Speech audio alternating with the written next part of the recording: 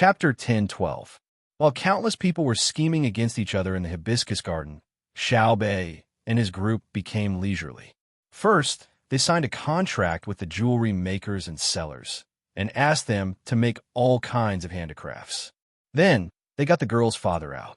The county magistrate of the Yamen was newly appointed, and his surname was also Yin. He personally sent the girl to Old Willow Village.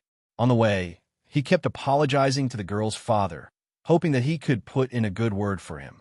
Brother Xinqing, no one did anything to you when you were in the servant's room, right? Sitting in the carriage, County Magistrate Yin whispered to Qin Xian Cheng, who had not uttered a single word since they had left the carriage. Qin Xian glanced at him and still did not say anything. He was angry. Before you figured out the situation, you asked me to explain when I was being sued. How could I explain it? Then, you put me in the servant's room? His daughter was better than his son. His son could only be anxious and want to spend money to bribe people. But he did not think about it. Who in Hongnong County would dare to accept money? The more he wanted to bribe people, the more suspicious he would be. His daughter was good. She went directly to Xiao Bei. She was very smart. Otherwise, how could she be so clear about right and wrong? Brother Xinqing, yes, I didn't make a good decision this time. But I didn't put you in prison, right? I just put you in prison. The case hasn't been decided yet, so I don't dare to make a decision. How can you blame me for everything? Your son was so busy, but he still gave me money. Who wouldn't think about it first? If they had a clear conscience, why would they give me money? I didn't take it, right?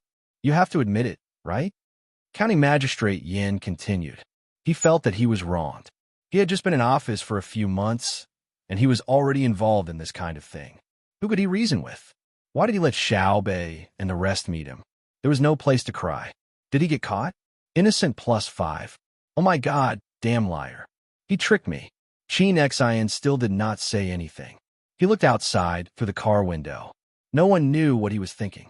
County Magistrate Yin took a deep breath and said, as if he had accepted his fate, "Okay, you can complain to Xiao Bei. I don't need you to say good words for me. At most, I will be exiled.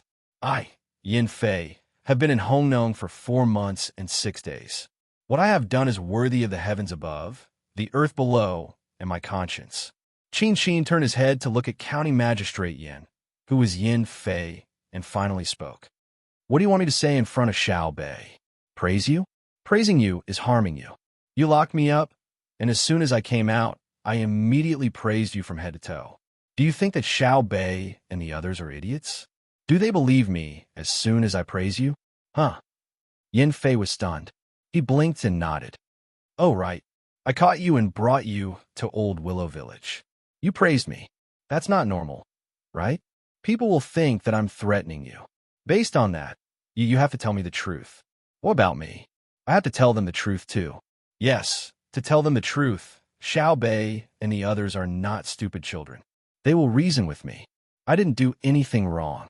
I just don't know how the gold disappeared. I put you in jail first. According to the procedures, I have to report to the government. Then what am I afraid of? But I'm afraid that the 9 of them have different identities. If I'm really caught, the economic construction projects that I thought of for Hongnong 4 months ago will not be carried out. What a pity." Yin Fei's voice became softer and softer. He seemed to be very disappointed. He thought about a lot of things. His appearance when he was studying, the situation when he took the imperial exam, the joy of passing the exam, the years when he worked in the Ministry of Revenue as a knife and brush, the accident when he had the opportunity to come to Hongnong as a county magistrate, the unfulfilled dream in the county, and the result after meeting Xiao Bei and the others. Yin Fei thought about all these. After thinking about it, he became relaxed again. After hearing Yin Fei, Qin also thought about it. Seeing that Yin Fei did not speak and was leaning there with a calm expression, he felt that Yin Fei was not bad. He said, "Lord Yin, I just feel suffocated. I don't hate you. I feel that the opportunity has come for the matter you mentioned a while ago." "What matter?" Yin Fei almost did not know how to think. "You forgot. You found a rich businessman in the county and said that in the capital you saw a rich family buying a wind turbine generator to light up the house. There was also that washing machine that looked very good. There was also a small thing by the river that was thrown into the water to spin and generate electricity. Then you asked us to pay for a bunch of generators and throw them into the river to generate electricity to light up the key places in Hongnon County at night, especially near Xiao Bei's amusement park to set up a night market. When the time comes, people like us who pay for electricity do not have to spend money temporarily. You even said that we need electricity. There's a wire called electricity or something that can be used as a stove. The rich families in the capital use that thing to roast sausages and ham. You asked us to think of ways to think of a few more things that can make a lot of money and sell to people who come to play. Qin Qin helped Yin Fei recall. At the mention of this, Yin Fei temporarily put down the anxiety in his heart and nodded vigorously. Yes, that's called resistance wire. You can also use it when you process jewelry, but it's not easy to apply for it, especially small generators. There are very few of them. The people who use them in the capital need to be monitored. I've already sent a letter to the provincial government, but they haven't replied. It's probably very difficult. They need a lot of generators to support the light. The provincial government needs to check first and then report it to the capital. I don't know what the capital will decide. Yin Fei shook his head helplessly. It was not like applying for seeds for farming. In terms of technology, the Tang Empire was very strict and did not give foreign forces any chance. Do you still need to wait for the provincial government? When Xiao Bei and the others come, you can tell them that their amusement park doesn't need electricity. You can ask them to make more electricity. Won't there be, even if we have to pay for it? I'll find a few people who agree with this matter and speak up for you. Don't think that Xiao Bei and the others are still children. Behind them are Xiao Bao and Cuckoo. What do you think, Lord Yin? Qin Qin gave an idea. That's right. Xiao Bei and the others are here. Why would I care about the provincial government? They are their hurdles. Do I have to go through them first? Yin Fei clapped happily. Just as he said half a sentence, he remembered that he did not know whether this trip was a blessing or a curse. He became depressed again. Qin Qin also reacted. Yin Fei might not be able to continue staying in Hongnon. He smacked his lips and continued to give ideas. You see Xiao Bei and the others and immediately tell them your plan. Let them listen to you. When the time comes and there are some problems, it won't be a big crime, right? Xiao Bei and the others don't like to beat people to death with a stick. In the past, there was an official who could make steam engines. They investigated him, but the result was nothing.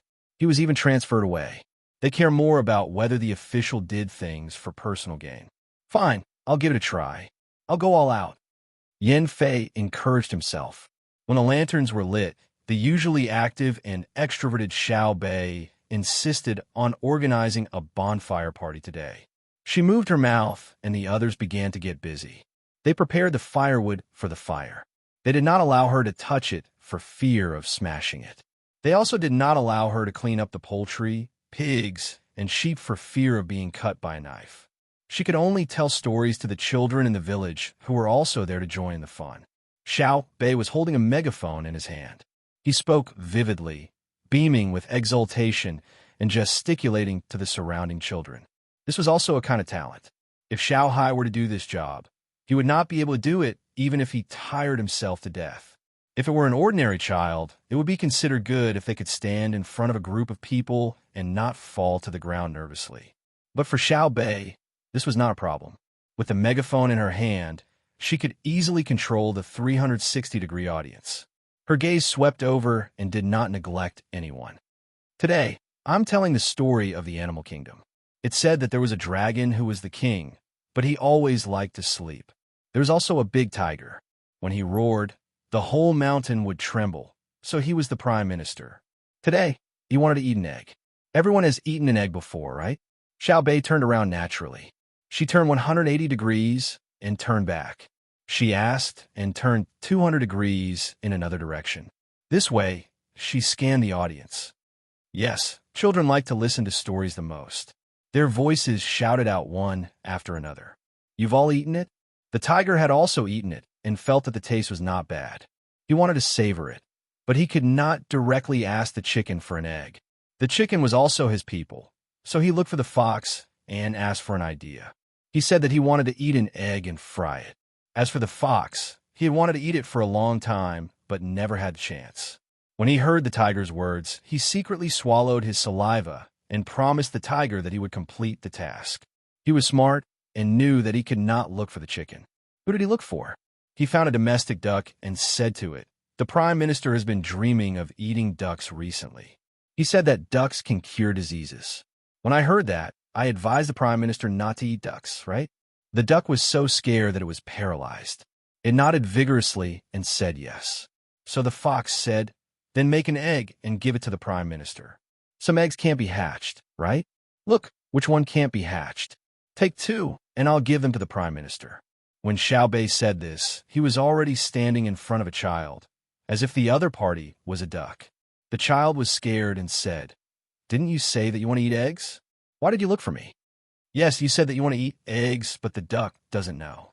He thought about it, and in order to live, he reluctantly agreed. Just as he was thinking about which 2 eggs to give to the fox spoke again. "Don't you always ask the chicken to help you when you hatch eggs? Remember not to take the goose egg. The goose egg is big and different from yours. It's too obvious." The duck nodded again and walked to the chicken coop. As he walked, he realized that he couldn't take the goose egg, but he could take the chicken egg. So he stole 2 eggs and gave them to the fox. The fox ate one and gave the tiger the other. Later, the chicken found out and found the eggshell in front of the fox's house. It sadly went to find the dragon. The dragon was very angry and asked the tiger to deal with it strictly. The tiger was even angrier. The fox actually ate one himself, so he asked the fox. The fox said, "I tested the poison for you first, so you should do this."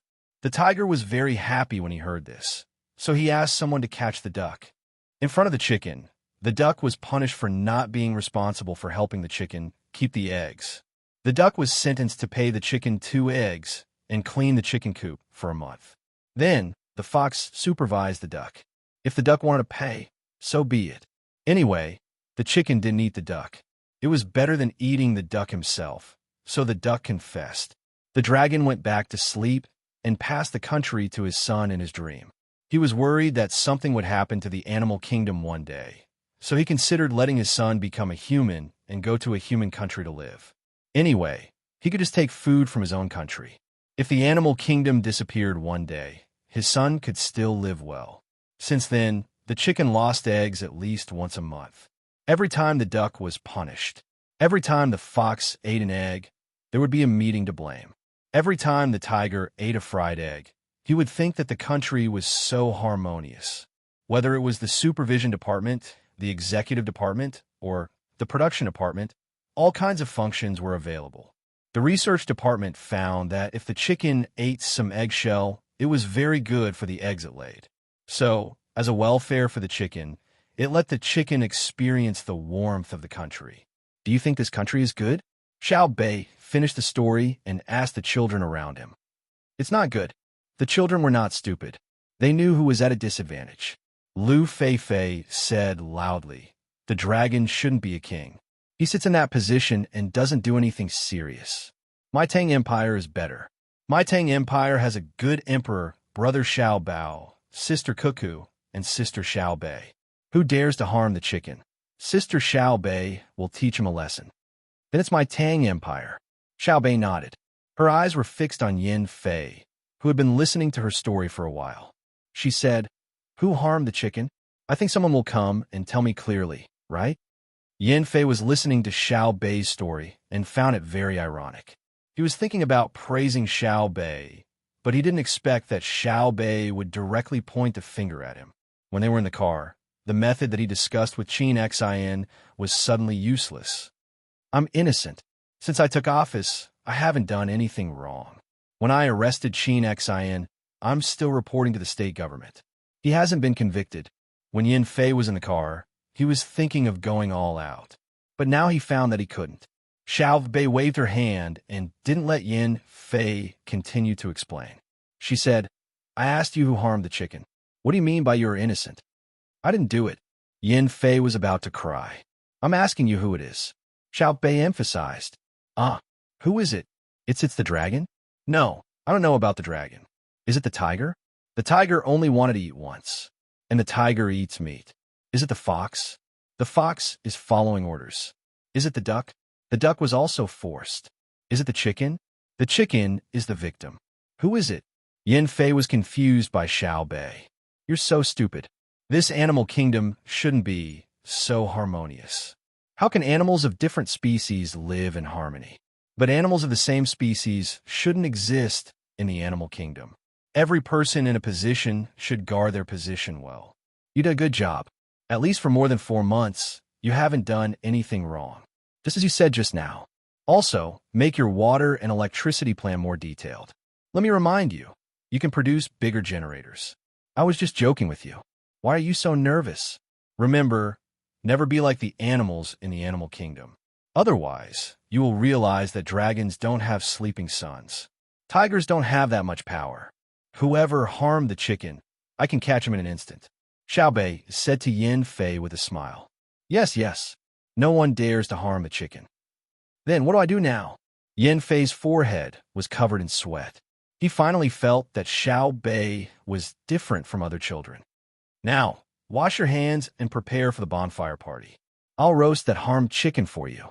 Let's go, it's time to eat. Xiao Bei said to Yin Fei. She called the children and ran to the washing area. A group of children cheered and ran behind. Lord Yin, wipe yourself. Qin Xin came over and handed Yin Fei a towel. Thank you. I won't see Xiao Bei in the future.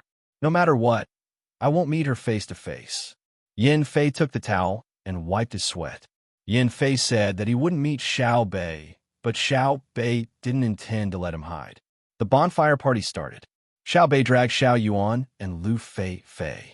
She held a wine glass with juice in her hand and wandered around the bonfire. When she saw someone idle, she would go over and say a few words. After a while, she turned to Yin Fei. Yin Fei was still chatting with Qin Xin, talking about how to fill in the details of the application. He also praised other people's children as a sign of goodwill. As expected, he was holding a chicken in his hand. He didn't dare to touch other food. Xiao Bei said to let him eat chicken. Naturally, he had to understand Xiao Bei's meaning when he ate the chicken. Brother Xinqing, do you think Xiao Bei let me eat chicken as a warning, or is there any other hint? Yin Fei smelled the aroma of the roasted lamb and turned to Qin Xin, who was eating the leg of lamb. I guess she asked you to control the other people in the county yamen. Xiao Bei doesn't want to hear about the chicken being eaten. It's not that she doesn't want to know about the chicken being eaten. It's just that she doesn't want to see the situation of the chicken being eaten. Qin Xin saw that his daughter and Xiao Bei were very harmonious together. The last bit of anger in his heart dissipated because he knew that with Xiao Bei's approval, the other villagers in the village would not be jealous of his wealth in the future. The patrol team of 9 was the purest group in the Tang Empire. Their attitude toward a certain person determined the perception of the people in the Tang Empire. Therefore, Qin Xin also seemed to be more friendly to Yin Fei. Yin Fei felt that it made sense. It should be so. I have to watch the people below carefully. Don't cause me trouble. The amusement park is built in the county. How can Xiao Bei not pay attention to it? If anyone in the yamen wants to die, I'll let him die first. I don't think anything can be hidden from Xiao Bei. Did you hear just now? Xiao Bei said that I did a good job for more than 4 months and asked me to apply for a bigger generator. This means that she has already understood and didn't hold me responsible. I escaped a disaster. That's right. The intelligence network of the Zhang family and Wang family. Is it just for show? You want to eat a piece of mutton? Qin Xin saw that Yin Fei was still competing with the chicken. He cut a piece of mutton and passed it to him. I don't dare. Xiao Bei asked me to eat the chicken that was killed. If I eat something else, if she sees it, I'll be even more guilty. I haven't had enough of being a county magistrate. I won't eat. Yin Fei's eyes swept over the newly delivered food. Dried tofu rolled with bamboo shoots, cucumbers, coriander, roasted until golden brown. There was a layer of garlic sauce on top. He thought about how refreshing it would be in his mouth, but he still didn't dare to move. Lord Yin, if you want to be an official like this, you should leave the position of county magistrate as soon as possible. Xiao Bei's voice suddenly sounded behind Yin Fei. Yin Fei was so scared that he trembled. The chicken in his hand almost fell to the ground. He quickly turned around. As he was about to get up, he said, "This official is guilty. Sit down.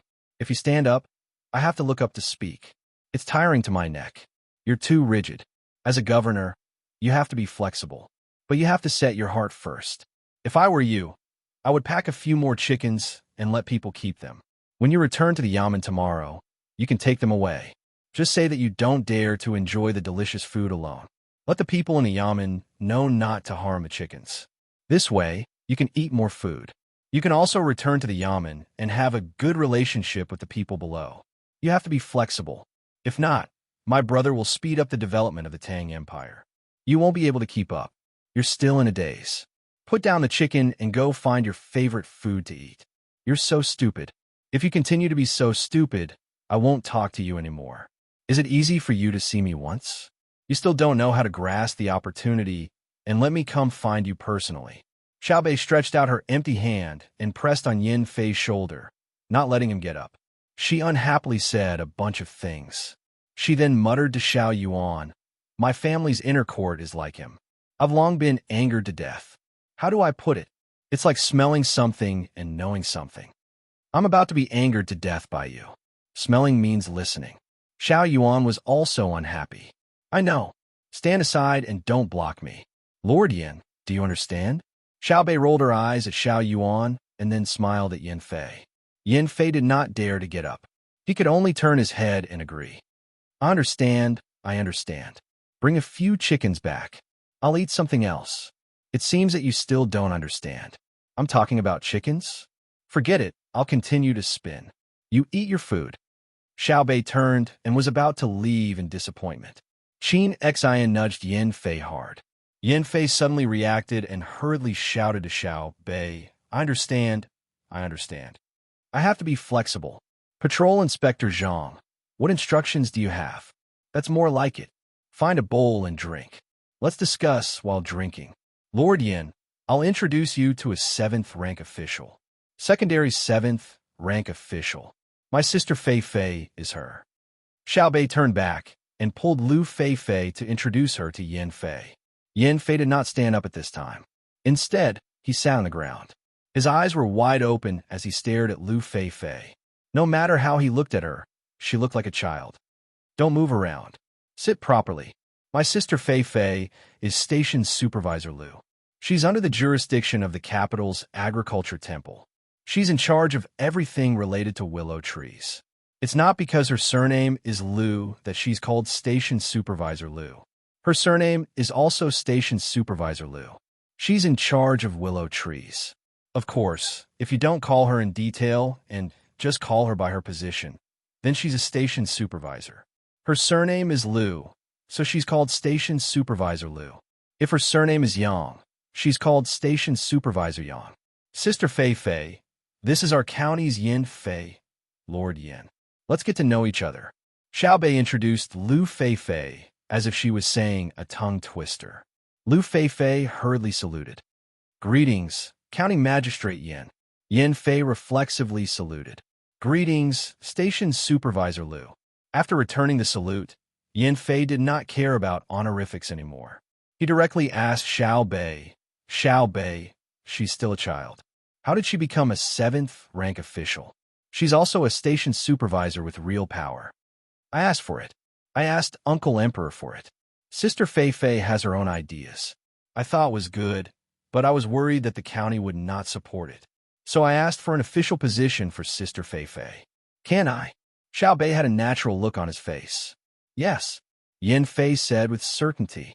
It's too good. Although he said that, Yin Fei had mixed feelings in his heart. He had worked so hard to learn, but now he was only a 6th rank official. She was just a child, but because Xiaobei wanted it, she became a 7th rank official. Yin Fei wanted to scold the heavens for being unfair, but he did not have the courage to do so. This was because he knew how he became the county magistrate of Hongnou. Zhang Xiaobao and Wang wanted to check the official's register and then conducted an interview. You said that the heavens were unfair. His position was confirmed by Zhang Xiaobao. You still remember what he said at that time. It's a pity that this person is a knife and pen in the Ministry of Revenue. Give him a chance to go to Hongnou. He really thought that it was not good. He should resign now. If he thought it was good, how could Lu Feifei's official position not be approved by Zhang Xiaobao? Didn't he care about his sister? Approved meant approved. Was it fair or unfair? Lu Feifei and Yin Fei knew each other now. The main reason was that Yin Fei had to remember Lu Feifei. He knew that in his territory, there was an official who could not be touched. She was not under his control. In the future, if there was an emergency, he might have to ask Lu Feifei for help. It should be easy to get more seeds. She was directly under the Sinong Temple and had a lot of power. Xiao Bei asked someone to bring wine to Yin Fei. It's late. You can't go back. Drink. Yin Fei relaxed and drank the wine. Fortunately, it was rice wine. If it was white wine, he would have fallen. Let's talk about business. Lord Yin, I asked Uncle Emperor for the tax exemption policy of the amusement park. In the future, the amusement park will not pay tax. Xiao Bei said to Yin Fei. The first thing that Yin Fei thought of was that the amusement park should be deducted from the revenue of Hongnong County. He said, well, you have already taken out a lot of money. It should be exempted. Truth? Don't think that we are taking advantage of Hongnong. I will not pay tax. I will take out half of the net profit and invest it in Hongnong's children. When this money is spent, no matter what you buy, there will be tax. I will buy it locally and your county will make up for it. Xiao Bei added. He even told them about the situation that would occur when the currency was circulated. Yin Fei was stunned. There is such a good thing? Half of the profit was definitely not small. It was more advantageous than directly collecting tax. The tax collected directly had to be paid to the capital and deposited in the bank first. In this way, it would drive the consumption of local goods. The tax would also be generated, but would drive the local development more. What did Xiao Bei want? More tax than profit? Then you can still make money? Of course, we can make more. We came up with the idea together. If we don't make money, we will just pay. Not only will we make money, but we will also make more money than before. In addition to our benefits, you will also benefit from this place. Xiao Bei had a look of, I am helping you. In that case, this official thanks you. Can you tell me in detail how you can make more money and how I can benefit from it? I will cooperate. Yin Fei did not think of the problem and asked curiously. Xiao Bei smiled proudly. It's simple. I can let a lot of people who sell things join my amusement park. They will be exempted from tax with me. Don't you think there are benefits? No. Yin Fei shook his head like a rattle drum. I think the county is losing a lot. You misunderstood. I haven't finished yet. Xiao Yuan, tell Lord Yin about our plan. Xiao Bei pretended to be profound and moved aside, pulling Xiao Yuan to the front. Chapter 10:13. It's me again. I used to be a very introverted person. Little Bei, you can't do this. Your actions have already affected my personality. Do you understand? Little Yuan didn't like to show his face. It wasn't just him. The others weren't interested either. Only Little Bei stood in front, forming a team of 1 spokesperson and 8 think tanks. What they liked to do the most was to listen to their brother and sister's lectures, then follow them and continue to listen to their discussions. At first, it was because of attachment. Then, they thought it was normal. Later, they finally understood that the things their brother and sister talked about were not things that ordinary people could understand. It was a kind of profoundness that ordinary people could not fathom. Now, it was peaceful again. What they said was national policy. I gave you a chance to perform, but you didn't know how to grasp it. Tell me, why are we doing this? Little Bei said with a smile. Little Yuan agreed helplessly. Okay, I owed you in my previous life. Lord Yin, where were we? I said that you want to get a lot of people to your amusement park so that they will be exempt from taxes. Yin Fei was like a resentful woman. If you really do that, will I, Hongnong, still have any taxes? I finally know what you were planning. You know? Impressive. Lord Yin, tell me. If you say it well, you can enter the government and become a high-ranking official. Little Bei joined in on the fun. Yin Fei didn't dare to glare, but he still felt wronged. He said, you want to charge them a joining fee and then let them not pay taxes. That way, you will definitely make money. Just now, you were saying that it was harmful. You did it first. I object, even if I am no longer an official. At this moment, Yin Fei mustered up his courage.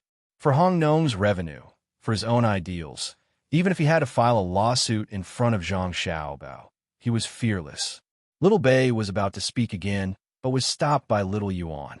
Little Yuan stared at Yin Fei for a full 10 seconds and nodded gently.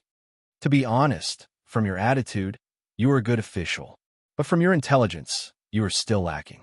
Think carefully about what you don't know and listen patiently. No one forced you to do it.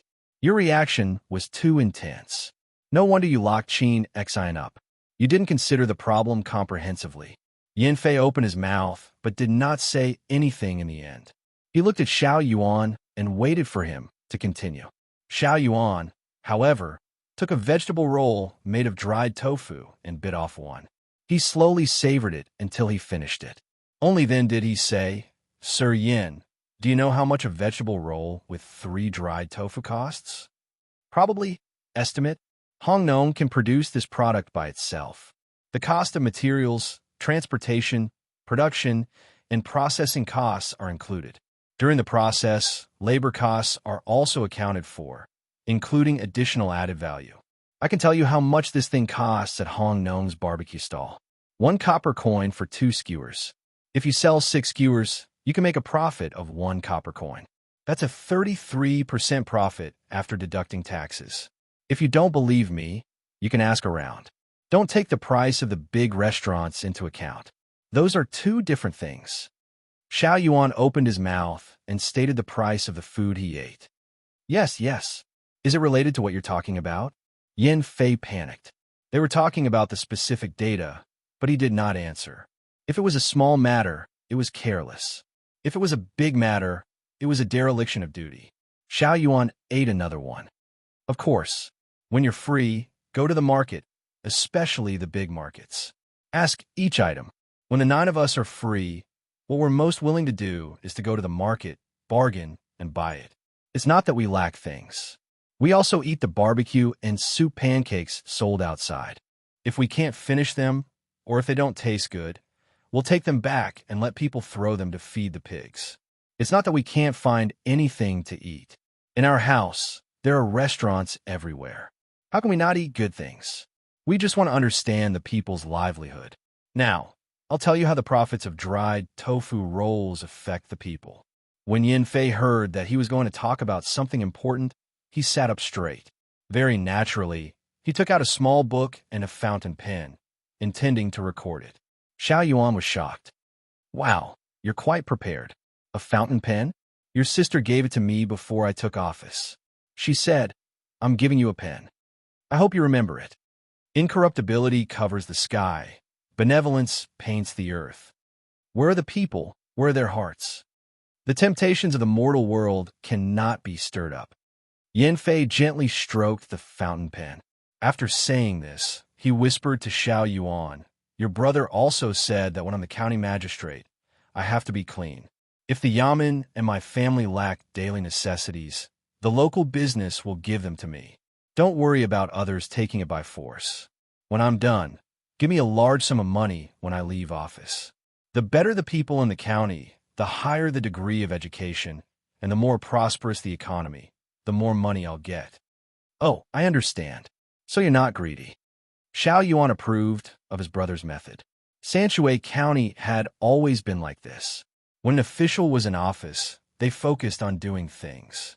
Daily necessities would be provided.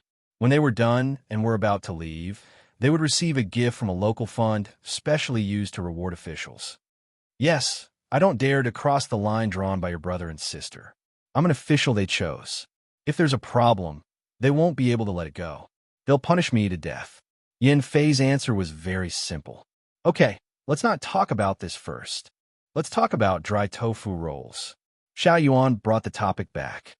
Yin Fei picked up the pen with a proper attitude. "I've already talked about the composition of the cost just now. In the process of making bean rolls, materials and logistics are very important. Of course, the process is also one aspect. As for the improvement of the process, let's not talk about it for now. Let's just talk about materials and logistics." As Xiao Yuan spoke, his speed was not fast. After finishing a sentence, he deliberately paused and did not make sound. Yin Fei scribbled on the notebook. After he finished writing, he stopped to think. After thinking about it, he nodded. Suddenly, he reacted and said, "Xiao Yuan, are you waiting for me?" "Waiting. My brother and sister will always stop when they tell us stories and give us time to think. I'm used to it." Xiao Yuan did not think that he was doing very well. Everything he did was imitating his brother and sister. Next, let's talk about the materials. The main component of bean rolls is dry tofu. The things inside the rolls can be changed. If the outside is changed, it won't be a bean roll anymore. When small workshops are making, everyone is fighting for themselves. A lot of wastage is caused, which causes the cost to rise and the quality to be inconsistent. After a set of processes, a lot of manpower is wasted. Do you admit it? Yes. Yin Fei wrote again. After he finished, he replied, "Dry tofu is made from soybeans. If it's bought in small batches, the price is high. If it's bought in large batches, it's cheaper. When it's made in batches, the fixed loss is reduced. The things produced have to be transported away, which involves logistics. You might say that if it's all made in your own small workshop, there's no need for logistics. Or if the transportation distance is very close, the logistics distance is so short that it doesn't matter." Xiao Yuan said as he recalled, "The idea was not thought of by him alone. It was the wisdom of 9 people. When the 9 people discussed, they argued and supplemented. When they encountered a difficult problem, they stopped and thought about what their brother and sister would do when they encountered such a problem. Only then did they come to a final conclusion." Yin Fei also knew this point. After all, the 9 children usually followed powerful people. The children of butchers naturally knew how to cut meat. The children of officials also understood problems differently from ordinary people. There was no need to doubt the Zhang family and the Wang family. The 9 children, other than learning from their brother and sister, were influenced greatly even if they were usually with the maids in the inner courtyard. This is the importance of the environment. Yin Fei thought in his heart and said, "That's right. Every village has a tofu workshop. Why transport it from the county? This has to calculate the cost of the two and the cost of logistics. For example, the tofu workshop in the county is big enough. It's so big that the price of buying soybeans in batches is 4/5 of the price of an ordinary family's unit, saving 20% of the cost. By concentrating on the work, the fixed consumption is saved by 10%. The overall saving is 30%. Using a few carts, one village after another, but according to the regional distribution, the cost of delivering is 10% of the cost of making the tofu products. If the small workshop's profit can't reach 20%, why not let the county deliver it? For example, the usual cost can be reduced by 5%. Why tire yourself? The time saved can be used to sleep more so that the body won't be so tired. Communicate more with the children so that the children won't feel left out. Let the children teach more words and learn from the children's textbooks to improve their own skills. Isn't that right?" When Xiao Yuan gave an example, he listed out the general data comparison and waited for Yin Fei to think again. Yin Fei quickly noted it down. This time, he didn't have much time to think about it. He said, "However, it looks like a total of 5% of the cost savings. In fact, according to what you said, that's a 25% increase in profit after the small workshop doesn't produce by itself. And there's more free time. No matter how the time saved is used, it's far more cost-effective than wasting it on the production process. At the same time, it also increases employment opportunities, such as logistics and carriage drivers, or the number of people who need to work in the large workshops." Xiao Yuan, Xiao Bei, let me ask you, do you usually learn this? You're still children. Yin Fei was indeed shocked. What little Yuan said was something that children should come into contact with. He could keep up with the train of thought because he had the convenience of being an official in the capital and had learned it before. Today, he realized that what he learned, the children also learned. It was really hard on a group of children. Xiao Yuan smiled. "We usually learn by ourselves. Each of us has different classes. Brother said that when we were young, he was tired. When we grow up, he won't be tired. In the future, he won't have to worry about the family not being able to handle urgent matters when he and his sister are too busy. That's right, that's right. Xiao Bei chimed in from the side. What we're talking about now, there's no need to deliberately learn it. Anyone in the family will have a different view of it. After listening to it every day and watching it every day, of course they'll remember it. All right, when I was young, I didn't have brothers and sisters like you, and I didn't have an inner court team that could take over government and military affairs at any time. But I have a question. Yanfei envied Xiao Bei and the rest. This was the advantage of a family. Children from ordinary families also had talents, but the effort they put in far exceeded that of children from aristocratic families. How could a child from a butcher's family be compared to Xiao Bei and the rest at the age of 20? How much of a genius did one have to be? Fortunately, there was the support of Operation Chaoyang.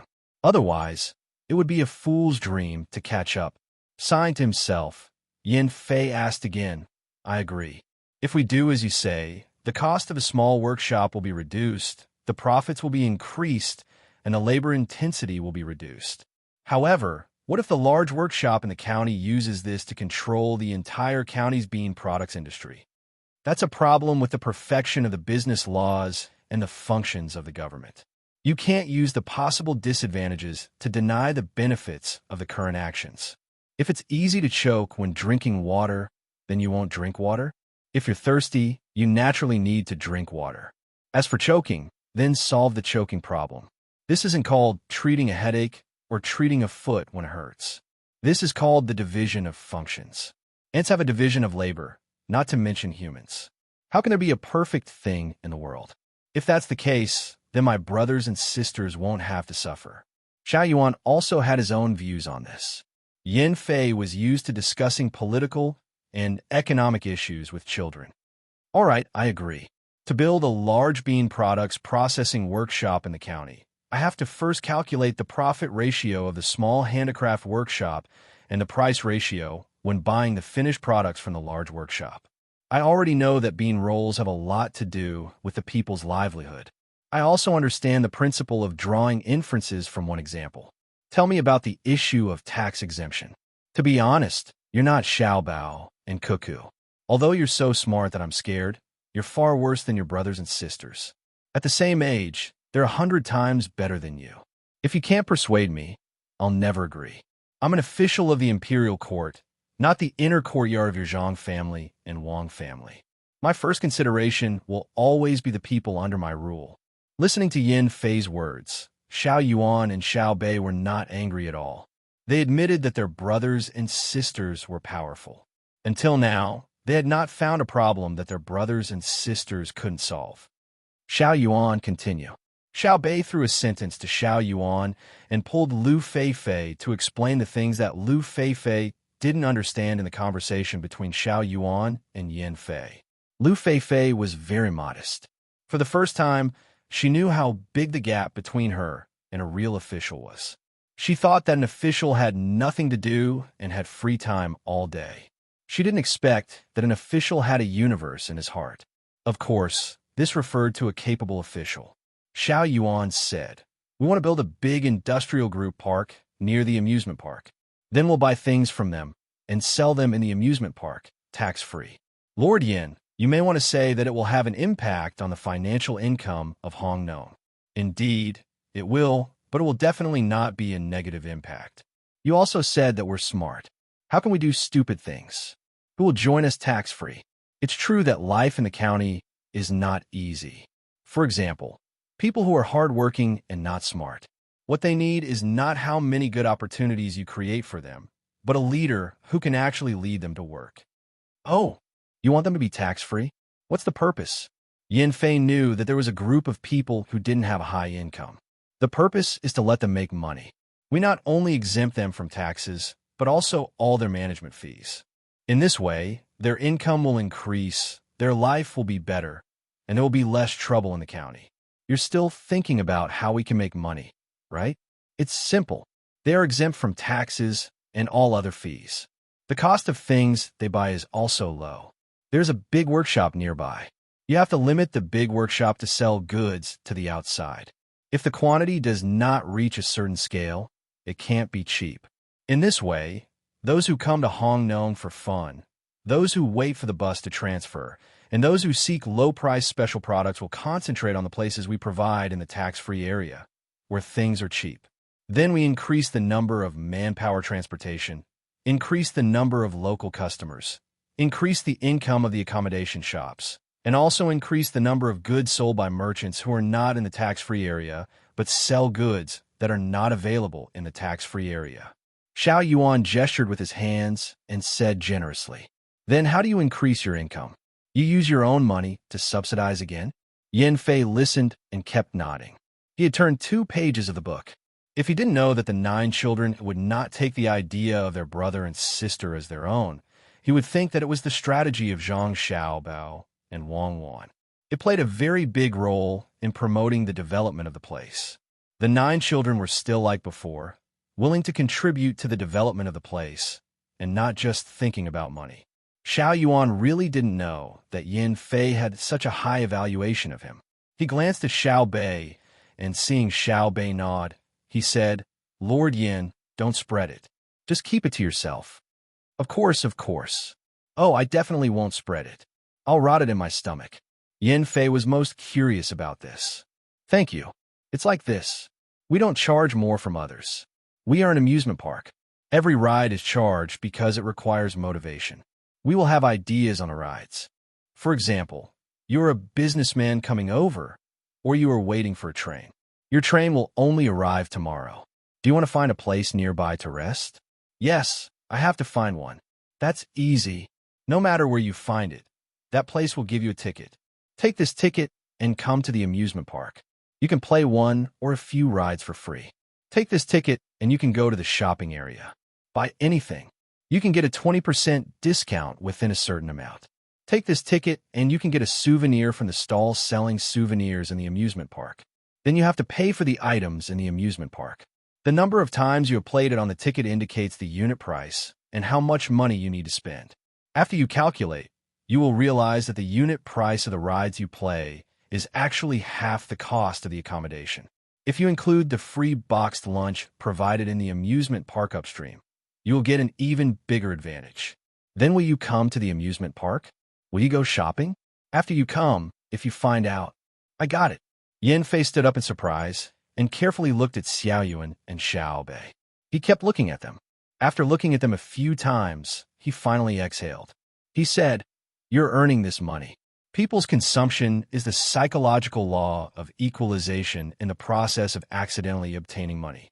That is to say, if you pick up 100 copper coins, many people will be willing to find a place to spend this 100 copper coins. Only a small number of people will want to keep it. In other words, if you give him a ticket worth 50 copper coins, he will be willing to spend another 50 copper coins to play the free rides. Even if it reaches a ratio of 10%, your income will increase a lot. Then, you are exempt from taxes. You can even use the same method on the local stalls that are exempt from taxes and have all the fees removed.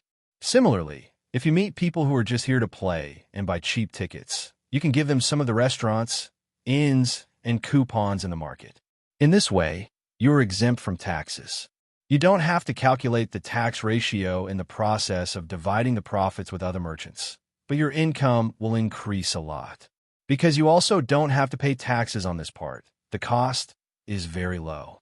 On the other hand, if you're not exempt from taxes, the inns and restaurants will promote you and give you free tickets. Your tax cost will be very high, and there will be an additional cost of double taxation in the process of exchanging customers. Amazing, I am convinced. No wonder you have to give half of the net profits to the children. You are earning too much, as expected of Zhang Xiaobao's younger brother and sister. After being praised by Yin Fei, Xiao Yuan was too embarrassed to say anything. He lowered his head and nudged Xiao Bei with his foot. Xiao Bei also became bashful and said in a similarly embarrassed manner, "Actually, it's true that we're spending money to invest in Tang Dynasty's children, and it's also true that it's free of charge. But in any case, that's how it is. You shouldn't blame us, right? There is no rule that says that we can't make money from it if it is free. What we are earning is not the children's money. Can you understand?" "What do you mean I understand?" Are you saying that when you give half of the net profits to the children, you are still profiting from it?" As Yin Fei spoke, he didn't know how to describe his feelings. Chapter 10:14. You're really a family. I won't ask how you earn the money. I believe what you said must be true. I want to know who came up with this idea. For the first time, Yanfei looked at Xiao Bei and the other 9 people seriously. In the past, Yanfei was afraid of their status and brothers and sisters. But now, he was treating the other party like an adult because the other party had the qualifications. Xiao Bei smiled and said, "Even if you ask, we won't tell you. We thought about this idea for many days before we came up with it and perfected it. Sister told brother to open a few more candy houses, but we don't want to continue to rely on brother and sister. We want to plan it ourselves. From then on, when we have time, we get together and think hard about how to get other matching things for the candy house. Just a candy house is fine. But that's not in line with the style of our Zhang family and Wang family." Uncle Emperor praised brother, saying that he doesn't come up with a plan easily, but if he does, he will definitely be successful. We can't ruin brother's reputation, right? As Xiao Bei spoke, Yanfei kept nodding. Looking at Xiao Bei and Xiao Yuan's serious and persistent appearance, he wished he could carry the 2 children over and kiss them on the left and right. They were really cute and sensible. They also knew how to do things in their family. It was very difficult to achieve such a level. Well, you continue to eat. Remember what we just discussed. When you go back, you have to implement it. After the tax exemption, you will find that the county's financial income is higher than before. At the same time, the people's trust in the government office is higher. I won't talk to you anymore. I'm going to find someone else. There are still a few places I haven't visited. You eat mutton, don't eat chicken. Choose some things and pack them up. Tomorrow, you can bring them back to the government office as a gift. Xiao Bei finished speaking to Yanfei and waved his hand. He pulled Lu Feifei and Xiao Yuan and ran to another place. Yanfei was stunned and did not move for a long time. He was also frightened. Qin Xian, who recovered faster, reminded him. Only then did he let out a sigh of relief. Brother Xinqing, the days in the county will get better and better in the future. You have to help me. Yanfei said to Qin Xian.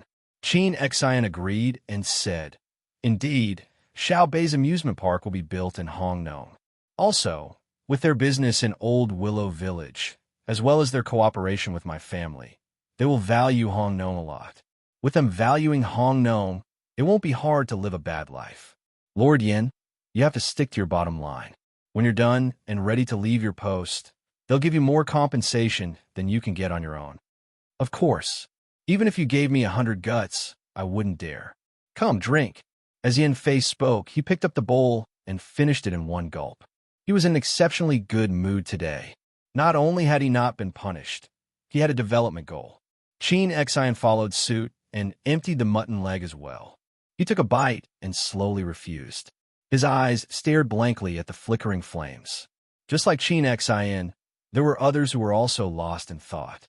However, they weren't looking at the flame, but at the sand table. Reporting, "Our brigade has suffered heavy losses. We couldn't stop the enemy's crazy breakthrough. During the hand-to-hand battle, our brigade's 2nd Regiment was completely wiped out. We lost our line of defense." The messenger's voice rang out. Only then did Tan Hu come back to his senses. He ordered the 2nd line of defense. No, the 3rd line of defense. Strengthen the defense. No matter the cost, push the enemy back. Send our brigade's personal guards to the 3rd line of defense. Waiting for the messenger to leave, Tan Hu's gaze became straight again. He seemed to be muttering to himself, but also speaking to the others in the room.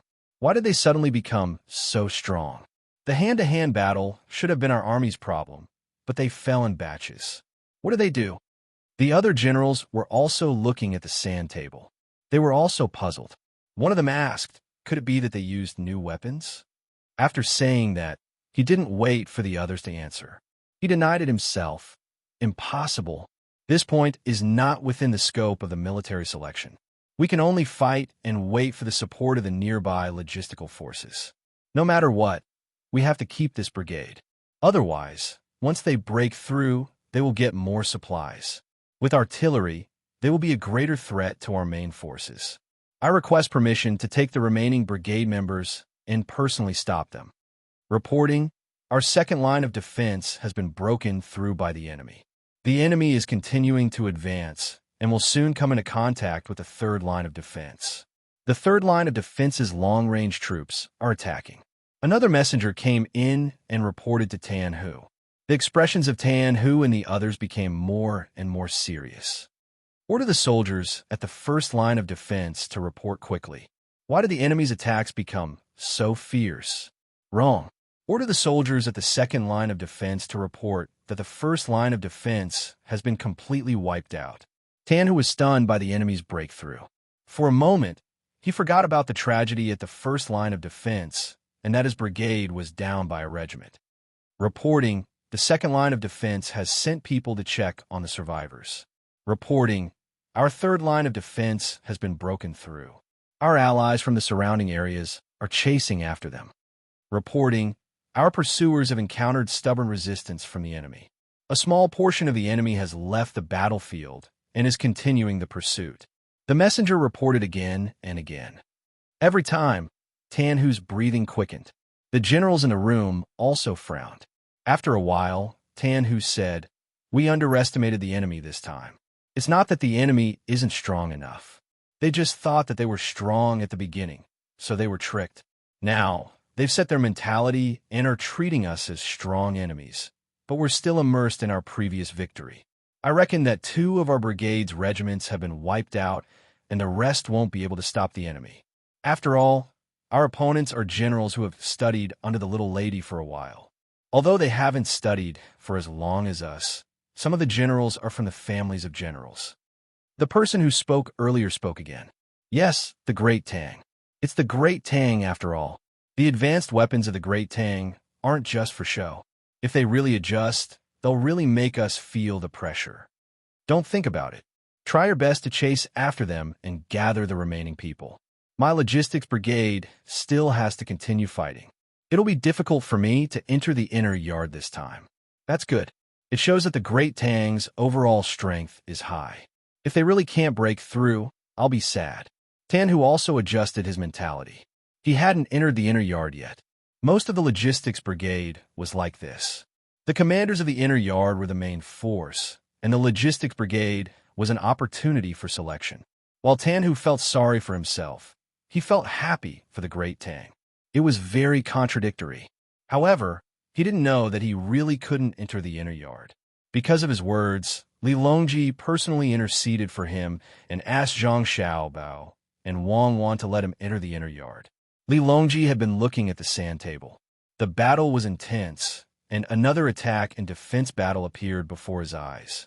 When he heard the messenger repeat what Tan Hu said in the room, he smiled proudly. He said to Empress Wang beside him, "The people of the Great Tang always think of the Great Tang." Even though this person called Tan Hu clearly knows that he has no hope of entering the inner yard, he still feels proud of the Great Tang. I have to talk to Xiao Bao and Cuckoo to let this person in. How loyal must he be to say such words? Your Majesty is right. With him around, the Great Tang has no worries. Look at that Yang Chong. He'll probably be here soon. His last 3,000 or so people will be finished. Less than 300 people will be able to escape, and they still have to pass through the mountain fire. If they're not careful, they'll encounter a situation where the ashes come back. They'll lose more people. Yang Chong is really wronged. If he had fought like this from the start and showed his determination to cut off all means of retreat, would he have lost a brigade? This can be considered as him being loyal to the country. Empress Wang evaluated as she looked at the sand table. At the same time, she recalled the battle just now. The sand table showed that the battle just now had started before dawn. Yang Chong gathered all his forces and attacked toward the north, not caring about how many people would die. Yang Chong, who was in the room, seemed to be immersed in the battle. He kept roaring, "Attack, attack! Raise your bayonets and fight the last battle for the Great Tang." Then, he ordered that all the rifle bullets were to be given to the final breakout team, led by Kong Lu. Because it was common, it could be used on the few submachine guns and machine guns in the brigade. The people in charge of the front line only raised their bayonets and used their lives to pave a path. When the enemy was stubborn, as long as they found that most of the people charging at the front were dead, Regardless of whether there were still people alive, the second row of soldiers behind would throw a few grenades and blasting canisters forward, blowing up their own people as well. That was why the breakout speed was so fast. It didn't give the enemy any chance to resist. They exchanged lives for lives, only chasing after time. Li Ji also brought people to fight with the enemy and was in charge of blocking the enemy's pursuit. In the end, Yang Chong killed them all. He personally rushed up to fight with the enemy and then shouted as he threw a grenade at me. He was the first to die. Kong Lu brought his 500 men to break out of the encirclement. There were 200 spearmen, and the rest were pistols, submachine guns, and machine guns. The bullets from the submachine guns and machine guns poured out like rain. Then, the spearmen were in charge of hand-to-hand combat. At this time, the advantage was finally revealed. Whether it was swords or spears, they all fell when facing the spearmen. Charge! Our brothers used their lives to pave the path for us. Charge out! Those who run out of bullets, stay behind. I will burn incense and kowtow to you during festivals. You are the soul of the great Tang army. Because the messenger's report was very close to the truth, Kong Lu was particularly engrossed in it. For a moment, he forgot that it was fake. He really thought that so many of his brothers had died. He took out a gun from the holster on his waist and waved it around as he shouted with all his might. He shouted until his voice was hoarse and his face was covered in tears. Everyone in the surrounding houses could hear him clearly. He still hadn't recovered from this state. Report: our army has broken through the layers of the enemy's blockade and successfully entered the burning area. There are 79 people left. The messenger reported again, shouting the same way. Got it. Those who are injured, stay behind. The rest, continue forward. Don't stop. If I die, every soldier who rushes out alive, send a message to our vanguard. Run, run. Our great Tang will avenge us. Our great Tang still has Cuckoo. Cuckoo will. Huh? That's right. This is the sand table. Martial selection. Cuckoo is our opponent. No one died, right? Yang Chong and Li Ji are still alive. My throat hurts. Go and get me some medicine. This is bad. Others will laugh at me. Why didn't you remind me? Who designed the sand table model? I hate them. I wanted to eat spicy hot pot for dinner. Now, I can continue to drink clear soup. Li Ji came back to his senses as he spoke. He raised his hand to wipe his tears and blew his nose. He spoke with grievance. The messenger also felt wronged. When you pulled out the pistol, I already said it. You didn't listen. Who is to blame? I didn't say it was your fault. Go and get the medicine. Kong Lu waved his hand embarrassedly at the messenger and chased him out.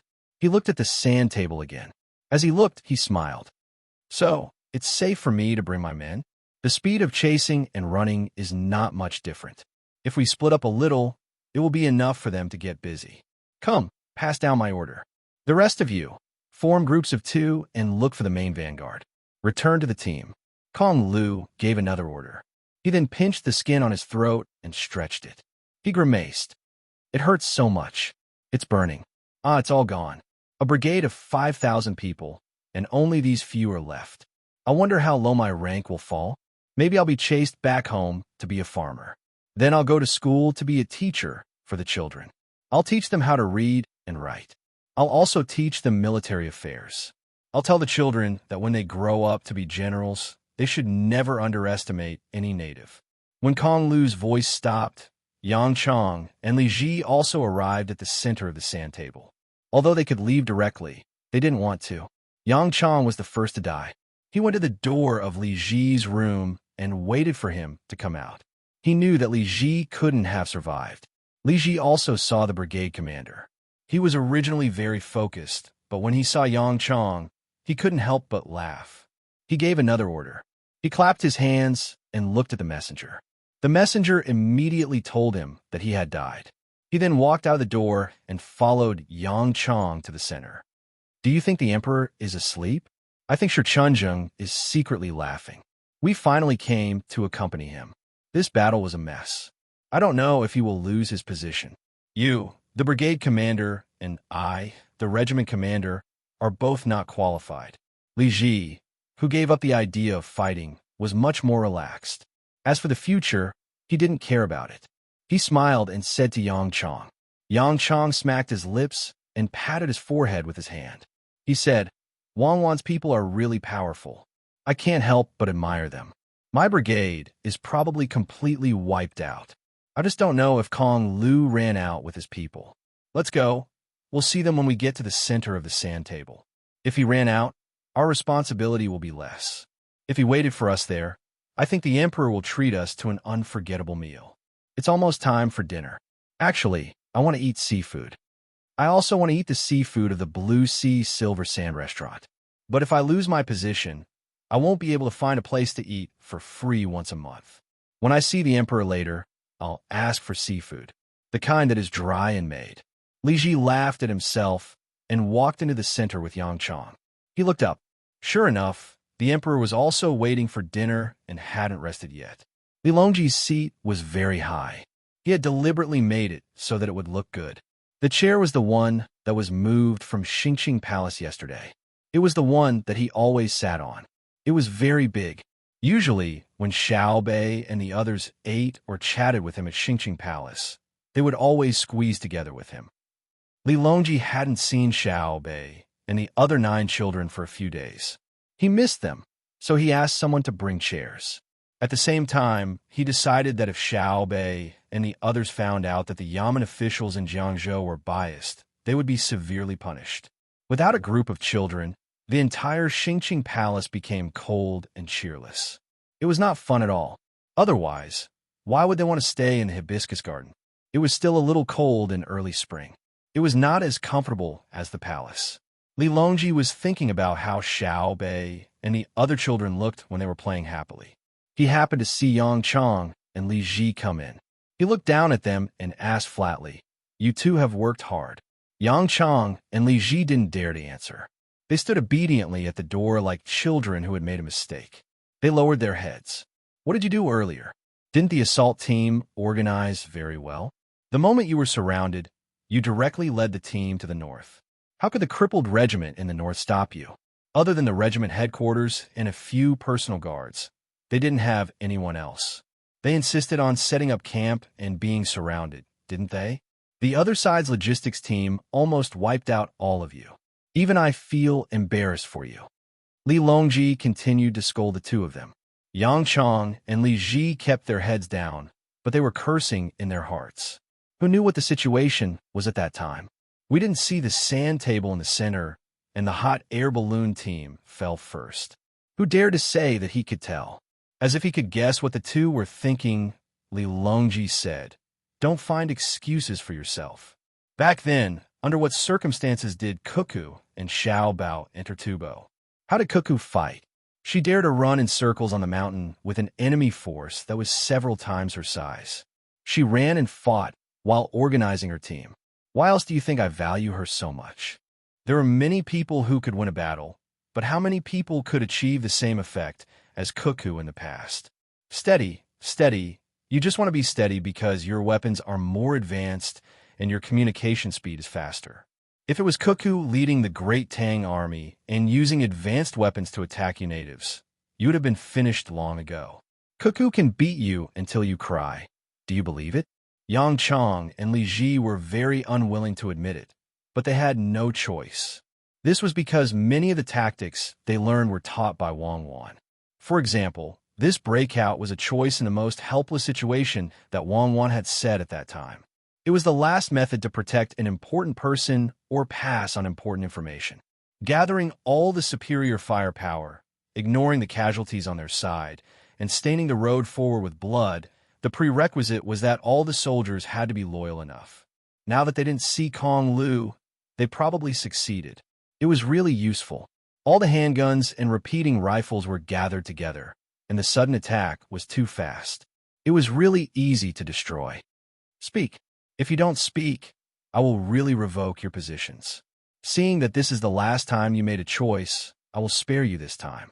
At that time, someone even told me that I could find an opportunity to capture both the Zhang family and the Wang family. Do you see the situation today? Capture? What is the equipment of the seedling protection team? Each person is equipped with 2 handguns, 1 submachine gun, and 8 grenades.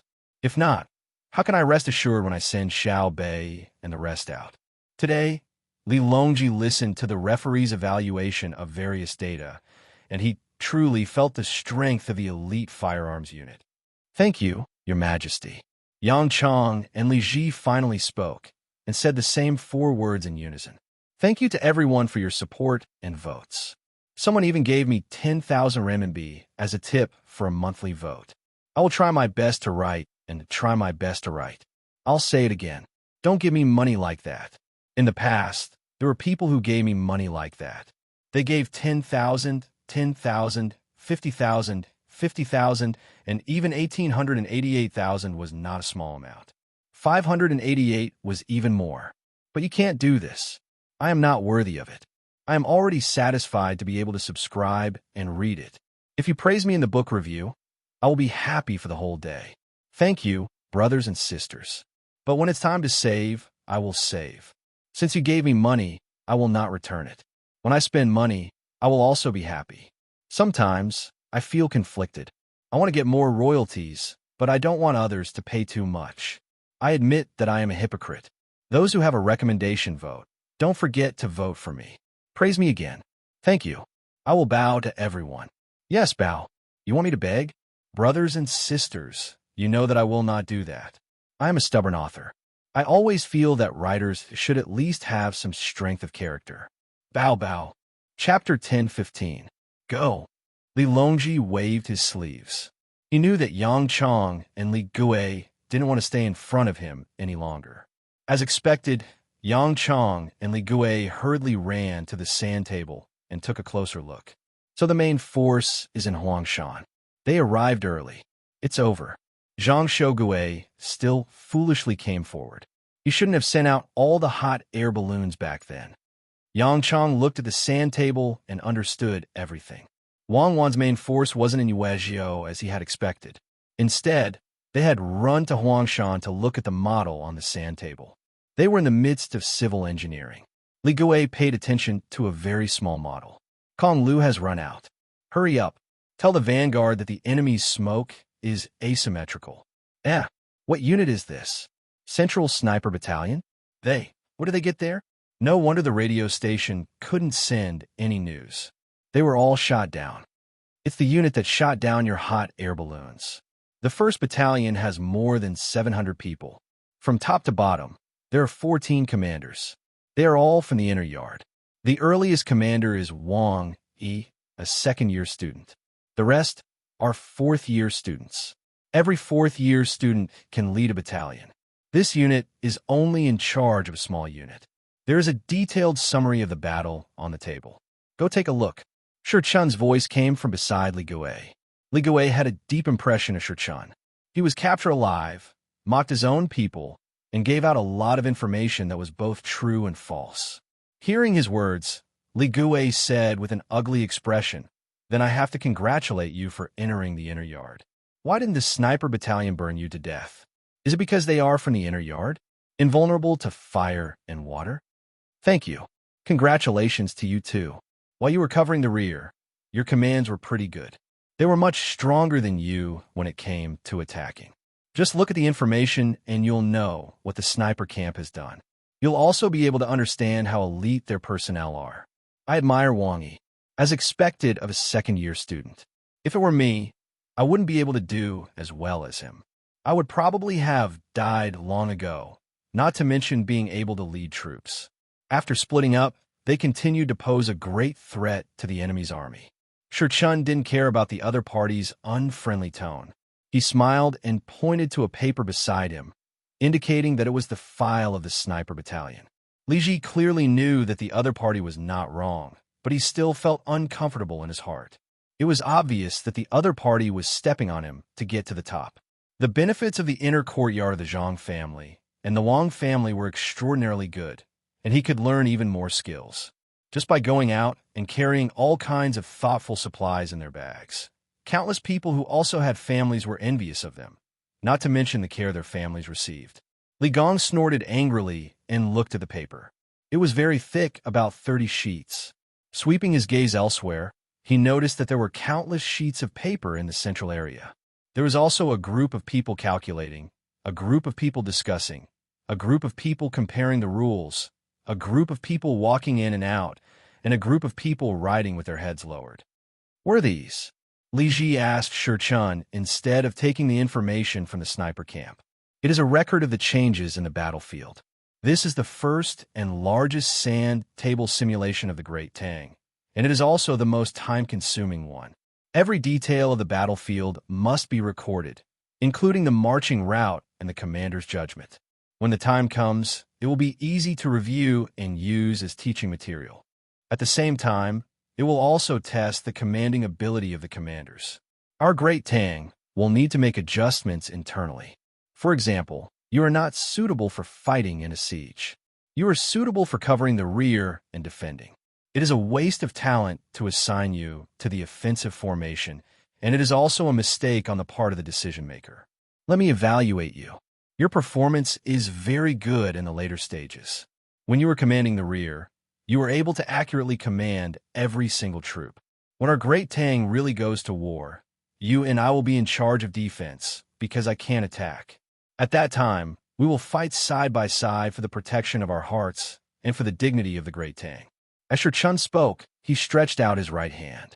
Li Ji hesitated for a moment before stretching out his right hand to shake Shurchun's. All right, you will be in charge of the calculations, and I will be in charge of the preparation. Everything for the dignity of the Great Tang. After the martial arts examination, you have to treat me to a drink. Otherwise, I will feel uncomfortable. I will also give you a gift to congratulate you on entering the inner courtyard. Your family must have spent a lot of money on this martial arts examination, right? Li Ji made his choice in a very short period of time. He was magnanimous mainly because he heard Shurchun's words and felt that if he continued to fuss over such trivial matters, he would be too petty. The interests of the Great Tang were above all else. The smile on Shurchun's face became even brighter. Of course. Please, let's go to the Savant's Pavilion. Xiaobei promised me before that once I entered the inner courtyard, she would let me eat the good things she left behind. It's a pity that she wasn't around when I was fighting. Xiaobei knows you too? Li Ji asked enviously. Xiaobei knows many people. When they have nothing to do, they will often wander around the inner and outer courtyards. When they see people who are idle, they will go over to talk to them. We like them very much, and we try our best to tell them what we know. The goal is to nurture them to be more powerful. We are very afraid that the masters we follow in the future will be stupid and will cause our own deaths. I look forward to them growing up and protecting them.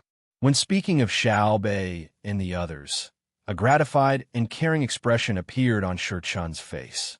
Then, he said, "My family spent a lot of money this time. Wait for me, I will ask."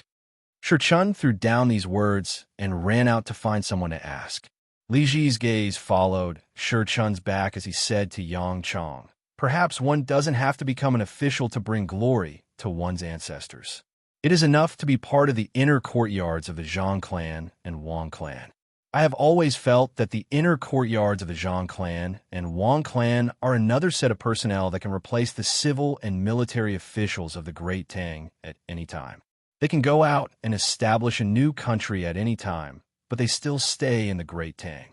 What is their purpose?" Sure. Yang Chong immediately became nervous. He placed his index finger in front of his mouth and shushed him.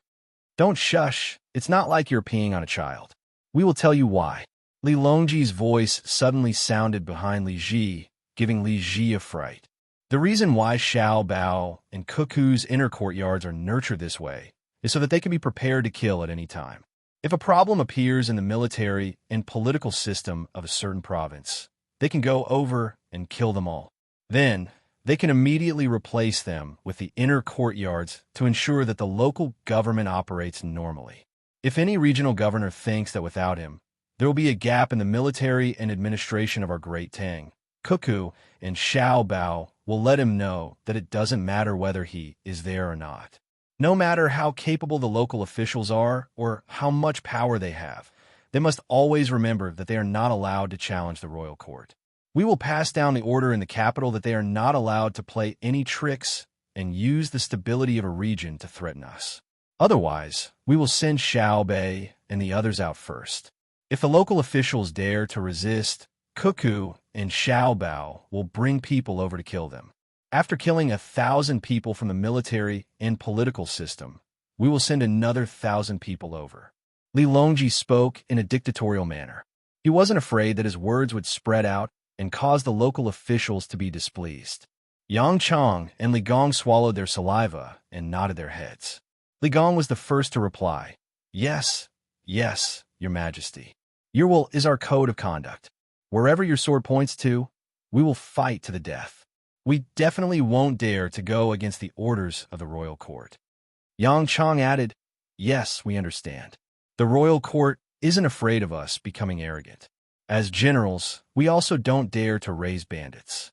We will always remember that there are people who can replace us at any time. Li Longji, who had achieved his goal, nodded his head to Wei Wei. We have always believed in you. Actually, Cuckoo and Xiao Bao's inner courtyards aren't used to replace the officials of Great Tang. Instead, when they are expanding their territory, they won't lack administrative and military personnel. I know how much money you have spent. Shi Chun ran over. Your Majesty, you are here too? I have always been here. How much money did your family spend? Li Longji glared at Shi Chun. His meaning was, I was far away just now. Can you pretend you didn't see me? Yes, I have always been here. I was careless. According to your Majesty's estimation, based on a month's time, we have spent a total of 600,000 strings of cash. If we can't finish it in a month, we will have to invest more. Shi Chun drew a 6 with his hand. So much? Li Longji didn't expect the military examination to cost 600,000 strings of cash. When he said that the royal court would pay for it, it was Xiao Bao and Cuckoo who took the initiative to bear the cost. 600,000 strings of cash was indeed a lot. Although it didn't matter to the Zhang family and Wang family, it was calculated based on their wealth. In reality, 600,000 strings of cash could do a lot of things. A dough of millet was only worth 9 copper coins in the capital. If one were to look at it from a higher perspective, it would be 10 copper coins for a dough. 600,000 strings of cash was equivalent to 60 million dough. Li Longji also understood that money couldn't always be calculated as grain. There were also luxury goods and other daily necessities. There were many people with hundreds of thousands of strings of cash, but no one dared to use all of it to buy grain. Otherwise, Xiao Bao would immediately deal with them. He would never allow anyone to hoard such a large amount of daily necessities. Li Ji and Li Ji were also shocked by this number. The two of them didn't understand how the money was spent, but they didn't doubt Shi Chun's words.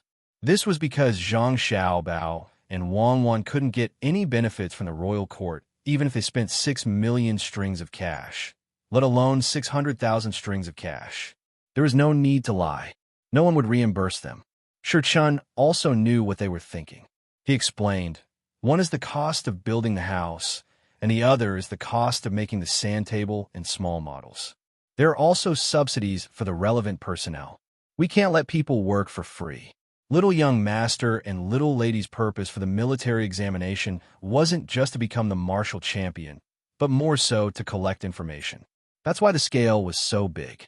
Otherwise, they wouldn't have to use the central sand table and countless small sand tables to carry out the military examination. They just needed to use the elimination system and fight in pairs. The final winner would have to play a small sand table simulation with Little Lady. However, Little Young Master and Little Lady wanted a comprehensive analysis. The most important thing was the ability of the large army to cooperate in battle. Shi Chun's words made Li Longji and the other two nod. It was indeed so. They all understood. Normally, the martial champion would definitely be Wang Wan. However, Wang Wan had deliberately increased the difficulty.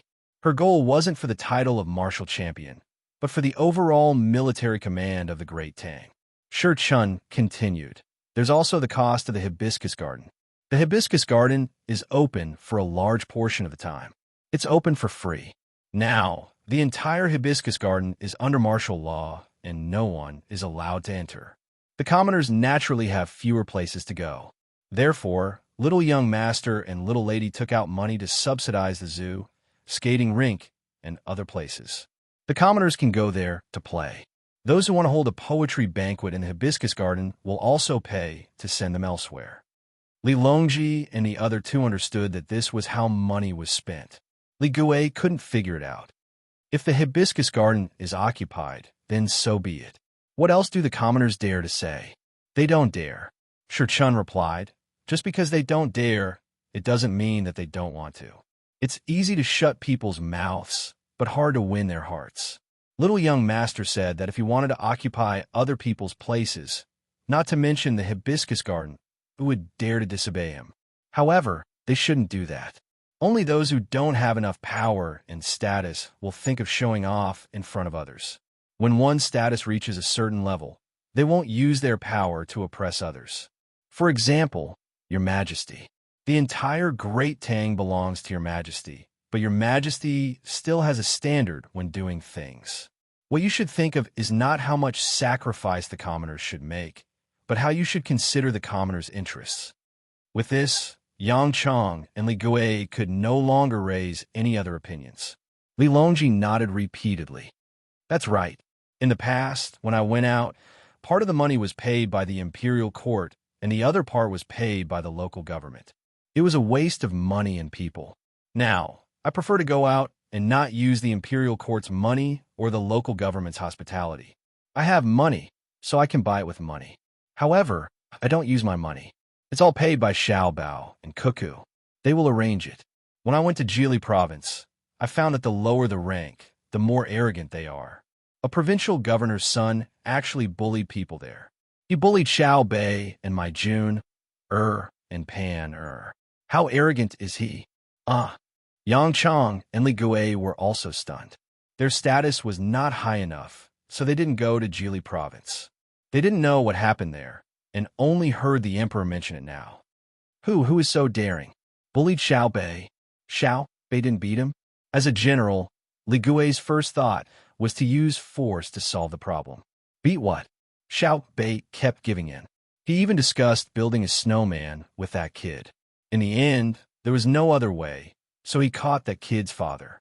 If Xiao Bei didn't insist on handling it impartially, I would have cut off his head. Just tell me, how ambitious is this person?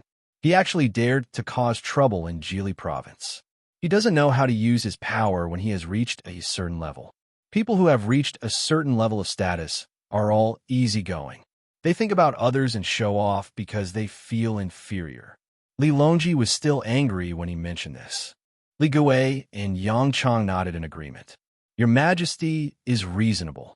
People always say that the county magistrate is not as good as the current one. In fact, it's because the county magistrate doesn't want to argue with ordinary people. Only the current one is worried that others don't value him and feel inferior. Therefore, he always looks for opportunities to prove his status. Therefore, the military selection has been going on for a month. The young master and young lady spent 600,000 strings of cash. The information collected from the various commanders is very precious. In the future, I will take it out and explain it in class. The young lady said that the analysis isn't about who is right or wrong.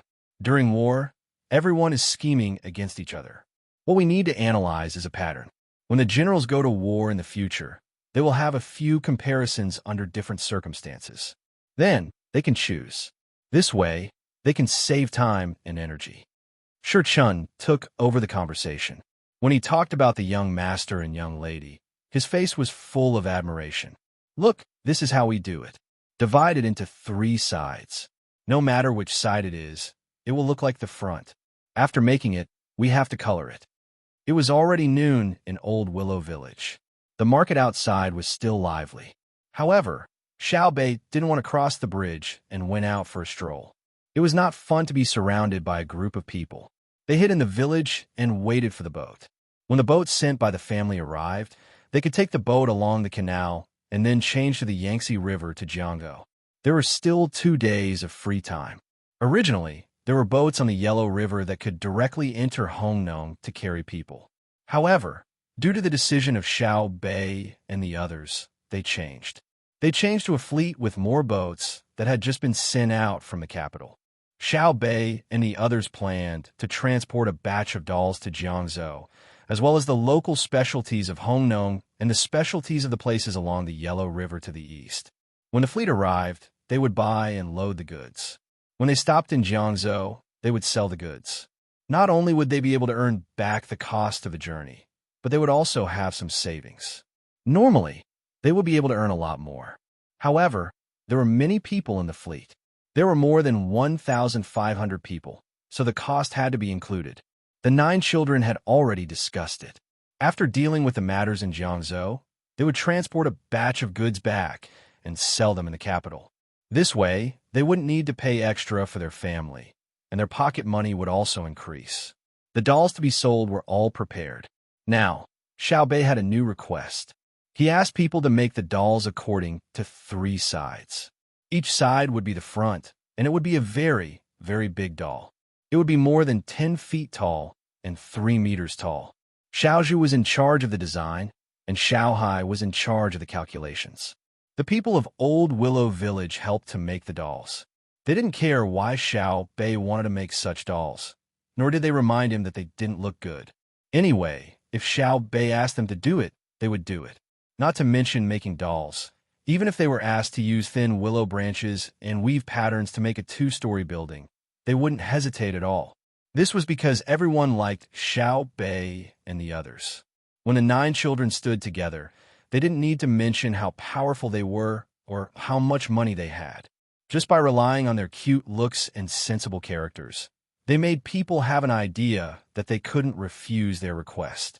Lu Fei, who had become an official, was very busy last night. She went to worship the ancestors. Old Willow walked at the front, and she followed closely behind. She even wrote an oration, burned incense, and kowtowed. From then on, her family's branch was listed as the main branch in the clan. She was busy until the wee hours of the morning before she went to sleep. Just as she woke up and washed up, she saw the strange big doll as soon as she went out. She approached Xiao Bei and asked, "Xiao Bei, it doesn't look good. It's the front on all 3 sides. What does it look like from a side? There's a big horn that's facing people. It's not for people to play with. Put it at the intersection, the triangular intersection. I'll make an advertisement. Look at the map. I'll find it for you." Xiao Bei ran out and came back with a roll. He unfolded it and showed it to Lu Fei. It was the military map of Jiangzhou. The scale of the map and the actual area was not big, but it could be seen clearly. On a road in Jiangzhou, there was a triangular intersection. Lu Fei looked and pondered. Then she said, "Should we put a doll with 4 sides at the intersection of Hongnong? It happens to be at the amusement park and the south platform that connects to the train. We should also make a big doll. It'd be best if it could help promote Old Willow Village. Yes, it has to be placed. It has to be woven beautifully so that people can feel how exquisite Old Willow Village's craftsmanship is." Xiao Bei had a look of, "I have such a plan." Lu Fei looked at the map and then looked at the big doll that was still in the process of being made. She suggested, "Why don't a few people from our village go with you?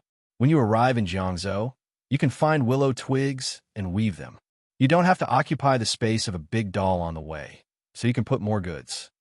"Sister Fei, we don't need that little space. I just want to take the big doll there. As soon as we arrive, we'll put the doll at the intersection and tell the officials of Jiangzhou that we're here. That's how it should be," Xiao Bei said firmly. Chapter 10:16. When the fleet arrived, Xiao Bei's dolls were finally finished by the craftsmen of Old Willow Village. They were transported along the Hongnong River to the Yellow River. Xiao Bei's team of 9 once again treated the villagers to a big meal of pure seafood. Then they bid farewell. The villagers once again sent them off with tears in their eyes, all the way to the shore of the Honglu River. The farewell team grew bigger and bigger. Xiao Bei's team put away the flags that represented their identity, but the people of Hongnong County helped them raise the rice seedlings flag. They knew who had paid for the reconstruction of Hongnong County and the compensation. The patrol team of 9 was in the limelight for a while. When the boat entered the Yellow River, there were people on the shore sending them off. Some were drivers, some were on horseback, and some were on donkeys. When Xiao Bei's boat entered the Yellow River and met up with the waiting fleet, Those who could not keep up with the speed stopped and waved from afar. Xiao Yuan, tell me, why is every departure so sad? Xiao Bei wiped his tears and asked Xiao Yuan, who had been standing at the stern of the boat with him. Because the time spent together is too short and too careless. Only the moment of separation will you feel that happiness is far away. It is a kind of habit and also a kind of feeling, so you have to cherish what you have by your side. Don't neglect the things around you, because you are always dependent on each other. Xiao Yuan also wiped his tears. He also could not bear to leave the people of Hongnon County. Xiao Yuan, you are so nice. I know. I have to cherish Hua, even if it is a cat. I will go and feed it fish. You just stand there, ah. Xiao Bei looked at Xiao Yuan gratefully and ran to the cabin. There should be a stray cat that he had picked up on the way there. Xiao Yuan looked at Xiao Bei's running figure and was stunned for a while. Hua, that shriveled-up cat? That's not what I meant. Your comprehension is too poor. Is the cat more important than me? Well, there's actually another explanation for sadness. That is, when you give, you don't get anything in return, not even a little bit. Of course, when you give, you're happy. Then, Hua, you give. I'll drink cat soup tonight, and I believe you're happy too. Xiao Yuan left the bow in a huff. He was ready to ask brother Xiao Hai about the formula of killing a cat, or find his sister Xiao Zhu to draw a big dog, or something to scare Hua into jumping into the Yellow River. At that time, he would definitely stop Xiao Bei and tell her that the moment of life was the moment of glory. Let's see who would dare to go down and save her. Xiao Bei ran to the cabin and searched for Hua, but he couldn't find her. He asked a lot of people and finally confirmed that Hua didn't come on board. He muttered angrily, I won't have a cat anymore. My brother was right. Cats are not as good as dogs. Dogs know how to be loyal to their owners, but cats are different. It's just like the Japanese. No matter how good you are to them, it's useless. No wonder the Japanese can't beat the great Tang. It's like a cat can't beat a dog. They have no class and don't recognize their own status. Huh, where did little Yuan go? Little Yuan is still the best, always protecting me. Uncle Emperor is also protecting me. He seems to have asked me why I have to pay half of the profits tax-free. I haven't answered yet. Uncle Emperor can't wait too long, right? Thinking of this, Xiao Bei shouted, Someone, send a report to the capital and find Uncle Emperor. Tell him about the tax exemption. Don't forget to tell Uncle Emperor that I'll bring him delicious food when I come back. Don't be angry. Li Longji truly was worried, not because of Xiao Bei and the others, but because of Zhang Shogui. On the sand table, Zhang Shogui's 15,000 vanguard had stopped at the crucial moment and was slowly inching toward Mount Huangshan. Their goal was to eliminate the battalion that was following behind them. But even now, they had still not discovered the enemy. At the same time, Cuckoo had gathered 60,000 soldiers and was preparing for a major battle on Mount Huangshan. Everything that needed to be arranged was more or less done. All that was left was the final detail and the speed of the enemy's main force. Li Longji was worried about Zhang Shogui. They were about to break into the inescapable net and wait to eliminate the battalion behind them. There was no battalion behind them, only a small squad of 30 people. They had already eaten up several information relay squads and fled. For the last day, Li Longji had been watching Little Dong's squad. Because they were advancing, it was impossible to gather information. The sand table had been removed, so Little Dong could only follow the map. When a messenger reported to Little Dong that the enemy had left clear carriage tracks, Little Dong knew that he could not be discovered because it was impossible for carriage tracks to be clear. They still had to walk. As the army advanced, the supply team could not move alone. But when the messenger reported the conclusion of the referees, Little Dong knew that they were baiting him. Little Dong felt that his opponent was teasing him. Did they not know his position in the inner courtyard? He was not in charge of attacking, nor was he in charge of covering the rear. Of course, he was also not a tracking commander. He was a commander who had scanned the terrain and arranged his men. He was a suppressive commander who could fire with his eyes closed. One of his specialties was concealment and his ability to judge the situation. Even if he saw the enemy pass by his range of attack, he was not allowed to fire without orders or if the battle was not in a stalemate. Firing would only expose him. His role was to be used at the crucial moment.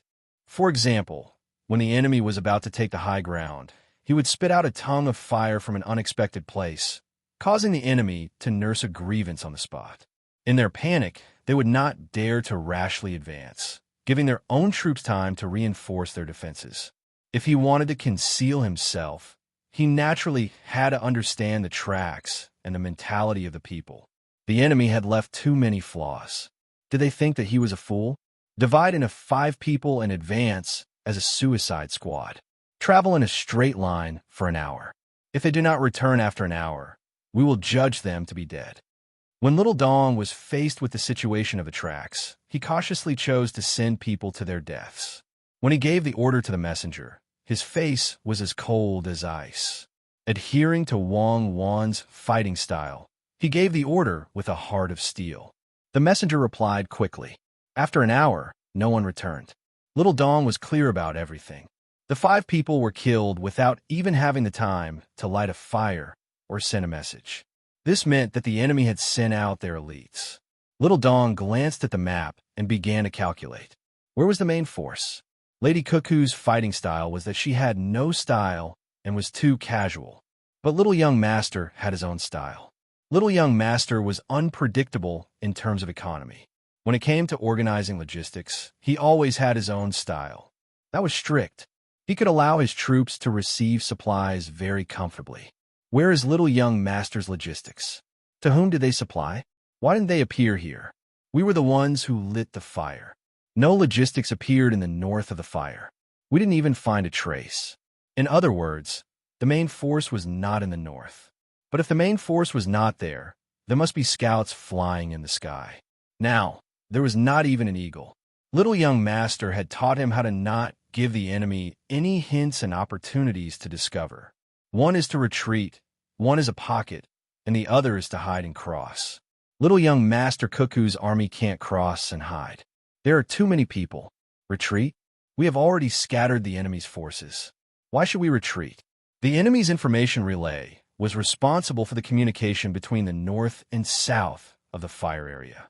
It was accidentally destroyed by our battalion. Will Little Young Master let go of this opportunity? Little Dong looked at the map and analyzed. He wanted to know where the main force was and then send a message. He also knew that this was a habit he had developed over the years. Little Young Master always emphasized that information was information. Whoever had the information would have the initiative. I'll bet that Little Young Master has arranged the army at the front line of Mount Huangshan. Leave 20 people and spread out. Light the smoke for me. The smoke must be thick. The remaining 5 people protect me. Go north for 50 li and advance in an arc. Little Dong gave the order and moved forward with the other 5 people. In the end, the referees determined that the soldiers who lit the smoke were all dead. Little Dong was determined to be protected and saved energy for him. For example, he was carried on his back. When they were about to reach Mount Huangshan, the other 5 people were too tired to keep up. Then he threw everything away and ran. Because the messenger told him that there was a familiar geometric code on the trees nearby. It was not only one, but it kept appearing. This code was not something the students of the 5th period could learn. They were stuck in the 4th period. For the first time, Little Dong felt that knowledge was so important. The main force was right in front of him. The geometric code was definitely drawn by the scouts. It was the family's geometric code. Hence, Lil Dong ran with all his might until someone stopped him. Lil Dong, who was in the room, was already covered in mud. He was so engrossed in hiding that he would flip over and rub his face in the mud. Captain Zhang, you've been received by our army. Please enter the main tent, the messenger said as he patted the mud off Little Dong. Where are they? Little Dong was still thinking about his sacrificed brother. They're in another room. Little young lady, come here. Do you think it's appropriate? The messenger said. Right. I should change rooms. Sorry, I forgot. According to the rules, this is how it should be. So, the main force of our army is really here? Haha. Zhang Shogui, you're dead. Little Dong laughed heartily. The main force and Zhang Shogui's vanguard were about to meet. Little Dong had not slept for the past 2 days. He was constantly giving orders. After washing his face with cold water, he entered Wang Wan's room with a big meat bun in his mouth. Comprehend the Tao. Little Dong wanted to say, I'm here to report. Okay, you eat first. Don't choke. It won't take long. Someone, bring me a bowl of soup. There's still some marinated beef, right? Give it to Little Dong. When Zhang Xiaobao saw Little Dong, he was very happy. He was too far away to see the smoke, but when he saw Little Dong, he knew that there were still people alive in the sniper camp. Little Dong could not wait. He picked up the teacup in front of Wang Wan and gulped down the tea. He wiped his mouth and said, Little young master, little young lady, I finally see you. When I came out, the 14 commanders of the sniper camp were all there. There are still more than 500 people. We haven't given up. There are still so many people. When Wang Wan heard this, her eyes lit up. She asked, Did they all come with you? Did they all die?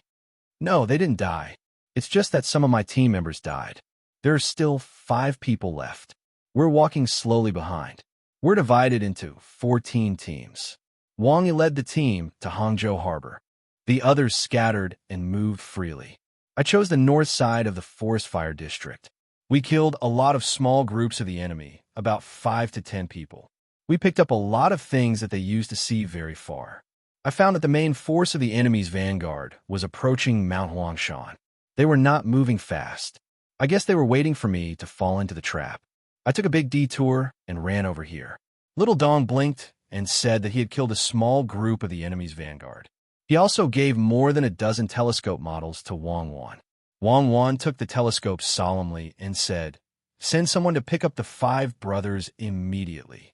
I asked the referees to decide that the reconnaissance field of our key points has increased. The referees decide that there are 15 locations to use telescopes. You can assign and transfer them at any time. Inform us in advance. The messenger ran out and ran back, pointing to the 15 telescope models. Wang Wan said to Little Dong, You go to wash up first and then have a rest. You don't need to worry about this place for now. After you've had a good rest, wait for my next order. Yes, I'll eat as I wash up. They'll probably arrive in another 2 days. Little Dong gave a military salute, left behind these words, and ran out to rest. Wang Wan played with the telescope model as she said to Zhang Xiaobao, I'm thinking that the first to arrive is the vanguard of the enemy's vanguard. According to the news from the Fuyang Beacon Post, the enemy should be surrounded by at least a brigade. My great Tang's vanguard is normally equipped with 20,000 people. The ones coming from the north should be 15,000 at most. Eat them up. Your logistical forces will be sacrificed and engaged in a stalemate with the vanguard of the enemy's vanguard. Do your best to kill as many of the enemy's forces as possible. Yes, my logistical forces are prepared to be sacrificed to draw away the enemy's main artillery so that you can determine Zhang Shogui's disposition of firepower. For the sake of the entire people, someone has to die first. Zhang Xiaobao understood what Wang Wan meant. Throwing out a group of people for Zhang Shogui to fight would also allow Zhang Shogui to make a mistake in his judgment of the soldier's strength. Okay, go to your command center and keep in touch. I'll give you the telescope and 3 of them. Remember, you have to stay alive. You'll be more useful alive than dead. Wang Wan took out 3 models and handed them to Zhang Xiaobao. Yes, I promise that I'll stay alive and chat with you. I won't accompany anyone else to the central sandbox to play, Zhang Xiaobao said casually. Who else can you play with? We came to see Little Dong. You fought well, but we also have to tell you something else. We already know why Xiao Bei and the others felt that it was a good deal to spend half of their profits on their children, even after they were exempted from taxes. Just as Zhang Xiaobao finished speaking, Li Longji's voice rang out, and his figure appeared at the door. Your Majesty, the battle is about to start, yet you're still in the mood to wander around? Little Dong has gone to rest. Once he's rested, I'll have him come to see you. Did Xiao Bei send you a message? Zhang Xiaobao was waiting at the door. He had to return to the logistical headquarters to give orders, so he waited for Li Longji to move aside. Li Longji was taken aback. How did you know that Xiao Bei sent us a message? Oh, did you think that I wouldn't be able to think of a solution if they didn't send me a message? Don't push me. It's not a big deal. Let me tell you, the idea that Xiao Bei and the others came up with is very good. I'll study it with you. I have an idea. Do you understand? I estimate that it will take another 2 days, and we have 12 hours here. How can I not be anxious? Good, good. Everything is good. Of course it's good. Your idea is to implement it in all parts of Great Tang. One of the benefits is to reduce the gap between the rich and the poor. Another benefit is to increase the demand for goods to be produced and sold, thus increasing the labor force. Another benefit is that the poor will increase their consumption or deposit their money in the banks. Increasing consumption will increase the local revenue, and I will have more money to operate the banks. At the same time, it will increase consumption. Will it be better if I lower the interest rate? There was no need for Zhang Xiaobao to think too much about it. He began to list out a bunch of ideas. Furthermore, he hadn't perfected them yet. Otherwise, there would be more benefits, and there would be more areas where he could guide the implementation process. Li Longji widened his eyes and listened to Zhang Xiaobao with his mouth slightly agape. When Zhang Xiaobao was done, he nodded repeatedly. Xiaobao, you mean Xiaobao? Did you tell Xiao Bei and the others to do this? Otherwise, why are you so clear about it? There are still many things that I haven't thought of. It's a small matter. Xiao Bei and the others don't need me to personally plan for them. Isn't it normal for me to know about it? Isn't this what you want me to do? If I don't know about it, I'll be derelict in my duties. I'm about to fail in my duties, so I have to go and command the logistics. Your Majesty, you should think about it first. We can discuss it later. As Zhang Xiaobao spoke, he tried to squeeze his way out. Li Longji wasn't able to block him, and he was squeezed out. Li Longji immediately chased after Zhang Xiaobao. It's not too late. Xiaobao, do you think it's time to promote this to Great Tang? What you should do the most is to grasp the discipline of the officials. Only when you grasp it well can you promote it. Otherwise, if the local officials decide that the rich people are poor in the process of tax exemption, how much can the rich merchants sell? Zhang Xiaobao's footsteps were quick. By the time he finished speaking, he had already entered his command center. Rearrange the sand table and map. Organize the data of my logistics team. Report to the Central Army that my logistics commander is in position. Gather the commanders of the barracks and above for a meeting. Zhang Xiaobao picked up his baton and gave the order to the orderly. Li Longji also entered and discussed. Xiaobao, let's talk about the economy. Why don't we reveal some information about the central sand table to you, so that you can relax and make up for the time you wasted? My dear Your Majesty, please don't harm me. All right, I'll answer you first. When the time comes, you can return to the central sand table. Zhang Xiaobao really wanted to push Li Longji into Zhang Shogui's room and have him torture him. Seeing that Zhang Xiaobao had agreed, Li Longji found a chair and sat down. All right, you can speak. I'll immediately return to the central sand table to cheer you on. Tax exemption and management fee exemption naturally have to be based on the county as the smallest unit. Have the county magistrates of each county report the data. Those whose income is lower than a certain amount, tell them to give them subsidies. Those whose income is higher than a certain amount, give them rewards. If they report to the capital, there will be a problem of falsification. They can push the middle-income people as high and low as possible so that they can obtain more subsidies and rewards. But our goal is to find people with low incomes. No matter how they falsify the data, the county magistrates will definitely classify those with low incomes as poor. Then, send people to investigate, especially those with low incomes.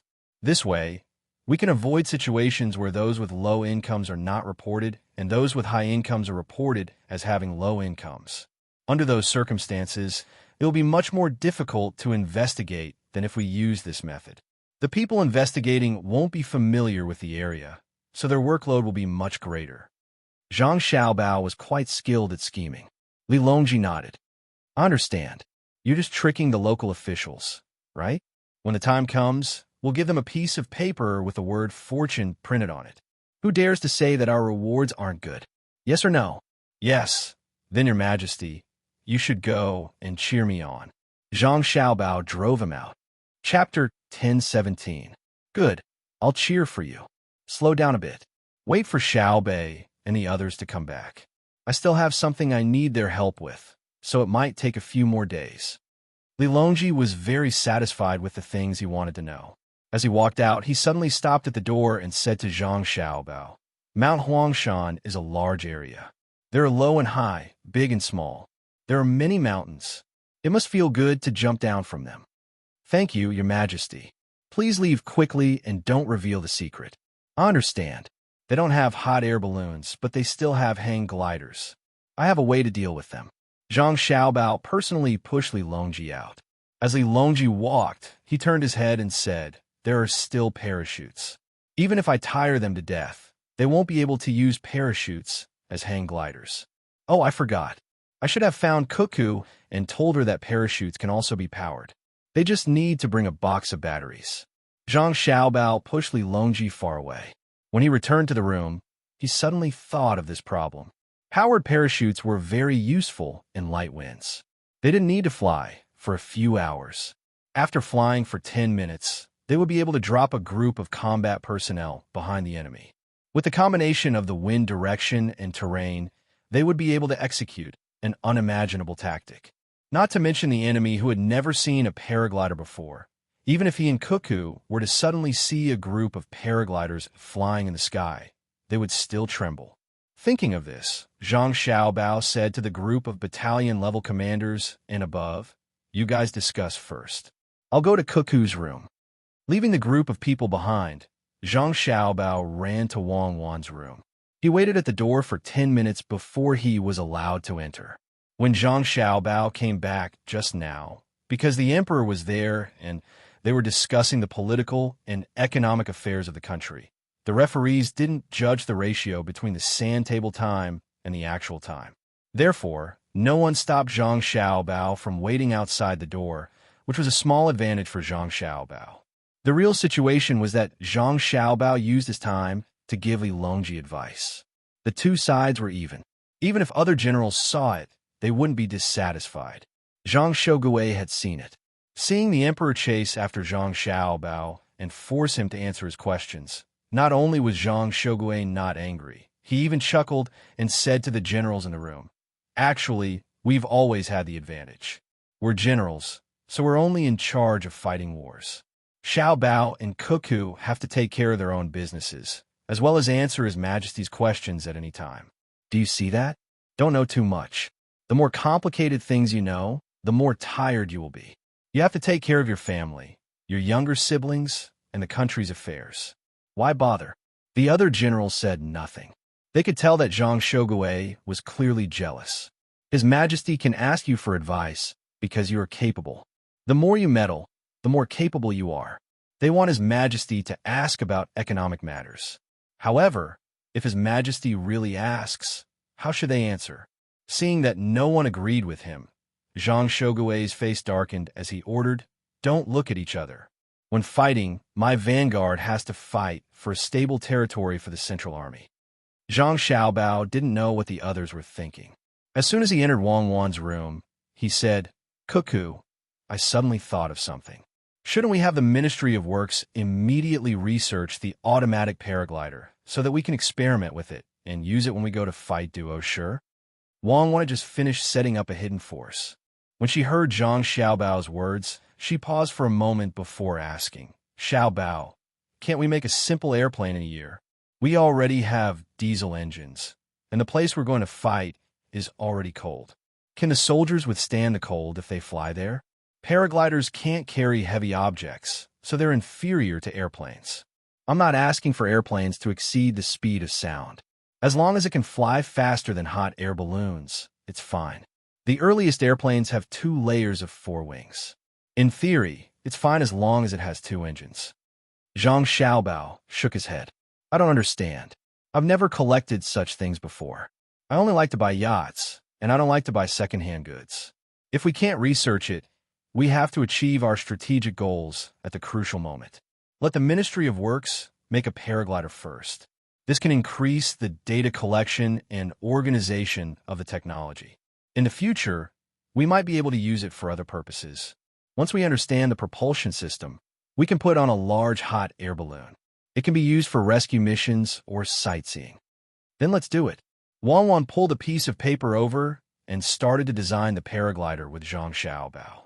Although it looked simple, it wasn't easy at all when it came to designing it. Wang Wan always regretted that she didn't learn more about the subject back then. Zhang Xiaobao, on the other hand, was recalling how he learned when he was playing. After he became rich, he learned how to parachute, fly an airplane, drive a yacht, dive, and so on. He was also good at golf and surfing. Anyway, he had to master all the recreational things. He was good at deceiving people. In Wang Wan's house, in addition to Princess Jinsheng, there was also Li Longji, who came to talk to Empress Wang about how to reduce the tax and management fees. Li Longji knew that the fight would definitely not start within 3 hours, so he didn't go to the central sand table. Instead, he returned to Wang Wan's house. It was mainly because of Empress Wang. She liked her goddaughter very much. Princess Jinsheng was also very grateful to Wang Wan, so she always liked to stay in Wang Wan's house. Even if she didn't talk or disturb Wang Wan, she was happy to see Wang Wan. At this moment, they once again understood the difficulties of Xiao Bao and Cuckoo. They had to consider everything. Although they solved the problems very quickly, there were always problems that kept appearing. Wait a minute. I'll find something and come back to draw. When Zhang Xiaobao and Wang Wan discussed the problem of the materials, they threw down the pen and hurried out. After a while, they ran back. When they were about to enter the door, they were stopped by the messenger. Young master, according to the rules, you have to wait for a moment. The messenger was from the Zhang family and the Wang family. He blocked the door and said to Zhang Xiaobao. Zhang Xiaobao's face showed a very helpless expression. He patted his head and stood at the door. Wang Wan also sat there helplessly. Wu Huifei was unhappy. She didn't have the slightest dislike for Xiaobao and Cuckoo now. She had long stopped thinking about the past. When she saw that Zhang Xiaobao was stopped and they were not allowed to communicate, she stared at the messenger and said, "You met masters like Xiaobao and Cuckoo. If it were me, I would skin you alive." The messenger felt wronged. He had to act according to the orders of the referee group. That was the master's request. Otherwise, it would be disobeying orders. It's not his fault. It's not his fault. Your Highness, it has nothing to do with him. If it were other messengers, they would do the same. It won't delay anything. Cuckoo, and I can think more. Zhang Xiaobao spoke for his people and said to the messenger, "You look familiar. I remember. You are the grandson of Cripple Zhang, right? The old man used to make a birdcage for me. I like the cage he made. It can be flipped back and forth. It's a pity that I haven't been back for a long time. I thought it would be simple during the new year, but they said that I'm old and it's not good to mess around. So I stayed in Zhuangzi. When you contact your family, send a message to Cuckoo and me." The messenger immediately burst into tears. "Yes, young master. They said that my grandfather was lame and that his journey was slow. I even quarreled with them. It's not like we're walking to the capital city. We're in a wheelchair. Young master, if you have anything to say, you can tell me. I'll go in and report to my wife." "All right, why are you crying? It's not a big deal. Just wait," Zhang Xiaobao said to the messenger. He didn't want to see his family members cry. At this time, Li Longji said, "Tell the referee group that Xiaobao and Cuckoo can go anywhere they want without restrictions. The time they save is not enough for other things. If any of the generals have different opinions, tell me." The messenger wiped his tears and ran to the center of the sand table to inform the referee group. The referee group gathered together and discussed for a while before coming to a conclusion. Indeed, Zhang Xiaobao and Wang Wan had to be busy with other things while participating in the military selections.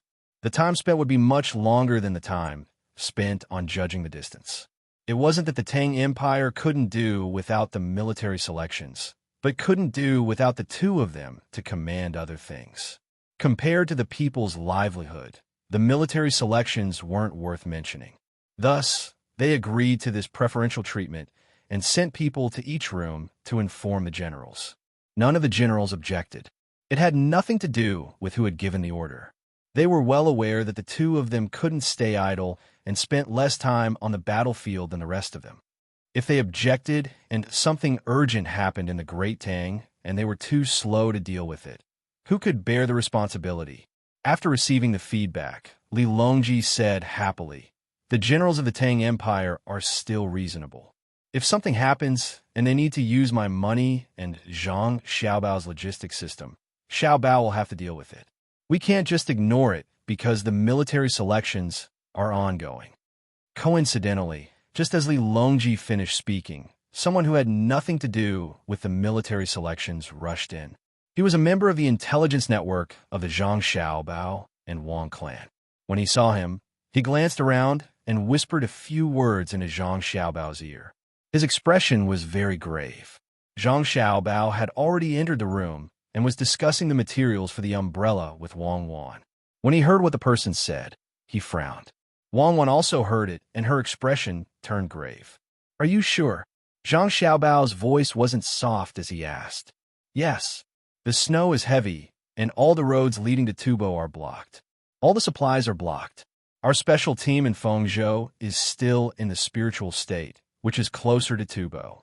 I've sent an order for deer and dogs troops to reinforce them. However, although the distance is relatively short, it is actually very far.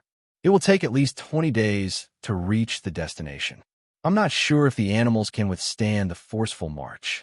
The eagle is very fast and will reach the destination in 2 days.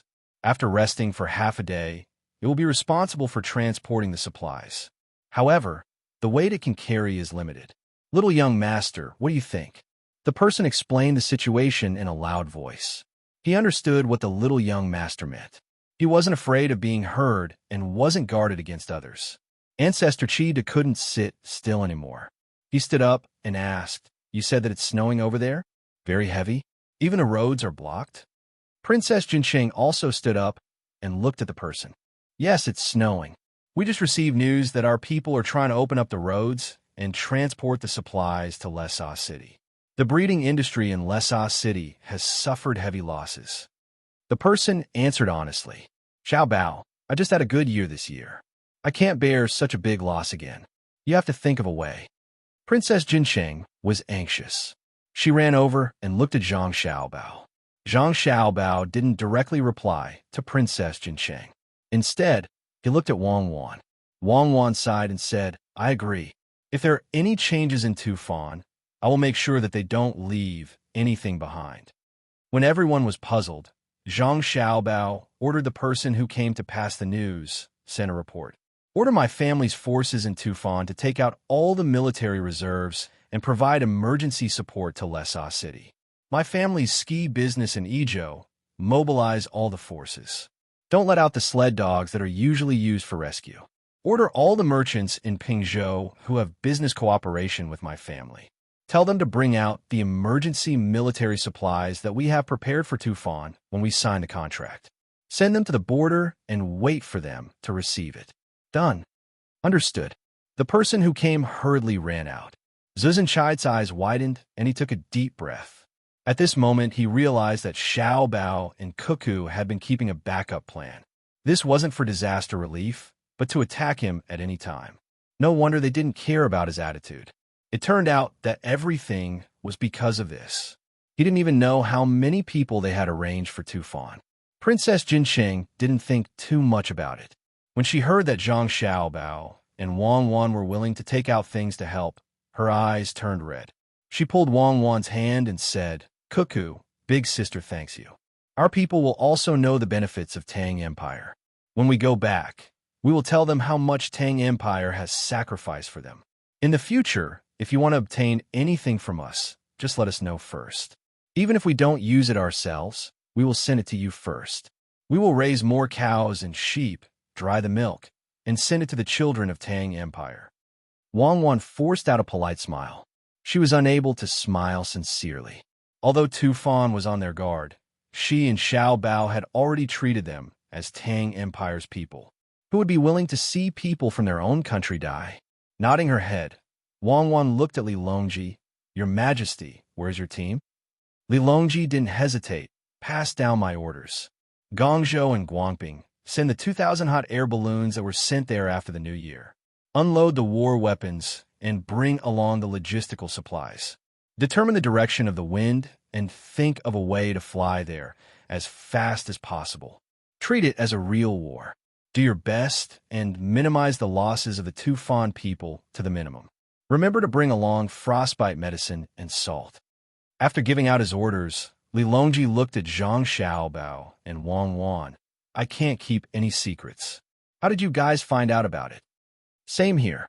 Your Majesty, you should be clearer about the influence my family has over there. Zhang Xiaobao didn't stand on ceremony. Everyone was thinking of ways to hide things from each other. He wasn't angry because it wasn't important whether they hid things from each other or not. It wasn't because he wanted to deal with the other party and hide things from them. It was a kind of competition in the dark. They wanted to see who had better arrangements and whose intelligence network was more complete. On the other hand, Zuzan was dumbfounded. So that's the case. For a moment, his emotions were complicated. Princess Jinsheng saw through his thoughts and said, "Husband, look. Xiao Bao, Cuckoo, and my brother have even mobilized their military forces in order to save our country. Perhaps, if something were to happen in other parts of Great Tang, they might not be able to mobilize their military forces over there. The hot air balloons can't be flown casually. If they encounter a snowstorm or strong wind, they will still be in danger. My brother has asked his men to exchange lives for lives. Xiao Bao and Cuckoo's family's wealth will probably be damaged as well." After hearing Princess Jinsheng's words, Zuzan came to a realization. It wasn't wrong for the other party to be wary of him. Perhaps there were such hidden forces in various parts of Great Tang. It was just that it wasn't time to use them yet. After pondering over Wang Wan's words, he hurriedly assured Li Longji and Wang Wan, Tufan doesn't have an army. They only have a small group of security personnel, and their numbers don't exceed 10,000. If anyone dares to make use of this opportunity to harm Great Tang, I will kill him first. His entire family will be killed, and not even a blade of grass will be spared. I don't expect my men to be able to send the news over. Their speed is too slow.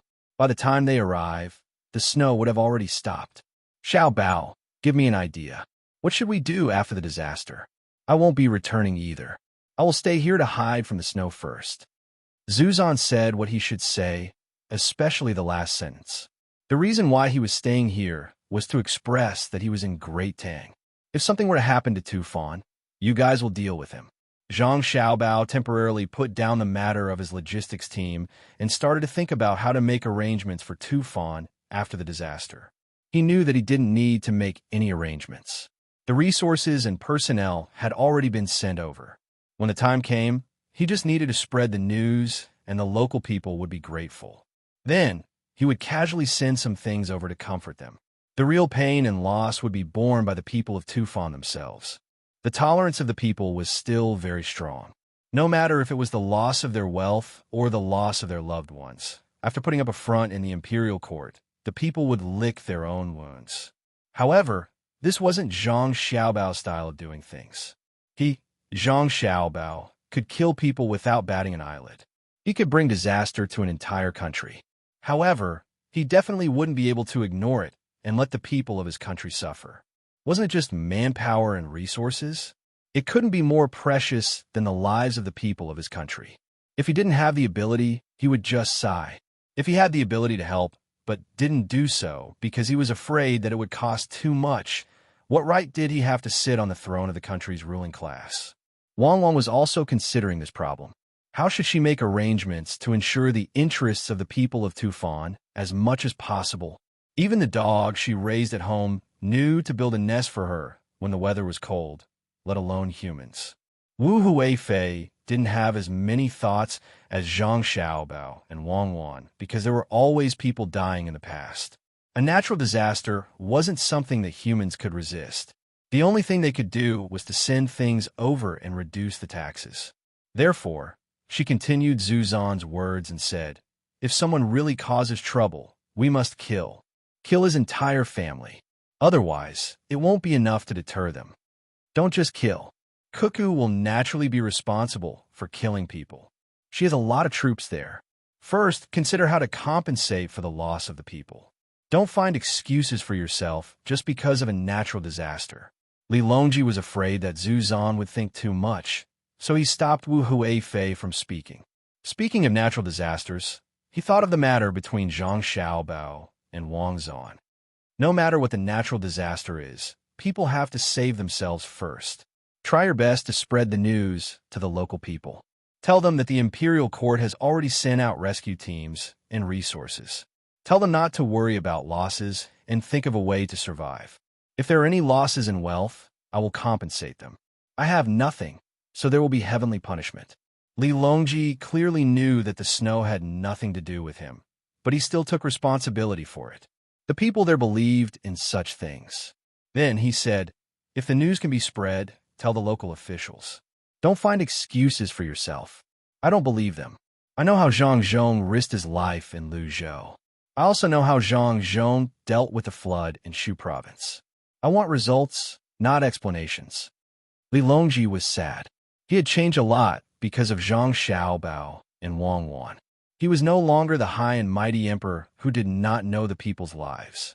Now, he was an emperor who traveled or observed the situation of the construction site.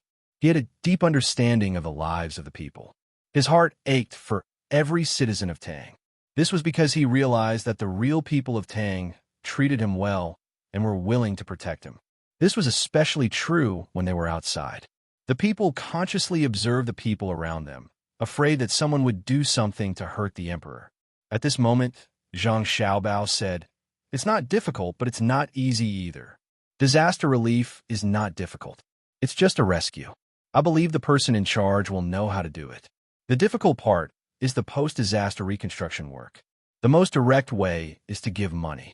The amount of money that the people there have lost will be compensated. This amount of money is not much. Whether it's Your Majesty's money in the bank or my family's money, it can be easily sent. When the local people receive the money, they will regain their confidence and continue to do what they originally wanted to do. Then give the money, Xiaobao. Use my money. I can't spend it all. This time, Li Longji did not ask Zhang Xiaobao for money. It's necessary to give money, but it depends on how you give it. I'll make preparations. I'll get some seeds for the local people to plant. There's also the road construction. When the Ministry of Works was researching technology, they produced a lot of asphalt. We'll try our best to pave the road. Your Majesty, you'll pay for this. Cuckoo and I will pay for the other part. We'll get the Medical Academy to provide us with a demand for medicinal herbs. Our family will build a series of medicinal herb plantation bases over there, especially the special medicinal herbs. We can't just wait for them to be produced naturally. We have to do it ourselves, Zhang Xiaobao said as he tapped his leg with his hand. When Li Longji heard this, he immediately understood what was going on. Xiaobao did not acknowledge the might of a natural disaster. He wanted to make a set of actions during a natural disaster. Not only did he have to minimize the damage caused by the natural disaster, but he also had to use the natural disaster as an opportunity to integrate the various industries in Tubo. That's right. This is the character of the Zhang family and the Wang family. They'll never bow to any difficulties. They'll become stronger when they encounter a strong opponent. Whether it's a man-made difficulty or a heaven-sent disaster, they'll go ahead with it. Take Luzhou, for example. What about the hurricane? If the hurricane didn't come, I wouldn't have developed so quickly. What can I do if I'm comfortable? I'll use this opportunity to build a bridge. There's also Fengzhou. When it was snowing, the transportation ability wasn't that strong. But when it was snowing, the transportation ability on the snowy ground had to be higher than when it was not snowing. Strong. This is true strength. They're so strong that they're arrogant. It's no wonder that the people of Great Tang encountered trouble. When they heard that the people from the Zhang family and the Wang family had come, they immediately became confident and quickly organized themselves to face them bravely. Wu Huifei thought so and couldn't help but say it softly so that Princess Jinsheng could hear it. Sister Wu is right. Xiao Bao and Cuckoo represent invincibility, strength, courage, loyalty, and justice. I just don't know what Xiao Bao will do this time. In the past, Tibet suffered from disasters, but I'm used to it. Who lives and who dies is up to fate. At that time, I didn't think about anything else. But after knowing about Xiao Bao and Cuckoo's abilities, I started to think, why didn't I know how to fight back in the past? So what if it's a natural disaster? Princess Jinsheng said after thinking. She finally realized something. Her great Tang was strong. Cannons rumbled, seeds were produced, Xiao Bao could control the economy, and Cuckoo could teach military affairs. If it was any other country, this might be the main reason why that country was strong. But in Great Tang, this was definitely not the case. Great Tang was strong because of the spirit and backbone that Xiao Bao and Cuckoo had brought up. It was just like the good horses of Tubo. Horses were horses, but some horses and wolves would be afraid. When 5 or 6 wolves met a horse that dared to resist, they would usually want to eat the horse, and they would have to pay the price with their lives. At most, a horse could kill more than 3 wolves. When the horse fell, the wolf couldn't be happy. Therefore, strength and weakness weren't so obvious. What was obvious was the will of the ruler and whether the group below supported him or not. The current Xinhua in Japan were very sad. The people of these 2 places were very supportive of the ruler, but the ruler was weak. He thought about this and that. In the end, Xiao Bao and Cuckoo only used a little force to deter them, and they became like this. It was just because of Xiao Bao and Cuckoo's will. If you dare to refuse, I will teach you a lesson. Even if I have to pay a greater price when I teach you a lesson, I still want to tell you this. This was like 2 children fighting. One child was always afraid that his family wouldn't have a good time after he hit the other child, so he would always tolerate it. The other child didn't think about it. After all, if he hit you, you would soften. Then, the child who was always bullied would always be bullied. He had too many worries. He didn't even know that his family didn't want him to be bullied. But some children would go all out. In the end, the other party was afraid and didn't dare to bully them anymore. This was what Xiao Bao had told her the last time she returned to Great Tang.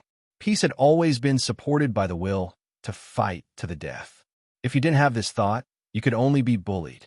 If a child was bullied, it could be said that it didn't matter. But if a country was bullied like this, it was too sad.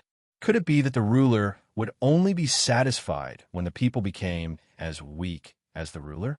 Thinking of this, Princess Jinsheng said loudly, "The power of Great Tang lies in the ruler's love for the people, and also in the ruler's never yielding." Her voice was very loud, giving Li Longji a fright. But after hearing Princess Jinsheng's words, he understood why the current Great Tang was different from before. It was because Xiao Bao and Cuckoo didn't allow Great Tang to cower in the face of external matters. It was also because the people of Great Tang felt that they were living a good life and were willing to work for Great Tang. Or it could be said that for their own glory and their current lives, they were willing to pay the price with their lives.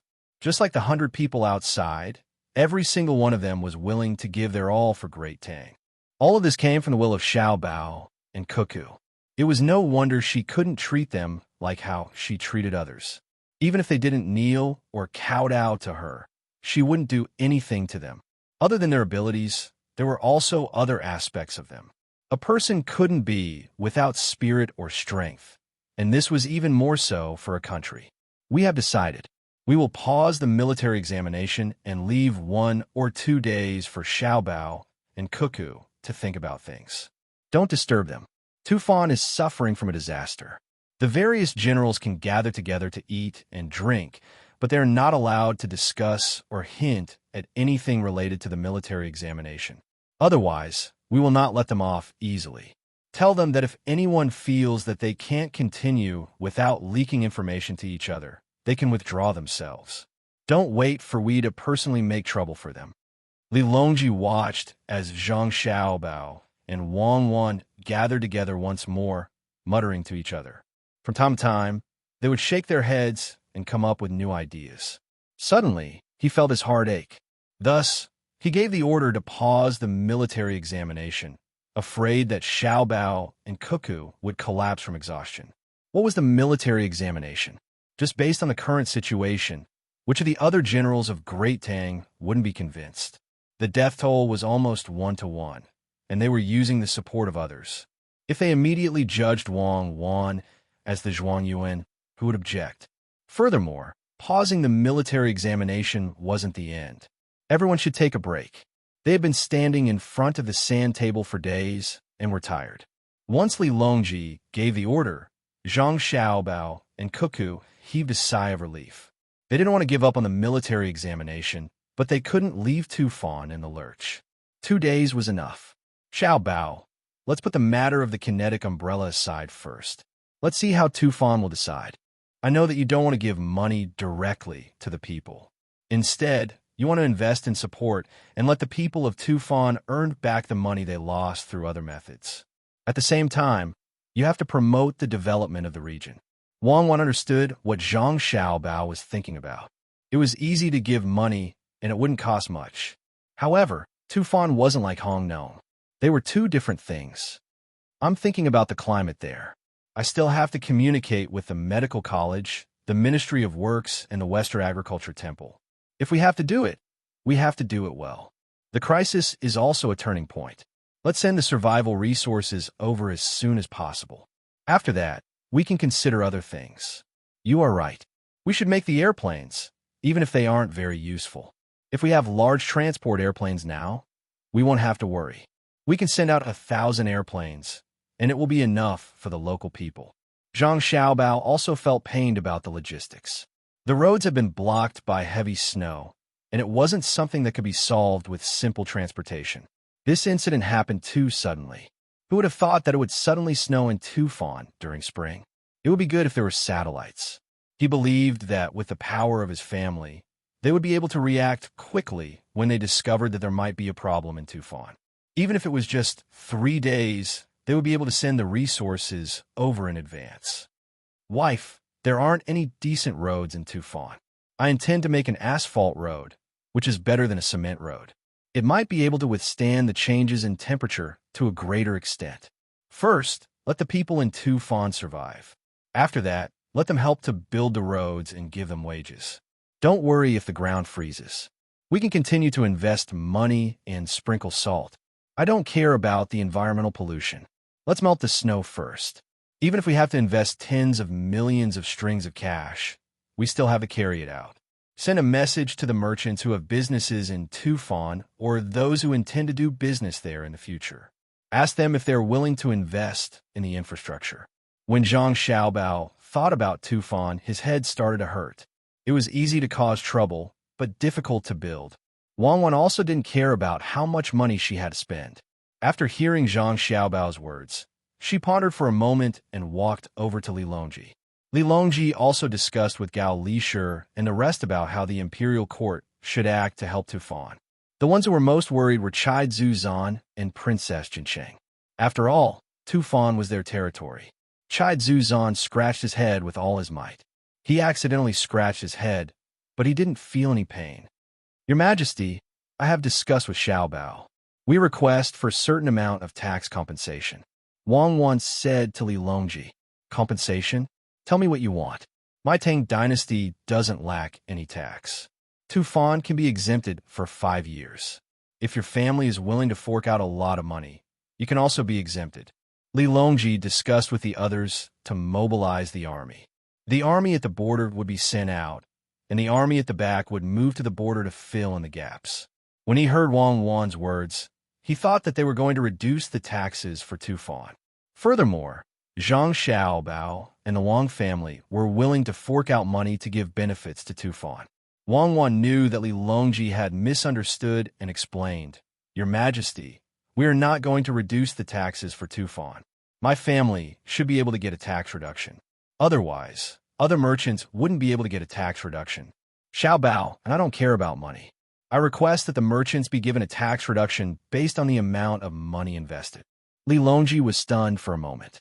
He looked at Wang Wan and Chai Zuzan before asking Wang Wan. Tufan is unavoidable? Chai Zuzan was also confused. Tufan was suffering from a disaster. Why shouldn't they be exempted from taxes? The citizens couldn't pay and were forced to rebel? Wang Wan didn't need Xiaobao to remind her. She knew what Xiaobao was planning. She said, Tufan's taxes are unavoidable because after the disaster, the citizens of Tufan will have more income this year. Xiaobao has decided to invite the merchants from Tang Dynasty who are willing to help to build the infrastructure for Tufan. First, the roads will be opened, and in the future, the logistics will be more convenient. The cost of materials and wages will require a lot of investment. In a short period of time, we won't be able to recover the cost. That's why I requested for a tax reduction based on the amount of money invested. The construction of a country is the process of integrating resources. The revenue of the country depends on the purchasing power and logistics. Of course, technology is also involved. We don't care about the latter. It won't have a direct impact on the current situation, so there's no need to consider it. Li Longji understood. Xiao Bao and Cuckoo were planning to use another method to make up for the loss of the citizens of Tufan. He nodded his head. Before he could say anything, Wu Huifei, who was planning to study hard, spoke first. I know your motive. Cuckoo, you and Xiao Bao are indeed more capable than ordinary people. Thank you, but we still can't send the resources to Tufan in a few hours. We have already tried our best. This is the helplessness of technology not being able to keep up. Wang Wan wasn't happy at all because of Wu Huifei's praise. This was because if it was her and Xiao Bao's time, Xiao Bao wasn't a swindler and had so much money. Coupled with her family's power, if a disaster happened in Tufan, they could work together and send survival resources, medicine, and special rescue personnel accurately to the location within a few hours. Wu Huifei didn't know what Wang Wan was thinking. She continued, Your Majesty, you are indeed capable. Your Majesty, I thought that doing this wouldn't harm the citizens of Tufan. Although we didn't directly give them money, we gave them a chance to earn money. If there wasn't a disaster and we didn't provide the materials and money to build the infrastructure, they would still be farming or growing their own things. No matter which one it is, they would need to contribute labor. There are also some handicraftsmen who help to build things. It's similar to their original job. We just want them to temporarily change to a job that earns more money. The food and medicine sent there will be free. Then, they will earn the money that they should have, and the infrastructure will be built. The merchants will pay the money and receive the compensation from taxes. It's nothing more than a loss to the imperial court. Am I right? After Wu Huifei finished speaking, she wiped her sweat. It was very tiring to analyze these things. Li Longji couldn't help but laugh, but he immediately stopped himself. The place where Chai Zhu praised was still suffering from a disaster. He couldn't show a happy expression, and he shouldn't be happy. Li Longji pulled a long face and said to Wu Huifei, You're still far from it. Do you think that you can learn it immediately? How can the imperial court suffer a loss? You've consolidated the people's hearts and obtained a smooth road. Otherwise, wouldn't the imperial court pay for the repairs? You've paid a period of tax income, and at the same time, you've also increased the amount of tax income in a short period of time. All kinds of resources need to be transported, and there needs to be a process of buying them. The imperial court will still collect the taxes in the middle. However, in my opinion, Xiao Bao and Cuckoo are definitely not so short-sighted. What they want is a direct road from Pingzhou to Lesa City, right? As Li Longji spoke, he looked at Zhang Xiaobao and asked. Zhang Xiaobao had also been paying attention to this side, and he nodded in agreement. Let me think about it again. How much profit can an asphalt road bring? Xiaobao, do you have any supplementary plans? For example, seeds that are suitable for the local climate, breeds for animal husbandry, and specialties for the handicraft industry, such as woolen blankets? Li Longji was much smarter than before. Although he was always in a position of failure, his spirit of learning did not decrease at all. Today, he was able to follow Zhang Xiaobao's train of thought. Zhang Xiaobao continued to nod. Yes, without a road, it will affect the shelf life of the goods, and it will also affect the return profits. I want to let Tufan have a better road than before. It will increase the frequency of the production and sales cycle of the goods, and it will make up for the loss of the imperial court's taxes. Moreover, it will also increase the long-term financial income. See, I didn't say anything wrong this time, right? Xiao Bao, I know that the idea you came up with this time will not be so simple. Let me guess, what other plans do you have? The other plans are for Cuckoo. The two of you are going to hunt for more food. After the military selection, you have 1 year to prepare. You want to let Tufan build a road for 1 year and directly build the supply route. right? Li Longji was used to Zhang Xiaobao's way of coming up with ideas. It was definitely not as simple as it looked on the surface. If he really wanted to take action to solve the disaster, how could he be Zhang Xiaobao? Zhang Xiaobao smiled at Wei Wei and immediately became serious. He cupped his hands at Li Longji. Yes, I have this plan. Your Majesty is wise. Chapter 10:18. Zhu Jizan listened to the two of them. He was confused for a while, then he thought it through. When he heard Li Longji's words, he thought about it and felt that it was quite simple. It was true. However, as he listened, Zhu Jizan was shocked again.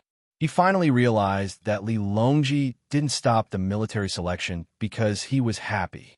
He knew about Xiao Bao's plan. He wanted to give Xiao Bao enough time to think and not let Xiao Bao worry about other things. From the looks of it, he had succeeded. His Tubo had suffered a calamity this time, and so many things were implicated.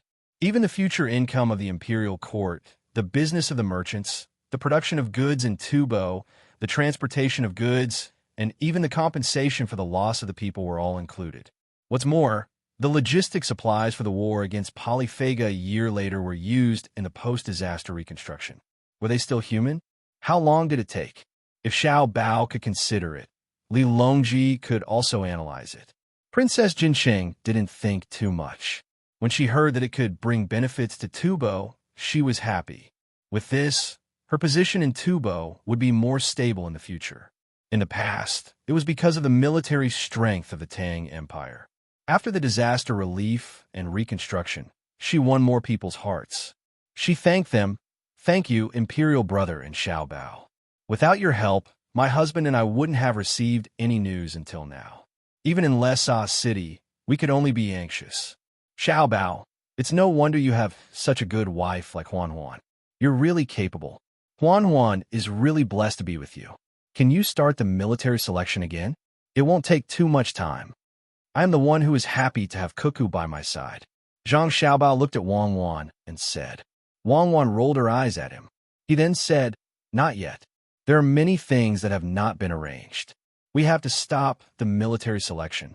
Right now, we're talking about the problem of rebuilding and compensating the Tubo people. There is one more important thing. The disaster has not passed yet, so we have to focus on this matter. Let Shuiyun lead the group of eagles in the capital. Wang Wan agreed. Yes, it can't move water clouds without a command. An eagle usually only listens to the command of the person who raised it, and it's impossible to let an eagle fly with a person. Otherwise, how are we going to transport goods if we just send people away? Shuiyun can still lead the other eagles. Get Shuiyun to help and fly a few more times. We must prepare fresh meat in Pengzhou. Don't tire the eagles to death. The other sighed one after another. Shuiyun was going to be used at a critical moment. It was really important to have a general who could fly. On the sand table, if Cuckoo didn't remove Shuiyun's ability, the battle will be much smoother than it is now. With Shuiyun leading the group of eagles, there is no space for other people in the sky. Hot air balloons and gliders. No one can get control of the air. Your Majesty, this concubine suggests that we give Shuiyun's children the titles of officials as well. If the children of other people can become officials, why can't Shuiyun's children? There is also Hong Wan. Their children should have learned to fly already. They are much later than the other eagles. Empress Wang liked Shuiyun the most. In her heart, she had always treated Shuiyun as a real general. When she heard Cuckoo mention Shuiyun, she helped to get officials. A smile appeared on Li Longji's face again. He nodded and said, That's right. Give it to the officials. Anyone who makes contributions to the Tang Empire should be praised, even if they are beasts. Shuiyun's children, I believe they can learn some skills from Shuiyun in the future. A year later, they can accompany Xiao Bao and Cuckoo on an expedition. I'm starting to worry about the people of Duo Duo, a group of eagles that look like humans in the sky, together with hot air balloons, gliders, and the umbrellas that Xiao Bao and Cuckoo mentioned just now, but the planes that haven't been made yet. On the ground, under the clouds, and in the sky, everything is occupied by the Tang Empire. Fight fiercely for me. After you fight, plunder their things, and then Li Longji stopped here and looked at Zhang Xiaobao again. Well done, Xiaobao. I was almost fooled by you. Have you used up all your tricks? I didn't finish. Foster father, did I mention this again? Zhang Xiaobao pretended to be confused and asked Gao Lishir. Gao Lishir shook his head. Your Majesty, Xiaobao didn't mention it. You two are family. He didn't say it directly, but this is what he meant. Do you understand what I mean? Li Longji said to Gao Lishir. I understand. Your Majesty, please continue. This subject is all ears. What else could Gao Lishir say? He could only admit it. Li Longji harumphed. Xiaobao's idea is to send the things he plundered to Great Tang through this route, right? Seeing that Xiaobao was being bullied, Wang added, That's right. Your Majesty is truly wise. In truth, Xiaobao, and I didn't expect your Majesty to be so formidable. Then, your Majesty, you're truly formidable. I'll go discuss other matters with Xiaobao. Disaster relief is of the utmost importance. After saying those words, Wang pulled Zhang Xiaobao out of the room. It was unknown where the two of them went to discuss the matter. Li Longji was stunned. He lowered his head and pondered. That's not right. Did you see it earlier? Xiaobao and Cuckoo discussed for almost half an hour. They must have rejected many of our plans before finally agreeing to the current one. Could it be that the two of them only thought of this much? Do you really think that they could come up with something that even I can think of? Do you believe me? I think so, Gao Lishir agreed. I think that your ability to flatter people is much worse. Think of something for me. Men call Xiaobao and Cuckoo back. Who knows what they're doing in a secluded place? Is it more important to discuss matters or their matters?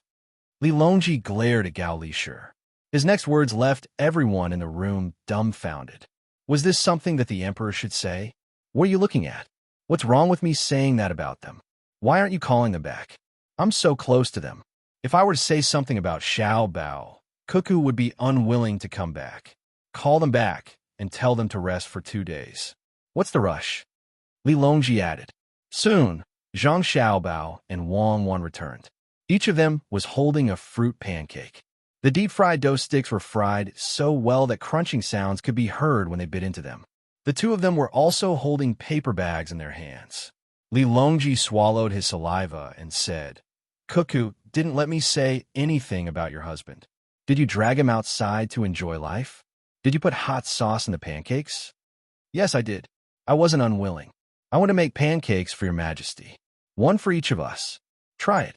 With Xiaobao's skills, I had someone prepare the ingredients long ago, but I didn't have time. If your Majesty hadn't stopped the military exercise, I reckon that by the time you wanted to eat it, the mixture would have been bubbling. Wang handed out the bags to each of them one by one. When everyone heard that the pancakes were made by Xiaobao, they eagerly took a bite. Before they even tasted the flavor, they praised it first. Even if the ingredients were the same as those outside, the method and the control of the fire were the same, they would still feel that it was good. It was just a psychological effect. Li Longji first said to Zhu Zan and Princess Jincheng, Eat. The rescue didn't stop because of you eating. Since something has happened, there's no difference whether you're anxious or not. Xiaobao and Cuckoo are probably thinking of a solution when they are eating. Don't worry.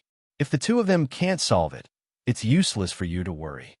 After saying that, Li Longji took a big bite and said, Okay, I haven't eaten Xiaobao's dishes for a few days. It's not easy to eat a fruit pancake today. Why don't we stop every few days and rest for a day so that Xiaobao can cook for us? It's a little sour. It's hot sauce, right? Okay. It's because the noodles have been cooked for too long. Zhang Xiaobao said frankly. Oh, it's delicious after cooking for a long time. It turns out that cooking for a long time can improve the taste. Xiaobao, your cooking is amazing. It's only a little sour after cooking for a long time. Li Longji didn't mind and continued to praise. The taste was indeed good. Wang continued. Xiaobao added more sweet sauce, eggs, and coriander to suppress the sour taste. Cooking is the same as national affairs. It has to be considered thoroughly. Once you give an order, you change it again and again. The people can't stand the constant changes. Hence, even though we've come up with a plan for the reconstruction today, Xiaobao and I still have to discuss it later. Otherwise, you're being irresponsible. If you're not responsible for the people, how can they trust you? A qualified leader can't always squander trust. You can only think of ways to strengthen it. Otherwise, you will develop a habit of not caring and think that the people can accept it. You will squander your trust. When you need the people to support you, you will realize that you will only get voices of opposition. Wang Wan's words made Li Longji and the others stop eating the fruit pancakes. Li Longji put the fruit pancakes on the small table and instructed the people beside him, "Go and tell the imperial chefs that everyone is eating fruit pancakes today. Make more of them. After they're done, send them to the entrance of the hibiscus garden and give them to the passers-by. Tell them that the opening of the hibiscus garden will be delayed because of the snow disaster in Tubo. I have temporarily requisitioned Xiaobao and Cuckoo to deal with this matter. The military election will be temporarily suspended. The time will be counted together. Let them go to the zoo. Zhang Xiaobao and Wang Wan don't have to fork out money. There is also an ice rink. After the military election, I will build a bigger amusement park in Beijing. There will be no entrance fee, and the entertainment inside will be free for a month. There is no need to wait for it to be completed. Start building now. Gather those craftsmen who can't find work and start working. Give them a salary.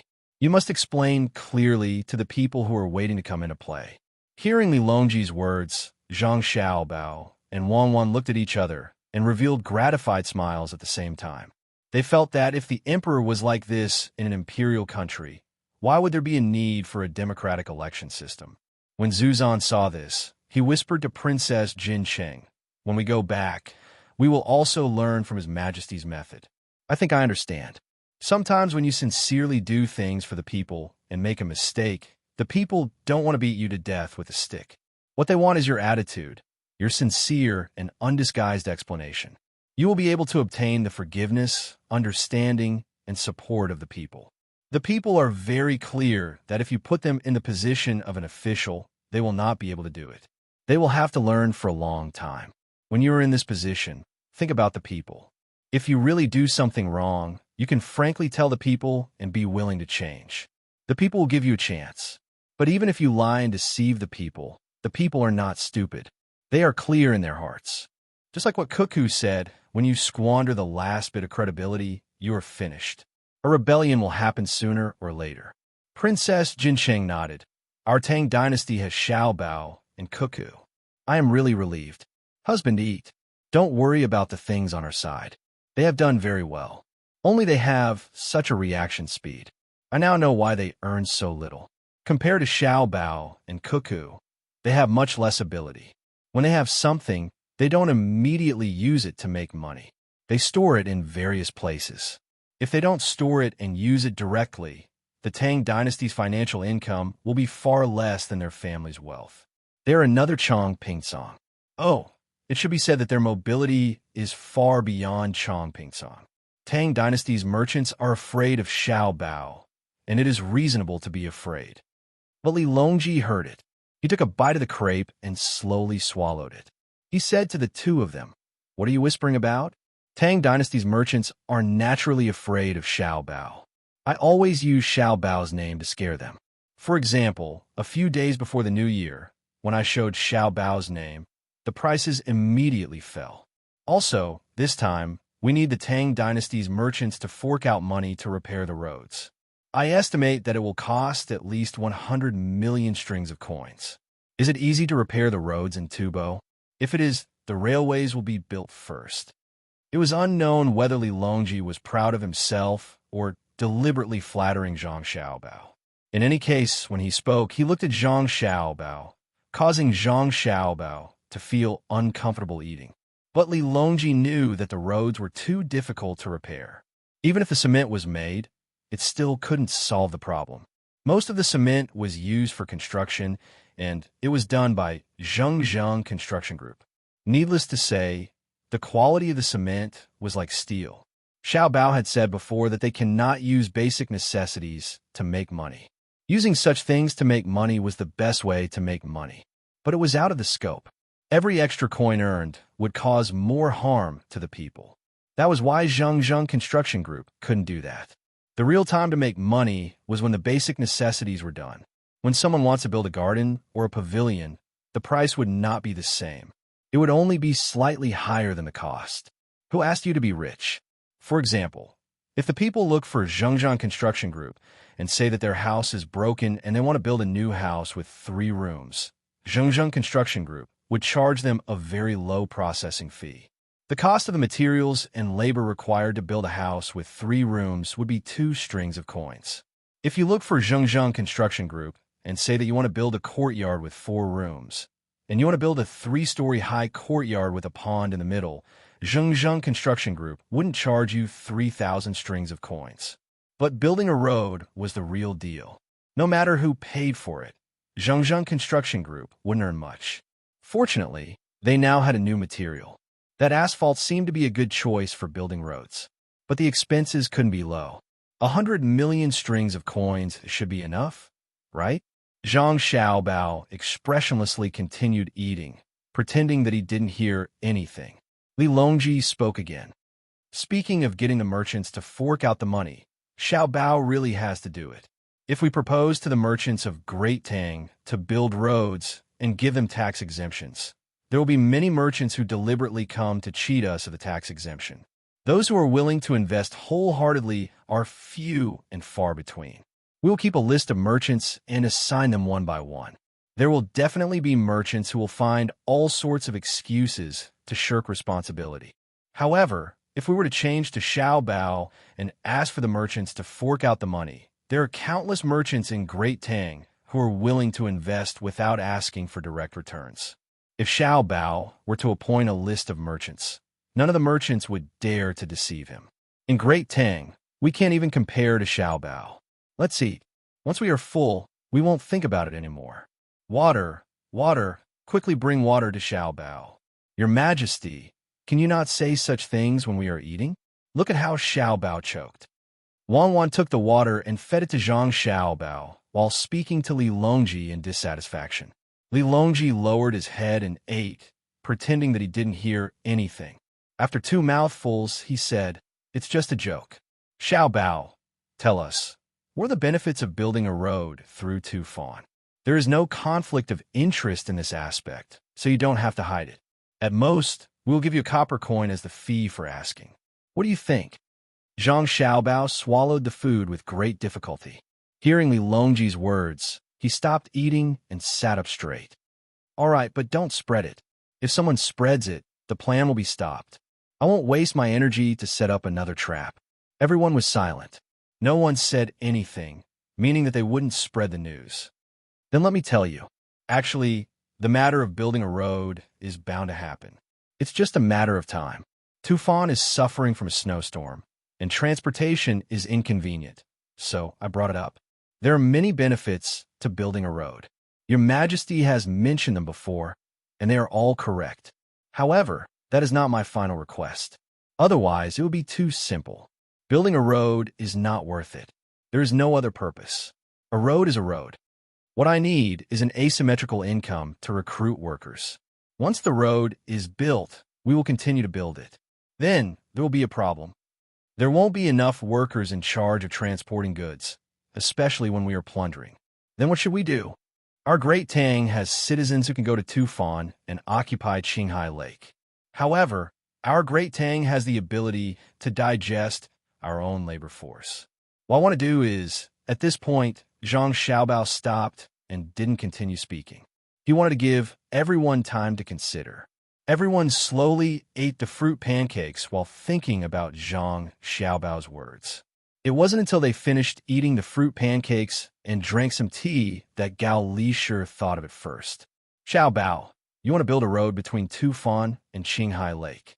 In the process of transporting the goods, you want to attract labor teams that aren't made up of the Great Tang citizens. As for other countries, their currency can't directly buy things from our Great Tang. When you bring the goods over, they will finish their work and earn money from our Great Tang.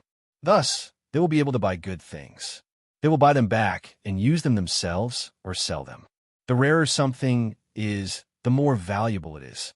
Since they can't buy things from the Great Tang with their own currency, the value of the Great Tang's goods will increase over there.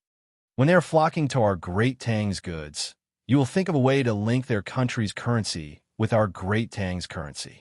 Thus, Xiaobao doesn't have to endure the countless ways to earn money in his heart that can't be used on the citizens of the great Tang. He can use them to his heart's content in other countries, right? Li Longji continued Gao Lisher's words and asked. Zhang Xiaobao hadn't finished eating yet. He was taking a bite when no one was talking to him. Wang Wan said for him, "Yes, when the time comes, you will see the real Zhang Xiaobao." Xiaobao has been enduring for a long time. For an ideal, for a promise to me, he has been suppressing his abilities. Chapter 1019. I've already seen what Xiaobao did to Xinluo. I reckon that Japan won't be able to withstand it for too long. This is the power of the economy. Wu Huifei became more and more fascinated by this. This is the strength of the entire Great Tang. Without the support of the military, if I play tricks, they'll just attack me. With the support of martial arts, I can use trade to deal with people. Not even a few smart people in the other countries can stop me. Because their rulers are afraid of losing their power and status, they can only let others cut off their flesh piece by piece, sacrificing the interests of the people to slow down their own downfall. It is like drinking poison to quench thirst. After Zhang Xiaobao said this, he pulled Wang Wan up and found a relatively quiet corner to continue discussing disaster relief. The messengers from the family came and went, passing orders to the places around Tufan, where the Zhang Xiaobao and Wang family had business dealings. The great Tang generals were also resting. They gathered together to chat, but no one brought up the matter of the military examination, much less hinting at it. They couldn't afford to lose face. Therefore, they talked about how many chili peppers they could plant this spring, how many new wineries they should open when there was enough food, how many shooting ranges they should build in the northern and western suburbs of the capital, how many shooting ranges they should take time to compete with, and so on. Over at Tubo, the weather is constantly changing. Who knows when it will snow heavily? Otherwise, why would they always invade the border? Pei Guaning drank 2 mouthfuls of wine and felt comfortable. He narrowed his eyes and said. Zhang Shogui raised his bowl and took a sip, then let out a long sigh. There's also the area around Feng Province. It's raining everywhere else, but there's still ice there. In a single year, there might be dozens or even hundreds of hailstorms. It's just like how, when there's too much rain in the south, it's like a flood. Why not? Look at Fengzhou. In the past 2 years, there have been reports of problems with the grass used to feed cattle, sheep, horses, and other livestock. Every year, Sanshui County sends large amounts of flowers and plants to the capital, and it's always early winter. Why aren't there flowers and plants afraid of frost? Secretary Yuan Qian Yao's voice sounded. He was in charge of the 6 ministries and was seen as a civil servant by the generals. Recently, he had been extremely busy. At the beginning of spring, the local taxes were directly returned to the capital. Soon, he had to follow the documents submitted by the local government and verify them before transferring the money to the local government. There is also the distribution of seed from the Sanongsi to local areas for trial planting, as well as the proposals submitted by local officials with ideas, changes in the local development model, and so on. As the head of the secretariat, Yuan Qianyao was too busy. He found Zhang Zhong, Wang Bei, Jiang Tsun, 1 minister of works, 1 minister of revenue, and 1 minister of agriculture. As for the Ministry of Rights, the Ministry of Personnel, the Ministry of War, the Ministry of Justice, and the Supreme Court, there was no need for them at the moment. Just as he was in the middle of the discussion with the 3 of them, the intelligence agency of the Imperial Court sent over news that the snow in Tubo had caused all the roads to be sealed. There was no need to mention how depressed Yuan Qianyao was. He had finally managed to get Wang Bei and Zhang Zhong to sit together and discuss matters. In the end, they were interrupted. If Wang Bei's temper flared up again, the meeting would not be able to continue. Therefore, Yuan Qianyao had no choice but to rush to the hibiscus garden to discuss the matter of disaster relief. Zuzan and Princess Jinsheng returned to their parents' home. Something had happened in Tubo, so they had to pretend to be anxious. Wang Bei thought that he could use the Ministry of Revenue, so he also came over. Zhang Zhong missed his son and also came over. Seeing that the 3 of them had gone, Jiang Tsin naturally followed. The moment he walked in, he met a group of generals. Hearing Zhang Shougui's words, Yuan Qinyao, who prided himself on being a scholar, immediately refuted. Without waiting for Zhang Shougui to say anything, Wang Bei helped him and said, Sanshui County is different from other places. They have a perfect disaster prevention system. When a frost descends, they will light a fire in advance. The Yamen of Sanshui County will organize the manpower and fork out the money. The money they fork out is specially for disaster relief. The people there are very obedient. If they want to fork out the money, they will do it according to their actual situation. 1 copper coin for you, 5 copper coins for them. Some will fork out more, some will fork out less. They will only use it to prevent disasters. If it was the people of other places, if someone is willing to fork out the money, they will be worried that the Yamen will embezzle the money. Isn't that right, Lord Zhang? Who isn't afraid of your family there? This time, Zhang Zhong did not deny it. He nodded his head lightly and said, That's right. Sanshui County is my home. How can I allow problems to happen there? When the officials of Sanshui County do things, they have to think about the attitude of my family. They have to think about whether the people approve of them. They have to think about whether they are worthy of their official robes. Lord Zhang is right. For example, in my hometown, I will send seeds to them. It doesn't matter if they say that I am abusing my power for personal gain or that I don't forget my hometown. I will still do it. If the local officials don't do their jobs well, I will also take care of them. Jiang Tsin was biased toward Zhang Zhong and agreed with him. Wang Bei did not say anything. They were saying that he was not capable enough and did not take care of his family well. Zhang Shougui was unhappy with Yuan Qinyao's words just a moment ago. Now, he smiled at Zhang Zhong and said, I didn't finish my words just now. A natural disaster cannot be stopped by humans. It also depends on who it is. If it was Lord Zhang, he might not be able to stop the natural disaster, but he could try his best to protect the people. Lord Zhang, has the Ministry of Works produced anything new recently? The other generals also smiled kindly at Zhang Zhong. They placed Zhang Zhong on the side of military officials and not civil officials. This was all due to the functions of the Ministry of Works and Wang Wan and Zhang Xiaobao. The generals did not treat Zhang Xiaobao as a civil official. Although he was in charge of the economy, he was very aggressive towards external affairs. When the Ministry of Works produced something new, they would definitely consider military applications first. In addition, Wang Wan was in charge of the teaching of the military academy. Thus, they had to show the appropriate closeness. Wang Bei's face became gloomy. His kindness was not rewarded. Zhang Zhong did not care about what Wang Bei was thinking. He thought for a moment and nodded. Yes, recently, they have been researching a weapon that can be used to fight hailstorms. Hailstorms. When Zhang Zhong said this, even Wang Bei forgot to be angry.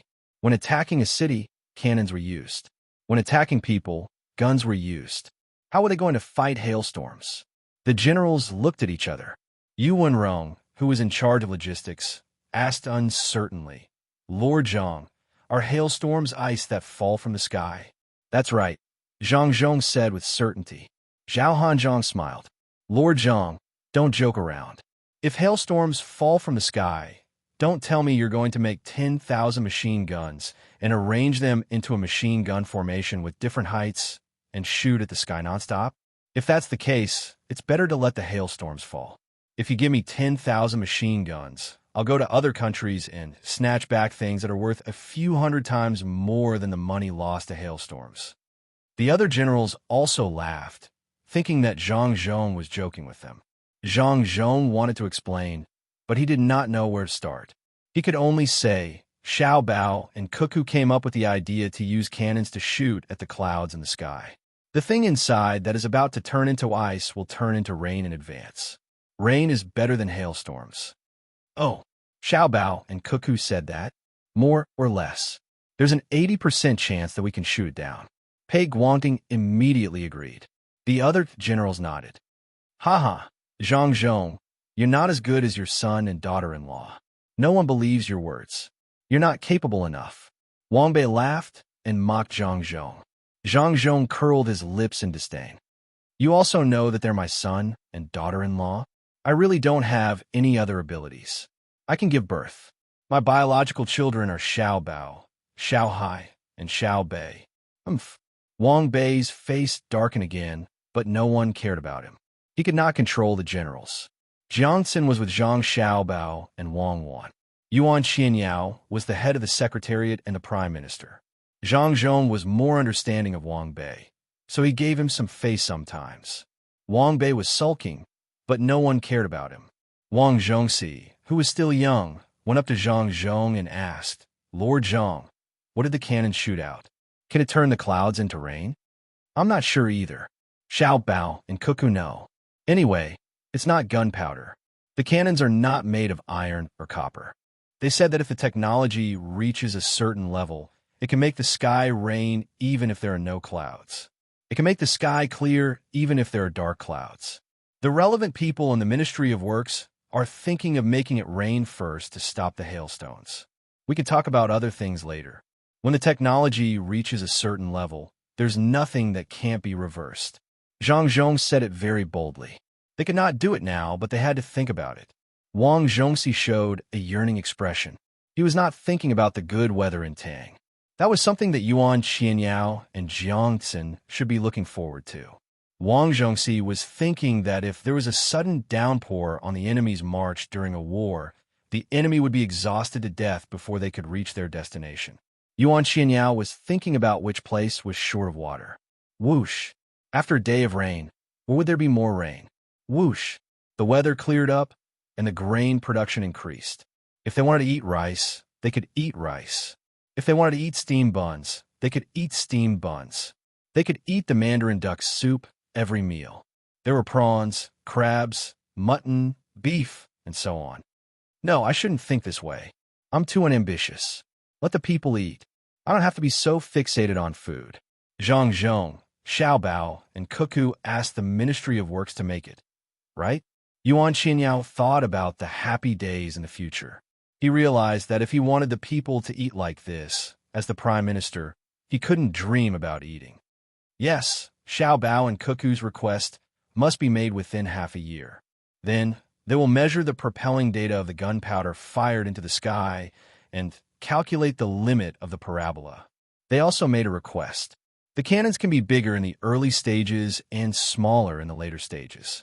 The firing speed must be fast, and the gun barrel must be able to withstand the temperature and friction. No matter if it is air-cooled or water-cooled, the cannons must be able to withstand 2 minutes of continuous firing. In order to achieve the effect of a machine gun, they named it autocannon. It will be useful after more than a year. If they can't figure it out, it might cause the Tang Empire to lose many outstanding men. Zhang Zhong knew that those who could be selected for the martial arts competition were loyal. Therefore, he explained it to Yuan Xianyao in detail. As Wang Ke listened, his eyes widened. When Zhang Zhong finished, he leaned over and whispered, "Zhang Zhong, do your son and daughter-in-law want to make it into anti-air weapons? I know that there are many man-eating eagles. They're worried about losing their air superiority. With the autocannon, they can cooperate with the victory of the Tang Empire and destroy all of the enemy's victory. If the hot air balloon can take off, a portion of the autocannon with relatively smaller power can even directly attack the enemy in the air." At this moment, Wang Ku, who was also a high-ranking official and knew that Zhang Xiaobao and Wang Wan wanted to use military force against Doshi, temporarily put aside his feelings towards Zhang Xiaobao and Wang Ku to analyze the situation. Chapter 10:20. Maybe so. Zhang Zhong didn't know what his son and daughter-in-law were planning. He casually responded to Wang Ku and looked around for his son. It had been a long time since they last saw each other. Strangely enough, both the young and the old were not around, and the old one was always looking for a group of idle old men and old women in the capital to find a place to play chess, drink tea, or play gay ball. It was right beside the canal in the capital. There was a greenhouse in the winter and a pavilion in the summer. When it was slightly cold in the spring and autumn, they had to use a cloth curtain to cover half of the area. They didn't dare to say it and had to arrange for people to protect them. They also had to provide them with various entertainment tools and food expenses. The old men and women who came along to play were all very happy. The group grew bigger and bigger. Some of the wealthier families wanted to fork out some money, but the four elders in his family wouldn't let them. The things that they took out were all good things. After all, they had good grandchildren. When he returned home, other than his in-laws, he was the only one left.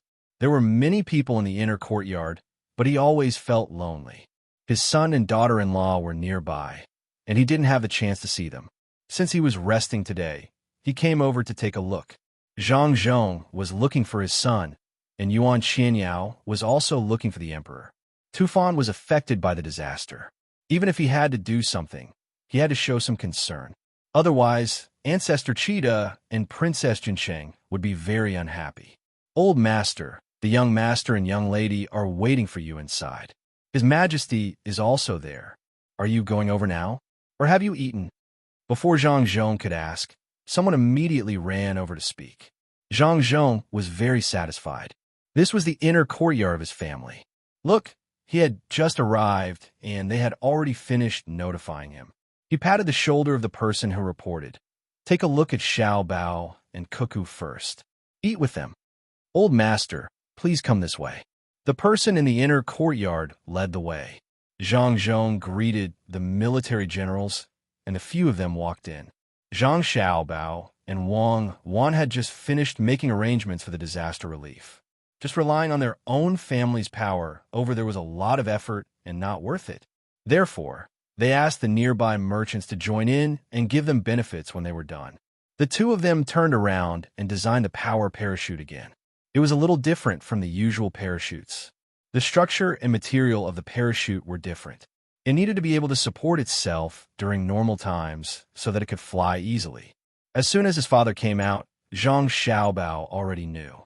He immediately sent someone to wait for him. By the time Zhang Zhong entered the house, Zhang Xiaobao had already spread out the pancakes on the pancake rack. Four important officials came over and spread out the pancakes for 4 people. Wang Bei also brought a portion for himself. Political differences could not be brought to the scene, as it would appear too stingy. Wang Wan did not believe Zhang Xiaobao's explanation at all. You're not stingy. You stopped their supply. Oh, it was your younger brother and sister who stopped it, but you still supported them. You even schemed against them. In the end, a group of people who were against the family paying for the imperial court to do things had no choice but to pay for a business under the Ministry of Works to shut their mouths. Fragrant. The things made by the young master of the Zhang family are fragrant. As soon as they entered, Jiangxin took a sniff. When she saw that it was Zhang Xiaobao who was busy, she praised. Wang Wan quickly took a pancake and placed it in front of Jiangxin. Xiaobao only has this much ability. Official Jiang, try it. Then, she gave pancakes to Wang Bei and Yuan Qianyao. Finally, she gave pancakes to Zhang Zhong.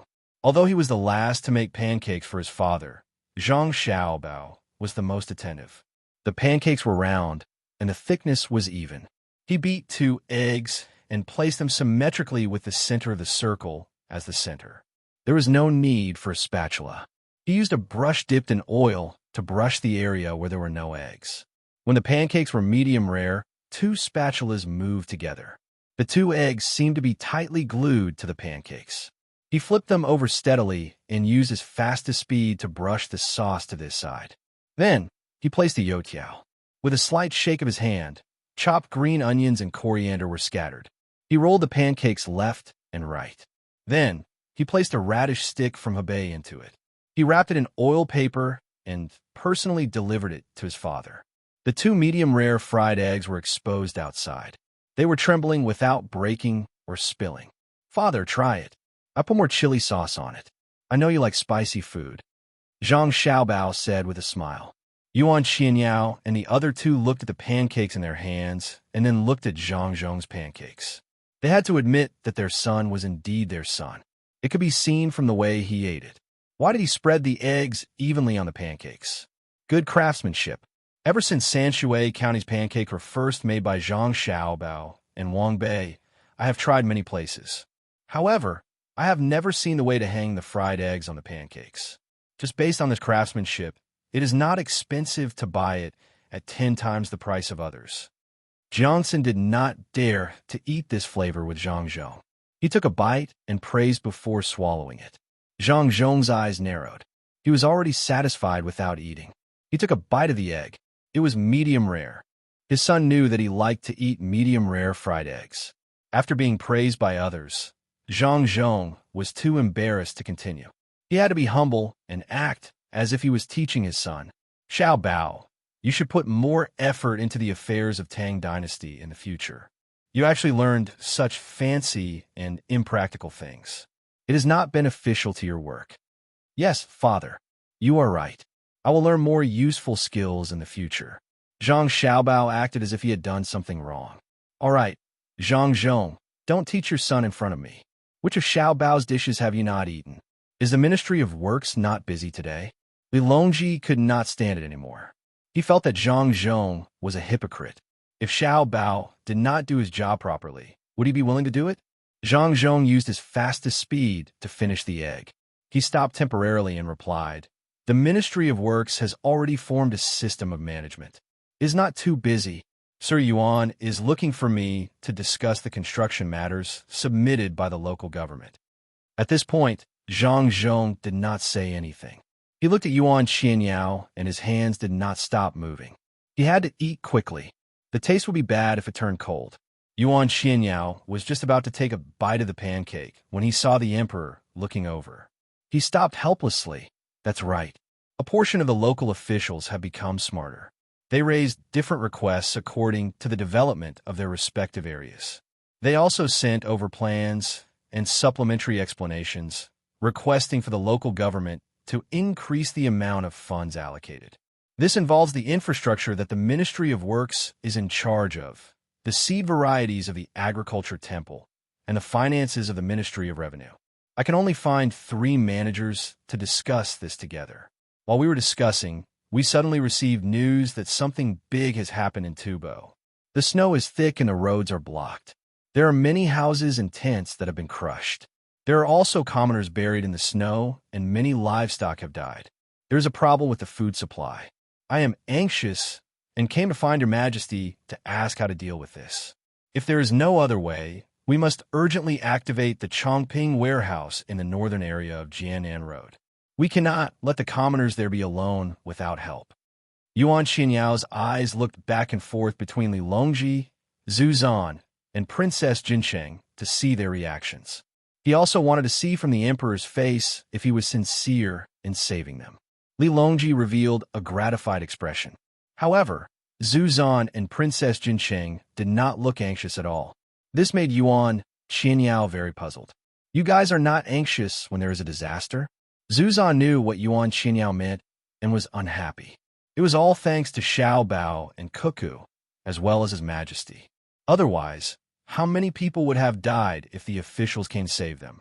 Li Longji looked at Zhang Xiaobao and said to Yuan Qianyao, "We already know about this matter.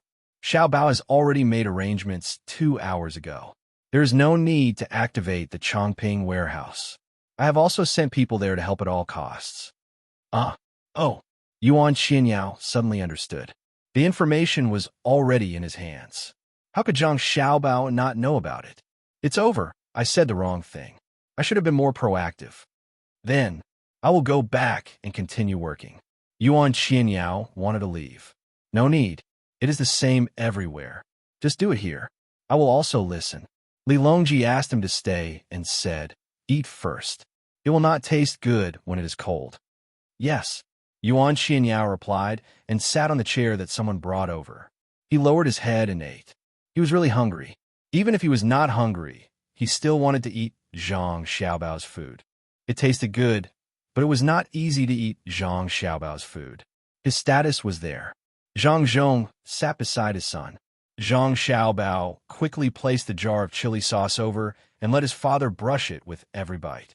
Zhang Zhong was not like other people who ate Zhang Xiaobao's food. He felt that it was right for his son to cook for his father. It was very convenient.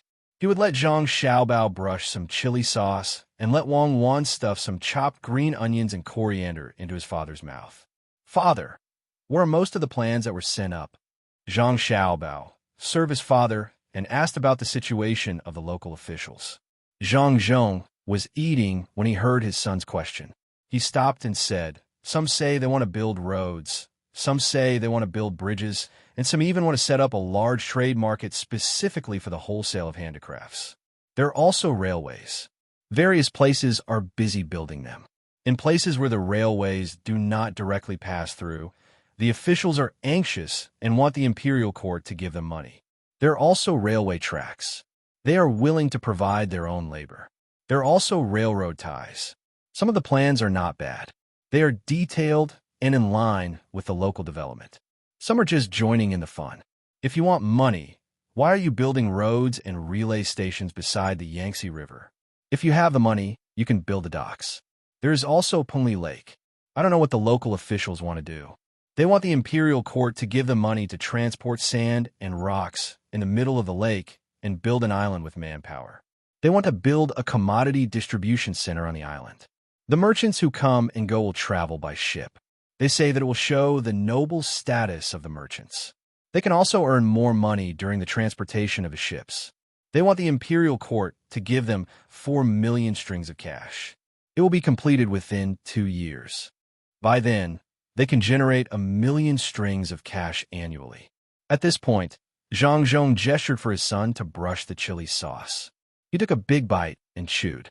He continued, "If they tell others about this plan, others might agree.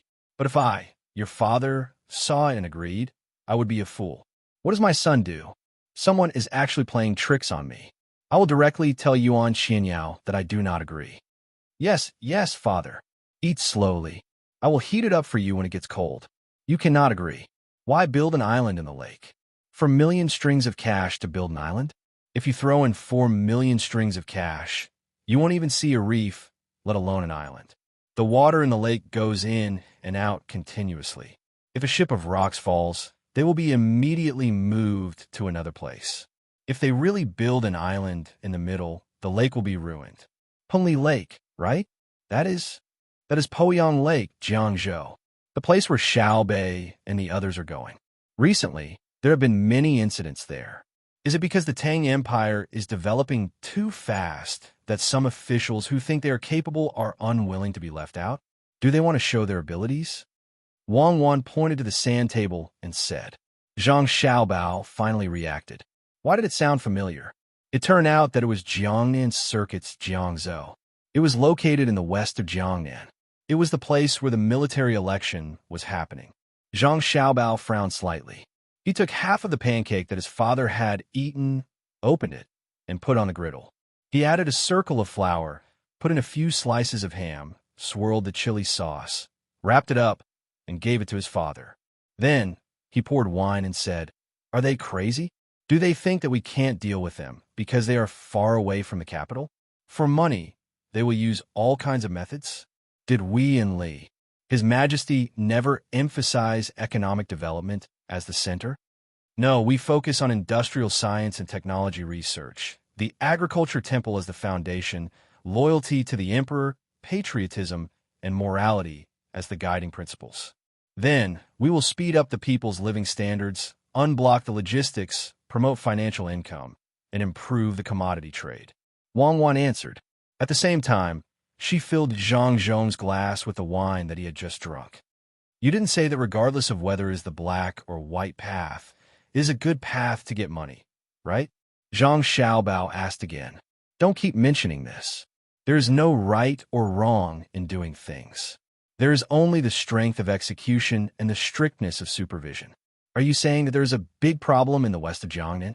Someone has started the Great Leap Forward, and it is a great leap forward without any scientific theory to support it?"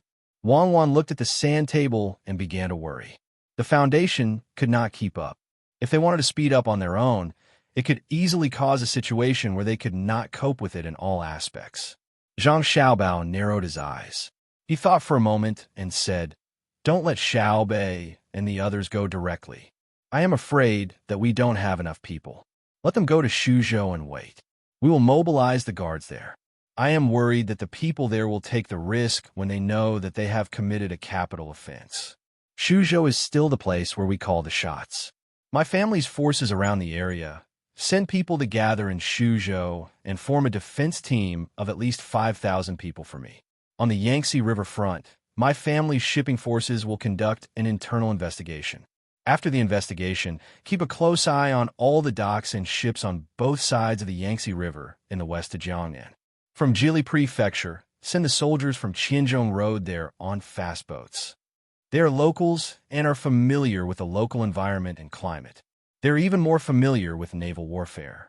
Protect Xiaobei and the others well. I'll let Xiaobei and the others go there to play, not to take risks. What is going on there? Investigate. Mobilize all our local intelligence systems. Okay, arrange it immediately. I hope it is not a foreign force causing trouble. We don't have to deal with them in the plan. If other countries are really involved, we can't go there. We can only let other generals go. We have to speed up the progress of the military election. It is not enough to just defend. We have to eat the enemy's vanguard. Wang Wan found the people in the family and arranged things. Zhang Zhong was no longer in the mood to eat. He drank 2 more cups in a row. He held the pancake pan with a slightly smoky face and asked worriedly, Xiao Bao, Cuckoo, are you afraid that Xiao Bei and the others are in danger? Can't you not go? Father, we cannot go. If it is really like what Cuckoo and I think, if we don't go, they will be more arrogant.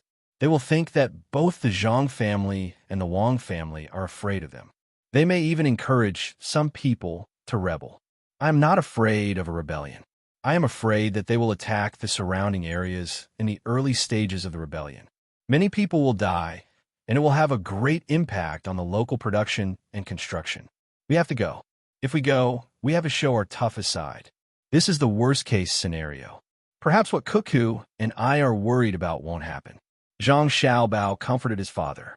He got up and cut a few more slices of ham. Then, he put on the pancake pan to make teppanyaki. He pressed the garlic and sprinkled the vinegar. The aroma immediately wafted up. Father, try this. It is authentic and good ham. Zhang Xiaobao diverted his father's attention so that he would not worry. Zhang Zhong drank another glass of wine and sighed. Okay, let's eat. Let Xiaobei and the others send a message back every half a day. If they think that someone will cause harm to them, arrest them first. Let the arrested person explain. If they can't explain clearly, bring them back. This ham tastes really good. It's just that it is not easy to make. It takes too long to make. Ordinary people can't eat it. Xiao Bao Cuckoo, don't worry. They won't rebel. When the people's lives are better, who will rebel? Zhang Zhong, in turn, comforted his son and daughter-in-law. Zhang Xiaobao and Wang Wan nodded at the same time. She refilled her father-in-law's glass. In order to change the topic, Wang Wan said to Zhang Xiaobao, Xiaobao, do you think we should make some ham sausages? That depends on what's inside. If there's only normal seasoning and the outside of the sausage, then the inside is filled with ham and a small amount of starch. Add more salt, and it's fine to make it. If there's all kinds of glue, it's fine to not make it. I hate to eat some ham sausages the most. They don't even have the sausage skin, so they use other things to replace it. According to the amount of sausages, we have to weigh them and calculate the cost. It's not even as expensive as normal meat. Is that for people to eat? I don't even eat dogs of good breeds. It's fried or roasted. It's disgusting to smell. For people like me who don't have a good appetite, I vomit every time I eat it. Zhang Xiaobao began to feel uncomfortable as he spoke. The taste in his memory was unforgettable. Wang Wan nodded. I don't eat it either. Let's make it according to the instant noodles in our inner courtyard. Use enough ingredients. Whoever dares to cheat will be dealt with first and be charged with endangering public safety. Is that okay? How can there be such a crime now? It's better to say that it's premeditated murder. Zhang Xiaobao laughed. Zhang Zhong didn't understand what the two of them were talking about. The only thing he understood was the sausage. He took a sip of wine and said, That's because the two of you didn't exist. When I was young, my family was poor. Unlike your mother, they weren't ordinary. When I was young, my family bought some meat back. If the price was cheap, they would buy pig intestines. At that time, we didn't come up with so many ways to make sausage like you. Most people didn't eat it because it was too smelly. No matter how you washed it, it would still smell. Our family had to eat it. We were poor, so we saved all our money. When I grew up, I went to Beijing and met your mother. Your mother brought things to our house. That's how we pooled our money together and made zhuangzi. Otherwise, Why would I be afraid of your mother? Your mother's talent is not inferior to your father's. She comes from a good family. I'm satisfied that she can live with your father, not to mention that there's still the two of you. Zhang Zhong began to teach his son and daughter-in-law a lesson about remembering the bitterness and thinking of the sweetness. Zhang Xiaobao and Wang Wan couldn't help but tremble. Although they had never heard their father talk about it before, the two of them had experienced many things. Wang Wan understood very well. She always listened and understood Zhang Xiaobao even more. In the past, no matter how bitter her father-in-law and her family were, could it be more bitter than Xiaobao? However, Xiaobao never changed his love for his children until the last moment of his life. Therefore, Wang Wan really wanted to tell her father-in-law about Xiaobao's past. It was a magnificent scene that couldn't be described as the ups and downs of a sea of people. However, she couldn't say it out loud. She could only patiently listen with Xiaobao. Zhang Zhong wasn't clear about his son and daughter-in-law's past. He only knew that the two children were little immortals who were bestowed by the heavens to their two families. Counting up from the family tree, there were 8 generations. They had to do countless good deeds. Therefore, he was still immersed in his memories. At that time, to be honest, Xiaobao, don't be unhappy. You're capable, and the food you make is delicious. However, the best food I've ever eaten wasn't made by you. When I was 7 years old, my mother made me a rice sausage during the New Year. She washed the intestines clean and filled it with rice and rice soup. There were also pieces of oil, which was the leftovers after refining the lard. She added some salt. After it was done, it was usually steamed. However, my father said that it wasn't easy for a child to eat it once. He used wood shavings to smoke it until the intestine was cooked. Even now, I still remember the taste. It was so fragrant. I asked my mother to cut it into thin slices. One slice could be eaten for half a day. After taking a bite, I kept chewing it in my mouth. Therefore, you've also realized that I made this kind of food for you every year. No matter how much seasoning Xiaobao made, I didn't use it. When I first found out that the food you made was delicious, I was worried that you wouldn't want to eat the intestines I made. Later on, when I saw that you enjoyed it so much, I was still very puzzled. When you were a year older, through my observation of the food you eat, I learned that sometimes you have high requirements for the food you eat. Sometimes you want the best. Sometimes you have very low requirements. You too can eat a complete bowl of corn and a little salted vegetables. Pour the wine. Zhang Zhong drank the wine as he spoke. He pushed the cup forward. Wang Wan immediately filled it up. She also poured a cup for Zhang Xiaobao and gave him a look. Zhang Xiaobao understood that Wang Wan wanted him to drink with his father. Even if he drank too much, he wanted his father to relax. As for his father's words, he would pick the good ones to remember and forget the bad ones. Since they were drinking wine, he didn't stop them. He raised his cup and said, "Father, Cuckoo and I have already enjoyed wealth. You see what Cuckoo and I make. No matter what ingredients we bring, we know the best way to cook them. But we also know the meaning of life. Just like the rice intestines you mentioned just now, it's delicious because it was made by my grandmother. It contains more than just taste. In this world, no matter how good the chef's skills are, even I can't make the taste of breast milk. Cuckoo, and I don't care about suffering. At least it's better than starving." When you mentioned it today, I suddenly had an idea. Shouldn't we make something that makes people reminisce? It doesn't need to taste good, it just needs to be done with the heart. In some people's eyes, the most vulgar and vulgar things are the real elegance. I always feel that the pronunciation of the local accent is more intimate than the pronunciation of the Chinese character in Chinese. Although Cuckoo and I know many languages, we usually speak the dialect of Sanshui County. Good boy, good boy. Good son, do it. That's right, do it. Father supports you. Go and do it.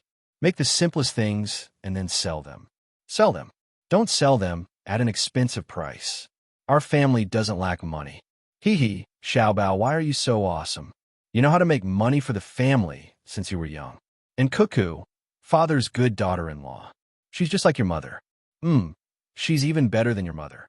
Your mother is indeed from a big family. Cuckoo, Father, doesn't look so noble.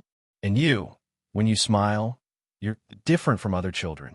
Other children smile foolishly, but you're that kind of, what was it again? Zhang Zhong drank a little too much, so the smile on his face was also more. Smile, Zhang Xiaobao reminded. Yes, smile. Cheers. Cuckoo, pour the wine. Zhang Zhong ordered Wang Wan without holding back. Others might be afraid of Demoness Cuckoo, but he wasn't. In his eyes, Wang Wan was still that little brat. Wang Wan liked this the most. She immediately filled the wine and glared at Jiang Tsin, who came over and asked, Lord Jiang, is there something you need? Jiang Tsin also drank a lot of wine, and it was white wine. He drank it with Ancestor Qida.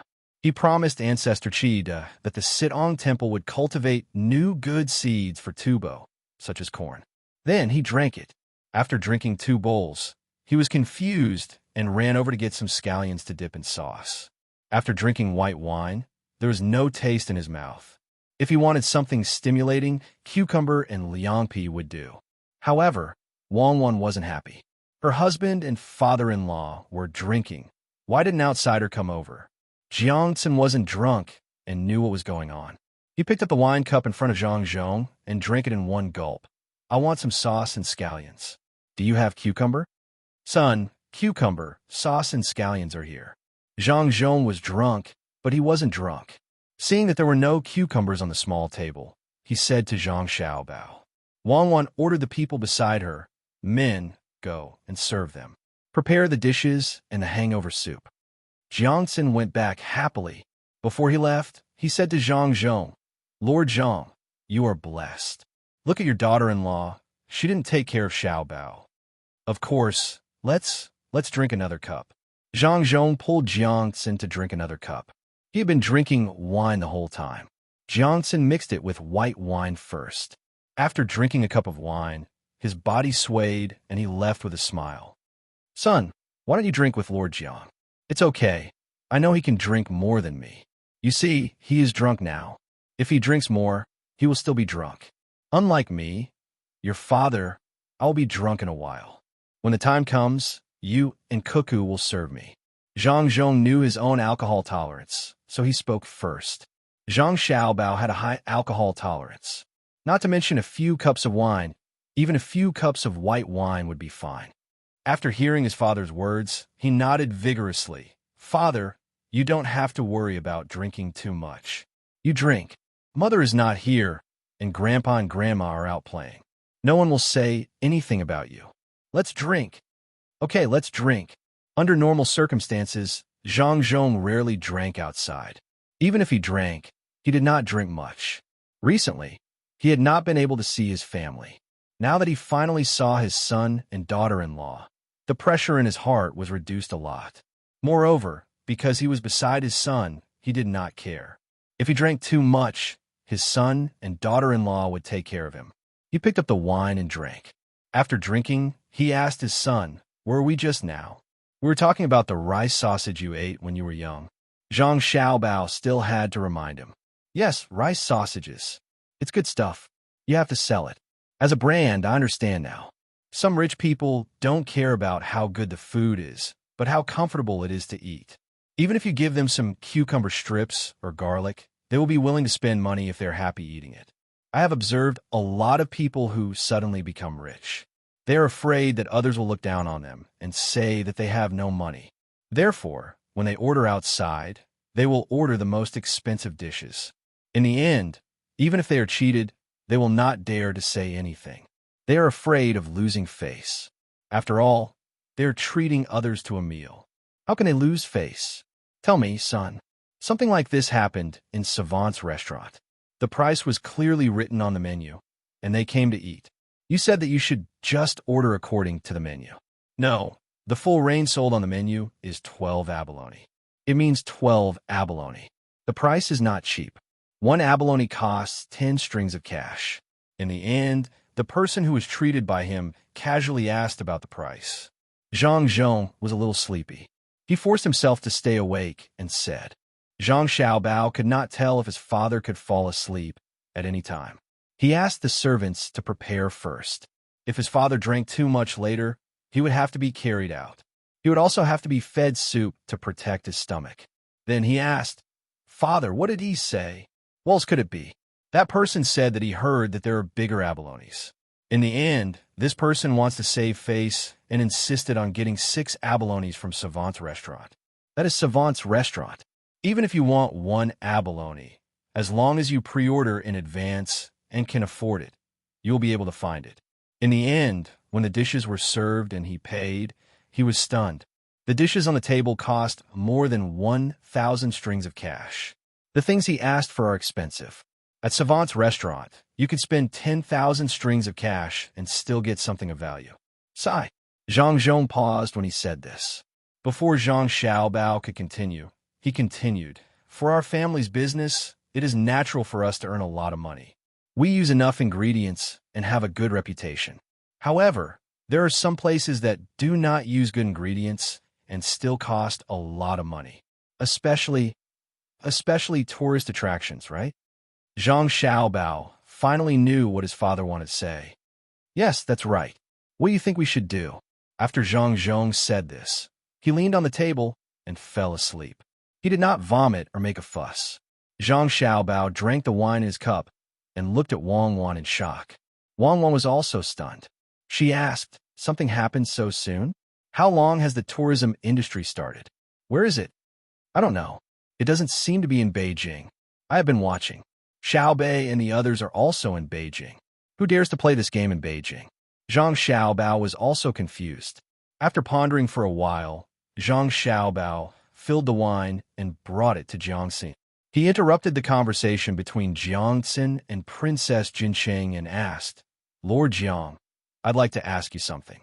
Do you know which part of the Great Tang is the worst place to travel? Is it the place where people get cheated?" Jiangxin was still bragging about the seeds of the Sanong Sea and was very unhappy to be interrupted. He turned his head and saw that it was Zhang Xiaobao. He became sober again. He rubbed his face vigorously with his hands and said, "Yes, there really is. The people sent by the Sea Agriculture Temple to that place replied to me. They said that Jiangzhou was originally very close to Shuzhou, and there was also an iron chain bridge that you guys built there. Then they collected money. There were all kinds of ways to collect money. Crossing the bridge required money. Getting off the bridge required people to pull the cart. If you did not take the cart, you were not allowed to take that road. The other roads were very difficult to travel. If you took the cart, it would be expensive. Your family also wants to open a tourism place there? No, your family has a place in Shuzhou. If your family opens a business there, it will be difficult for others to do it." Johnson was confused. After talking to Zhang Xiaobao, he raised his cup to Zhu Zan, "Cheetah. Just now we were talking about the planting of corn, right? Now let's talk about potatoes. Potatoes are delicious. You can fry them or stew them. Even if you roast them, there's another benefit. Listen to me." Zhang Xiaobao was no longer in the mood to see how drunk Zhu Zan and Jiangxin were. He glanced at Li Longji, who was sitting next to him. Li Longji didn't seem to care who drank too much. His expression was indifferent, and he occasionally added a few words. Seeing Zhang Xiaobao looking over, he asked, "Xiaobao, have you found a problem?" "Yes, I want to know who is behind Jiangzhou. It gives me the feeling that everything is for money. This won't do. The local government seems to have been kidnapped by a force. You have to send an order to Xiao Bei and the others. That is to capture and kill people at will. Because there is someone there who is embezzling the revenue of Tang Dynasty through various means. It is just that the means are very subtle. Even I didn't discover it directly. If we don't control it, it will cause a lot of harm. This person is definitely not ordinary. He is much stronger than the people from Tibet and Japan." Zhang Xiaobao didn't care if this fee was high or that place was expensive.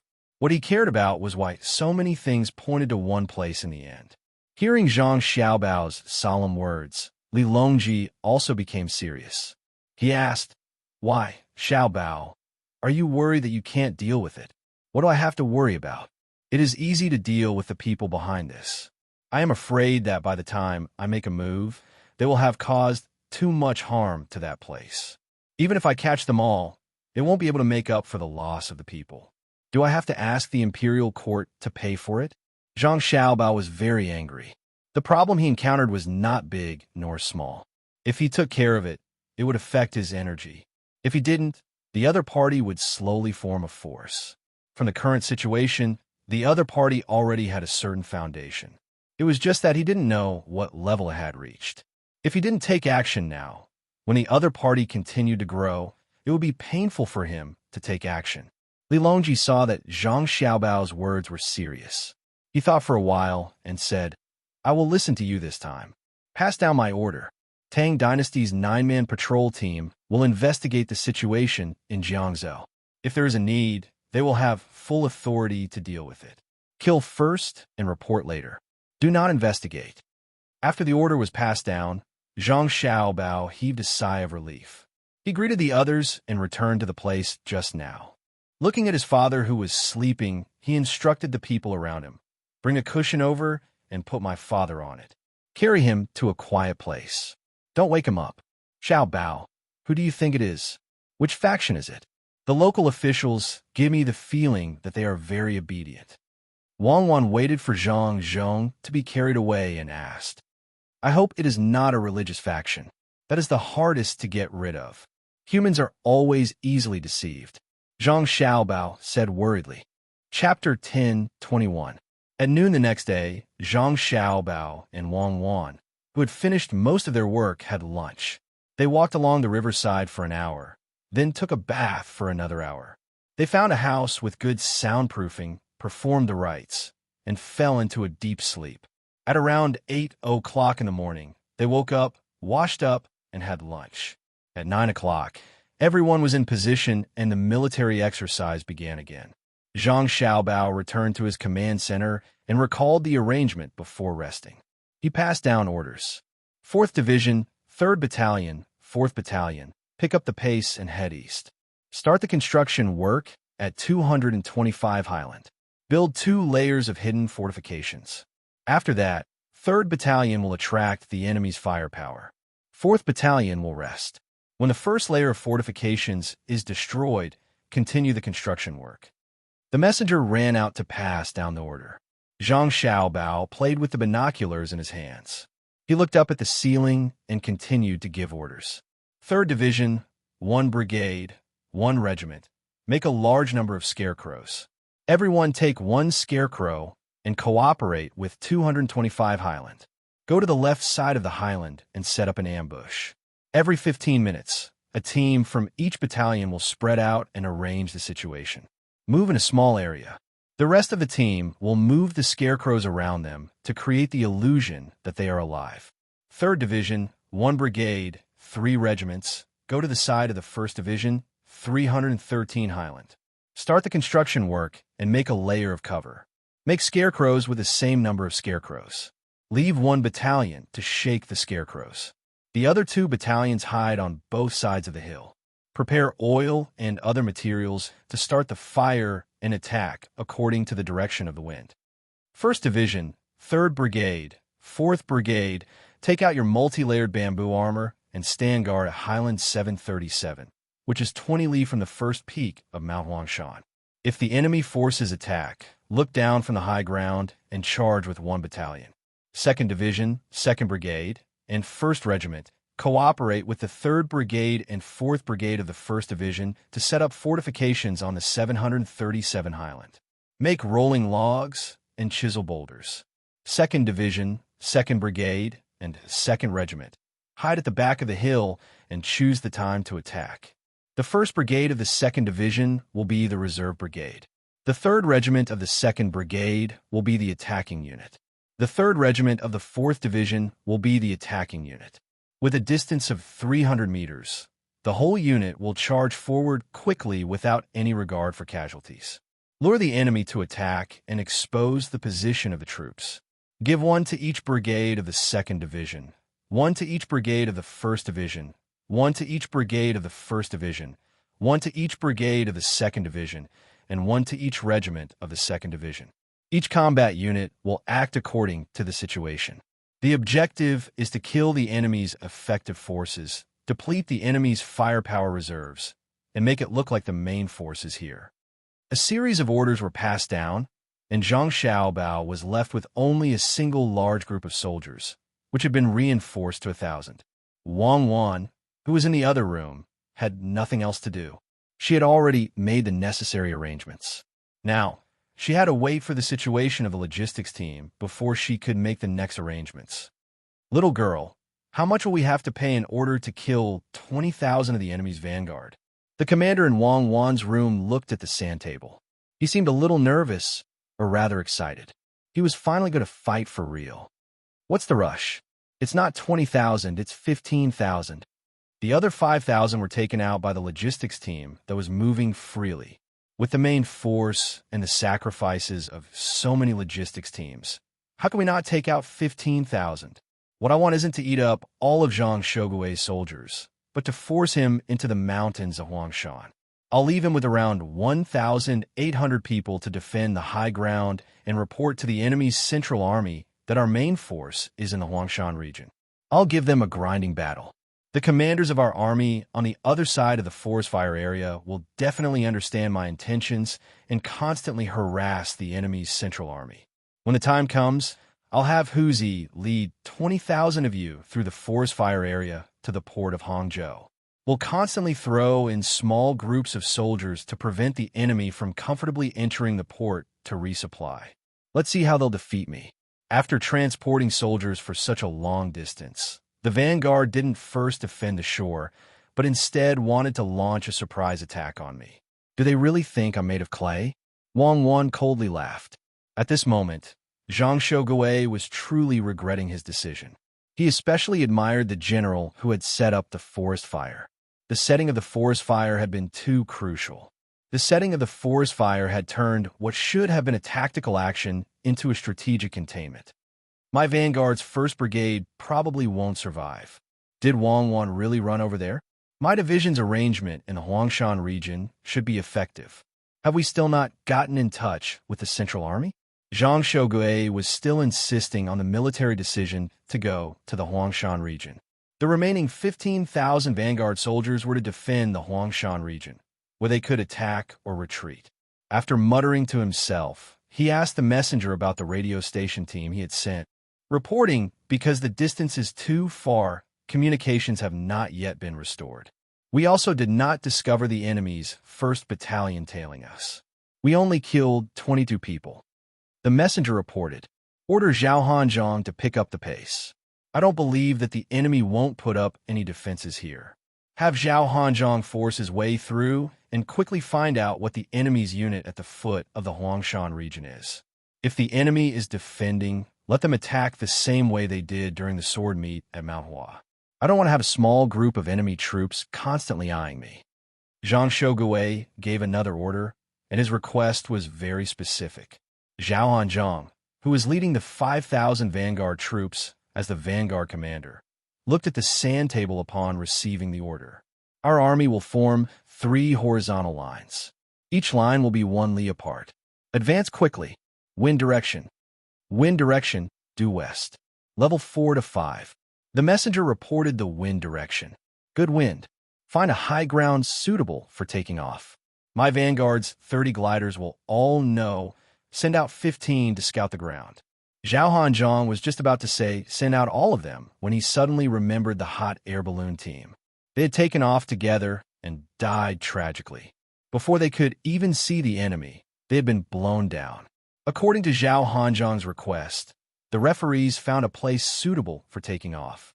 15 small models of gliders were set up. Half a day later, Zhao Hanzhong received news that the enemy troops had hidden themselves and occupied high ground. They had even thrown down a few grenades, killing more than 10 people. Report the enemy's depth and number of people. Zhao Hanzhong asked the messenger about the gliders controlled by 15 people. It was impossible for him to arrange for 15 people to actually take off, so he had to rely on the referees. Report, the enemy's number is unknown. Rough estimate is around 50,000. If our army takes a detour to Mount Huangshan, we can avoid the enemy's troops on high ground. If our army wants to take the shortest distance, we will face them head-on and form a siege. The messenger reported, how many?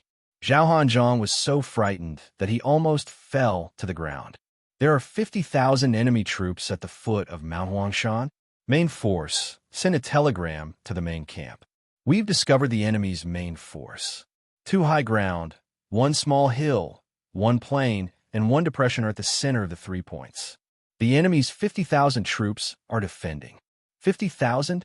Unless Wang Wan is an idiot, she wouldn't send 50,000 troops to 3 points.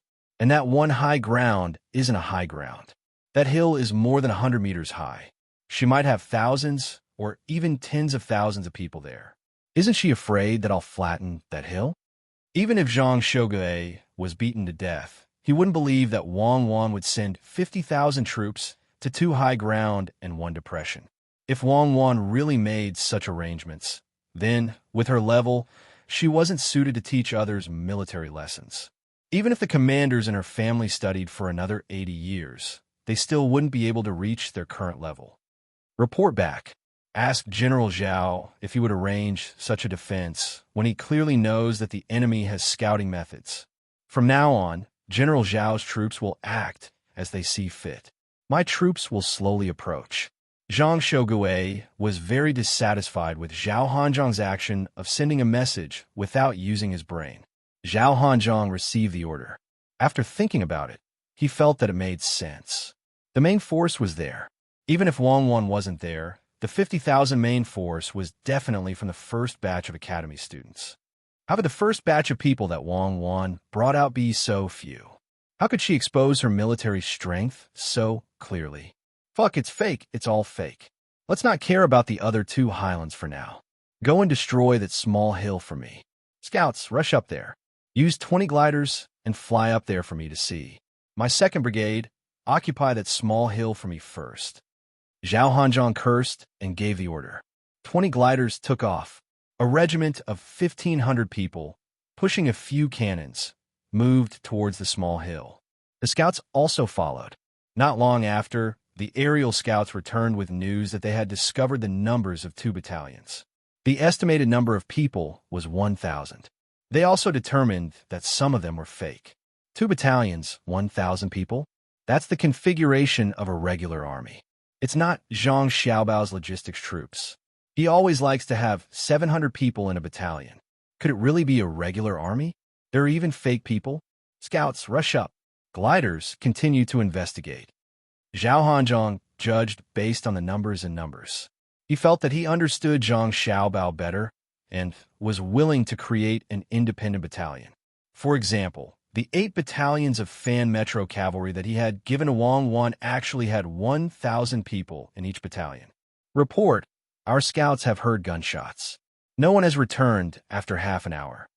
The messenger ran in and reported loudly. At the same time, he put a few models that represented smoke on the sand table.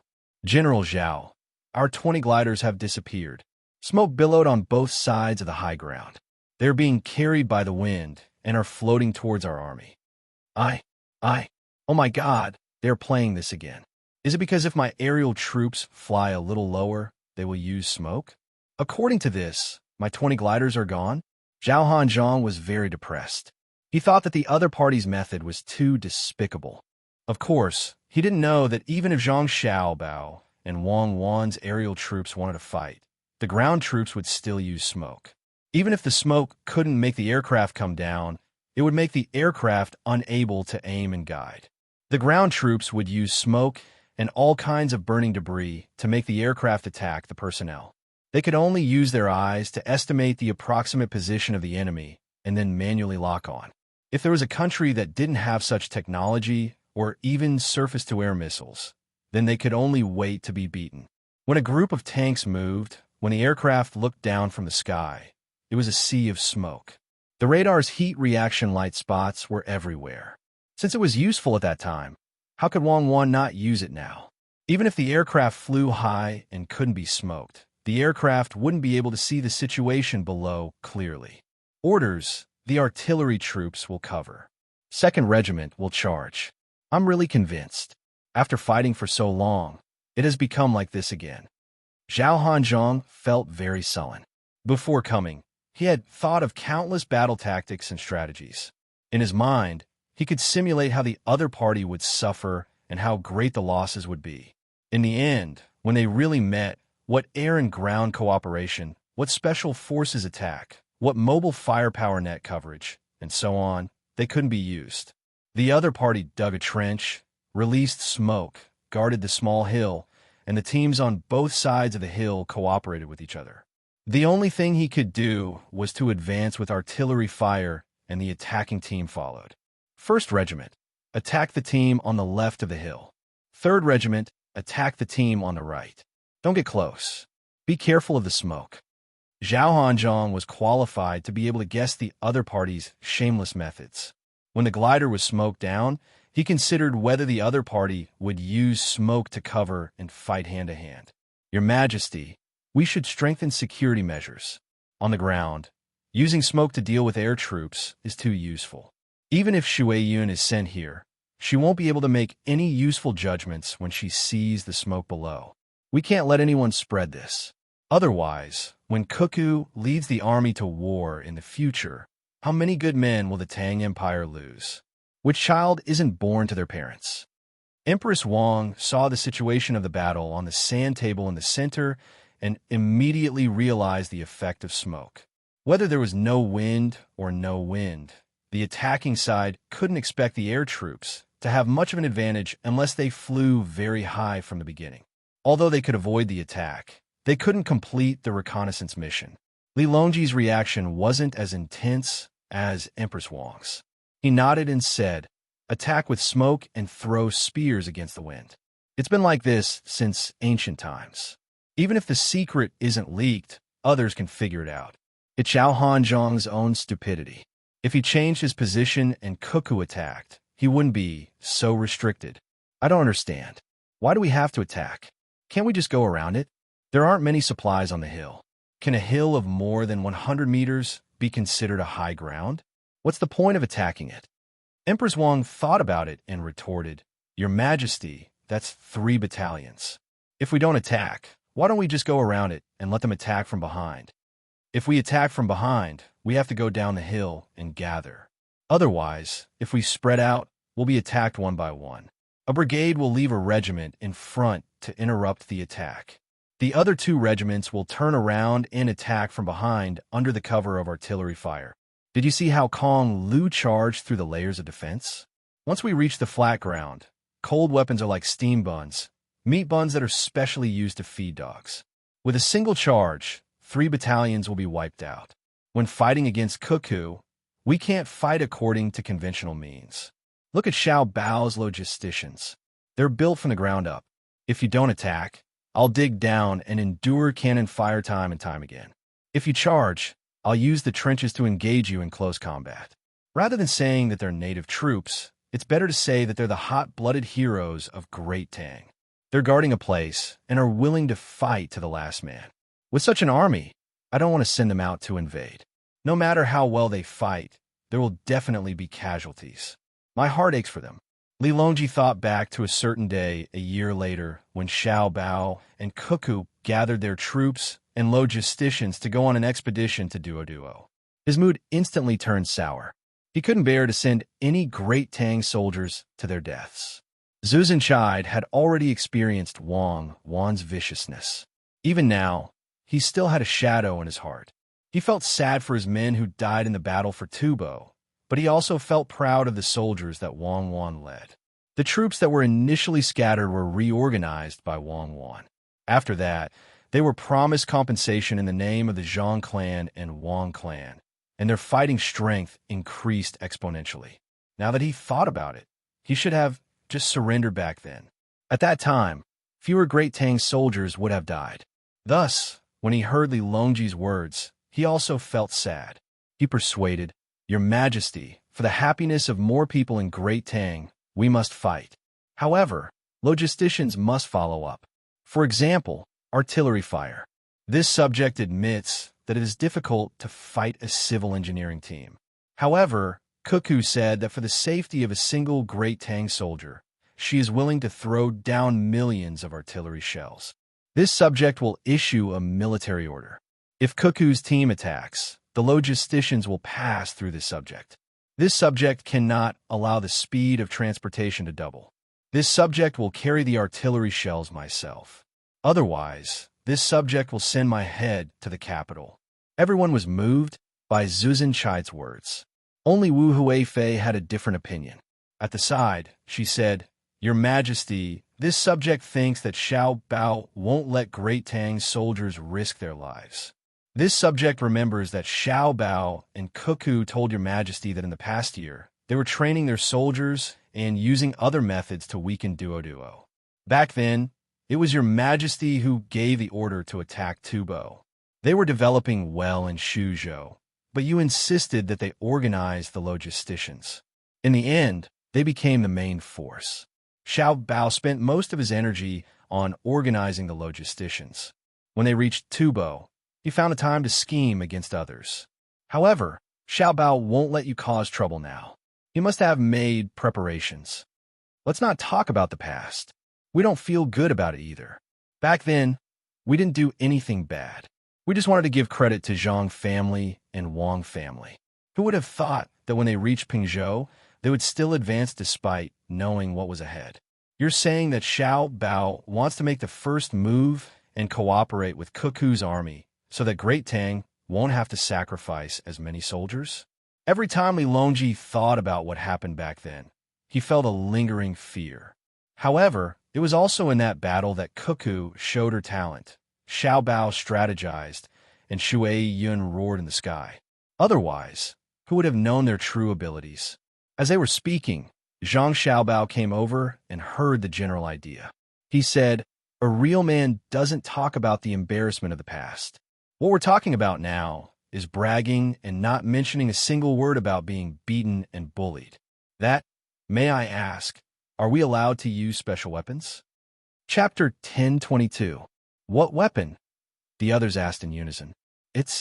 Many diseases are contagious and people die. The process from contagion to death is relatively long. For example, it might take a few months to a year and a half. We natives have specially sampled a group of people like this. We also have some insects with diseases on them. We'll use them on the battlefield. As Zhang Xiaobao spoke, Li Longji and the others shuddered from time to time. Before Zhang Xiaobao could finish, Li Longji interrupted him. "Xiaobao, it's too late for you to say this now. You didn't mention it in the beginning. I know your methods, and they're ruthless. However, the purpose of the military examination is to let the generals understand Tang's army. Your infectious diseases and poisonous insects won't be of any help to Tang. Whether our enemies use these methods or not, we need military doctors. The Medical Academy is also researching ways to cure various diseases. Didn't you say that our Medical Academy will be able to solve the diseases immediately if you bring them out? If that's the case, they won't be of much help to Tang's army. Tang can't raise a group of sick people to attack other countries." Empress Wang nodded. Wu Huifei's eyes lit up. She liked to play tricks. After listening to Zhang Xiaobao and the Emperor, she interjected. "Little treasure, are you saying that we can let the medical school's people advance with the army and capture other people for research? It's just like the medical team that Lu Zhou sent out to treat the people on the other islands. However, the medical personnel on the island didn't deliberately use poison. During the treatment process, they lacked protective measures. Even if it's a minor illness, they can still perform major surgery." Zhang Xiaobao nodded with a determined gaze. He knew how cruel it was to do it, but he still had to do it. "Is there a specific way to cure the injuries?" Cheetah asked. He wanted to say that it was against the harmony of heaven, but he changed his words in the end. Zhang Xiaobao understood what he meant. He replied, "Yes, it's against the harmony of heaven, but there's a way. There's not much difference between a doctor and an assassin. For example, Cuckoo and I, we feel that we've earned every extra day we live. We don't care about the heavenly punishment. Using others to study the laws and treatment methods of diseases can be used on the people of the Great Tang. I brought up this matter today so that your Majesty and the others can be mentally prepared. Many years later, you might be cursed incessantly. How can we care about what will happen many years later?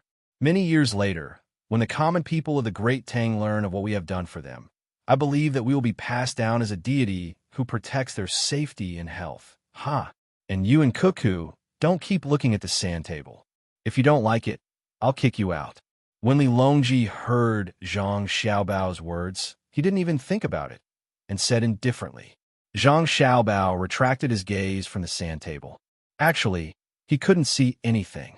The sand table was so big, and the model was so small. If he didn't get close, he could only see a pile of things. I didn't. It's just a habit. In truth, it's nothing much. In the future, when the Great Tang develops, well, we can just give the countries that were bullied some money, and many people will forget what happened back then. Compared to the Great Tang, they will realize that their lives are too poor. To be able to use the good products of the Great Tang, travel to the Great Tang, or even immigrate to the Great Tang, to them, this is the life of a deity. Give them some benefits and use the economy to plunder them. Let alone those people who have no direct relationship with them. Even those related to their ancestors, they will forget. Xiao Bao, don't get agitated. What's wrong with you? That time when you took the imperial examination, you vomited blood because of something. Doctor of medicine, come over here. When Li Longji heard Zhang Xiaobao's words, he realized that Zhang Xiaobao's face was even redder than before. When he heard the content of the conversation, he felt that Xiao Bao was feeling uncomfortable. Zhang Xiaobao hurriedly waved his hands. It's nothing. I can't vomit blood this time. I'll always vomit. Right now, Cuckoo and I are bullying others. Ha! Thank the heavens. This is why we have to do more things that go against the heavens. Actually, I just thought of something. Don't touch me. I already said that I'm fine. Zhang Xiaobao had many things that he couldn't tell others. The only person he could confide in was Wang Wan. After comforting himself, he recovered his emotions and shook off the doctor's hand that came over to take his pulse. The doctor was very dedicated. Even if he couldn't take Zhang Xiaobao's pulse, he didn't force him. He stared at Zhang Xiaobao, looking at his complexion and breathing rhythm. He didn't dare to be negligent. If something really happened to Zhang Xiaobao, the emperor wouldn't need to do anything. The emperor would just throw him out on the streets and say that he didn't do his best. In this short period of time, Wang Wan had already heard the news. She hurriedly ran over and looked at Zhang Xiaobao, asking, "Who provoked you again?" No one. They said that the military doctors follow the army to fight. In addition to treating their own people, they also used other people to study the virus. As they talked, I became happy and thought of a new weapon. Zhang Xiaobao reached out and pulled Wang Wan to sit on his lap as he explained. Wang Wan didn't break free. When she heard Zhang Xiaobao's words, she understood what the other party thought of. She followed up. You thought of a biological weapon? It's more difficult to collect poisonous gas than oxygen. It's not easy to take protective measures, but we can use incendiary bombs. Good idea. Let people study it as soon as possible. When we go to war, we can destroy all the trenches and bunkers.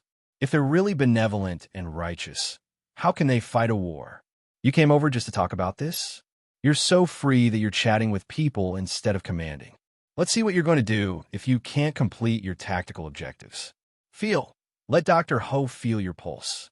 Wang Wan took Zhang Xiaobao's hand and handed it to the doctor surnamed Ho. She knew that he had reached the position of doctor. It was impossible not to pay attention to him. When they wanted to establish the Tang Academy of Sciences, they had to get him in. The doctor first felt Zhang Xiaobao's left hand, then his right hand. After feeling it, he said to everyone, "It's nothing." It seems that he was a little tired yesterday or in the last few hours. There's no need to get medicine. When it's time to eat, it's fine to have more meat. The doctor said it calmly. Wang Wan blushed and jumped down from Zhang Xiaobao's lap. She pulled a chair and sat there without saying anything. Zhang Xiaobao asked in surprise, "You can even tell? Isn't it too fake?" "How is it fake? Look at your pulse." "Stop talking. You're amazing. I'll eat crabs for dinner." Zhang Xiaobao didn't let the doctor continue. "Crabs won't do. It's cold. Besides, it's spring. Where are you going to find crabs? The crabs that were frozen last autumn don't taste good. If you want to eat seafood, you can eat sea fish or mutton. If there are cows, you can eat beef. Ordinary people can't eat it. You won't be lacking in beef." The doctor still had a serious look on his face as he discussed with Zhang Xiaobao about food and nutrition. Zuzan reminded him kindly, "Xiaobao, when Madam and I came over, we brought the yaks from our place. They're still alive. Along the way, they lost weight. Many of them died. We sold them to the restaurants that passed by. After we arrive in the capital, we've raised them for a few days. They should be fine. Let me tell you, those yaks. Let's talk about the main thing. I know that your yaks are good. I believe that Xiao Bao's body is also very good. Xiao Bao, cuckoo. How do you use the biological weapons and incendiary bombs that you mentioned? Li Longji saw that the topic had changed and quickly corrected it. He was very interested in war weapons. He was always afraid that others would use advanced weapons to attack the Tang Empire. He felt that with every step forward in the research of weapons, the gap between the Tang Empire and the Tang Empire would shrink. Zhang Xiaobao and Wang Wan began to explain the functions and effects of the two weapons. Zhang Xiaobao wasn't as professional as Wang Wan. Wang Wan had a very thorough understanding of the weapons. As she explained the functions, she also explained the tactical coordination around the weapons. Zhang Xiaobao mainly explained the reaction of the human body after being hit by the weapons. For example, the incendiary bombs. They burned for a long time and covered a large area. During the burning process, they produced poisonous gas and caused a lack of oxygen to the shallow underground fortifications. Hearing this, Li Longji and the others broke out in cold sweat. Qita Zuzan was also glad that his Tufan didn't persist. Xiao Bao, according to what you said, there isn't an army in the world that could defeat a team with such weapons. Hurry up and research it. Li Longji wiped his sweat and said excitedly. Zhang Xiaobao and Wang Wan shook their heads at the same time and said together, "No, there's an army that can contend against them." What army? Li Longji asked in disbelief. Our Tang Empire's army can do it. Perhaps the number of casualties will be several times more, but the enemy will definitely not retreat. Even if someone can blow up the mountain that our Tang Empire occupies and think that it is a land of death, if he dares to attack, he will still have to suffer a fierce counterattack. Zhang Xiaobao looked at Wang Wan and said to Li Longji with a smile. Wang Wan replied with an affirmative smile, "Yes, our Tang Empire's army can do it. Even if we have to sacrifice several times more lives, in the end, what we are fighting for is not only the weapon, but also the soul of an entire nation. On the battlefield, what we display is the soul of an army. When 10 lives are exchanged for one of the enemies, what we are testing is the other party's will. The more advanced the weapon is, the more people cherish their lives. Some people fight for wealth, while others fight for glory. I am most afraid of encountering enemies who fight for survival. Thus, I have always requested that the soldiers of the Tang Empire have two things. First, they must learn knowledge so that they can immediately take over the position of the commander after his death. Even if they are alone, they must be clear of the strategy and tactics of the team. Second, they must have family members. It would be best if they have a few brothers with a wife and children. This kind of team is the strongest. In front of them is the enemy, but behind them is their family. So, they must use their lives to exchange for the enemy? Princess Jinsheng asked. Yes, use their lives to exchange for the enemy until they tremble. Even if blood flows like a river, they must not retreat. If the soldiers of a country are afraid of death and turn around to flee or surrender when they see the enemy's ferocious attack, then that country deserves to be bullied. Zhang Xiaobao said. He thought of many small countries that were bullied. Basically, when the enemy's attack was a little fierce, they would be scared to death. They would invest tens of thousands of soldiers to defend the place, and hundreds of them would die. In the end, in 2 to 3 days, the place would be taken down by the enemy. If they were afraid of death, who could they blame? Sometimes, Zhang Xiaobao would think, and he had also discussed it with Wang Wan. If it was their national army, how could an army of tens of thousands be taken down in 2 to 3 days? They could just throw an atomic bomb. Otherwise, how big of a price would the enemy have to pay? Zhu Qida was unhappy. He thought that Zhang Xiaobao was talking about him. However, his men were not afraid of death. The main thing was that they lacked a good commander. Therefore, he said, Xiaobao, there are times when human strength is not enough, right? Oh, Zhang Xiaobao understood. I'm not talking about you. We are fighting because of internal conflicts. We are a family, just like brothers sometimes fight. When Cuckoo and I go to war, you still have to help take care of the logistics. We can rest assured. Li Longji also said, if I'm not talking about you, are we enemies? My sister is married to you. I'm talking about the enemy of the great Tang without a princess. Yes, that's what I meant. I'm just asking. What else could Zhu Cheetah say? Xiaobao, let's go back. They are still fighting. Wang Wan saw that Zhang Xiaobao was fine and was concerned about the situation of the battle. Let's go back. I wanted to use other methods, but they didn't agree. Zhang Xiaobao stood up and pulled Wang Wan out. Li Longji and the others watched the two of them leave. They gathered together to discuss the matter that the two of them had just mentioned. The battle was still going on. Zhao Hanzhong was facing the same problem as Yang Chong. There were a total of 3 camps on the 100-meter high ground. There was one on the top of the mountain and one at the bottom of the mountain. With only 3 regiments, they were unable to charge over. After the cannon fire, they charged. Surprisingly, the enemy could still counterattack, and it was very fierce. However, Zhao Hanzhong already knew what was going on. There was a problem with the fortifications and the direction of the wind. The wind blew against them. Regardless of whether the enemy was on the mountain or on the plains, they had fortifications. When the cannon fire landed, some of the fortifications were destroyed, while others were still standing. Furthermore, there was another layer of fortifications under the fortifications. The enemy's scarecrows were very effective. When a cannon fire hit them, the scarecrows were set ablaze. When his troops charged, other than the smoke from the cannon fire, there was also smoke from the scarecrows. If they charged too slowly, the effect of the cannon fire would be weakened. Moreover, if they were too far away, the smoke would be very uncomfortable. But if they charged too quickly, they would be in close contact with the enemy. They felt that the most shameless method of the other party was to not run when they countercharged. Instead, they would lie on the ground and quickly crawl and roll horizontally to change positions to advance. This was too demanding of their own marksmanship. There was already smoke, and they still had to hit the ground. The enemy would roll and advance without any pattern. They could only rely on confusion. When they came into contact with the enemy, it would be a bayonet against a broadsword or a spear. This was no joke. Yes, if they crawled forward, they would be less affected by the smoke. The natives are becoming more and more difficult to deal with. Zhao Hanzhong scratched his head in front of the sand table. Of course, he was just saying this out of anger. He didn't believe that the natives were so smart. Reporting, our troops attacking the mountain have been shot down again. The enemy used rolling logs. The messenger reported to Zhao Hanzhong. Rolling logs? Are there any nails on the logs? Zhao Hanzhong asked. Reporting, no, there are no nails. However, there are streaks in the middle of the logs. There are things that cause smoke. Wherever the logs roll, there is smoke. The messenger replied. Zhao Hanzhong nodded. Understood.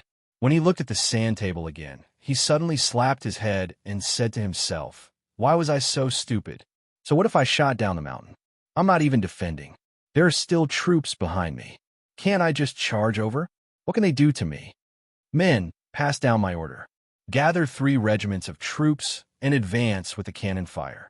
Charge directly from the north of Highland 113. How can 3 regiments not be able to deal with your battalion? Zhao Hanzhong finally understood and gave the order. Chapter 10:23. Once Zhao Hanzhong changed his strategy, the results were immediately apparent. Of the 3 battalions of the 3rd Regiment, 1 battalion was directly facing Zhao Hanzhong's charge, while the other 2 battalions were on the other side of the hill. The battalions on the hill were hit by a wave of cannon fire and were forced to retreat into their fortifications. When they reappeared, Zhao Hanzhong's troops had already left the range of the hill. The other battalion had been waiting to engage in positional warfare. When they saw the enemy retreat, they waited for the next wave of attacks. However, after waiting for a while, they did not see the enemy attack again. Only the rumbling of cannons could be heard. For a moment, they did not know what was going on. This bastard has learned to be smart. Motherfucker, they're all coming for me? I think there are at least 3 regiments. Is there a need to use cannon fire to advance? Order all the troops to hide. After the cannon fire, retreat immediately. We're not going to fight anymore. Go up the hill and meet up with the 1st Battalion. Sun Quan looked at the sand table and cursed as he gave the order. His battalion was facing the charge of Zhao Hanzhong's 3 regiments. When he retreated to the hill and met up with the 1st Battalion, There were only about 160 people left out of the original 500. He also went to the room of the 1st Battalion's commander and stared at him speechlessly. "Brother, this battle is not going to be easy. The tiger finally knows how to climb a tree. 3 regiments against 1 battalion, and I've been judged to be injured." Sun Quan said to the commander and regiment commander of the 1st Battalion, Fanju. Fanju nodded. "My troops can't do anything. The range of the long-range weapons is not enough when we're on high ground.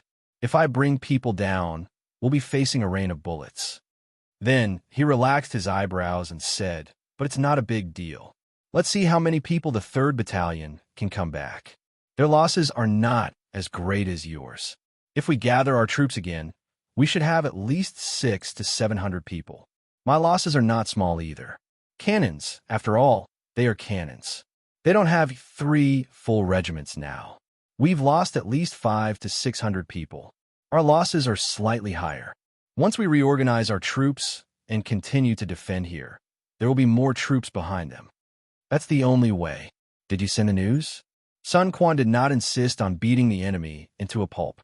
The enemy's guns and cannons were not for decoration. "Yes," Fan Zhu replied. The 3 battalions of the 3rd Regiment of the 1st Brigade of the 3rd Division began to regroup. The 3 leaders did not follow behind Zhao Hanzhong's troops. That would be no different from courting death. They were not worried that the enemy would turn around and attack from the other side of the hill to seize the high ground. At this moment, Zhao Hanzhong was also not very happy. He had made a mistake in commanding the troops in the previous battle. Instead of losing 500 or 600 men, they had lost more than 1,000 men.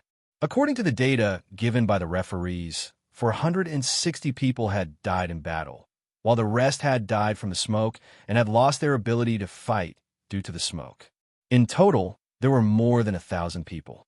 As for those who felt uncomfortable due to the smoke, their accuracy and reaction speed were affected as well. He had also lost hundreds of guns, as well as some ammunition.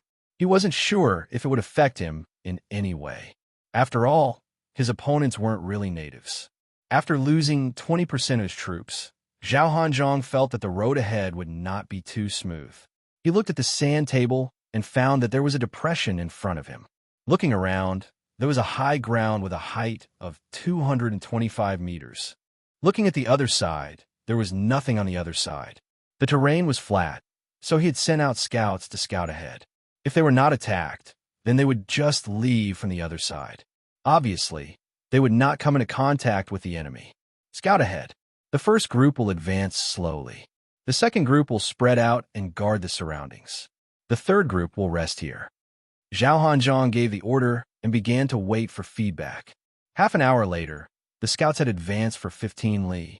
They came back and reported that they were not attacked along the way. "All troops move out." Zhao Hanzhong composed himself and gave the order to advance. The troops did not advance quickly. As for the scouts, they constantly came into contact with the enemy. Some died in battle, while others sent back information. Zhao Hanzhong did not hear any reports of enemy attacks or ambushes for a long time. Instead, he felt uneasy and felt that something was wrong. Is this still Wang Wan's main force? Why didn't they surround me when I came in? Why didn't they stop me? Why didn't they harass me? Have the commanders of the Zhang family and Wang family suddenly become stupid? Can't their scouts keep up? Then they should have heard the sound of cannon fire. I don't believe that they can't analyze it. Zhao Hanzhong mumbled, his heart feeling more and more uneasy. When Zhao Hanzhong passed, the commander of the 3 RD Division's 1st Brigade's 1st Regiment, Lu Dong, was also looking at the sand table. It was not that he did not want to make a move. He wanted to stop the enemy or chase after them, but he could not move. He was guarding the depression and had already arranged everything. If he moved, he would expose himself, and all the original arrangements would be disrupted. For the sake of the enemy's vanguard, such a choice was not worth it. Therefore, he was waiting for the enemy's vanguard to crash into the wall. If the enemy's main force came up, he believed that his allies at the 225 Highland would close the door. His own regiment had 2 plans. One was to cooperate with the 225 Highland and block the enemy's vanguard from retreating. The other was to snipe the enemy's main force. The worst-case scenario would naturally be being attacked from the front and back. Then, he would accept it and try his best to exhaust the enemy's ammunition. The commanders of the 3rd and 4th Independent Battalions of the 4th Division at the 225 Highland also knew that the enemy's vanguard had entered, but they did not attack. They seized the time to repair the fortifications. The commander of the 3rd Independent Battalion, Lu Zhu, ordered his men to repair the fortifications. When he found the 4th Independent Battalion's headquarters, he said to his colleague Lu Yun, "One of you go there. You saw it? Do you want to fight?" Lu Yun asked. Lu Zhu waved his hand. "No, I'll wait for him to go there. I'll discuss it with you. The place he went is right under our noses. There's another regiment to cooperate with us. We're an independent battalion.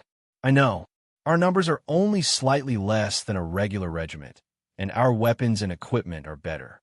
But we're a logistics battalion. An independent logistics battalion is well prepared, and that's reflected in transportation and construction." Lu Yun did not understand what he meant. Lu Zhu walked to the sand table and pointed at the path Xiao Hanzhong took. "Look, he went there. Another half a day's journey is the 737 Highland. He can't go around there even if he wants to. He only has 4,000 men. I think he was beaten up by our army in front. If he doesn't attack with 4,000 men and they surround him for 3 days, his supplies won't be able to keep up. If he attacks, his ammunition will probably be used up a lot. If he sets up camp here and doesn't move, he will be facing 2 brigades, 2 regiments, and a reserve brigade, which is more than 4 times his current military strength, almost 5 times. Do you think the people of Highland 737 will let him go?" Lu Yun looked at the sand table and understood as he listened. They won't. If the enemy really dares to set up camp, the 737 Highland will organize a night battle with scarecrows and use smoke to cover the attack. They'll use the tactic of injuring 1,000 of the enemy and sacrificing 800 of their own to force the enemy to attack or retreat. They'll also defend and wait for reinforcements. Then while talking, LV Yin considered. Suddenly, his eyes brightened. He patted Lu Zhu's shoulder happily and said, "Yes, that's right. We can't let him retreat easily, and we can't let him wait for the reinforcements. Let's go down. We don't have to stay on the mountain anymore." "That's right. We're an independent battalion. The Logistics Independent Battalion has a lot of equipment. Let's quickly fix it and tell the 3rd Division, the 1st Brigade, and the 1st Regiment our plan. Let them cooperate. Tell him that he doesn't have to worry about being attacked from 2 sides. We'll block the enemy's retreat. If he dares to rush in, he won't be able to return," Lu Zhu said with a smile. After waiting for the enemy to pass, the 3rd and 4th Independent Battalions of the 4th Division rushed down and began to build fortifications on the flat road. Lu Dong, who was guarding the depression, was still giving orders to arrange his own area more carefully when a messenger ran in. Reporting, the 225 Highland, the 4th Division, the 3rd and 4th Independent Battalions are here to report. Let us hold our position and leave the enemy's retreat path to them. Good, I told you. We can't let them pass easily. They dare to go around the road. Do they think they're fighting a flat Yuanzhang? Do they think that our hinterland is empty? The main force of 60,000 hasn't moved yet. If we rush in with 4,000 people, we'll tire you to death." Lu Dong laughed and knew what to do. "Order my regiment to continue to fight. Dig fortifications. Give me as many scarecrows as possible. Horizontally, dig trenches as wide as a breadth. Ask for support from our friendly troops. Help us dig trenches. Don't dig too deep. 1 person's height is enough. On the opposite side of the trenches, dig a slanted hole. Hide people inside and wait for the enemy to push the cannon cart over the hole. Rush out and kill them or wait for the enemy to fall into the hole. Insert a scarecrow every 3 meters in the trenches. Only a little bit of the head with a hat is exposed. Stagger the position of the holes. The distance between the trenches is 50 meters. Within 50 meters, place them irregularly." After Lu Dong finished giving orders, his whole body relaxed. He didn't expect to be able to defeat the enemy. As long as he could consume more of the enemy's ammunition, it would be fine. When the guns and cannons ran out of ammunition, it was better to use fire sticks. The fire sticks could be made longer, but the bayonets on the guns were only that long. Moreover, bullets weren't too terrible. The speed was fast, but they had to hit the target. There weren't so many machine guns. If they used rifles, wouldn't I be able to dodge? If I suddenly lay down, roll, and get up again, walk around the zigzag route, and lay down again, could it be that they were all sharpshooters? Lu Dong's request was sent out by the scouts. Soon, he received a response. The 3rd Regiment of the 2nd Brigade of the 4th Division, which took the initiative to attack, came. It was arranged by Zhang Xiaobao to quickly charge forward in groups, every 300 meters, to expose the enemy's position. The regiment commander, Su Gu, also wanted to follow the order. But before he could move, the enemy's vanguard came in first. He thought about it. If he still followed the young master's order and rushed in, he would definitely be scolded by the young master. Su Gu could think of the scolding words. Are you stupid? You just entered when I told you to. Don't you know how to observe the situation? You're the regiment commander, not the group commander. Don't you have a brain? I've arranged everything. Do I still need you? You can just find an obedient dog. So Su Gu made his own judgment. He didn't rush forward. He gathered the troops of a regiment and walked quietly along the edge of the ambush. He collected the things to start the fire. He planned to take advantage of the enemy's vanguard to go to the front and throw the things to the ground before the enemy's middle army came. He planned to let the enemy's middle army make a choice. Either you ignite the things yourself and then be blocked by the fire and can't come over, leaving your vanguard isolated and helpless. Or you go directly, and I will ignite the fire and burn you all together. Just as they moved to the depression, each soldier carried a large bundle of firewood, wooden sticks, hay, and dry grass. When the time came, they would be able to burn it, and it would even emit smoke. Before he could continue to move forward, he received a request from Lu Dong of the 1st Brigade of the 3rd Division.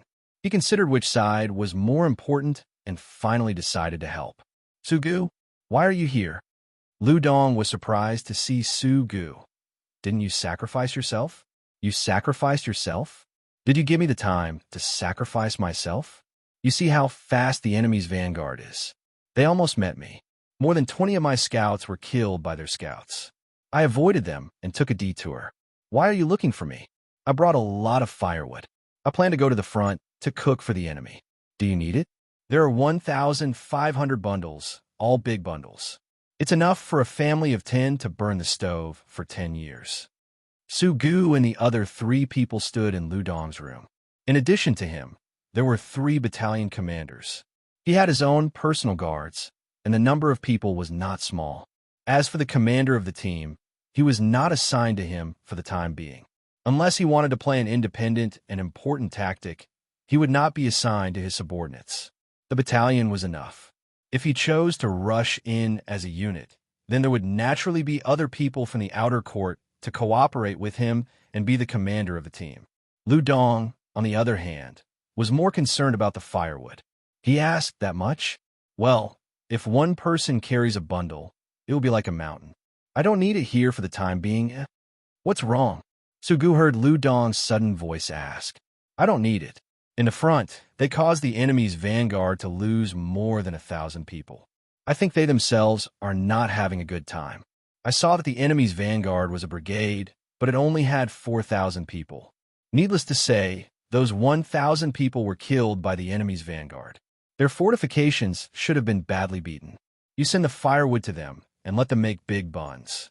When the time comes to ignite them, they will roll down. It's also a good thing. They must still be resting. Lu Dong thought of the previous regiment and admired it. That regiment had a total of 1,500 people. In the end, they consumed more than 1,000 people in the enemy's vanguard by relying on a hill without any height advantage. This was not a matter of playing with one's life.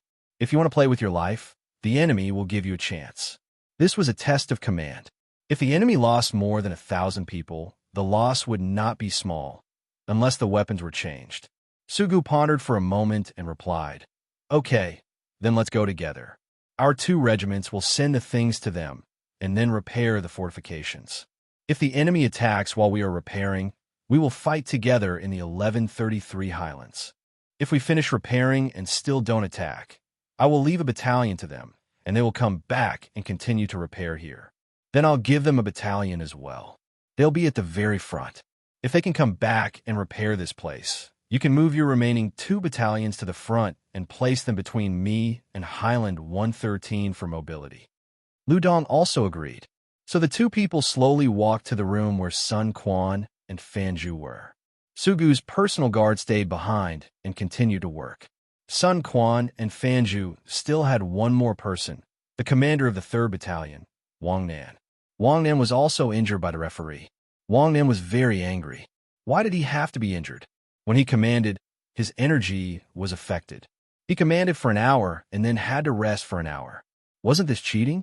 At the critical moment, he had to rest for an hour, and when he got up, the battle would be over.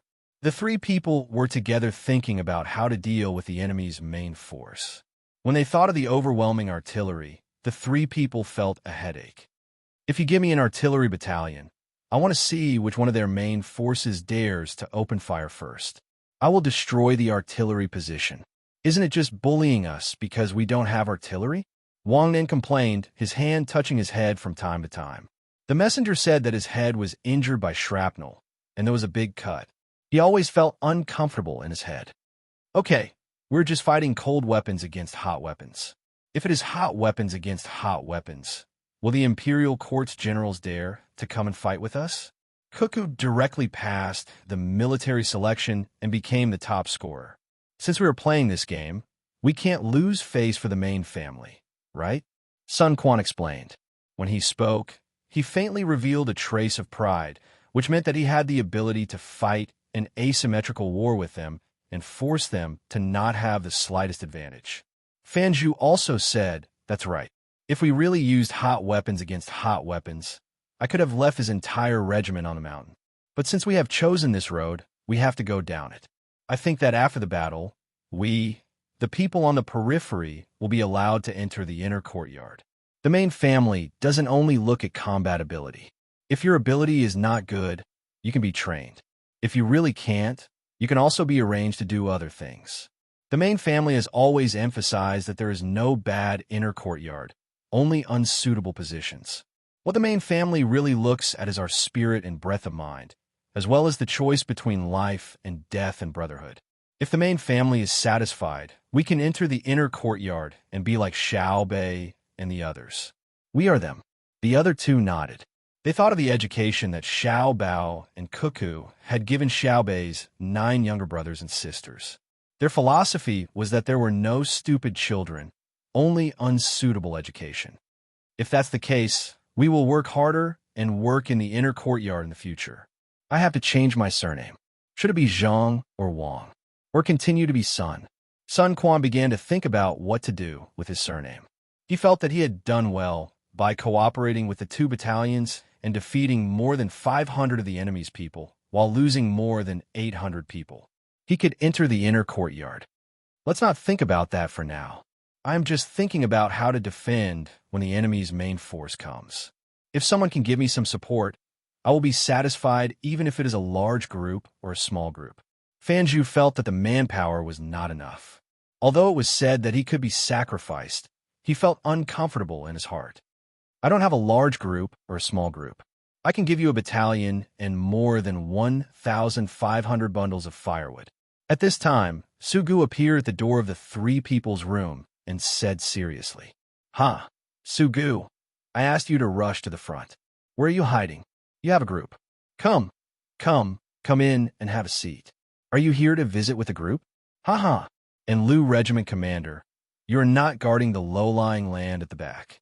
You also formed a group to travel?" When Fanju saw the 2 people, he was very happy. He didn't believe that the 2 people would come empty-handed, so he quickly moved a chair. Wang Nan and Sun Quan also got up to greet them and hug Sugu. The other party came at the right time. They were good brothers. Sugu and Sun Quan sat down, and Lu Dong took a bowl of water. There was no tea on the battlefield. He took a sip and said, "I need people to help me repair the fortifications." So Sugu came and hid beside me. What kind of person do you think he is? He is too careless. If he came earlier, I would have dared to fight the enemy's vanguard. In the end, when the enemy went over, and he even encountered them. He hid and ran away, and many of his scouts were killed by the enemy. Both of us calculated that the enemy's vanguard was definitely a brigade. There were only about 4,000 people left, and you actually left behind more than 1,000. Your losses were definitely not small. So, I sent you soldiers. Sugu and I each took out a battalion for you to fight.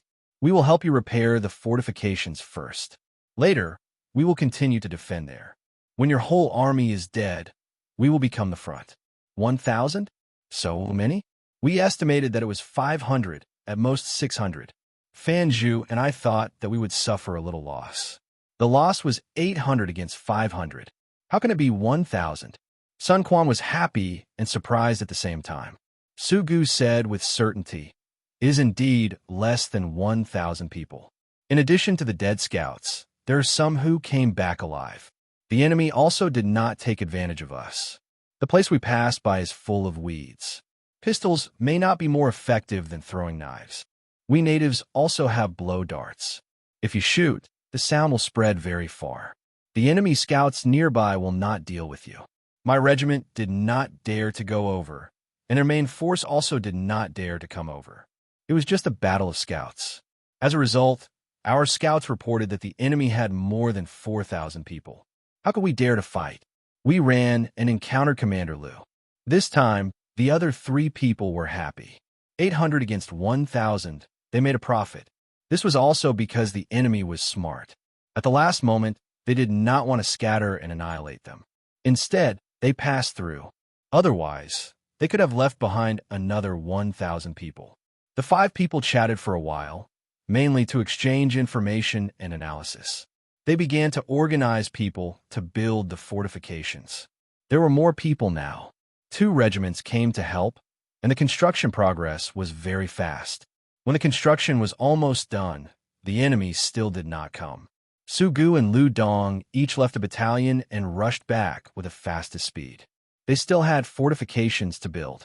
On the way back, Sugu said to Lu Dong, "I will not give you my 2 battalions. I will give you my personal guards. Because I had to rush to the front and attract the enemy's firepower, I had a special personal guards.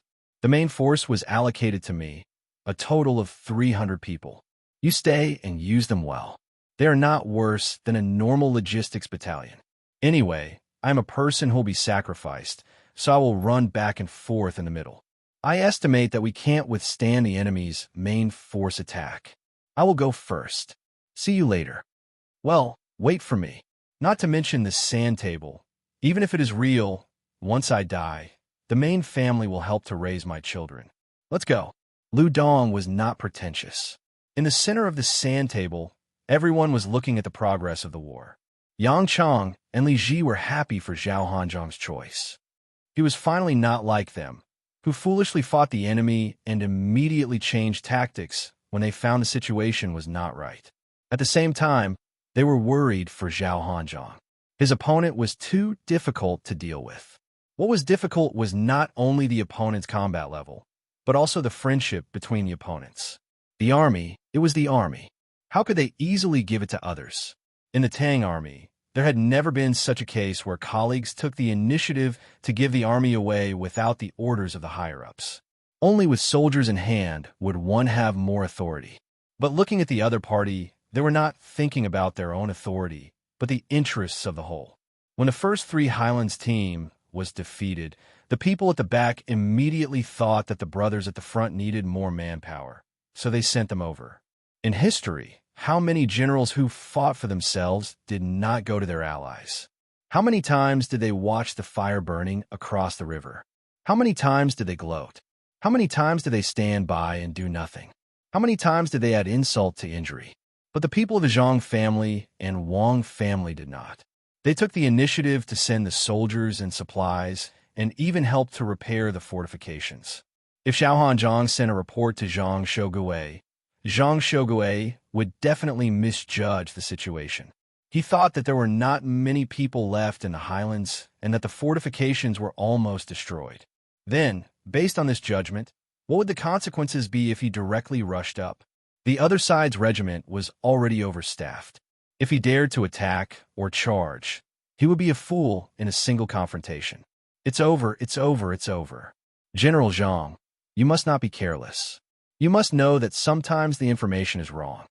Li Ji muttered and began to pray. Yang Chang also frowned. He was worried for the main force and for Zhao Hanzhong. Li Longji's expression was indifferent. He knew that the generals of the Tang Empire might not be able to do things that would make the army happy. However, there was no need to doubt the Zhang family and Wang family. Their requirement for the inner courtyard was to be united. If Su Gu and Lu Dong did not make such a choice, they would not be able to enter the inner courtyard. Husband, look, aren't they very good? Princess Jinsheng said to Zuzan. She wanted to praise Su Gu and the others. Zuzan took a deep breath and replied, "It's not good, it's strong. How can they disregard life and death and make several choices in the secular world?" Husband, then do you think Xiao Bao and Cuckoo can win? Princess Jinsheng liked to hear people praise Zhang Xiao Bao and Wang the most. That will depend on how the generals choose. If I were them, I wouldn't completely rely on the radio station. If this thing isn't used well, many people will die. They have to imagine themselves as the weak and then fight. Otherwise, they will realize that they definitely can't be considered strong. Zuzan's eyes were fixed on Zhao Hanzhong and the deployment of Zhang Xiaobao's logistics army. He was worried for Zhao Hanzhong. He estimated that Zhao Hanzhong would not be able to come out. There were too few people, and too much ammunition was consumed in the early stages. If he was really eaten, the blow to the entire army would be too big. Princess Jinsheng was still happy. Suddenly, she pointed at the sand table and said, Zhang Shougui's army is about to meet. Chapter 10:24.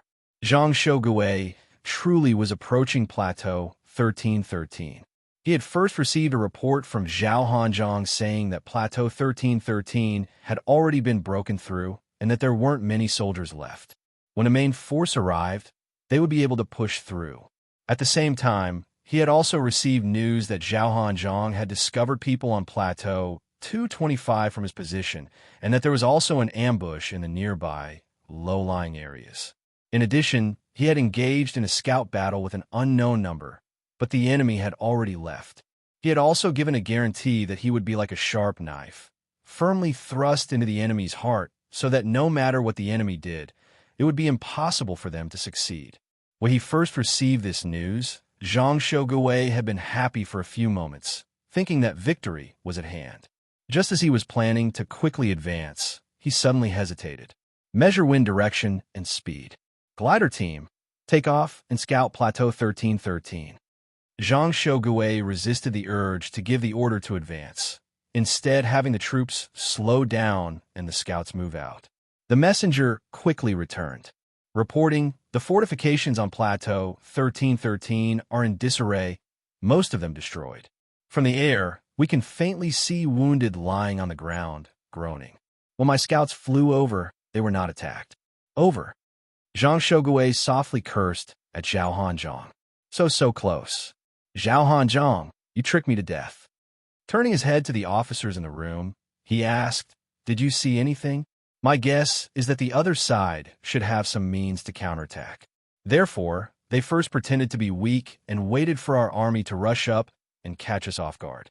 According to General Zhao's information, the other side should have a battalion or 1.5 battalions of soldiers at the top of the mountain.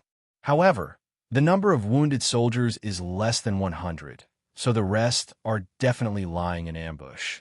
Our army should be opening up a path with cannons and taking Plateau 1313 in one go. This is called beating them at their own game. A general voiced his analysis and waited for Zhang Shougui's approval. But Zhang Shougui didn't look him in the eye. Beat my ass. Do you think the enemy's commanders are idiots? They just suffered a round of attacks, so how could they not understand the power of cannons? If they dare to set up such a formation, they probably aren't really weak, but they have an even bigger backup plan. If our army is charging straight up and the enemy really does have a backup plan, then tell me, how are we going to calculate our losses? The general who had spoken just now did not say anything, but he was unwilling to accept it. Since they did not know, why did they say that his idea was wrong? Zhang Shougui continued, I was worried that this was a trap. Zhao Hanzhong truly charged too quickly.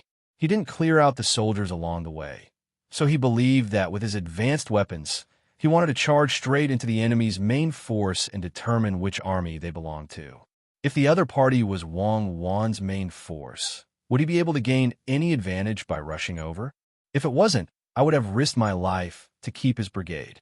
That's not good. At this point, Zhang Shogui shivered and said to the messenger, "Send a report to General Zhao at the vanguard. Order him to quickly retreat and join up with our army.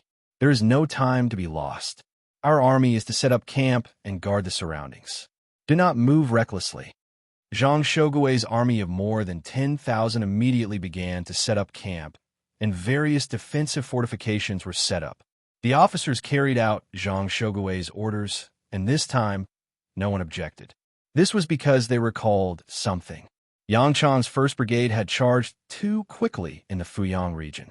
They didn't even set up camp before they launched an assault on the enemy. The result was that the enemy had managed to withstand cannon fire after cannon fire, and in the end, they had successfully ambushed and surrounded the enemy. Even now, it was still unknown if anyone from that brigade had survived. My opponent is the outstanding commander of the military academies of the Zhang family and Wang family. Outstanding, very outstanding. Normally, if I can think of something, they can definitely think of it as well. If worst comes to worst, I can just advance step by step. Zhang Shogui had once more emphasized who his opponent was. At this crucial moment, he had actually changed his disposition as a commander, no longer constantly searching for opportunistic opportunities to inflict massive damage on the enemy. He had begun to walk a steady path. Afraid, truly afraid that if he were to advance too rashly, he would be schemed against. When the time came, his soldiers would be gone, and so would his position. The middle army would easily be burdened to death by him. Zhao Hanzhong wasn't slow to receive the telegram. However, the speed at which he was leading his 4,000 men was also extremely fast. By the time they were still 2 hours away from Highland 737, the scouts of both sides had first come into contact with each other. When they received the telegram from the rear, they were just about to heed the order to retreat and kill off the enemy in the depression when a messenger ran in, reporting, "Our remaining 10 gliders have been shot down by the enemy using crossbows. One person managed to survive, but he was heavily injured. Reporting back, 2 enemy regiments have appeared behind us and to our left. They are advancing extremely quickly and will soon cut off our path of retreat." Reporting, "The enemy has appeared behind us and is advancing extremely quickly. The majority of our scouts have been shot down by the enemy. The returning scouts report that the enemy has already cut off our path of retreat. Please make a decision." 2 messengers came in to report. One was from the glider unit, while the other was from a scout. The scouts were a bit slower than the enemy's advancing speed. "Set up camp here. Divide the unit into 2. 2,000 people form a defensive circle and form a triangle. Hurry." For a moment, Zhao Hanzhong no longer considered how to attack the enemy's highland. Instead, he switched from offense to defense. He also knew who his opponent was. Since the enemy was able to mobilize 4 regiments, they were at least divisions in size. How could their commanders be lacking? "Send a report back. Our army is unable to complete the retreat mission. We are surrounded. Please give your orders." Zhao Hanzhong couldn't think of a better plan. He wanted to say that they would defend and wait for reinforcements, but he was afraid that they would implicate their own troops. He wanted to say that they would break out of the encirclement, but he was also worried that they would disrupt the deployment of their rear. When Zhang Shogui received Zhao Hanzhong's report, he felt like his head was about to explode. He looked at Highland 1103 on the sand table and said, "They want to force me to attack or go around to rescue the vanguard. Tell me again, what should we do?" The officers also realized that something was wrong. Those who had just said that they wanted to take the Highland in one go no longer dare to have such thoughts. A forceful attack definitely won't work. Even if we succeed, our ammunition will be greatly depleted. When our army first came ashore, we shouldn't have left the area around Hangzhou. Instead, we should have stabilized the defensive line and waited for the reinforcements to arrive. If our ammunition can't keep up, how can we fight? I'm asking you about the present. Why are you bringing up the past? When I gave the order, none of you objected. Now you want to force me down first? What do we do now? Zhang Shogui slapped the table and reprimanded the officer. The officer was startled. His words just now had been unintentional. After all, he was just analyzing the situation. He began to analyze the cause. Seeing that the general was angry, he quietly said, "Let's go around. I propose that we go around. General Zhao still has 4,000 men. Let's go around a place where the enemy's defenses are lax. In one go, we can coordinate from the inside and outside and rescue General Zhao's men. After that, we'll retreat back to Hangzhou's harbor and resupply with ammunition and provisions. Then we'll make plans. Otherwise, if we run out of ammunition, our army can only fight with bayonets. The enemy still has crossbows. Then do you know how many people the enemy has? Our army has gone around them. By the time we meet up with the vanguard, the enemy has already retreated from the vanguard. Our 14,000 men might have entered an even larger encirclement. Our advantage is our weapons, not our speed. We also need 2 legs to walk, and those few horses are used to pull cannon carriages. Tell me, what should we do if we're surrounded?" Zhang Shogui continued to ask. This time, no one made a sound. Zhang Shogui circled the sand table, muttering, "Our army isn't suited for siege warfare. The best terrain is either high ground for defense or flat plains. But why do we have to be the ones to attack? Oh, I remember now. We're using advanced weapons to lead the great Tang soldiers to attack the natives. Right, we're the aggressor. These natives are too smart to the point where they know themselves and their enemy. If we're there, we'll have to kill at least 60,000 of the natives' main force if we want to win. If they're in hiding, then it's easier to deal with them. We can just send out scouts to find them. But now, we're making it seem like there's a problem. We must have miscalculated somewhere. Calm down, and think carefully." While Zhang Shogui circled the sand table, the other generals returned to their own matters. After a full 30 minutes, Zhang Shogui suddenly stopped, clapped his hands together, and laughed. I know where the problem lies. Our army should have gathered together and linked up the supply lines. Then, we should have deployed the main force to find the enemy's main force. If we found that they were defending the mountain, we should first surround it. Then, we should wait for the artillery to arrive and bombard them, first cutting off their supply lines and then destroying their fighting strength. If they organize other forces to counterattack, our army can take advantage of the terrain and fight a defensive battle. In this way, we'll turn a battle of command and soldiers into a battle of weapons and supplies. Even if the supplies are the same and we have the advantage in weapons, right? That's what we should do. After thinking things through, Zhang Shogui was elated. He ordered the messenger, send a report to the vanguard. Have them defend for now, build fortifications, conserve ammunition, and deal with all changes by sticking to the status quo. If the enemy dares to engage in a battle of annihilation, give them a vicious beating. As for supplies, have them think of their own methods. Gather materials from the ground. Feed the horses to the people, and the horses kill them. As for the wild vegetables, birds, and beasts, tell them to hold on. Tell them that every day they can hold on will increase the pressure on the enemy. Our army will quickly contact the Central Army and have them come as quickly as possible. Right now, we just need to rely on perseverance and fight for time. Go. Once the messenger left, Zhang Shogui said to another, "Our army will expand the defensive perimeter, kill the horses, and gather all sorts of food in the surrounding areas. We have to be quick. The more we gather, the more confident we'll be." After the messenger left, Zhang Shogui sat down, his eyes on the sand table. His hand lightly tapped against his leg as he began to hum a tune that only he could understand, his head swaying back and forth with Wei Wei. I know. The army in front of me definitely isn't led by Wang Wan. Otherwise, why would she leave behind so many supplies for me? If she was leading this army, she would definitely scorch the earth and clear the fields. She would kill all the beasts in the surroundings, pluck all the fruits from the trees, and burn all the grass in mountains. She wouldn't even leave behind the bark of the trees. At most, I would be able to dig up some roots that weren't burned to death. After analyzing the situation, Zhang Shogui felt that the more he thought about it, the more reasonable it made sense. He felt both a little regret and a little relief that he had not encountered Wang Wan's army. He said to the messenger, "Have the transfer team pick up the pace. Find a way to contact the middle army and tell them that Wang Wan's main force is not on the Yellow Mountain line. However, there are at least 30,000 enemy soldiers on the Yellow Mountain line. I hope that the middle army can pick up the pace and work with my army to wipe out the enemy on the Yellow Mountain." Zhang Shogui's army stabilized.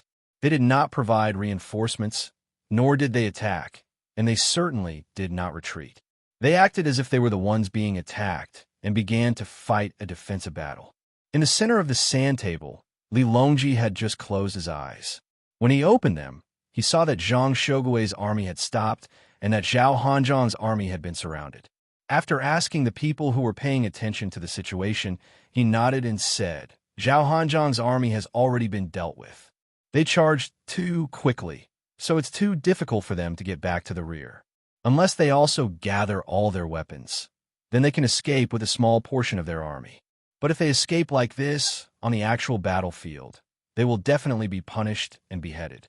So why is Zhang Shogui not daring to advance? It turns out that a powerful opponent can also make a person mature. It actually made a person who likes to attack and launch surprise attacks learn how to defend. Just defend and see how Xiao Bao and Cuckoo respond.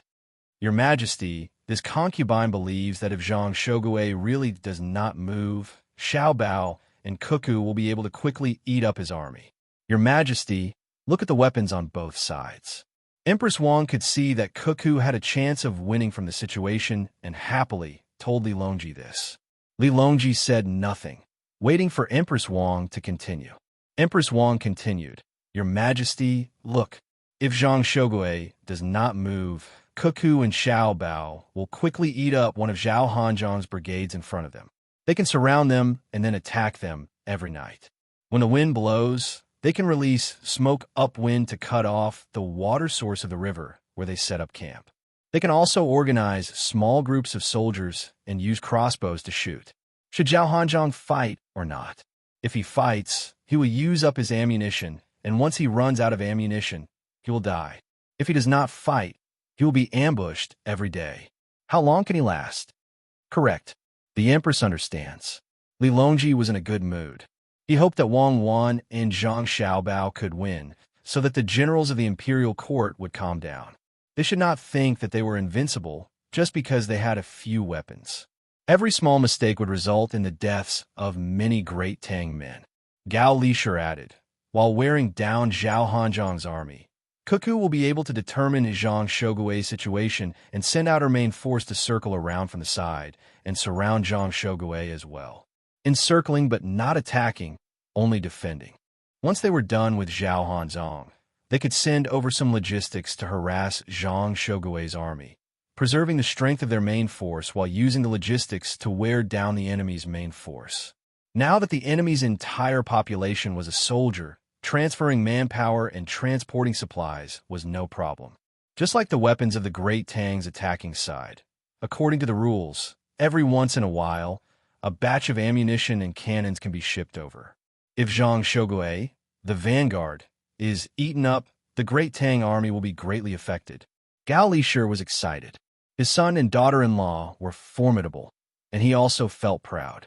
But what he hadn't expected was that a single military examination would produce such an effect. At the start of the battle, no one could have imagined that Zhang Shogui would suffer such a huge loss. Of course, the current situation was good. The Great Tang generals would know that their advanced weapons were not as effective as they imagined in the desperate resistance of the enemy. Just as Cuckoo had said, in war, it wasn't just weapons that mattered, but people as well.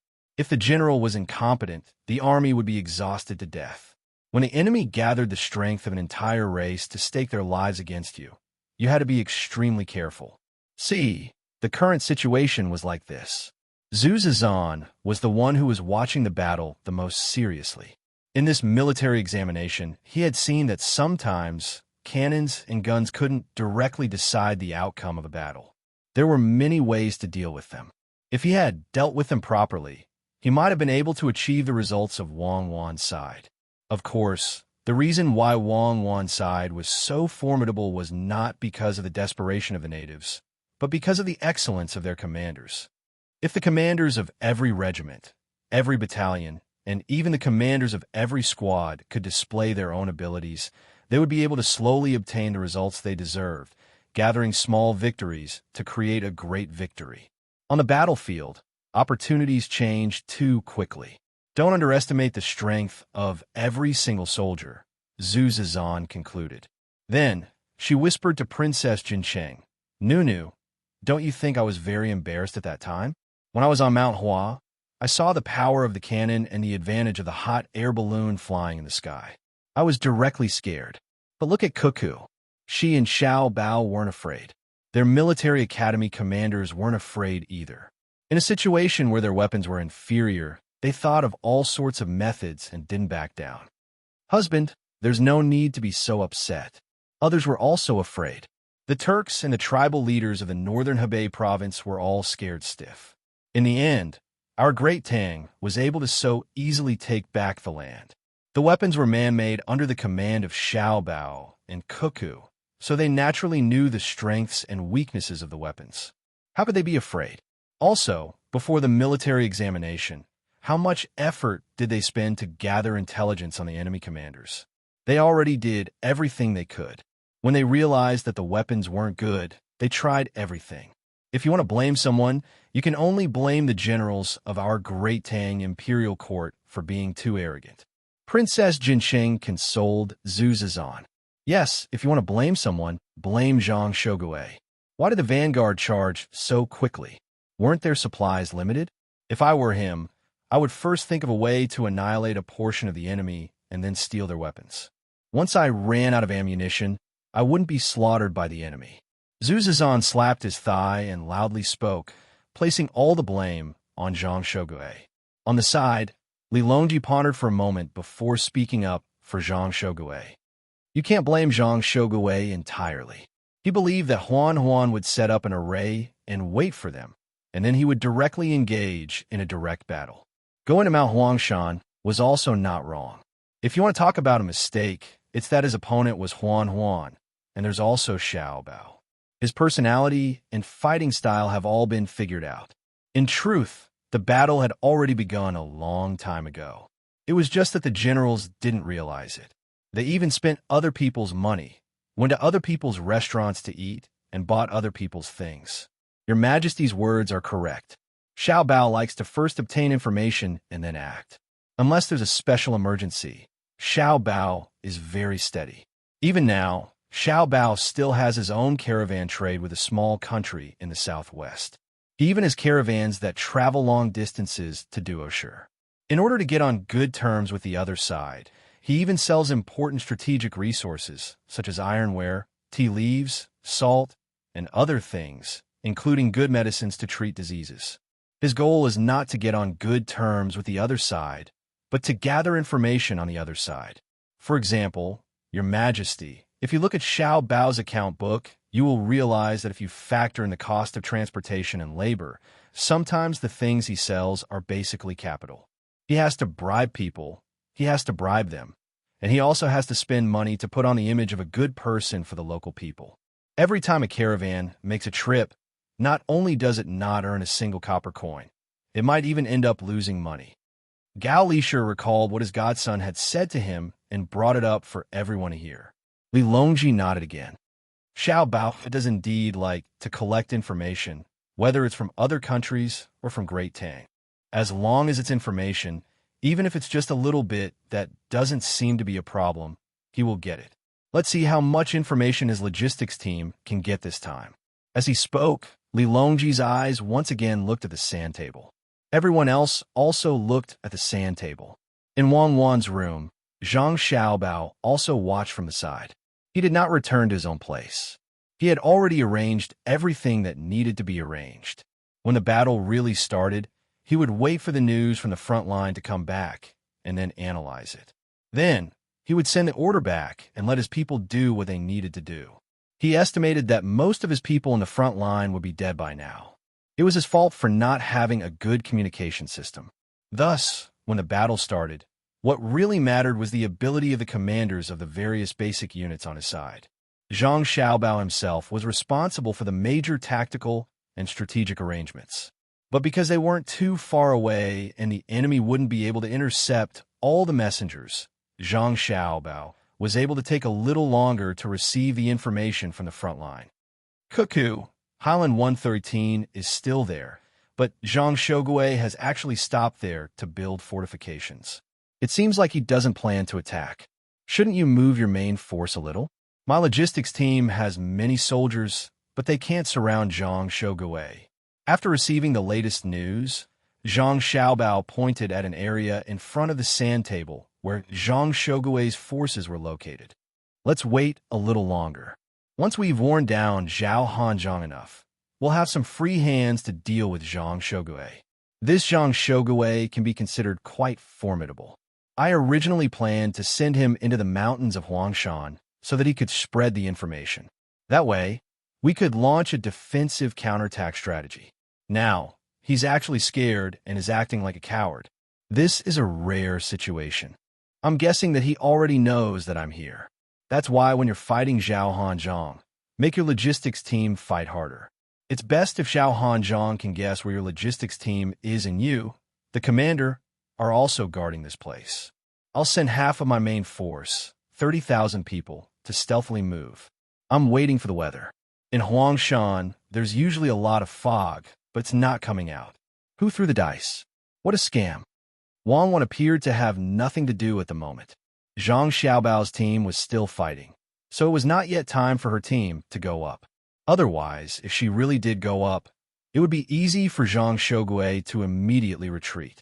In any case, the pursuit was not as effective as the initial encirclement. Zhang Shogui's forces still had not lost their fighting strength, and their weapons were basically exhausted. If she gave chase now, the enemy would come out to stop her. Oh, Zhang Xiaobao replied. That's fine. I'll slowly grind him down. There's no rush. In any case, Zhao Hanzhong can't escape. Through his mouth, we can make Zhang Shogui make a mistake in his judgment. This will give Zhang Shogui some confidence so that he won't run too fast. Don't you think he's a fool? He dares to charge all the way at the vanguard. I hope that their middle army can learn from him and speed up their advance. It would be best if they reach the Yellow Mountain region.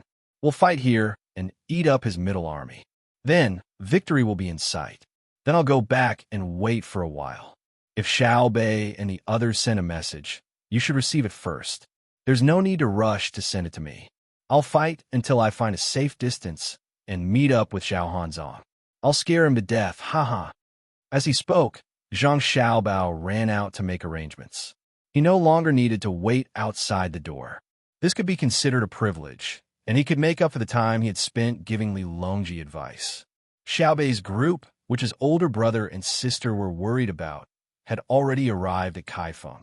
They were buying local goods, and if they were lucky enough, they could sell them in Jiangzhou and make a fortune.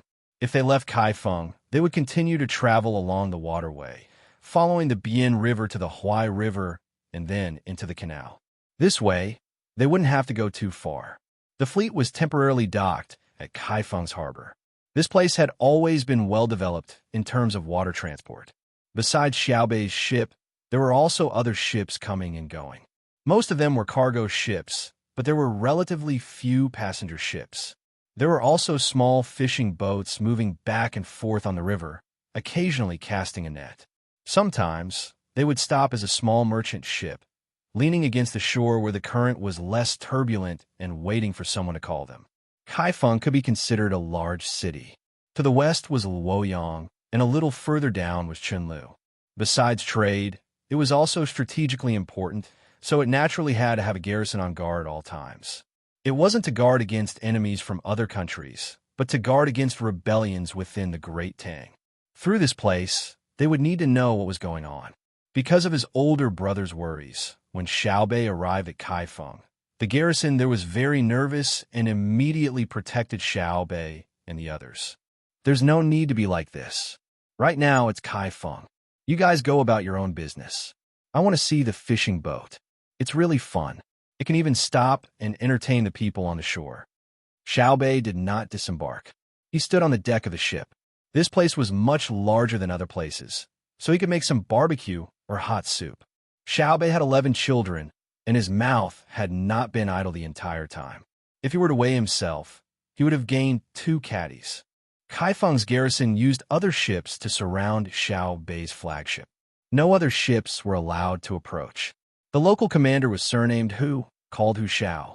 He was very worried that something might have happened to the Zhang and Wang family's ancestors in his territory, let alone someone plotting against them. Even if they fell ill in the heavy rain 2 days ago, he would not be able to explain it to the world. So, Hu Xiao took a few people and boarded Xiaobei's ship. They closely followed Xiaobei's footsteps. Only Xiaobei liked to run around, so he took Panner with him. General Hu, you don't need to worry. I brought a lot of people. To be honest, when you came up, the people I brought had to be on guard against you. It's not that they don't trust you, but they must treat everyone as a threat. Put them back. Let the people by your side go back. You stay here by yourself. Wow, look at that little boat, that little fishing boat. They actually caught a big shrimp. Aya, it's 2 inches long. I want it quickly go by it. I'll cook it for Panner. Don't worry, Panner. While Xiaobei was talking to Hu Xiao, her eyes were always looking at a small fishing boat on the water. That fishing boat was next to a clump of grass on the shore. At the stern of the boat, there was a person fishing for shrimp. Xiaobei happened to see it. Her eyes were very sharp. Even though it was so far away, 2 boats away, and there was still some distance between them, she could still see the size of the shrimp. As she spoke, she had already arrived at the front of the ship. Hu Xiao was startled by Xiaobei's actions and quickly took off her outer clothes. Inside, she was wearing a short skirt. She was probably prepared to save someone if they fell into the water. Go, I'll buy that shrimp. No matter how much it costs, it looks good. It's a good shrimp. Xiaobei even stretched her neck to look. She saw the person put the shrimp he caught into a wooden basin on the boat. She smacked her lips and told someone to go buy it. The news spread to the other boats. Some people changed boats and headed towards the fishing boat. Hu Xiao moved closer to Xiaobei and looked at the water below the boat from time to time. The boat was so high that just looking at it made him feel dizzy. When the wind blew, his legs and stomach would cramp. He said to Xiaobei, "Patrol Envoy Zhang, stand next to me. I'll block the wind for you. Don't stand too far away. I'll be able to buy the shrimp soon. Don't worry." Oh, Xiaobei indifferently stepped back a little, giving Hu Xiao some face. Her eyes were still looking at the person fishing for the shrimp. At the same time, she muttered in confusion, "How much can he catch? Others fish at night, but he fishes during the day. Is the shrimp he sells enough for his living expenses? When I have time, I'll fish too. I'm not as stupid as him. I'll fish at night and see how much I can earn by selling the prawns I catch." General Hu, stop right there. Don't come near me. I can see that you can't even stand properly. If you accidentally fall, I'll have to save you. For my sake, you have to take care of yourself. I don't want to always jump from such a high place. After that, I have to take a shower and change clothes. It's a waste of my time. Xiaobei muttered and said a few words to Hu Xiao, who was about to come over. Hu Xiao was stunned and asked uncertainly, "Patrol Envoy Zhang, you know how to swim?" "No, I only know how to walk in the water. It's so tiring to swim. Do you know the only difference between the water and the shore? It seems that you don't know either. That is, when you are walking on the shore, when you are tired, you can rest and stop. When you are tired in the water, you can continue to walk with the water and save your energy." Xiaobei winked at Hu Xiao and said, "Ah." Hu Chang replied in astonishment. Xiao Yuan, who was nearby, shouted to Hu Xiao, "Don't worry about Xiaobei. Let me tell you this. Everyone on this boat fell into the water. If only one person can survive, it will definitely be Xiaobei. You should stay away from Xiaobei. Otherwise, if you push her down, she'll get angry." Oh, Hu Xiao understood. He thought that he was a good swimmer, but he didn't expect that this little girl was so good. No wonder she wasn't afraid at all when standing at the bow of the boat. Even if she fell, she could still get back up, even if it was from such a high place. While they were talking, the people on the other side had already come into contact with the people on the fishing boat. However, from this side, it seemed that things weren't going well. It seemed that there was some kind of dispute. After waiting for a while, the two boats separated. The small boat that went to buy the shrimp turned back. The people on the boat made a helpless gesture and spread their hands, indicating that they didn't buy it. Not selling? I already said, no matter how much it costs, I bought it. I like that shrimp and want to give it to Pan Air. I'm not afraid of spending more money. People are fishing for shrimp in the middle of the day. If they don't sell it for a good price, how can they eat and wear clothes? Xiaobei thought that the people she sent over didn't pay enough, so she was a little unhappy. Hu Xiao saw that his opportunity to show off had come. He glared at them and said, "Who is so bold? How dare they not give me face on the river in Kaifeng? I ruined his business. Someone come. Stop it. If you dare to ruin his business, I will arrest you. You are bullying people in front of me. Are you looking down on us?" Xiaobei was unwilling. If she really let Hu Xiao use force, her reputation would be ruined. People would think that it was the result of her connivance. Only then did Hu Xiao react. Xiaobei was a person who specialized in investigating officials, so he quickly explained, "That's not what I meant. I just asked someone to persuade the person who was fishing for the shrimp and to speak nicely. No need. I will remember this person. Later, I will ask someone to pay attention to him. If anything happens to him, I will look for you first. Don't say one thing in front of me and another behind my back. I have seen this too many times." Xiaobei directed all her anger at not being able to buy the shrimp at Hu Xiao. Hu Xiao opened her mouth, but held back. She didn't want to explain. She thought that she would have to protect that person in the future. Otherwise, Xiaobei's people would think that she was looking for trouble. When she looked at Xiaobei again, Hu Xiao finally understood why the officials were afraid of them. Although she was small, she was very clever. She could guess anything and didn't give people a way out. The small boat that went past also slowly approached. A rope ladder went down. A person came up and said to Xiaobei, "Little girl, that old man said he's not selling. No matter how much it costs, he's not selling." "Oh, he wants to eat it himself? I thought he was a seller.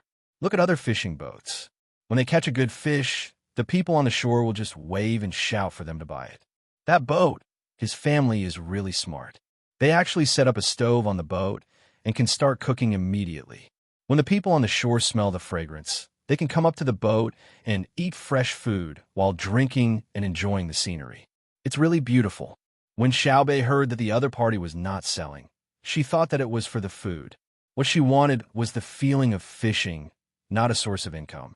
This was what they meant by saying that it was difficult to buy her with money unless she used force and took out money to hire people to rob her. But Xiaobei couldn't do such a thing. When he heard that it wasn't for sale, he turned his attention to other boats and learned to quickly forget about the shrimp. He wasn't like other children who couldn't get what they wanted if they couldn't get it. Xiao Yuan overheard and asked the person who just passed by, "Did you mention who we are?" "No, you usually don't allow me to mention it, right?" The person replied. "Then you go again. Tell that old man that Xiao Bei wants to eat that prawn. Ask him if he's willing to sell it," Xiao Yuan instructed. The person really went down. The people on the boat watched to see what the outcome would be. This time, it was indeed different. The old man said a few words to the person who went over, then raised his head and looked in their direction. Then, he nodded to the person who went over and said a few more words. The person who went over showed a troubled expression and finally came back empty-handed. "Xiao Yuan, it seems that our reputation is not useful. The old man isn't selling." Xiaobei was really disappointed this time. She didn't care that she couldn't buy anything with money, but she cared a lot about the power of her reputation. In the past, no matter where she was, even in the palace, once her name was announced, she would be treated differently. When she was outside, it was even more so. If she said that she was Xiaobei, she wouldn't have to pay for anything. She would have to accept anything that she liked. Although the value of the gift was higher than what she had bought, she was in a good mood. Why didn't it work today? Xiaobei was very regretful. Xiao Yuan's expression was not good either. Hu Ming was even angrier. He hated that old man. Xiaobei had already revealed her identity, but he still didn't give her face. Why was it so difficult for such a cute girl to eat your shrimp? The person who went came back and climbed up. Without waiting for others to ask, he quickly said, That old man said that he could give it to you for free. However, he had conditions. I didn't dare to make the decision, so I left it at that. He said that he could give it to you? That's good. What are the conditions? Xiaobei was happy when she heard that the other party was willing to give it to her. She could eat all of them. He said that he caught quite a few shrimps and gave one away. As for the other shrimps, he asked if I wanted to exchange. I said that I only wanted one, but he said no. He could only give one away, but the condition was that the other shrimps had to be exchanged. The person who came back had a helpless look. It was probably his first time meeting such a person. When he didn't hear the name of Xiaobei and the others, he directly refused. Now that he heard it, he had conditions. Xiaobei was also surprised. Exchange? Exchange? What does he want to exchange for? It can't be gold, right? That would be too tacky. No, he wants to exchange for a poem. A poem for each shrimps. That means that if you eat his shrimps, you have to compose a poem for him. The person explained to Xiaobei with a confused look. You can play like that? Poem? What's a poem? Little Yuan, it's up to you. I don't have to eat his shrimps. I just feel that he isn't very spirited. We can't let him look down on us, right? When Xiaobei heard that it was a poem, his eyes immediately froze. He could only ask Little Yuan for advice. Little Yuan didn't care, but she wasn't happy. She said, you can give him the poem, but his price is too high. What kind of shrimps are worth a poem? Is my poem that worthless? Go down and bargain with him. A poem costs 10 shrimps. If you can recite 3 shrimps, it'll be considered a success. Go on. The person went down again. Thankfully, the person running the errands was usually trained. Otherwise, he would have fallen down after a few rounds and had to be rescued. Patrolling Inspector Zhang, I have an idea. What do you think? Hu Qiao felt uncomfortable when he heard that. That old man was a bully. Hence, he said to Xiaobei, "What's the idea?" Xiaobei turned his head and asked, "Isn't it just a poem? We can spend money to buy a poem." With a shout, "A poem, regardless of whether it's good or bad, we can buy it for 10 copper coins." This old man just wants to show how different he is. He doesn't need money to appear elegant.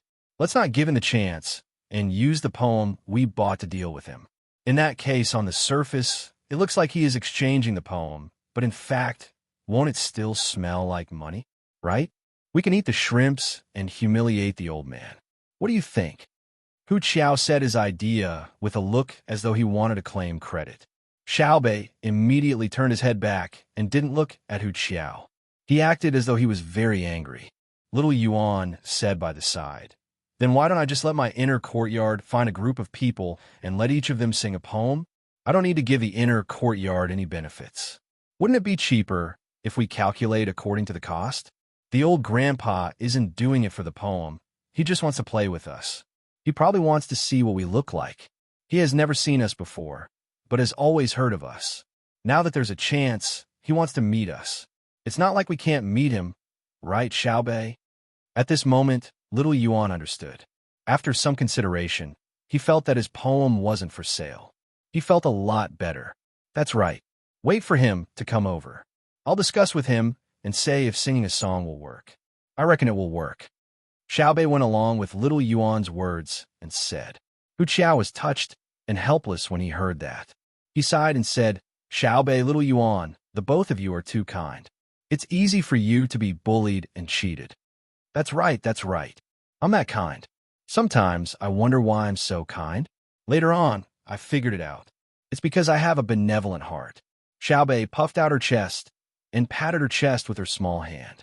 Little Yuan and the inner courtyard members of the nearby Zhang Wang family turned their heads at the same time. They didn't look at Xiaobei. They knew very well whether she was kind or not. They also felt sorry for Hu Qiao. Little Yuan wanted to tell Hu Qiao that he hadn't seen Xiaobei when she was ruthless. If she attacked someone, it would mean that he was too kind or a fool if he could see the slightest bit of kindness in her. While they were talking, the old man's boat approached. There was also a person who was in charge of rowing the boat. The old man didn't request for anyone to go down to fetch him. He casually climbed up and was in good health. The moment he appeared, he stopped and sized them up. When he saw Xiaobei and company, he smiled. "You've grown so big? Good, good. How many years has it been? Sai, eat some prawns." Chapter 1025. Xiao Bei and the others came over to see what the old man looked like. They didn't expect him to have such a personality, but when they heard the old man's words, they all looked at each other. Xiao Bei walked forward and pulled on the old man's arm. He asked curiously, "Grandpa, do you know us?" "I don't know you. I've heard of you, but I've never seen you before. I've seen Xiao Bao once, and I've also seen your sister Cuckoo once, far away. At that time, the two of them were as cute as you." The old man's eyes were red. As he spoke, it seemed like he was reminiscing. "Is that so? I look as good as my brother and sister?" Xiao Bei heard the praise and twisted his body in embarrassment. "Yes, yes, cute. Our family Xiao Bei is the cutest. If anyone says otherwise, this old man will fight them to the death. Do you want to eat shrimp? Come, look. I've been fishing for 3 days. I caught them in the cool grass during the day. I've been raising them.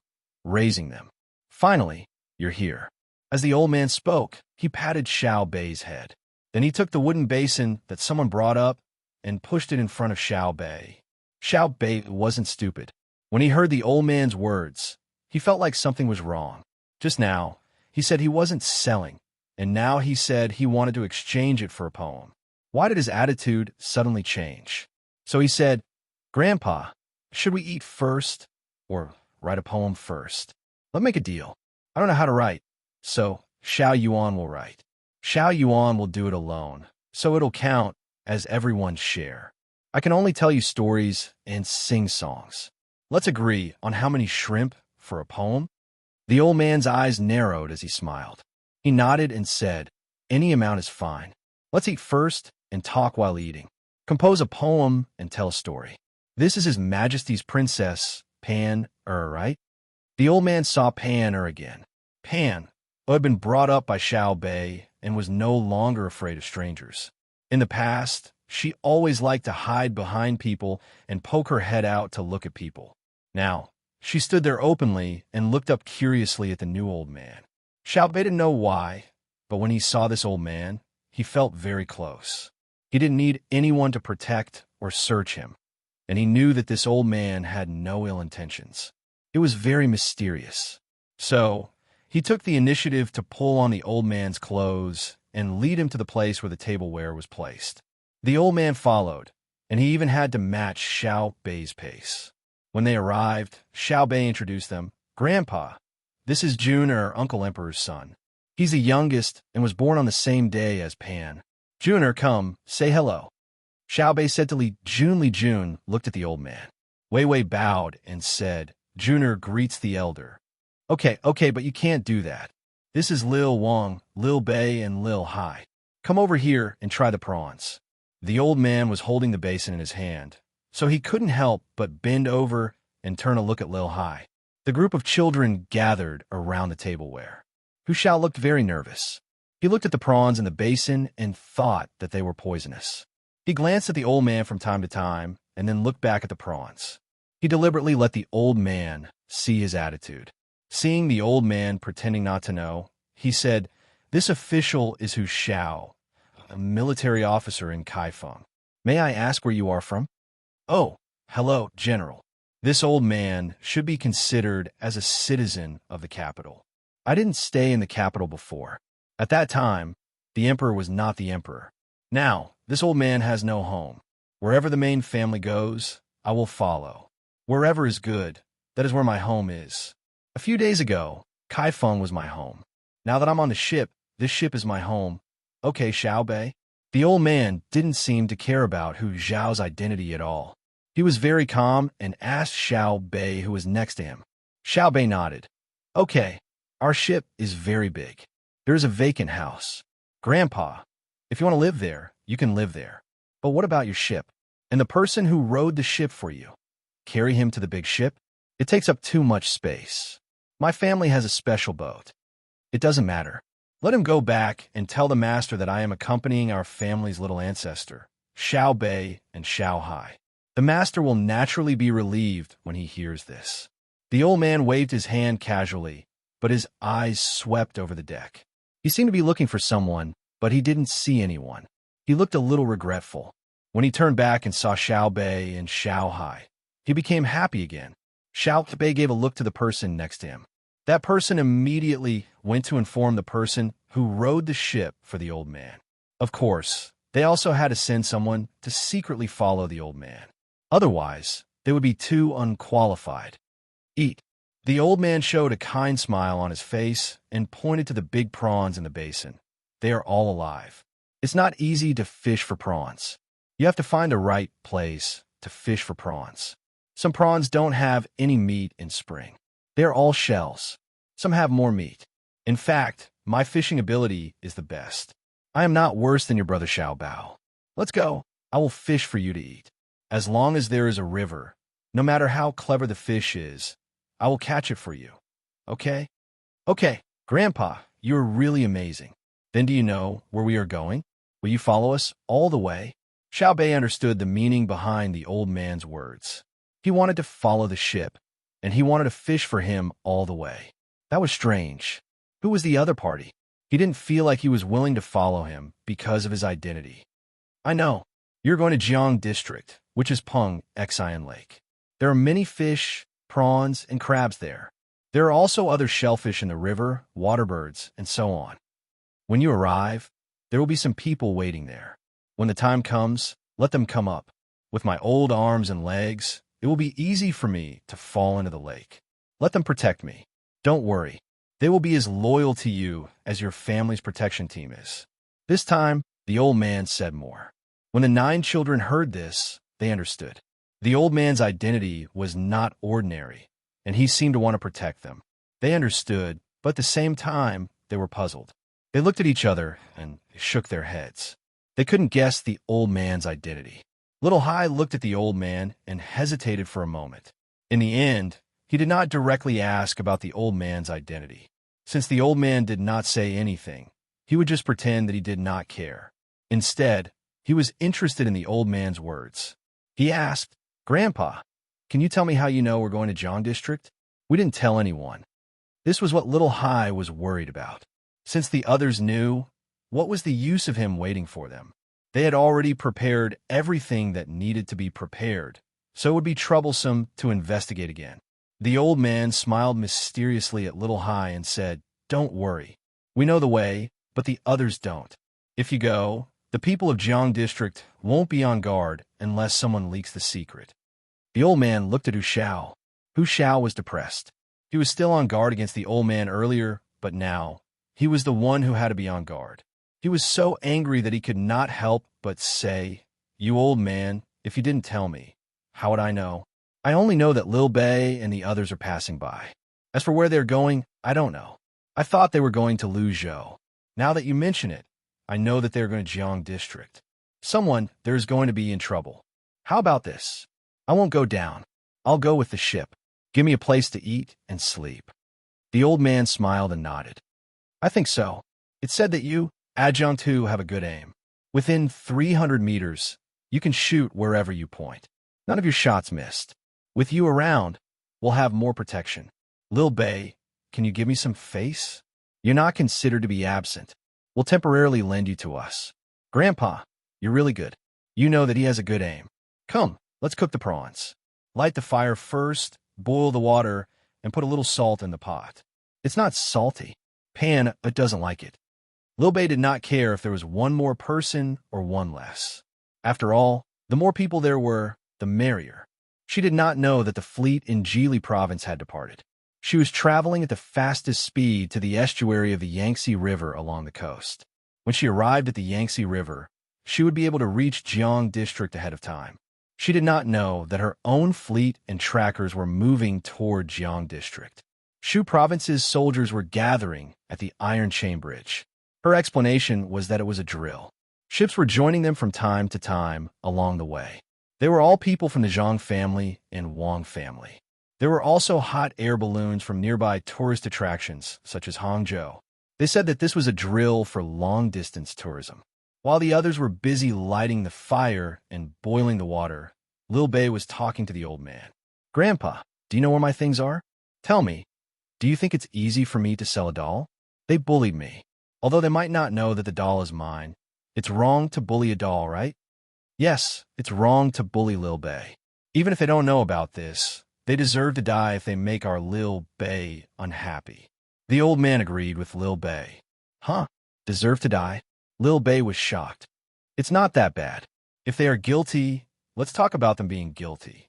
If they're not guilty, why should they take their lives? We have to be reasonable.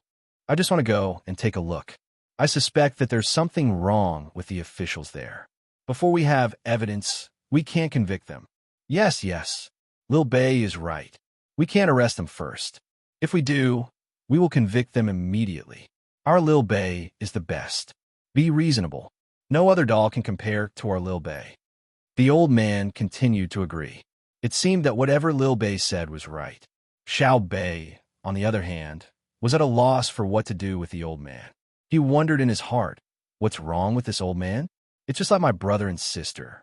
Whenever I say something, my brother and sister always agree.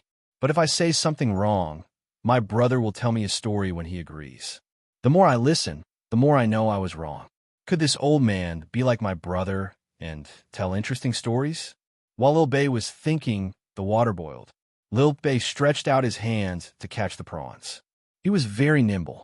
No matter how the prawns jumped, Lil Bei could always catch them and throw them into the pot.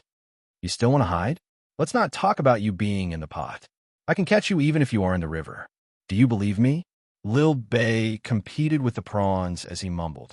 The prawns didn't say a word, but the old man said, I believe you.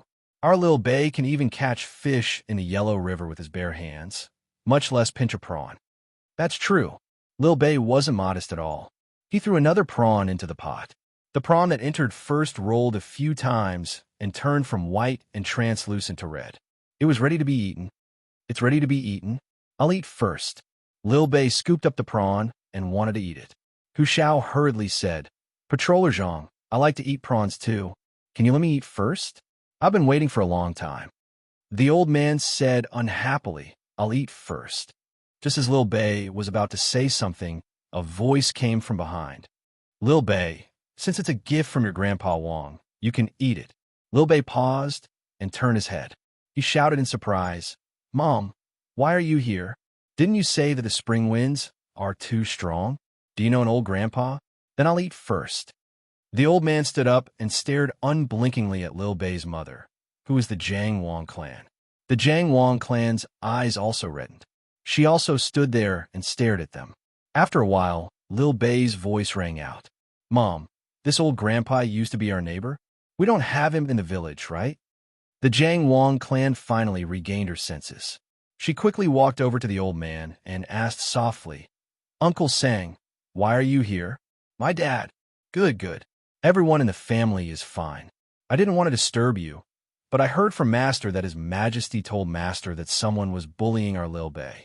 Master panicked and told me to bring the family's guards and rush over to help kill them. I was afraid that you wouldn't see me, so I waited here. If you didn't see me, I would follow behind and catch some prawns to pass the time. Who knew that I was fated with Lil Bei? She saw me and caught some prawns. Chow. Look at your complexion. Let me touch you. Good. You're pregnant again. The family is going to be lively.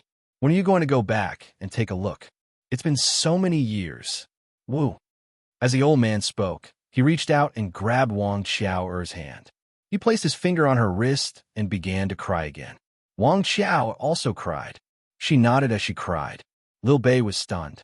He thought for a while and finally understood. He asked, Mom, it's your family, right? Isn't that the same family that my family would send a generous gift to every year? No wonder you let me catch prawns. When I see old Grandpa Wang, I feel good. Then why do you call Grandpa Wang Uncle Sang? The old man let go of his hand and patted Lil Bei's head. He said, because Grandpa used to take your mom to catch fish. Then we would find something by the river and fill a basket with fish. Oh, I see. I understand. Then I'll call you Grandpa Prawn in the future. No, it doesn't sound nice. I'll call you Grandpa Fishing. Grandpa Fishing, have you eaten the food I sent you? Lil Bei was very good at talking, but for some reason, he couldn't see anyone from his mother's side. I've eaten it. The food is good, but it's not as good as seeing you. The prawns you cooked for Grandpa are the best. Xiao, you haven't told him yet? The old man became happy again when he saw Lil Bei. He asked Wang Xiao at the same time. No, my husband is busy managing the Ministry of Works all day. Xiao Bao and Cuckoo are competing in the martial arts examination. I was afraid that he would be distracted, so I didn't let them send it back. It's the same on the boat. Grandpa Wang, has Dad not done anything in Hangzhou? Wang Xiao explained and asked again. No, he hasn't. Master is usually fishing. What he likes to hear the most is about Lil Bei and Xiao Bao. If he can't hear them, he will send a message to the capital and ask His Majesty. His Majesty won't pursue the past matters. It's all because of you and the friendship he left behind in the past. Do you want to go and take a look this time? The old man talked about the situation at home and then asked with uncertainty. Wang Xiao thought for a while and nodded. Let's go. Let the children see. It's good that I'm staying behind with my sister. She's also here. Don't you think it's a coincidence? Chapter 10:26. After all, Xiao Bei was still a child. When she heard that she could go to a place with many people, she was very happy. But she suddenly remembered that she had never been to her grandfather's house. What if they didn't like her? Thinking of this, Xiao Bei looked up and asked Mr. Wang, Grandpa Fish, do you think we will be bullied in Hangzhou? Who dares to bully our Xiao Bei? Master can't even wait to see you at home. Your eldest uncle is also disappointing. He married 3 wives and gave birth to 5 children, but none of them are capable. It's fine if they're not boys, but they're not as smart as you, not even a little bit. They either throw tantrums or run around all day long. No matter how many times they are beaten, they still don't remember. When there are people around, they bully people when they go out to buy things. When there is no one around, they don't even greet strangers. Unlike our Xiao Bei, who can go out and be an official by herself. Back then, our family sent a few people to Sanshui County. Later, all the servants of that family were driven out of the house. The more the old man looked at Xiao Bei, the more he liked her. Although she was young, she was sensible and had a sweet mouth. When she smiled, 2 dimples appeared. Her big eyes were like her mother, Qiao and seemed to be able to speak. Xiao Bei, however, spoke up for her sisters whom she had never met before. It's wrong to hit a child. If you can't do it well, you can teach me, right? Yes, you can teach me. It's wrong to hit a child, especially one like our Xiao Bei. Not to mention hitting her. Even a glare is a crime. Go back and tell Master that you're not allowed to hit her in the future. The old man continued to follow Xiao Bei's words. I wasn't beaten out of the house. My brother never hit me, nor did he let others hit me. He said that only incompetent adults hit children. Is it true that no one bullied me? I'm not familiar with this place. Xiao Bei asked again. The old man was not angry. He still had a smile on his face. Xiao Bei is an official, a 3rd-ranked official. It's a big crime to hit an official. Not to mention ordinary people. Has His Majesty ever hit you? If His Majesty even touched you, your brother Xiao Bao would fight His Majesty to the death. No, he won't. Uncle Emperor is the best. When my family sent a chair to Uncle Emperor always asked my family to make it bigger so that I could squeeze in the seat beside him. My brother is also reasonable. Xiao Bei continued to maintain its kind nature. Little Yuan said from the side, that's because we haven't been bullied. Otherwise, brother and sister would have killed them. Look at this time. We came out with more than 1,500 people. Brother is worried that we will be bullied outside. 1,500? That. When the old man heard this, he knew that something was wrong. The information he received was definitely not 1,500 people. Even if there were 15,000 people, it was still more than that. Xiao Bao had put on the posture of an army at the city gate. Something had been happening there recently. The old man didn't say it out loud. Instead, he looked at Wang Xiao. He didn't believe that the most beloved princess in his family would know. Wei Wei of the Zhang Wang clan smiled and said, I didn't tell Xiao Bei and the others. Since I mentioned it today, there's no harm in telling them. Xiao Bei, your brother and sister have sent out the fleet of Jili State. When the time comes, they will stop in the middle of the lake. If you guys are in any danger, get into position and attack. Your aunt and I have a younger brother or sister, so we won't accompany you to avoid being frightened. You have to be careful. Actually, it's not a big deal. You've been used to running around since you were young. No matter how dangerous it is now, it's not as scary as when we were young. If we can really fight in Jiang province, you guys can also learn from it. Xiao Bei and the 9 children were stunned when they heard that. They thought that the officials of Jiang province would be like mice that saw a cat when they went over to deal with them. They did not expect that their brother and sister would transfer the fleet over. The 9 children knew very well that the Tang Dynasty's fleet was actually dominated by their family. The number of ships in their family accounted for more than 80% of the Tang Dynasty's fleet. The fleet of Jili's state was the most powerful. It was only stronger than Luzhou because it had to suppress Xian Luo in Japan. The ships were large. There were many of them. They were fast, had a long range, and the quality of the personnel was high. The overall cooperation was good. When all 60 ships came over, they were like mountains, forming a majestic formation. Xiaobei swallowed his saliva and looked nervous. He said, Are we going to war? I haven't learned how to command yet. You only know how to scare me with tripping ropes. Do you think our family lacks battle commanders? Aunt, when we were young, did we encounter more powerful enemies? Xiao Yuan asked a key question. Zhang Wangclan glanced at Hu Xiao hesitantly. Hu Xiao suddenly shuddered. He gritted his teeth and took the initiative to say to Xiao Yuan and the others, In the past, your family was powerful, but you could only stay in Sanshui County. At that time, the people of Sanshui County did not support you as much as they do now. Besides, Huayuan County had some foundation. There was no other place. At that time, Luzhou did not have many people. He wanted to support you, but he did not have the strength. At that time, it was not too difficult for someone to deal with your family. Fortunately, there was the Minister of Revenue and the little prince to protect your family. Your brother and sister were dancing on the tip of a knife. Every time they made a choice, they had to satisfy others. Otherwise, they would be doomed. Then, your brother and sister began to use the power of others to fight against others. Little by little, you achieved your family's current status. There are elite troops in the north, south, east, and west of the Tang Dynasty that are loyal to your family. The business in the Two Rivers area, the Great Tang Bank, and the military industry are all in your hands. Otherwise, why are you so carefree? How can you become a third-grade official at such a young age? Is that so? Xiao I understood. His logical thinking ability was very strong, and his ability to understand abstract things was not weak. After hearing Hu Zhao's words, he understood why his family had been cultivating all kinds of talents since many years ago. Political, military, economic, public relations, and technical. Everything was to form enough strength to compete with any force. Xiaobei blinked and said, I was wondering why it was so easy for me to ask Uncle Emperor to become a 7th-grade official with real power. It turns out that it is not only because I am cute. Being cute can only make others like me, not respect me.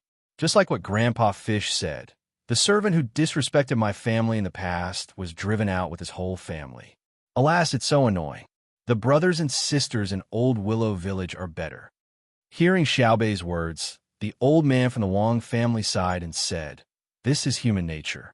If your father didn't get the first place in the state's provincial examination, his family wouldn't have sent people. If he didn't get the top scorer, his family wouldn't have paid attention to him. It's true. When you were born, your family was already very rich. Xiaobao and Cuckoo made a lot of arrangements in advance in order to wait for you to be born. The cesarean section in the hospital was actually prepared for you, but it was useless in the end. The two of them led the doctors to secretly dig people's graves and cut people's bodies with knives. It is said that on the day you were born, the whole Luzhou was filled with a tense atmosphere. The people in Luzhou said that at that time, they felt that if anything happened to you, the whole sky would collapse. So, Xiaobei, don't always think that everyone is only interested in you. There is also light in the dark. Xiaobei lowered his head and thought for a moment. When he raised his head again, he had regained his cheerful appearance. He said to the old man, Grandpa Fish, no wonder Mother is close to you. You are the best servant. Apart from my family and the inner court, no one will say this to me, But Grandpa Fish, you said it. I know, we have our own house, we can walk on the road, we can float on the water. I also have a big pearl that can be used as a ball. If you give me one now, I can't bear to throw it to the ground, but I can throw it a pan. Mother, when we see Grandpa, don't mention the past. It's all in the past. When you hurt others, unless you are happy, it's better to forget it. Zhang Wang Clan smiled, bent down, and kissed Xiaobei's face hard. She said, "If you were a little smarter, you will catch up to your brother and sister." Huh? I'm not smart enough? Xiaobei pretended to be dissatisfied. If you were smart, you won't say everything. You haven't seen what your brother and sister were like when they were young.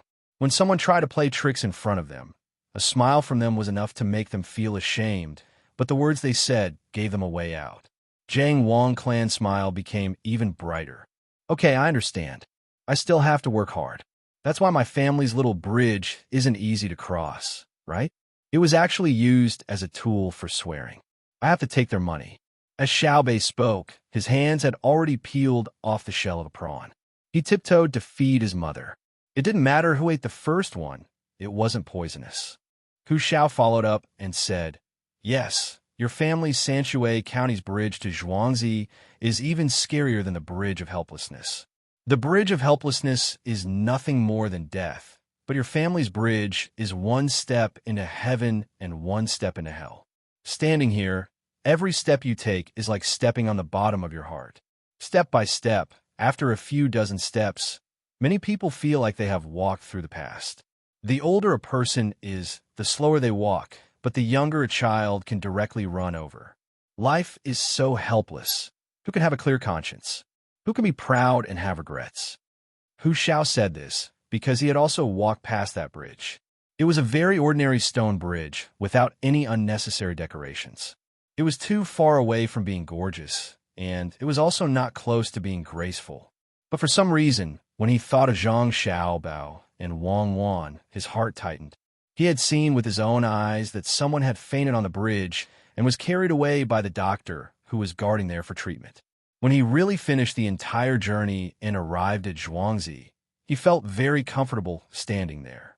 There was no love, no hate, no regrets, because this was life. Since there was no turning back, he would resolutely continue on. It wasn't heaven, nor was it hell. It was the human world. His heart recalled the past. He was guilty. Who hadn't done something wrong? However, the world was so big. How many people could judge him? This was also why Xiaobei's 9-member inspection team was feared by the officials. It was because they were qualified to judge the officials and ask if the officials were guilty. Oh, I understand. In the future, when I catch an official, I'll tell him, if you're not guilty, take 2 steps, right? You're actually quite a good person. You joined the army, right? What's the rank of Kai Feng's army? Xiaoyuan. Xiaobei liked to hear this kind of words the most. Even if he didn't quite understand sometimes, he could turn back and slowly think about it. If he really couldn't, he could ask his brother and sister.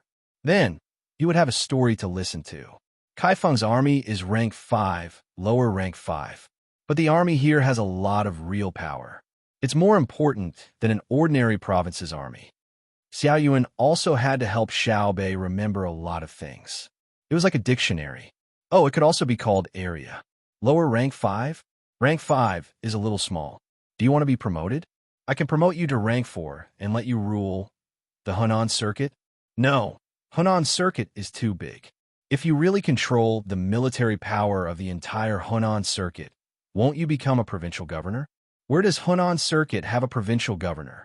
Last time, Uncle Emperor told me to arrange positions for people. Look at the place and position, and don't ask for it blindly. How about this? I'll give you the navy of all the rivers connected to Bianzhou, all the way to the Yellow River or the Yangtze River, okay? You'll be the commander-in-chief of the land and water. You can say rank 4 or rank 3. Do you want it? Xiaobei was going to give someone else an official position again. After he finished speaking, he looked at Hu Qiao expectantly. Hu Qiao looked excited at first, but then he shook his head and said, "No, I don't know how to fight in water. Although I'm good at swimming, it's not that I'm selfless, but I'm afraid of being killed. I believe that if you want to command the Navy, His Majesty will agree. But one day, when you need me to mobilize the Navy, I can't command it well. If I shirk the responsibility and say that my subordinates are disobedient and stupid, will you agree? No, I'm not stupid. It's your problem if your subordinates are disobedient. If you don't use them well, the first one to deal with will be you. If your subordinates are exiled, you will be beheaded. Xiaobei gave a definite answer. That's right. I don't want to die yet. Hu Qiao looked like he was an honest person. Xiaobei nodded. Oh, that's right. If I give you the navy now, I'll be harming you. If I don't give it to you, I'll feel that it's a waste of talent. Xiaoyuan, what do you think we should do? I really owe you. You thought about it yourself and then asked me. If he doesn't know, let him learn. After he learns, he will know. Xiaoyuan had just peeled a prawn and took a small bite. He felt that it was bland and was looking for someone to get salt and pepper. Yes. Learn. We can learn. So, Sir Hu, follow the ship and learn from the commander on the ship. Don't think that we're a merchant fleet. Even if the fleet from Jili province attacks us, my current team can still fight to the death with them. Who said that merchant ships can't be armed? Who said that merchant ships have to be slow? Right? Follow and learn along the way. After you learn well, I'll recommend you to my sister's military school.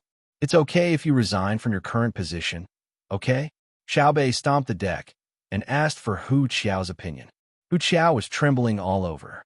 He finally understood why he was able to protect Xiaobei and his team and why so many people were looking at him with jealousy. This was an opportunity to reach the heavens in one step. As long as you were capable or had strong commanding skills or were serious in your work, even if you couldn't do it, as long as you were honest, you had a high chance of seizing this opportunity. If you missed it, then don't blame the heavens and accuse others.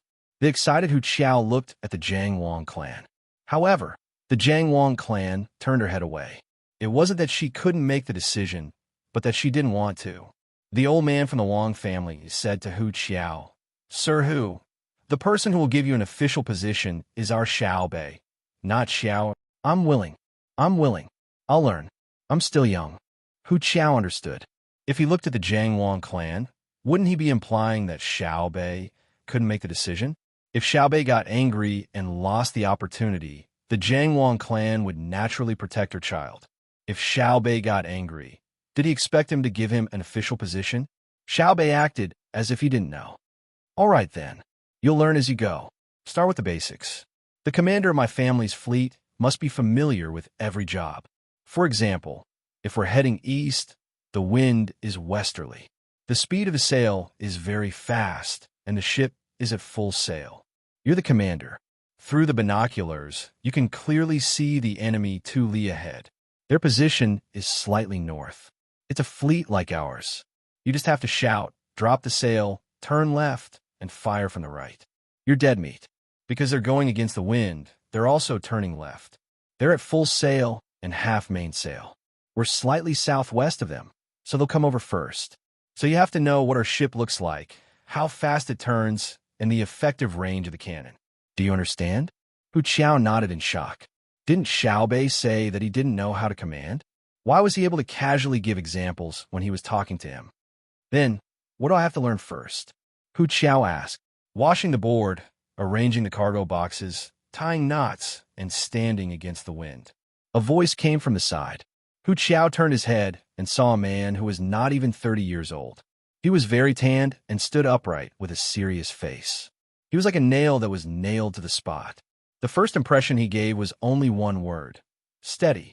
Then it was rigid and mean. I haven't asked. The fleet's commander-in-chief, which is also the captain of the flagship. In the future, you will learn from me and do as I say. I want you to remember the joining points of every piece of deckwood and arrange the cargo boxes of all shapes and sizes neatly. When you want it to open, it will open with a pull. When you don't want it to open, the cargo will not move with the ship. When you stand on the deck, the wind will not sway you and the waves will not hit you. As such, you are qualified to move on to the next lesson. When the person spoke, he was also very serious and unreasonable. Okay, I'll do it, Hu Qiao said indignantly. He didn't believe that he couldn't do such a small thing well. Report good news. Little master, little miss, good news. In the hibiscus garden, Zhang Xiaobao and Wang Wan were eating lunchboxes when a person suddenly ran in and shouted loudly. Zhang Xiaobao put down his chopsticks and said to the person, "It seems that you are full. You are very confident.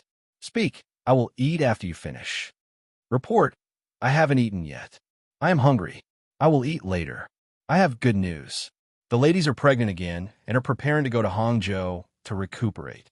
Hangzhou Wang family." The person didn't care about Zhang Xiaobao's attitude at all and said with a smile. With a clatter, Zhang Xiaobao's chopsticks fell on the small table and stared at the person. Wang Wan also stopped eating and opened her mouth slightly, because the two of them heard clearly that the ladies were not the same person. "Cuckoo, isn't this too much of a coincidence? Why are you together again?" Zhang Xiaobao asked Wang Wan. "As the saying goes, I can't make a book out of coincidences. The question is, why do we only find out now?" Wang Wan was more concerned about this, because when we go out, we are afraid of our mothers. We are going to have a younger brother or sister again. I guess we will have to start from the beginning again. Do you think it is a good thing or a good thing? Zhang Xiaobao thought of the scene of a large group of children running around. It is a good thing.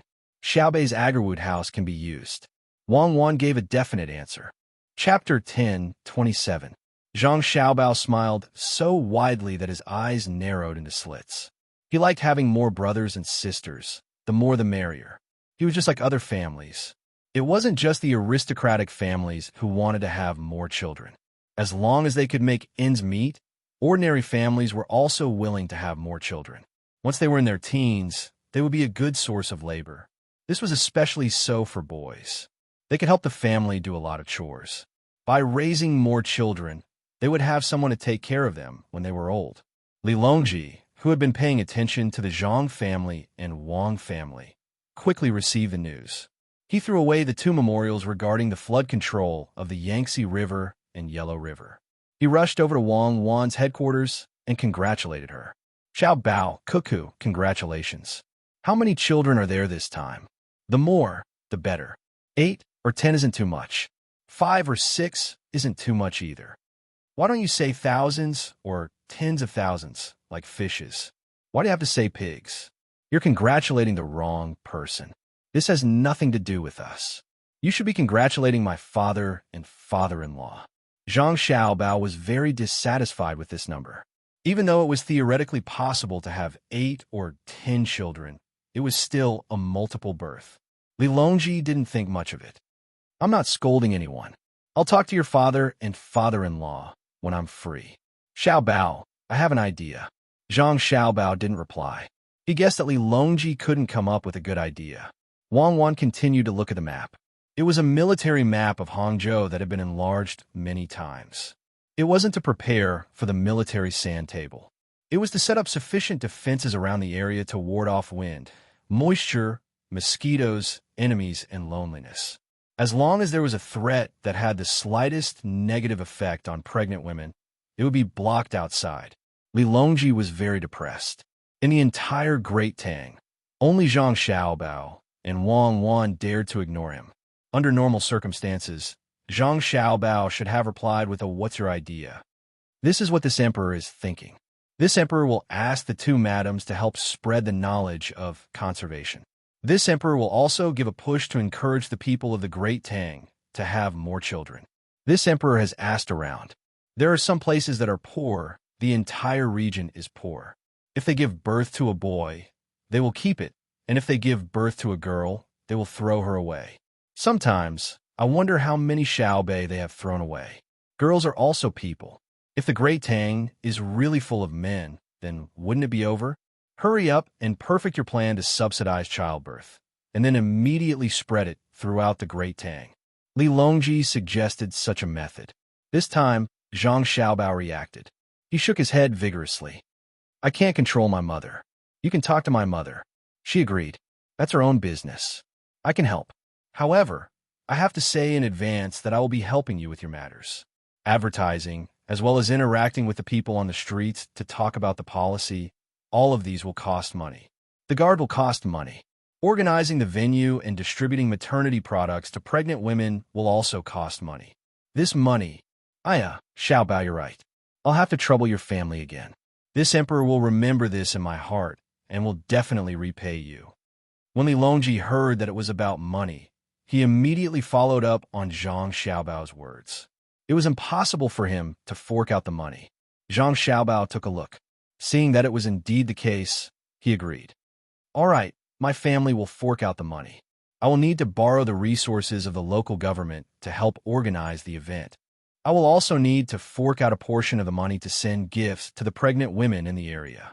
As for the advertising fee, it will belong to the local government. You can advertise such a thing? Xiao Bei and the others have already gone to the local government.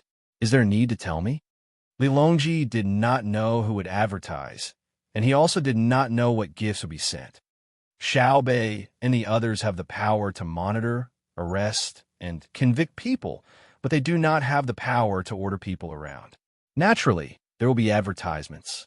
Dei Hospital's local medicine is free of charge, but the ribs, fish, vegetables, and diapers for the children have to be bought. The businesses involved can advertise their products' quality and price advantages. The most difficult thing is to change people's views. Otherwise, it will be very harmful to the pregnant women's health.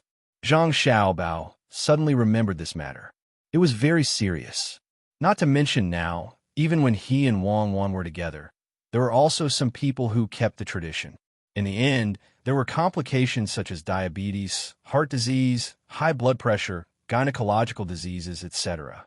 Li Longji realized that he had encountered a problem in this field that he was not clear about. Like a student, he sat up straight and asked, "Indeed, there should be businessmen who advertise. I saw that Xiao Bei and the others used something that looked like underwear. It was made of paper. Even the children can use it." Wang Wan put down the map at this time. Xiao Bei and the others only started using it after they were 2 years old.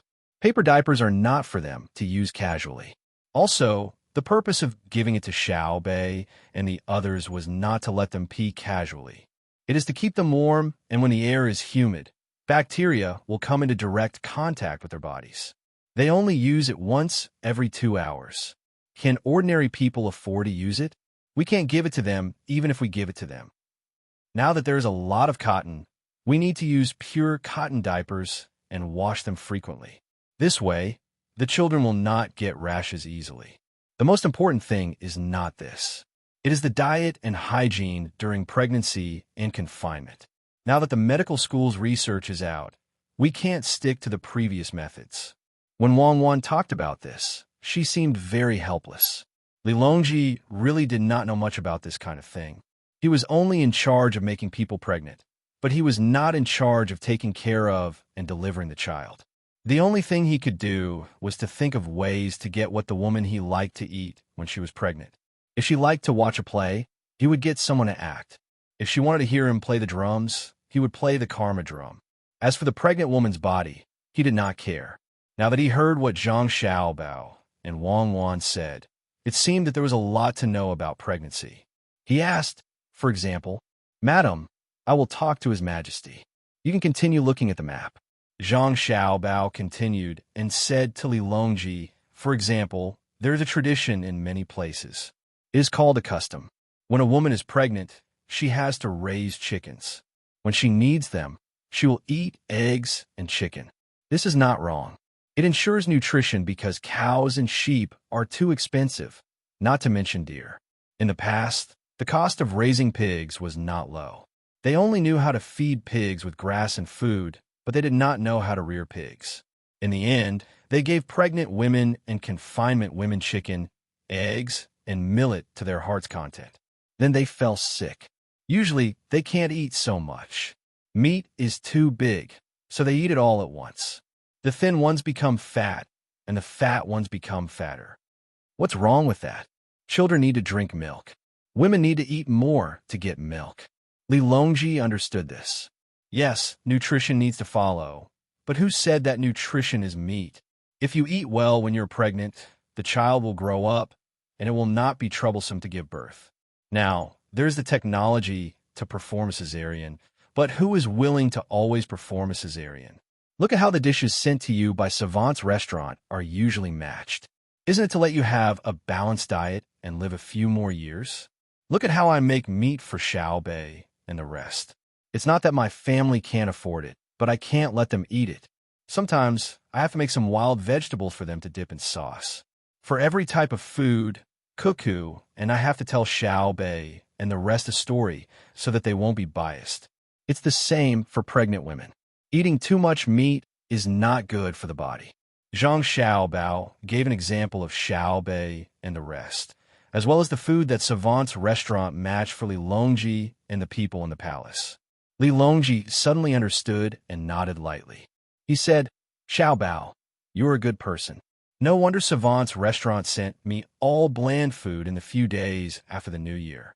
There was even coarsely ground cornbread, and there was no honey in it. The food was delicious, but it made me think that there was a problem with the person in charge of Savant's restaurant. He even got someone to test for poison twice. Usually, when Savant's restaurant sent food, it would all go straight to my mouth. No wonder. Continue.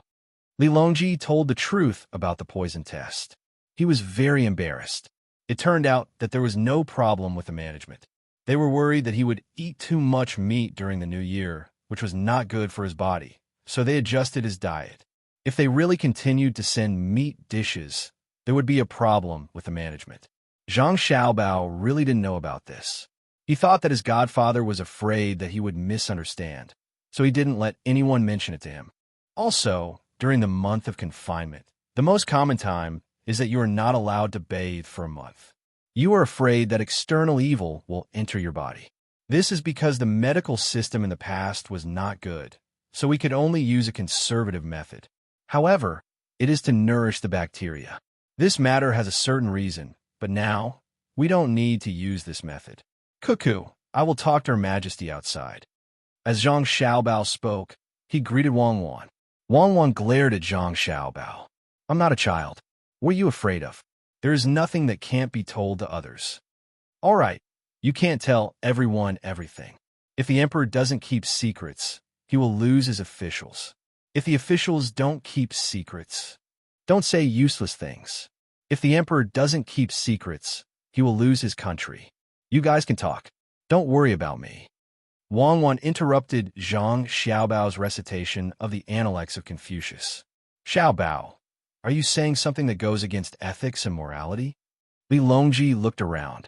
If there was something wrong, it was better to say it outside. No, it's mainly because we are not doctors. It's about a woman's physiological problems. Actually, it's nothing. Let's talk about business. Why can't a woman bathe during confinement? First, it's because the change in temperature can easily affect the body. For example, when you catch a cold, it's cold. Second, when you bathe, even warm water is not as good as the secretion of the woman's body. When a woman gives birth, no matter what she does, she will get injured. There are injuries in the joints and in the uterus. In the past, medical science couldn't catch up, so it was better to let the woman recover on her own. Zhang Xiaobao explained. Back in his time, any man who cared a little about women would be very clear about this. It was not something that belonged to the martial arts world.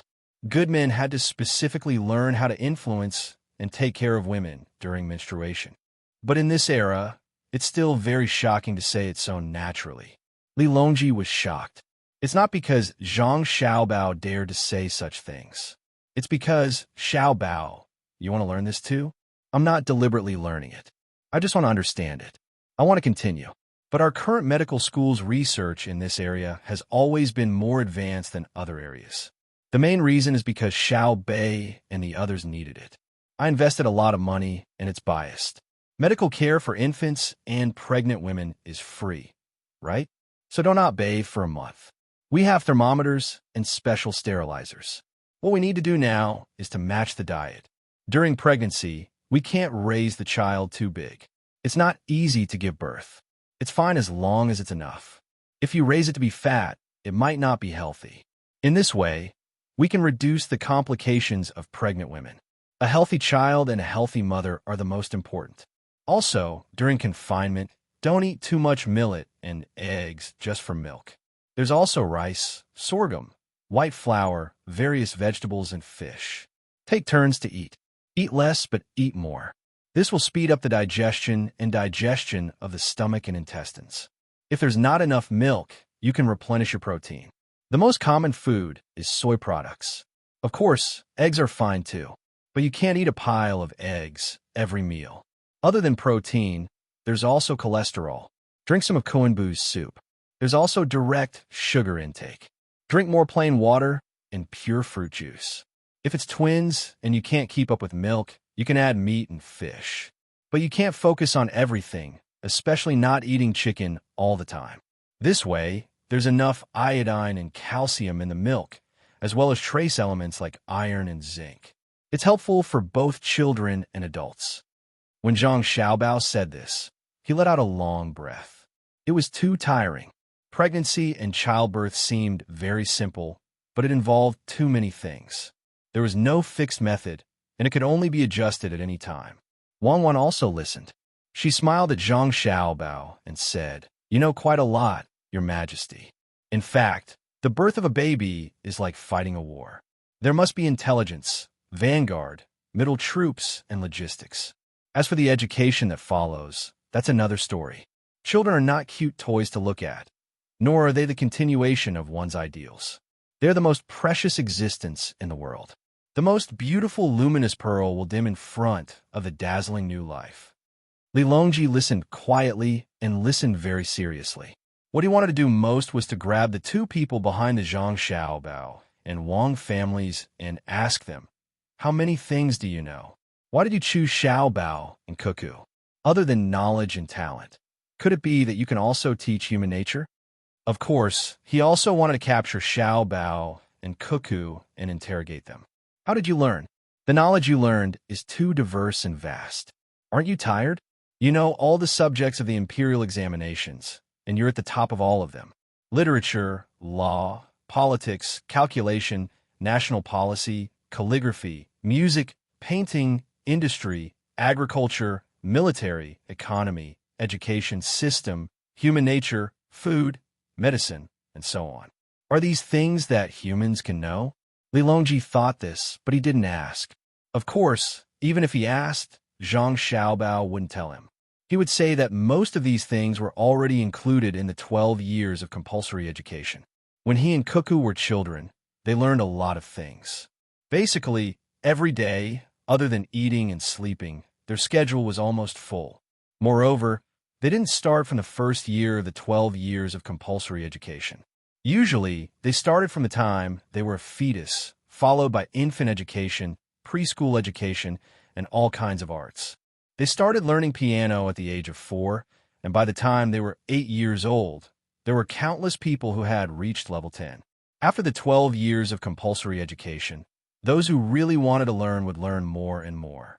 Cuckoo was already a genius, and with her family's influence, you couldn't imagine how many things she knew. If it were him, he would have to be more humble. He didn't have a systematic education, but his learning ability wasn't bad either. The school he attended was different. This was what it meant that the path was intangible, but different paths led to the same destination. When he thought about how other people's children learned so much, Zhang Xiaobao said to Wang Wan, "At that time, a child like Xiaobei would at least know 4 professional skills, right? It shouldn't be a problem to play the 3 plum blossoms with the flute. Our education still hasn't caught up, and we let them play." "Xiaobao, what are you saying? Are you belittling my children? Xiaobei and the others haven't learned anything yet?" "Yes, if we really compare them to you and Cuckoo, they are still lacking. They can only be said to have learned something and have their own strengths, but they can't compare to the two of you. However, is it possible to find a second pair of Xiaobao and Cuckoo in this world? How many of Xiaobei's 9 can there be? Perhaps June, and Pan. Can catch up if they work hard. As for the other children, even if they have Chaoyang, they can't catch up. This is the injustice of the world. You can't put in all your effort to teach every child. You can only do your best for your own siblings. All right, let's not talk about this. Why didn't anyone teach me this when I was young? Otherwise, how could I tolerate you?" Li Longji was very jealous, so he spoke the truth. He understood that his ability wasn't good enough. If he killed Xiaobao and Cuckoo, he would face very serious consequences. Not to mention whether or not he could kill the two of them. Even if he did, How would the people behind them react? How would he face a country that could possibly create weapons that could kill an entire capital? There was also the die-hard loyalty of the Zhang family and Wang family around Great Tang, as well as the excitement of the surrounding countries. Great Tang's financial system would instantly collapse. No matter which one it wasn't something that he could bear. Zhang Xiaobao and Wang Wan weren't angry. Any emperor wouldn't like power that they couldn't control, just like the two of them. They also didn't like many people, such as the aristocratic families who monopolized land, or the poor who were lazy. However, they still had to endure. This was selfishness and choice. A completely selfless person was the most terrifying. They had to be eliminated. Without selfishness, there would be no weakness. After Li Longji finished speaking, he looked at Xiao Bao and Cuckoo and said helplessly, "I knew the two of you would be like this. It's said that the two of you are the reincarnations of immortals. Tell me the truth. Is that true? That depends on how you look at it. According to Buddhism, everyone is a Buddha. It's up to you to say that it's the 6 paths of reincarnation. However, according to Taoism, it's extremely mysterious and profound. Your Majesty, let's talk about the welfare of mothers and children." Zhang Xiaobao didn't answer directly. Instead, he beat around the bush. Li Longji recovered from his shock and said, "Right, welfare is something that should be done. Children are the hope. Use that piece of glass to advertise that the children of Great Tang are stronger than those of other countries from the moment they're in their mother's body. I believe that when they grow up and see the situation of other countries, they'll know how much Great Tang has sacrificed for them. If they don't love Great Tang, they'll be letting down their own conscience." Zhang Xiaobao nodded and said, "That's right. It can also let the people of other countries feel that their country isn't worth protecting." Chapter 10:28. One of the things that Li Longji loved the most was to see how the lives of the citizens of other countries were not as good as his own country. He would constantly compare them and feel extremely satisfied and proud. In the past, he had this problem. He would go on a pilgrimage to Mount Tai and make a big fuss about it. He was afraid that no one would know about it. Whenever he went to a place, the local government would spend a lot of money. Whenever he was happy, he would exempt a few years of taxes, reducing the finances of the imperial court. Now, he also liked to travel, but he was not so extravagant. He didn't specially go to a certain place where he didn't need to be received. So he made a curious connection between tourism and the promotion of fertility. He said to Zhang Xiaobao, "How's the construction of the Great Tang going? I want to patrol Great Tang. Summer will be here soon, and I'm afraid that there will be a flood at the Yangtze River. I'm going to make preparations in advance. At the same time, I can promote the national policy of promoting fertility. Isn't this killing 2 birds with 1 stone?" Zhang Xiaobao would be a fool if he believed his words. If you want to travel, so be it. Who's stopping you? What's the point of finding excuses? Thus, Zhang Xiaobao didn't reply. Wang Wan couldn't help but laugh. She said to Li Longji, "Your Majesty, the construction of the Great Tang doesn't need to be grand. It's fine as long as it's comfortable. When you're not here, you can use it to play movies and become a place for ordinary people to visit. Don't take the initiative to collect entrance fees. Put a donation box inside and say that it's used for Great Tang's infrastructure.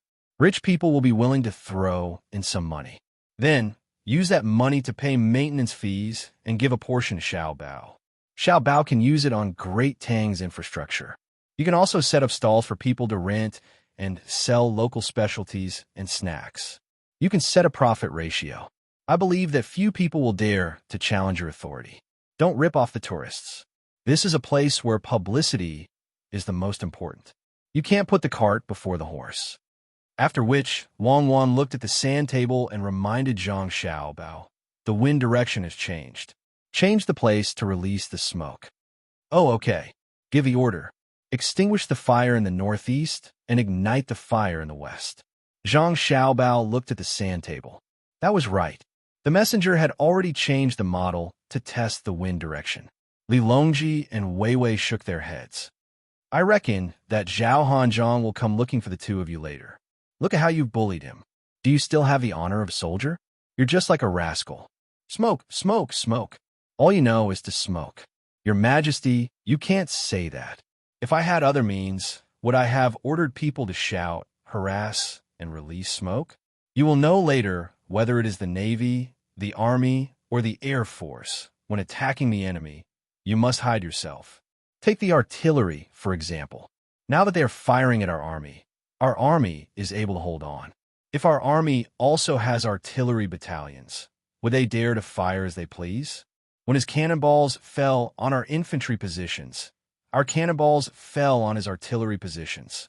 What's the big deal about smoke? In the future, I will release poisonous gas. If the wind blows, a large number of people will die.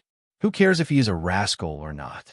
It's fine as long as fewer people die in our army.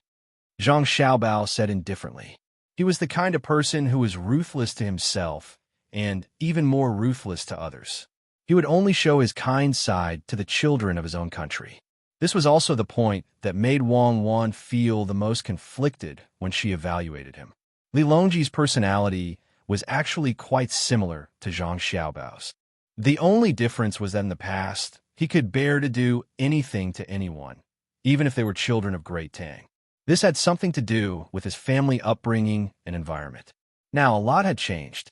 The environment had changed, so there was pressure and motivation. Ever since Zhang Xiaobao and Wang Wan began to interact with him, he felt a special feeling.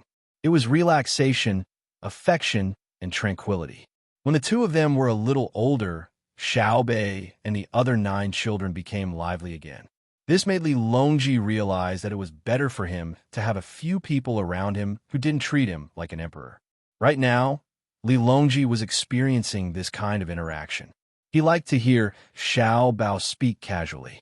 He understood that it wasn't that Xiao Bao didn't know how to speak in a bureaucratic tone like the other ministers. Even Xiao Bao knew how to do it, let alone Xiao Bao. Of course, Xiaobei's bureaucratic tone was very cute.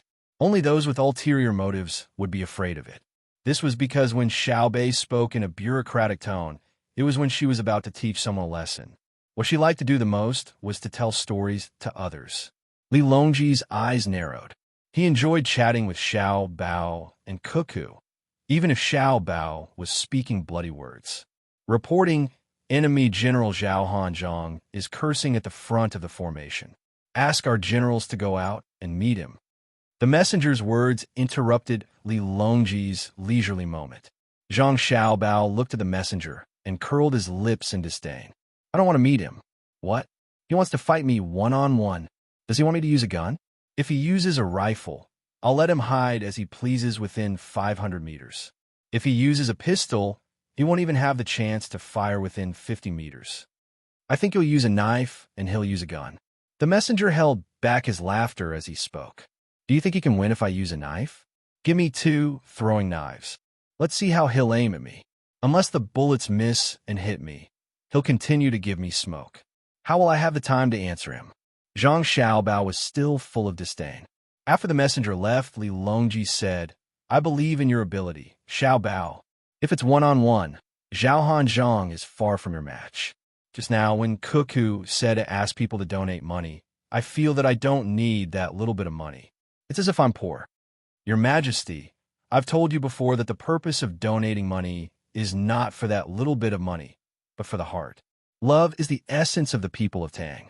If you don't promote it, who will donate money to buy things for their children when they need to carry out operations in the future? However, we have to spend the money donated. Since we don't need donations, we can still do things. Why should we be greedy for that little bit of money? If we're greedy enough, the hearts of the people will turn cold. It's just like Xiaobei's story of the boy who cried wolf. Zhang Xiaobao explained the purpose of asking people to donate money. It wasn't about how much money they could raise, but how high their hearts could soar. Yes, I've mentioned this before, Li Longji recalled. At the same time, he took back what he said about not having much money. After all, Tang's operations in the Chaoyang Empire cost a lot. They were all paid for by merchants from all over the country. According to Xiao Bao, merchants had a low status, so they had to do more to gain the recognition of others. Otherwise, if they earned a lot of money but were looked down on by others, it would be too sullen to live. It wasn't even a tenth of the love and respect that a poor scholar received during his lectures. That was to have a million strings of coins and be cold and indifferent to others. The most frightening thing wasn't coldness, but indifference. Li Longji had asked Xiao about how much all the schools in Great Tang spent when added together. In the end, he had obtained a vague figure. Based on the dormitory that the schools built for the students who came from afar and provided 4 to 5 meals a day, and based on the quality of the meals and the standards of the books and uniforms, they spent at least 20 million strings of coins a year. Based on the 12 months of Great Tang's fiscal revenue, this took up about 1/7 of the total. Just thinking about it was enough to scare someone to death. The treatment of the children was simply too good. The main reason was that the status of the merchants wasn't high enough. They needed money, and more importantly, they needed the recognition of the people of Great Tang. Of course, Xiaobao and Cuckoo also played a role in this. Through incessant propaganda and clear attitudes, the merchants knew what to choose. Xiaobao, our Great Tang's merchants really don't have it easy. They were scared by you and spent all their money. Say they don't put the blame on me. I'm not scaring them. It's only 20 million strings of coins. If they don't spend it, I'll do it myself. I don't need to use the imperial court's revenue, nor do I need to use your money. I can support it myself. But if they really force me to spend my own money, my family's annual income won't be 60 or 70 million strings of coins. It might even rise to 100 million strings of coins. Since they aren't willing to take the money, I won't give them a chance to make a lot of money. As long as the Great Tang's imperial court doesn't interfere or suppress me politically, I control the Ministry of Works and the Agriculture Temple, as well as a large number of production, logistics, sales, and trade systems. I won't be able to deal with them. The rich are heartless, and I won't talk about fairness with them. I'll just give them a good ideological lesson. Zhang Xiaobao was still as radical as ever. What he meant was that he didn't care about what others said. He earned the money through hard work. He was smart and willing to do it. So why should he pay for it? Was it wrong to be smart and hardworking? This was because Zhang Xiaobao believed that there was no such thing as truth in this world. You were smart and hardworking because the imperial court provided you with opportunities. They didn't provide you with good seeds, industrial technology for civilian use, or convenient information tools like the telegraph system. If they didn't create stable political, economic, and military conditions for you, how could you earn the money you have now? Our Great Tang has always been in a state of war and invasion. If you're smart to a certain extent, you won't be earning money, but thinking of a way to become an emperor. Fairness itself is a scale. How many weights, how strong a lever, and how long a distance do you need to use a small number of merchants to move the majority of ordinary people and maintain that balance? If things go wrong, the scale will break, and the weight will fall and smash your feet. Wang Wen also understood Zhang Xiaobao's thoughts, so she added, Xiaobao won't talk about fairness with merchants. This is because Xiaobao has always been suppressing his desires. He doesn't use many methods because he's afraid that it will affect the normal operation of Great Tang's economy and cause losses to the common people. Thus, Xiaobao has always been standing on the high ground and demanding of other merchants. If a merchant says that you don't want to use your abilities, that's your own problem. What right do you have to restrict me? Then, Xiaobao will use some methods on them. Not only will I not restrict you, but I won't restrict myself as well. This is fair, right? I won't ask you to do anything. We'll rely on our own means, and we'll be responsible for our own lives. I believe that the merchant who speaks the opposite in the end will think that it's better to restrict him. He. Li Longji nodded with a smile. That's right. What merchants are afraid of isn't how high Xiaobao's moral standing is, but the ability of this industry. Sheep don't have the right to talk about fairness with wolves, because wolves will die if they don't eat sheep. Reporting, the enemy's commander, Zhao Hanzhong, is challenging us again. He wants to meet with our commanders. A messenger came in to report. Zhang Xiaobao said unhappily, Is he done yet? Cuckoo, give me a pair of binoculars. I'll go and meet him from afar. I'll scare him to death. Yes, meet him. He's challenging me.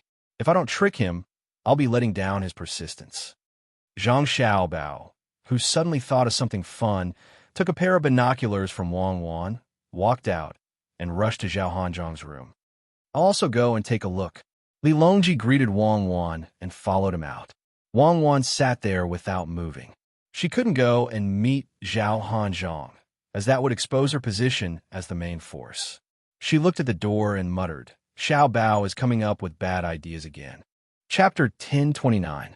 Challenge. Zhao Hanzhong stood by his sand table and ordered the messenger. "General Zhao is in a good mood. It's just that it's a bit cold in the command center. Do you want someone to add a brazier?" Zhang Xiaobao's voice sounded as he appeared at the door. Zhao Hanzhong turned his head. His eyes were first filled with doubt, then shock and anger. He opened his hands to block Zhang Xiaobao's line of sight. As he blocked, he said, "Zhang Xiaobao, you can't do this. You're relying on the privilege His Majesty gave you to come here and spy on me. Can't you afford to lose?" As he spoke, Zhao Hanzhong had already reached his hand in front of Zhang Xiaobao's eyes. He looked left and right. When he felt that Zhang Xiaobao couldn't see the sand table, he was temporarily relieved. "Zhang Xiaobao, why did you come here instead of commanding your people? I don't like the cold. I'm not used to the hot room. Don't peep in the name of caring for me." "General Zhao, it's better to be honest. I was discussing economic and political matters with His Majesty, and you had people call me to meet you again and again. I was busy. When I thought about how it would take too much time for each of us to set up a model of each other and have a messenger pass on our words back and forth, why don't we meet? Let's each use a telescope and shout from a distance. What do you think?" Zhang Xiaobao said with a look of grievance. Zhao Hanzhong was stunned again. He suddenly jumped back and pointed at Zhang Xiaobao. It's you? Zhang Xiaobao." "Yes, it's me. I'm Zhang Jia Zhuangzi of Sanshui City, the eldest son of the Zhang family, Zhang Xiaobao," Zhang Xiaobao said with a smile. "You're the one who kept smoking me? You're also the one who made the soldiers sing folk songs day and night? No wonder you could come up with such a sinister move. In other words, the main force of your army is here, right?" Zhao Hanzhong loudly questioned Zhang Xiaobao. This was because it was a folk song, and a messenger had sung it to him many times. At first, it was all right, but later on, he felt a headache coming on. It was too torturous, and he had to change it to another song. Staring at the same song, who could stand it?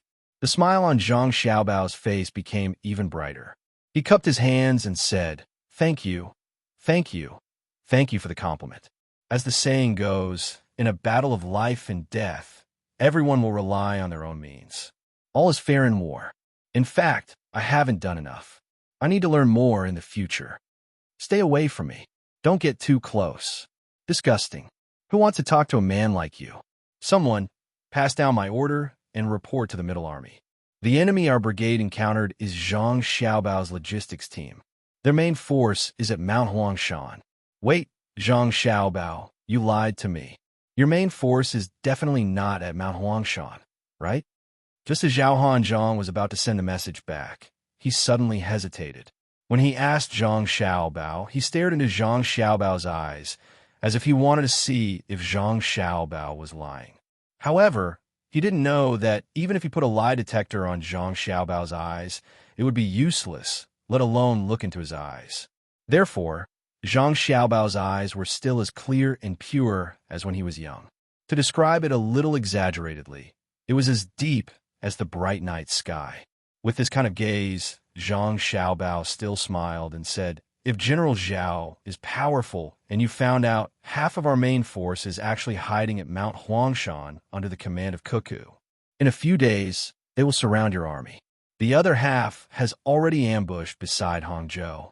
They want to catch your middle army off guard." Zhao Hanzhong's eyes narrowed.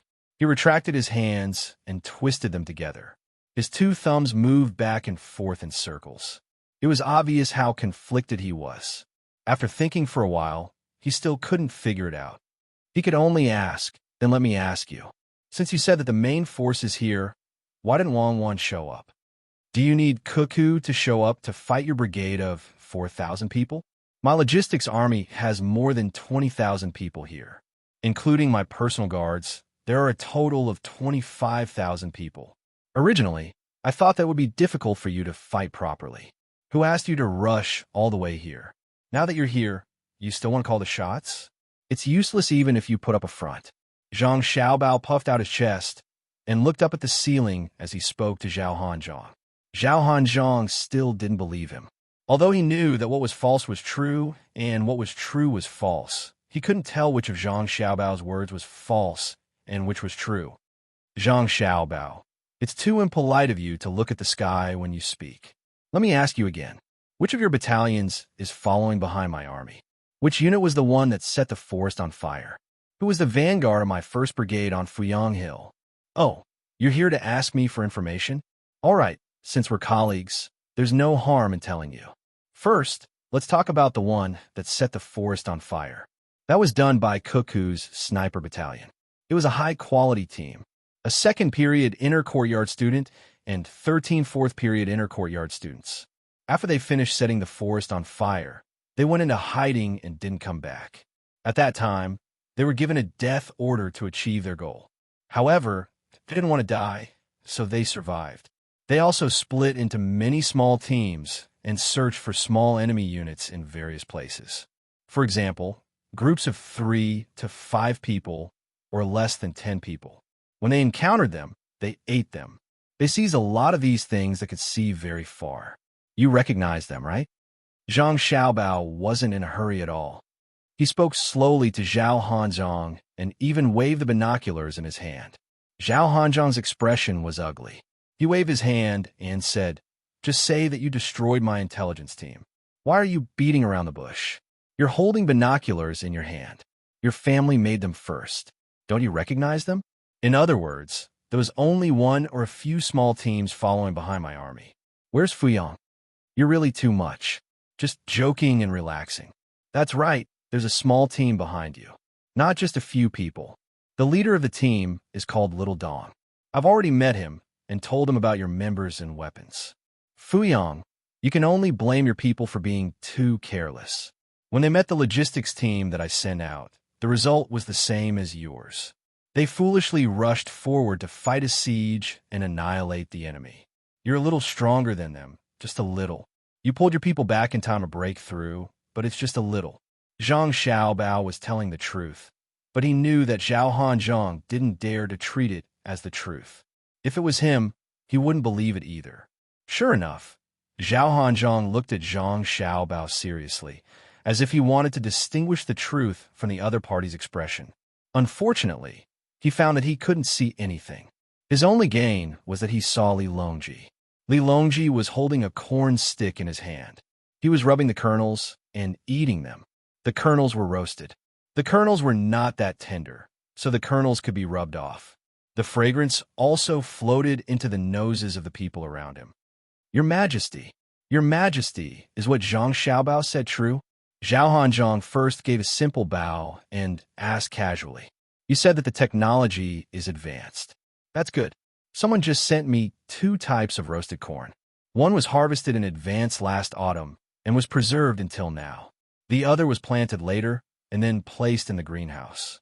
It's ready to eat now. The one that was preserved last year is slightly dehydrated, but the kernels are still so plump. This year's new corn is too tender. It's fine to boil it, but it's not delicious when roasted." Zhao Hanzhong, do you want to eat one? Li Longji shook the corn stick in his hand twice and asked Zhao Hanzhong. He didn't answer the other party's question just now. Zhao Hanzhong also knew that the emperor wouldn't reveal the secret. When he smelled the fragrance, he couldn't help but swallow his saliva. When he looked at the roasted corn, he suddenly remembered something. Your Majesty, isn't corn supposed to be kept as seeds? Why did you eat it all? Zhao Hanzhong's family had land. When Zhang Xiaobao and Wang Wan asked people to bring back seed from a faraway place, he asked for some seeds. It wasn't easy. There were too many monks and not enough gruel. Now, his family only had a few potatoes and tomatoes. They didn't have any chili peppers and corn. When he saw the emperor eating, he thought that if he didn't eat it and kept it as seeds, would his family get a share? After planting it for a year, there would be more in the 2nd year. Li Longji waved his hand behind him. Someone came over and brought the roasted corn. Zhao Hanzhong, eat an ear of corn. It's not bad to eat a few more. Corn seeds are indeed produced after corn ripens, but not all corn can be turned into seeds. The corn that was left last year and the corn that was eaten this year didn't grow well. If you leave it as seeds, wouldn't you be harming the people? It's like a general. The one who commands the army must be a general, but not any general can command the army. Li Longji's last words were heavy, which made Zhao Hanzhong tremble. He knew that His Majesty was saying that his command was not good, and that he was alone in the enemy's encirclement. He could not be a seed. When he took the roasted corn, he suddenly felt that the corn wasn't that delicious.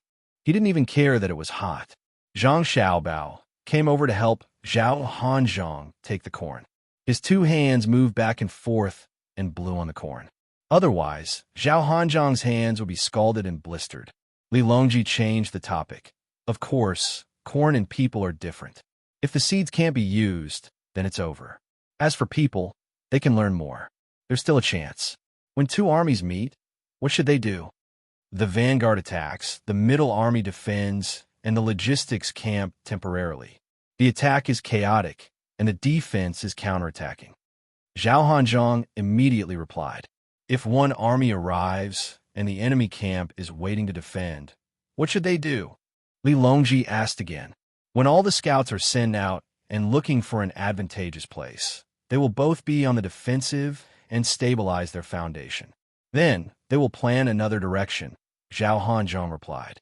"What should they do when they see that the enemy's vanguard is weak? When they find the location of the main force, they will order a small group to test it out. This is to prevent them from being lured into attacking and losing their advantage." "Then what did you do when you attacked Highland 113? Li Longji's voice became louder. Zhao Hanzhong's head was almost touching his chest. "I thought they had few people and bad weapons, so I wanted to take them down first and finish them off in one go. Who knew that they would be so tenacious and fight to the death without retreating? And they even dug trenches and set up ambushes." Zhao Hanzhong's voice became lower and lower. He knew who his opponent was, but he couldn't help but underestimate them. This was because he had good weapons. "Eat it. Let Xiao Bao blow on the corn to cool it down for you. It should taste better for you." After Li Longji finished speaking, he held his unfinished corn and found a place to sit down. He waited for Zhang Xiaobao and Zhao Hanzhong to speak. Only then did Zhao Hanzhong remember that he still wanted to eat the corn. He took the corn from Zhang Xiaobao's hands. "Thank you, Jidushi Zhang. Don't mention it. The war isn't over yet. Let's continue." Zhang Xiaobao also asked for a roasted corn. He first ate the 2 rows of corn in the middle quickly with his mouth. Then, he could use his hands to rub them. He rubbed very carefully and evenly. He tried his best to rub out as much of the corn kernels as possible. His hands were covered in black dust. Zhao Hanzhong reacted.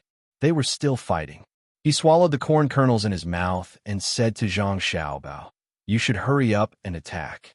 Otherwise, when the main force of my army arrives, I will attack from both inside and outside. Your 20,000 men won't be able to defend." "Are you trying to scare me? Your main vanguard of 10,000 men is currently camping outside. How could they know that our army has more than 20,000 men? Perhaps they think that our main force is here with 100,000 men. Even if they had 100 times the courage, they wouldn't dare to attack. I'm going back first. I'll immediately attack you. Just wait." After Zhang Xiaobao finished speaking, he took the corn kernels and left. "You're leaving just like that? Aren't the two of you going to chat a little longer?" Li Longji also got up and chased after Zhang Xiaobao. However, he did not return to Wang Wan's command center. Instead, he returned to the center of the sand table, because Zhang Xiaobao also did not return. The moment Zhang Xiaobao returned to his command center, he looked at the sand table and smiled. He was relieved. He knew that Zhang Shogui would not be coming to reinforce them. This would give Wang Wan's army some time to prepare. Moreover, he could continue to fight a defensive battle and not focus on attacking Zhao Hanzhong's army. Of course, this was not absolute. There was a probability, and the probability was just slightly higher. However, Zhao Hanzhong's thoughts were heavy. After thinking for a while, he sent a message to Zhang Xiaobao. He did not make any subjective judgments. He passed on the exact words he had said to Zhang Xiaobao and let him make his own judgment. When Zhang Shogui received the report, he was also given a fright. He hadn't expected his army to encounter Zhang Xiaobao's logistics force. If he really believed everything, then the Fuyang region was also under Zhang Xiaobao's logistics force. Then, where's the main force? Where's the enemy's main force? If they weren't in the Huangshan region and only had Zhang Xiaobao's 20,000 men, our army would naturally be able to wipe them all out.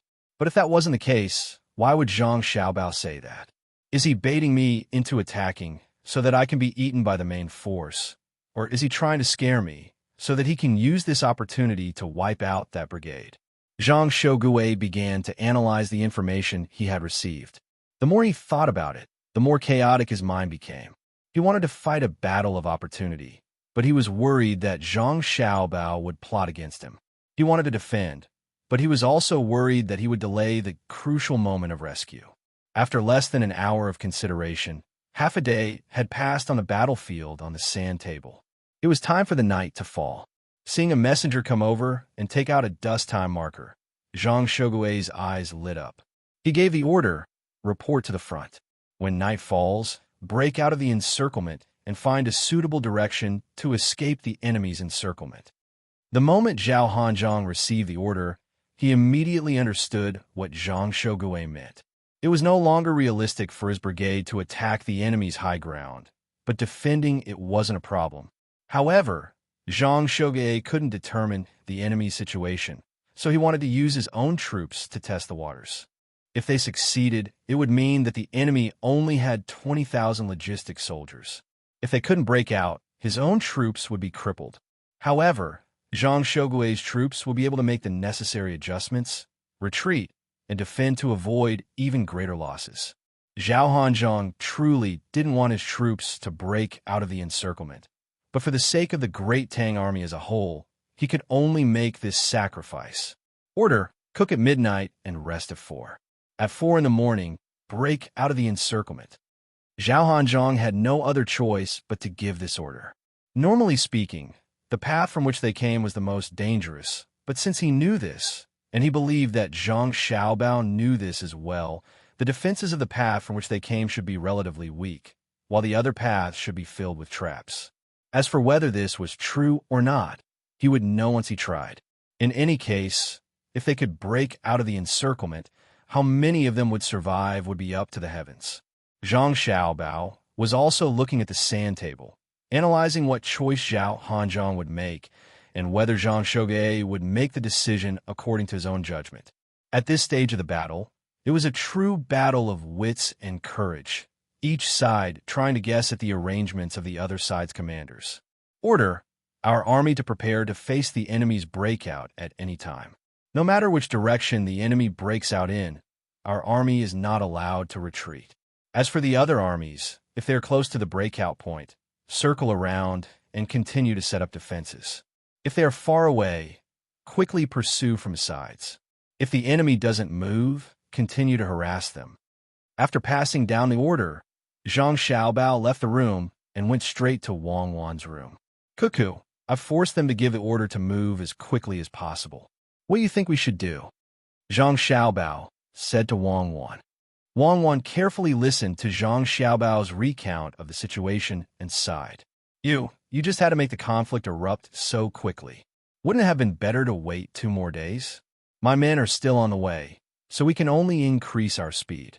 You can also stop defending Highland 737. Right now, have the men of Highland 737 leave the battlefield as quickly as possible. Then, go to the flank of Zhang Shogui's camp and assume a forceful offensive posture. Remember, it has to be the flank, not the back. Intentionally leave a path for him to escape. After Wang Wan and Zhang Xiaobao finished making arrangements, she ordered her men to increase their speed and surround the enemy. Zhang Xiaobao also had his own reasons. I want to delay for as long as possible, but I still don't know where the enemy's central army is. What they rush over. If we delay for too long, I'm afraid that Zhang Shogui will react. Wang Wan nodded. She was also worried that the enemy's central army would arrive too quickly. The main problem was that the enemy's central army had hot air balloons. It was clearly impossible to destroy them like last time. The only solution was to send out a flock of eagles to attack the enemy's aerial forces. However, the eagles could not be sent out as they pleased. The enemy's hot air balloons were considered supplies. Even if they were destroyed, they could still be sent back. They had to be used at the most crucial moment. Crucial moment? A battle of life and death? Eagle flock, hot air balloons, xiaobao. What do you think is the difference between an eagle flock and a hot air balloon? Wang Wan seemed to be talking to herself, but also seemed to be asking Zhang Xiaobao. Zhang Xiaobao looked at Wang Wan and said, "You're talking about the difference? That's a lot. Hot air balloons can throw things down from above, and they can also be used for reconnaissance.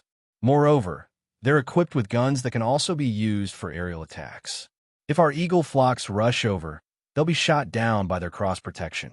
Of course, they'll also destroy a portion of their own balloons. If we really have to talk about the greatest difference, it would be that eagles fly faster, while hot air balloons float slower. Moreover, they're greatly affected by the direction of the wind." Wang Wan finally understood. She clapped her hands and happily said, "That's right. Eagles fly fast, so they're not affected by the direction of the wind. To attack Zhang Shogui, mobilize the eagle flock. Xiao Bao, don't let all of your men rush out. Leave a brigade behind for Zhang Shogui. I'll also leave a brigade behind to play with Zhang Shogui." "Where should I leave my brigade?" Zhang Xiaobao was unable to keep up with Wang Wan's train of thought. Highland 737. Wang Wan smiled and pointed at the sand table. The sand table had a time of 4 hours, but in reality, it was very fast, only an hour. Once the hour was up, Zhao Hanzhong's 4,000 men began to abandon their heavy belongings and break out of the encirclement. Artillery shells rained down, smashing a path out of Zhang Xiaobao's encirclement. Reporting, "One of our regiments has been annihilated. The enemy's artillery fire is too fierce," the messenger reported to Zhang Xiaobao. Zhang Xiaobao nodded, indicating that he had heard. "Chase, regardless of the cost, chase. If the enemy leaves people behind to cover the rear, then face the pursuing troops and slow down the pace of the attack." The pursuing troops on both sides split up and surround the enemy's rearguard. At this moment, Zhao Hanzhong was on full alert. Having already fought a siege once, he knew how difficult it was to deal with the enemy. He concentrated his firepower, and in the end, the artillery battalion's cannons were no longer needed. Once they ran out of ammunition, the soldiers could serve as rear guard to stop the enemy. "Charge! Charge! Charge for me!" Zhao Hanzhong's eyes were red. As he listened to the various reports from the messenger and the speed at which his troops were advancing, his heart felt like it was on fire. Of the 4,000 men, 1,500 had been split up to form a defensive line at the rear. The troops at the front responsible for breaking out of the encirclement had killed nearly 2 enemy regiments, but they had also lost around 500 men. The results of the battle were good, but they had used up all their ammunition and a large number of grenades, and they had yet to reach Highland 225. Zhao Hanzhong was very clear that there was still about a regiment of enemy troops on Highland 225, then the Depression, and then back to Highland 213. It could be said that they had launched a surprise attack and were on the verge of death. However, in order to complete the mission of the main force, they had to fight even if they had to die. Zhao Hanzhong was feeling a lot of pressure, but Zhang Xiaobao was not relaxed either. His pursuing troops were not too many, and when they encountered the enemy's rear guard, their firepower was still very fierce. The enemy did not conserve their ammunition. Just this one time, out of the 1,500 rearguard troops, he had to bring out at least 6,000 men to surround them. However, the 2 groups of troops that were advancing quickly took up 8,000 men, and there were still 5,000 men in front. He could only mobilize about 10,000 men. Highland 737, don't hold back. Attack. Send out my personal guards. Regardless of the casualties, break through the encirclement. Tell the main force that the pursuit is difficult. The enemy's defense is tenacious, and their advancing speed is very fast. Zhang Xiaobao was also stubbornly holding on. In any case, whoever could not hold on would not be able to complete their tactical deployment. When Wang Wan heard Zhang Xiaobao's message, she thought for a moment and said, "Tell Xiaobao that there are no reinforcements. Slow down the attack and surround the enemy's rearguard troops. Harass them from all sides and exhaust their ammunition." When Zhang Xiaobao received this message, he sighed and said, "Fine. Slow down the pursuit. If you can't catch up, Let go of the enemy's rearguard troops and surround the rearguard troops. Quickly insert into the troops on the left and right. Don't look back. Zhang Xiaobao could not understand why Wang Wan did not send out her main force to help. Her main force had already advanced very far, and some of them had even circled around to the back of Wang Wan's troops. He did not have the time to ask Wang Wan, and he was also afraid of disturbing Wang Wan's battle strategy. He could only choose a method that minimized his losses as much as possible while also eliminating the enemy's rearguard troops. On the other hand, Wang Wan sent someone to explain her battle strategy. Reporting. News from the Central Army. General Wang says that she wants Zhang Shogui's troops to attack Highland 1313 and take it down to join up with Zhao Hanzhong's troops. Got it. My men are definitely going to cripple the logistics team I left here. Cuckoo, when you're commanding, you're really ruthless, Zhang Xiaobao muttered. After thinking for a moment, he said, send someone to inform the defenders at Highland 225 and Highland 1313 to prepare to withstand the pincer attack from both sides. The rear guard troops behind them no longer have any artillery support. Zhao Hanzhong was the first to sense the slowing of the pursuit. The scouts reported that the frequency of gunfire had decreased. Zhao Hanzhong was well aware that the enemy could not have wiped out his rearguard troops so quickly, and the rearguard troops would not have run out of ammunition that quickly. This could only mean two things. The first was that the enemy lacked manpower, and the second was that they had run to the front to wait for him. When he thought about the 3 places he needed to break through, he began to worry once more. Report. Our troops have broken through the encirclement and suffered heavy losses. The enemy's pursuit has slowed. There are 3 enemy positions ahead. Please make a decision. Zhang Shogui was also confused when he received the report. He looked at the sand table and estimated the distance between Zhao Hanzhong's troops and himself. After thinking for a while, he clenched his fists and released them, then clenched them again and again. Report back. Order Zhao Hanzhong's troops to continue breaking through the encirclement. By daybreak, they must pass through Highland 225. My troops will be responsible for taking down Highland 1313 and attacking the last remaining rearguard from the low-lying area. Zhang Shogui was afraid of falling for a trap, so he did not want to save them at the start. However, when he looked at the sand table, he realized that at such a close distance, if he were to just watch as Zhao Hanzhong's troops fell beside Highland 1313 and the enemy still did not have any plans, his mistake would be too great. At the same time, the morale of his troops would be judged to be extremely low. In that case, he could only cooperate and save as many as he could. According to the time on the sand table, when daybreak arrived, Zhao Hanzhong's troops finally arrived at Highland 225. A messenger came in to report that there were enemy tents on the road beside the highland, and in front of them were trenches and roadblocks. Charge! Zhao Hanzhong had no other choice. Report. Our troops have fallen into a deep pit. Report. Our troops have been attacked by the enemy's arrows. Report. Our troops have engaged the enemy in close combat. Report.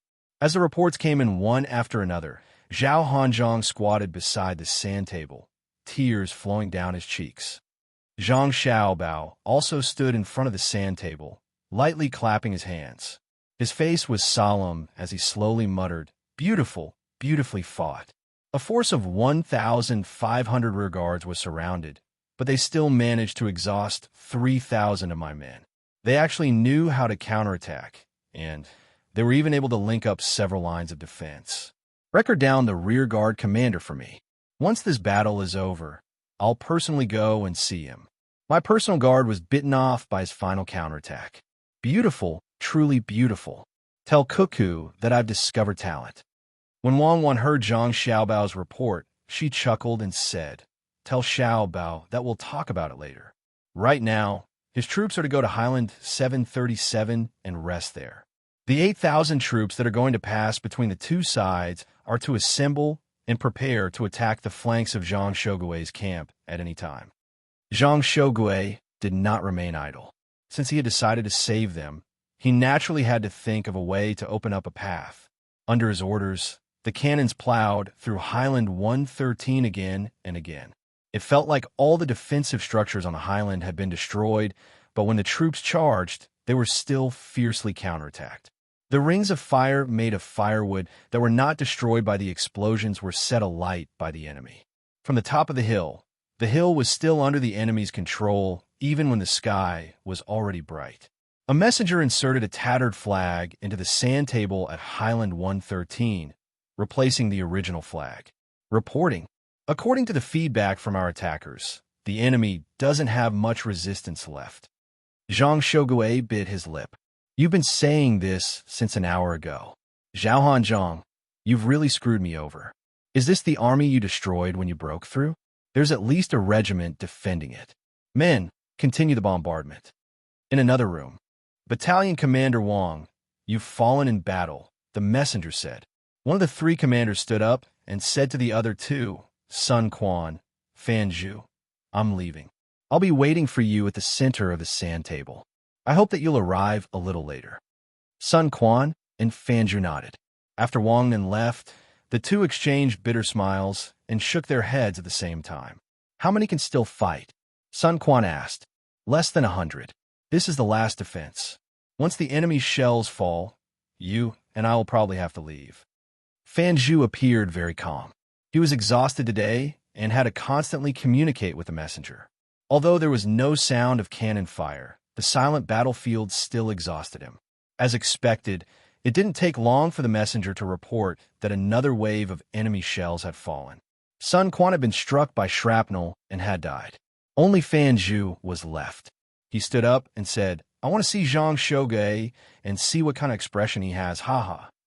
Zhang Shogui was also thinking the same thing. He wanted to see just who was so tenacious. When the messenger placed the enemy flag on the sand table, he said, The charge is the last attack. If they're dead, I want to see them. If they're alive, I want to see their corpses. I want to see them. Less than a quarter of an hour later, a messenger came in and picked up a tattered flag.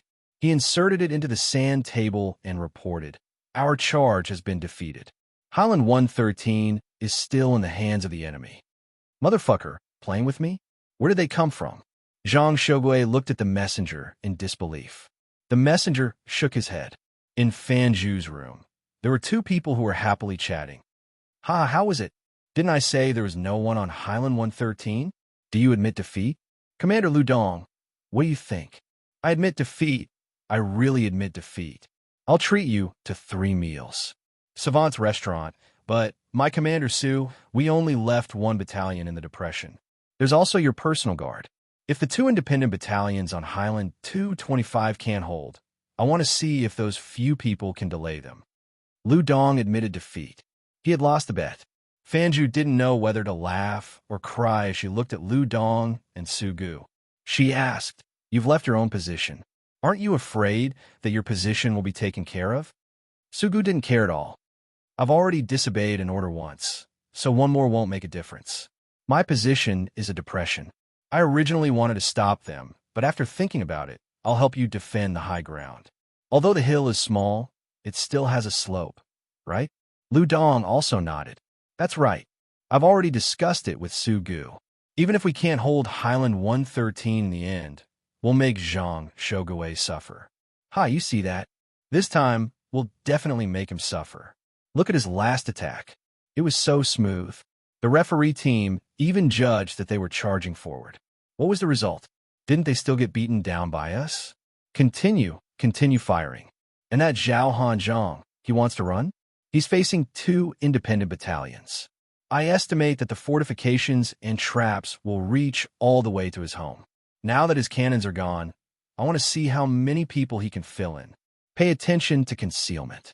Don't let the referee team judge that one of the cannonballs will land on our heads. I don't want to die in such a cowardly manner. Su Gu appeared very happy, but in reality, his heart was beating like a drum. He had already disobeyed an order twice, and he still didn't know what the result would be. Chapter 1030. The ones who were the most indifferent were the 3 people on Highland 1, and 3. Fan Zhu, Su Gu, and Lu Dong sat in the room, looking at the same sand table. Each of them had an ear of roasted corn in their hands. They rubbed it back and forth to feel the warmth from the corn, but no one ate it. Sugu said calmly, "Do you think I'm playing the role of when a general is outside, he can't obey the orders of the emperor? I've decided to throw myself and the troops on Highland 113. Otherwise, I'll lead the troops to their deaths. If they all die, will they not hold me responsible?" "I agree," Fanju said with a smile. I want to express my opinion. I don't plan to go back alive. If I'm on a real battlefield, I'll be a hero, right? I believe that the Zhang family and the Wang family will let me enter the inner courtyard and take good care of my family," Lu Dong said with a trace of sadness. These days, he had been following the logistics team. Sometimes he returned to reality, and sometimes he threw himself into the sand table. He didn't sleep long each time. The ratio was 4-1. Occasionally, he could sleep for 2 hours, which was considered a blessing. Often, when he received orders, he rubbed his eyes, sat up, and drank 2 mouthfuls of water to make his stomach feel better. Then he began to do things according to the orders. For example, transporting things, repairing the river, and filling the tunnel, all of which were judged and calculated according to the possible situations. In a trance, it seemed that there was a regiment of logistics troops for him to lead, not data. The voice of the messenger was no different from that of his brothers on the battlefield, including the orderlies who took care of his daily life, fetching water for him to wash up and bringing food to him. If it weren't for the fact that he couldn't hear the sound of the troops and didn't go outside to see the real environment, it was almost no different from a real battlefield. So even if he now realized that it was data in front of him, he still felt sad about the reduced number. The referees were really wicked. Yesterday, they said that their orderlies were killed by the explosion, and now they replaced them with a new one. Report: the enemy has about 2 regiments of people. After the artillery fire, they launched a charge at our highland. Just when the 3 people were quietly enjoying this moment, the messenger came in. Beat them. Beat them as hard as you can. Those who can still breathe, go up and bite them to death. Motherfuckers. Fanju stood up and gave the order to the orderly. Sugu glanced at Lu Dong and said, "You should be ready to provide support at any time. I will lead people to continue to dig down. This wave has been repelled, but the enemy's artillery will cover us again." It was nighttime again. The time in reality was nighttime, and it was also nighttime on the sand table. According to the calculations, the battle on the sand table had already lasted 6 days and 6 nights. The commanders involved in the battle had not slept. The number of people in Zhao Hanzhong's hands was reduced to 600 by the people chasing after them. To be more precise, there were only 200 people who could continue to fight. The remaining 400 or so people were all wounded. Currently, the leaders and commanders of the wounded were staying in Zhao Hanzhong's house. They requested to stay and buy more time for their brothers who could still fight. Zhao Hanzhong looked at the few people who had been temporarily transferred over to be the team leaders of his team. He wanted to laugh. He laughed at the judgment given by the referees. He also laughed at the serious looks on their faces. He even laughed at himself for not being able to make up his mind to give up on this game. "General, the enemy is about to catch up," a team leader said seriously. "Okay, you guys stay here. I'll take people to meet up with the main force." Zhao Hanzhong waved his hand and said. After waiting for the few people to leave, Zhao Hanzhong said to the messenger, "Report. Forget it, the machine is broken." "Yes, it's broken. But I don't understand. It's only a few hours. Why can't they rush over? Why do they expect me to rush over? I saw when I came. In the depression, the enemy has at least a regiment of troops. They're waiting for me." Zhao Hanzhong scolded the reinforcements from his own army. Those 1,000 well-equipped commandos were still not here, no matter how long they waited. He was bewildered. What exactly did those 1,000 people encounter? The commander of the 1,000 people was also puzzled. It was very easy for them to pass through the side of Highland 113 without encountering any attacks. However, as they ran, the messenger said that they had encountered a monster ahead. Then, the messenger sent over a model. It was a model of a person wearing a special set of clothes. The messenger said that each piece of bamboo was about an inch thick. This was because they had killed a few of the enemy's people and snatched this. There were a total of 3 layers. In the middle of each layer was cotton and sand. The back of the clothes was empty and tied with a rope. The front was full of bamboo pieces.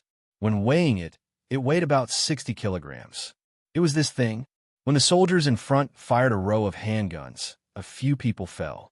It was only when the grenades were thrown that the other party fell backward. After the commander saw this, he was very puzzled. Then let's fight. Once the fight started, it would be troublesome.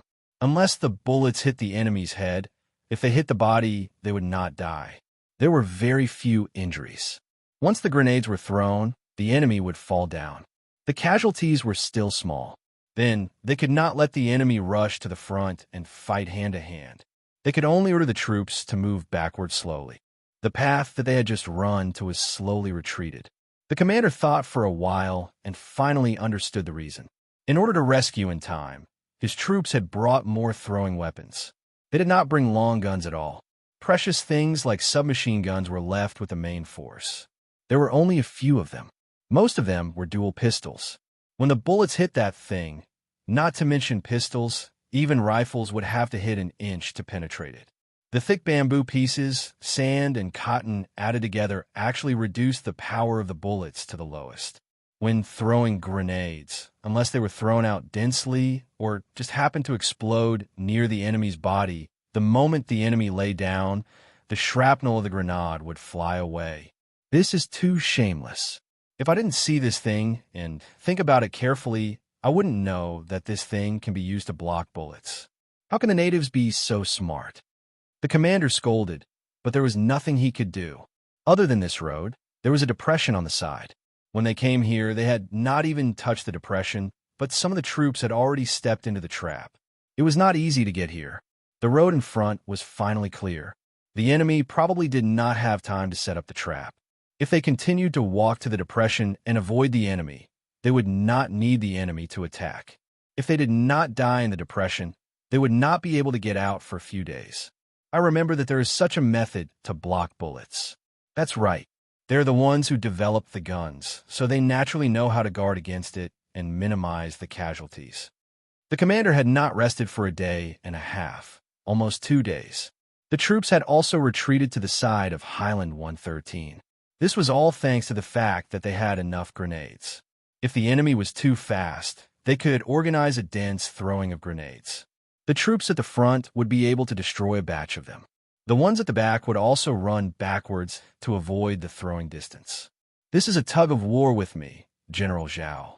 It is not that our troops are incompetent, but the enemy is too cunning. The commander muttered helplessly. The one who was also depressed was not only the commander of the 1,000 men, but also the commander of the logistics team who was in charge of sniping. The commander's surname was Kai, and his name was Kai Kai. At that time, he was named Kai Kai because it was easy to raise, so he had been called Kai Kai all his life.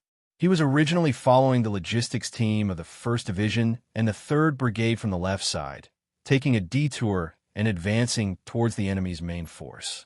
Other than the 3rd Brigade, there was also the 1 SD Division's 4th Brigade, and they were all equipped with the same bamboo armor.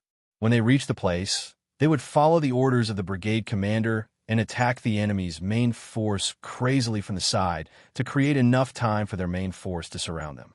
As the commander of the 3rd Brigade and 3rd Regiment of the 1st Division, Kai Kai felt that he was very close to them, so he was very serious.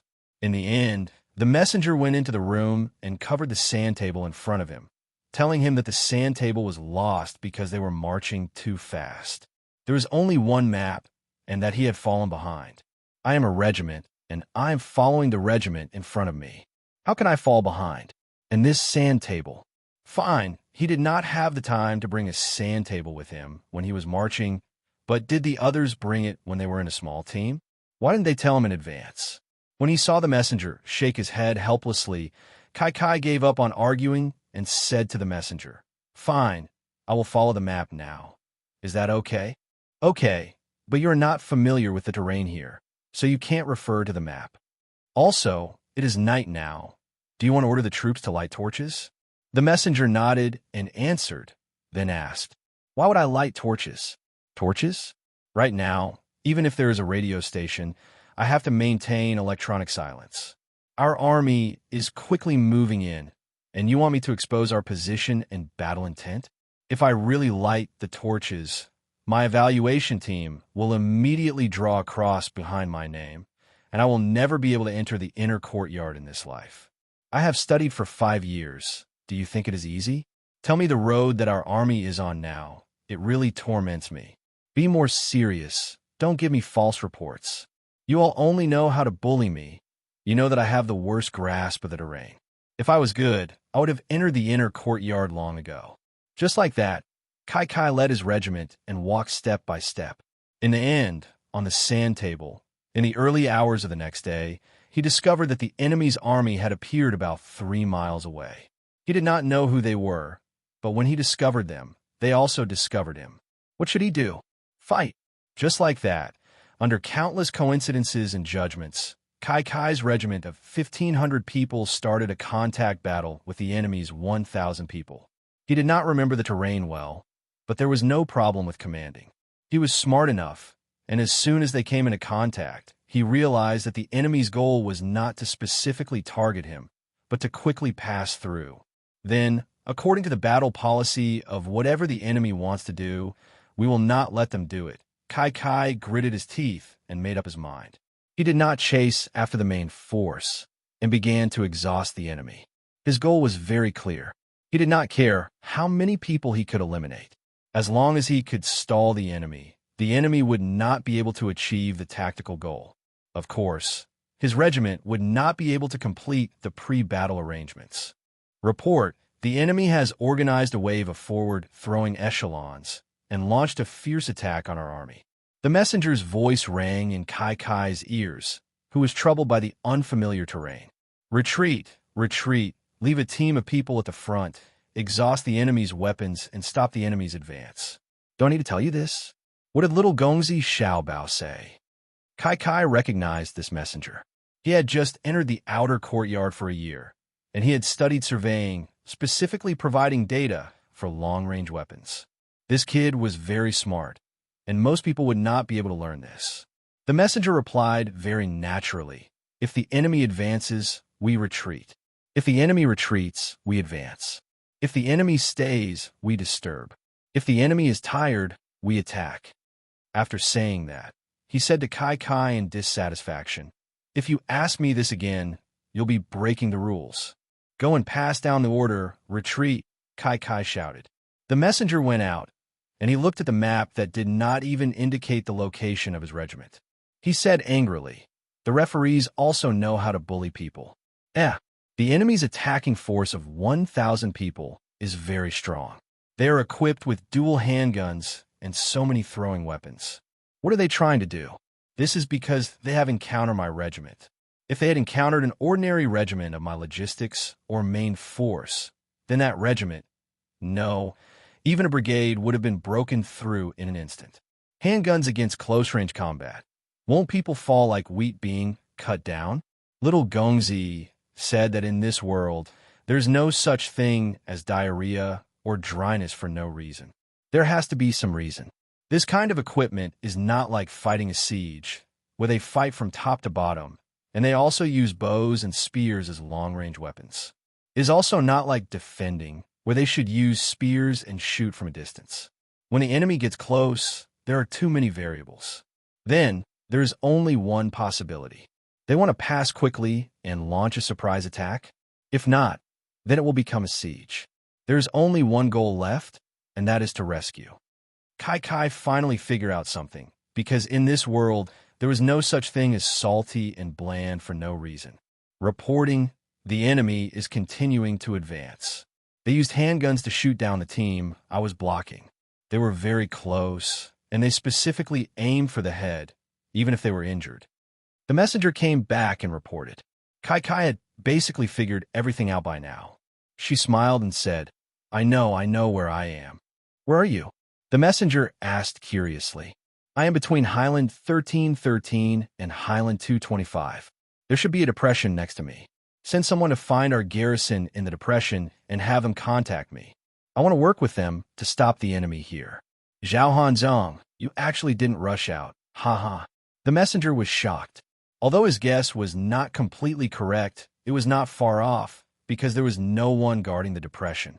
They had all run to Highland 1313 to withstand the waves of enemy attacks. He then asked, "Aren't you not familiar with the terrain? But I am familiar with the rest. If I was really that stupid, I wouldn't even have the qualifications to study in the outer courtyard, not to mention that I have studied for 5 years and never been eliminated. Pass down the order to defend. Even if my regiment is annihilated, I won't let them pass so easily. The longer we delay them, the more chances we have to kill Zhao Hanzong. Do you know how big of a blow it is to the enemy if we can eliminate an entire unit of the enemy and even kill their commander?" Kai Kai rolled up her sleeves and said, "Today, I will let the enemy see what I am relying on to stay in the outer courtyard and study for 5 years. That is the art of commanding in battle. Little guys, you want to play a tidal wave attack with me? Even if I make a path for you, do you dare to pass?" The messenger nodded and walked out to pass the order to the referees. As he walked, he wiped his sweat and said, "As expected, there are hidden dragons and crouching tigers. I have to be more serious and not be arrogant. To think that a person with no sense of direction can actually fight to such an effect. I am impressed." Chapter 1031. Zhang Shogui felt a buzz in his head. He raised his hands and pressed them against his temples. He felt that the more he feared something, the more likely it was to happen. Carefully investigate the enemy's forces. Zhang Shogui had a strange feeling. His opponent was not some logistical unit, but the enemy's main force. What he felt was a very familiar fighting style. It was the style of strategizing and never giving in to others. I'm sure that it's definitely not Zhang Xiaobao. He can't possibly use this style. Zhang Xiaobao's style is soft yet tough. First, it's the spring breeze, and then you can feel the biting cold wind. Right now, it's like the waves crashing against the shore, stacking endlessly. I was wondering why it felt so familiar.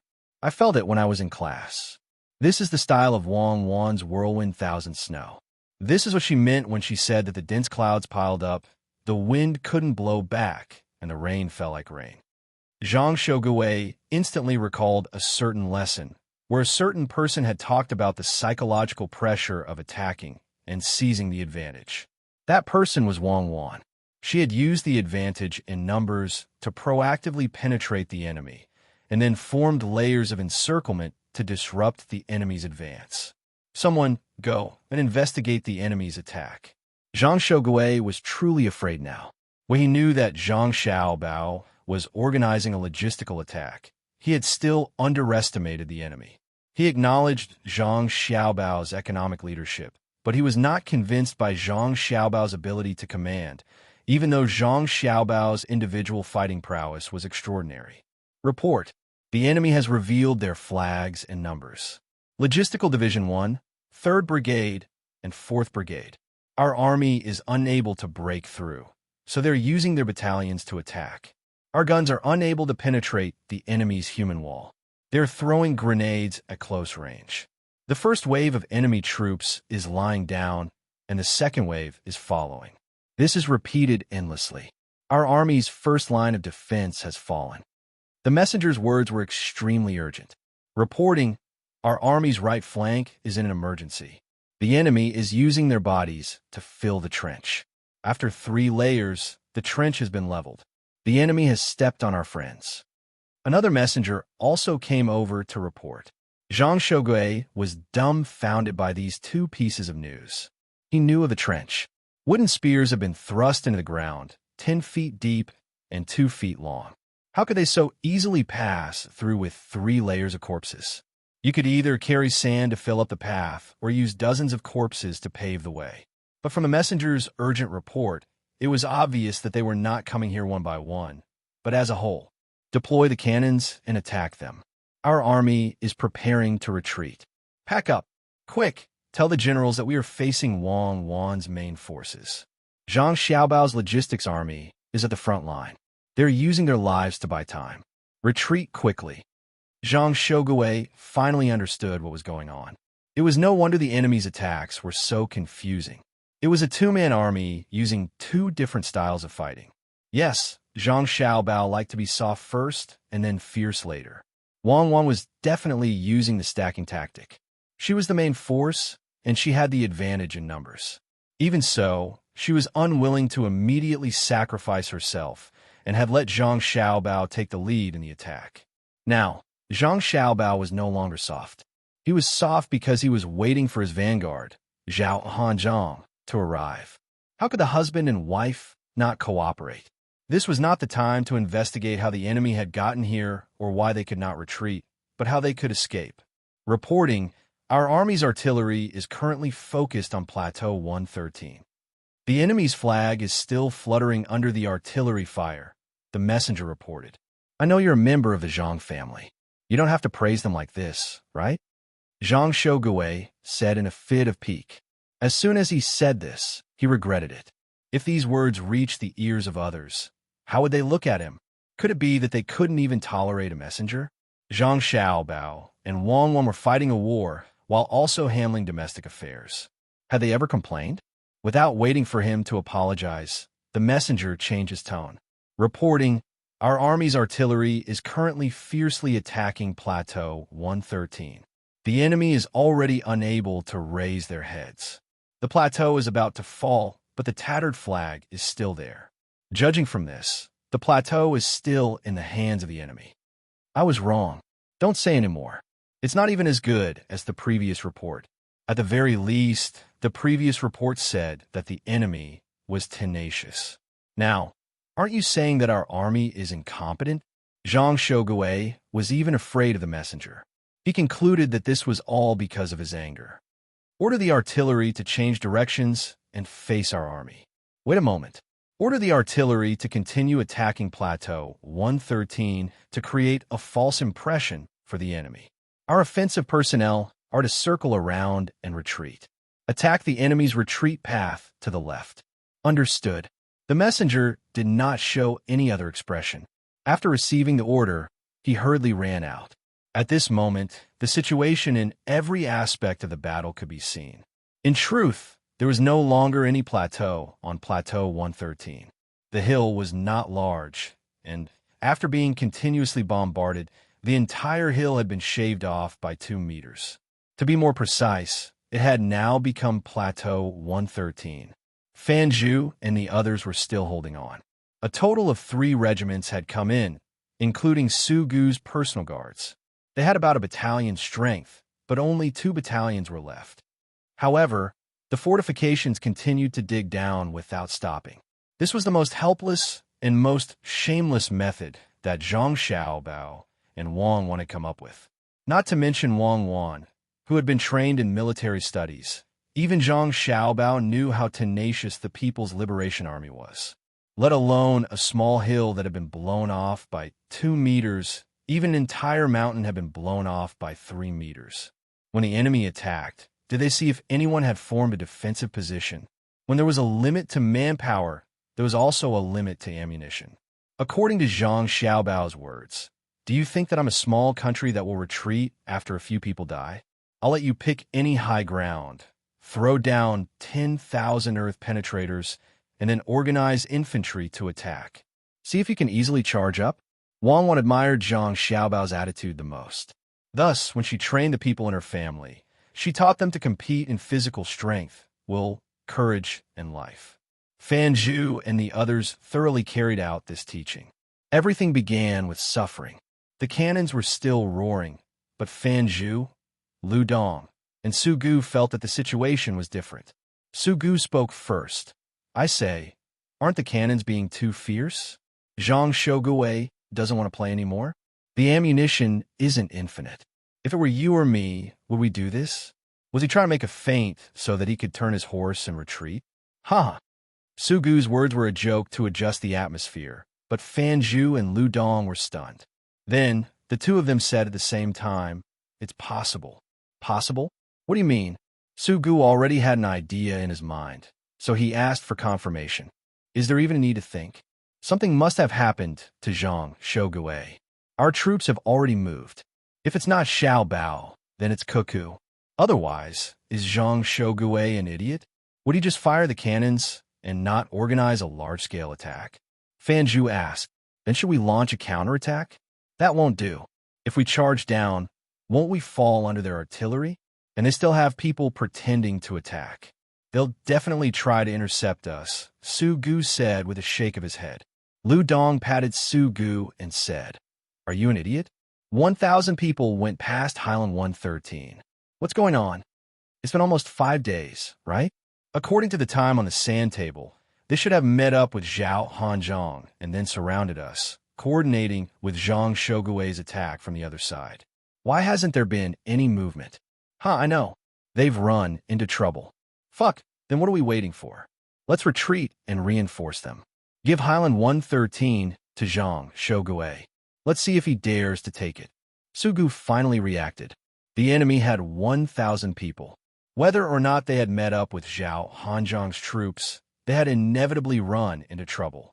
Perhaps their own troops were bitterly holding on, while their own side could still scrape together 2 battalions. If they didn't fight now, then when? Thus, the 3 of them reached an agreement. With a clap of their hands, they took the remaining people and fled as fast as they could. Fuck Highland 113. They didn't even want the flag. The 3 of them took their 800-some men down the mountain and then turned around to meet up with their own troops.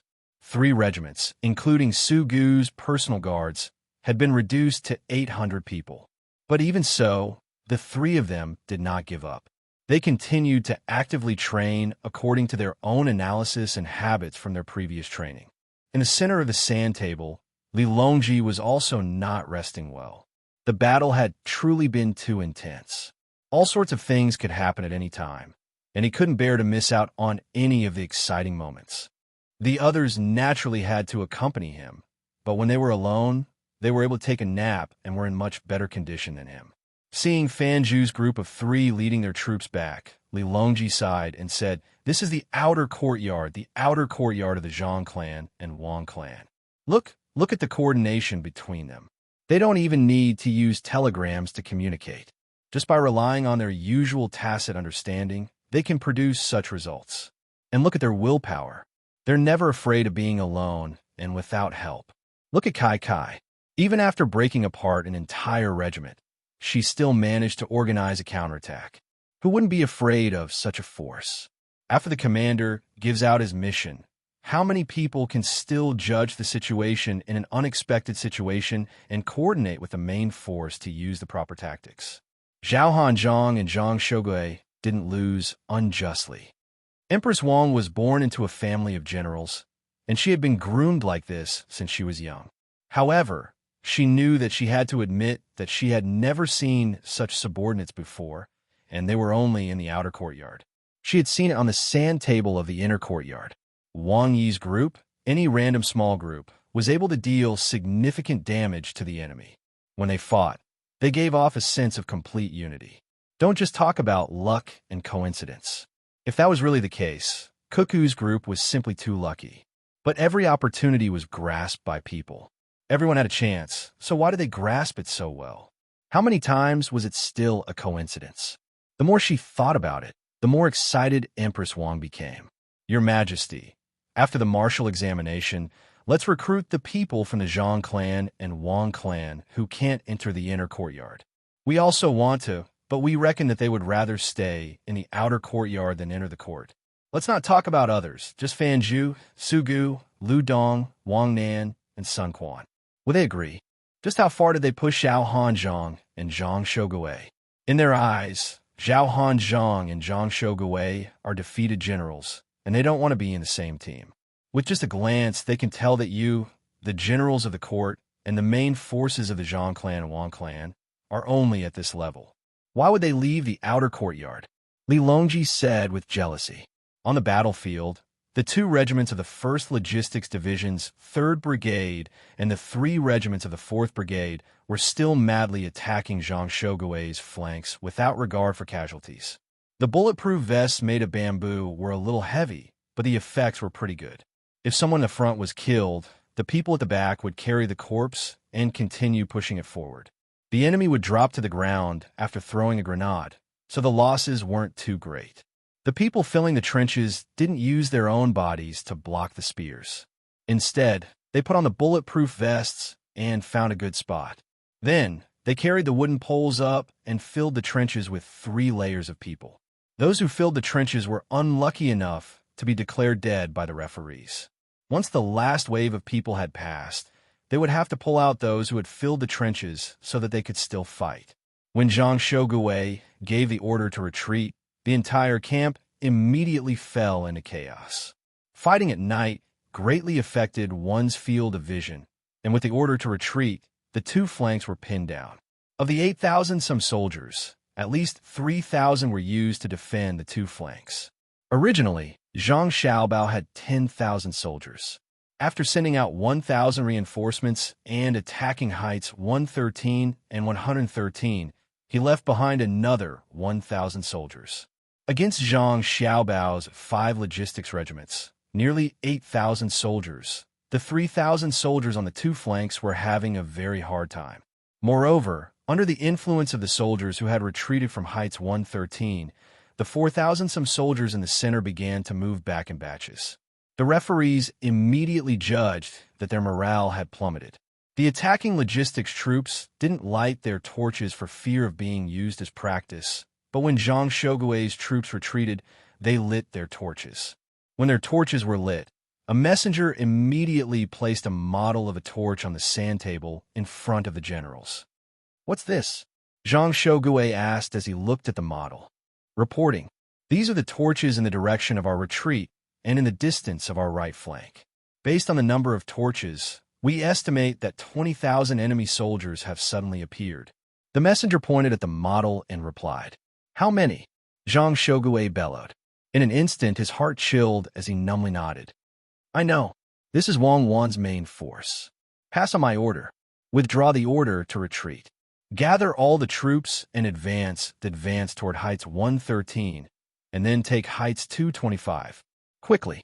General, why aren't we retreating? If we continue to charge forward, our army will be surrounded and eaten," a deputy general asked. Zhang Shogui shook his head and sighed. "I also want to run, but Wang Wan won't let me. She's even more familiar than I am with constantly wiping out the enemy while running, so she won't give me a chance. If we run, our morale will plummet, our heavy weapons will be thrown away, and our provisions will also be gone. We will scatter and then be surrounded by our men. Rather than that, I might as well concentrate my forces and fight for a chance of survival." With Zhang Shogui's order, the retreating soldiers turned around, abandoning the 3,000 soldiers on the left and right wings.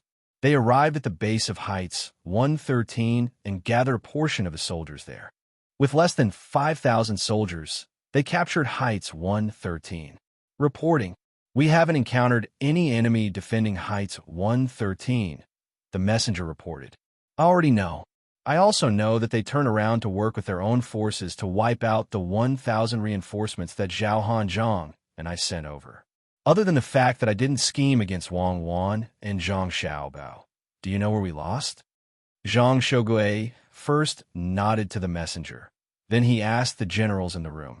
One of the generals whispered, "Is it because our army is advancing too quickly? Shouldn't we have come to Mount Huangshan? That was my mistake. Is there anything else?"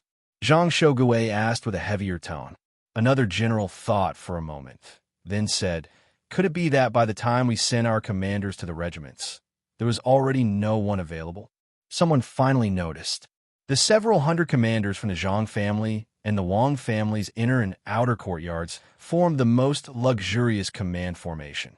Every regiment, every battalion, and even every squad had their own commander, let alone the brigade level. Moreover, because there were so many people, those who normally commanded regiments could only be sent to command battalions. But what about us? How many generals do we have that have properly studied? Our regiments were larger than the brigades, and each regiment was divided into 2 brigades. The number of people in 2 brigades is still less than the number of people in 1 battalion. We have only temporarily transferred the brigade commanders and regimental generals who haven't studied for long. The brigade commanders are directly in charge of the current regiments, while the regimental generals are in charge of brigades. They didn't have enough people, so they pushed them down. We didn't have enough people, so we raised them at the last moment. The brigade commanders who normally commanded 2,000 people were sent to command 500 battalions, while we normally commanded 200 generals were sent to command 1,500 regiments.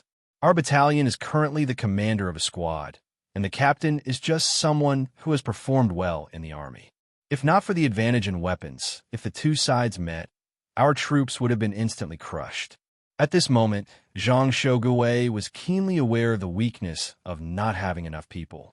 In war, not only did the generals need to make decisions, they also needed the commanders under them to take charge of the situation. The generals thought about Zhang Shogui's words and nodded. This was true. The strength of the generals was only a part of the equation. The rest depended on how the commanders at each level performed. Zhang Shogui clenched his teeth and said, "Don't think about it anymore. Attack. Even if I die, I'll pull a few down with me." Chapter 1032. Zhang Shogui continued to lead his soldiers forward, an indescribable feeling in his heart. There was regret, annoyance, unwillingness, and helplessness. He finally understood why Wang Wan had emphasized that the soldiers should learn. At present, the soldiers of the Great Tang were basically literate, but when it came to calculations, they could only do simple addition and subtraction. When it came to spending money, they could understand how to spend it. But this clearly did not meet Wang Wan's requirements. At the very least, Zhang Shogui was not satisfied that his soldiers only had this little bit of education. From this battle, he could see that the more soldiers that could fight on their own, the greater the number of units at the bottom, the higher the fighting power of the army.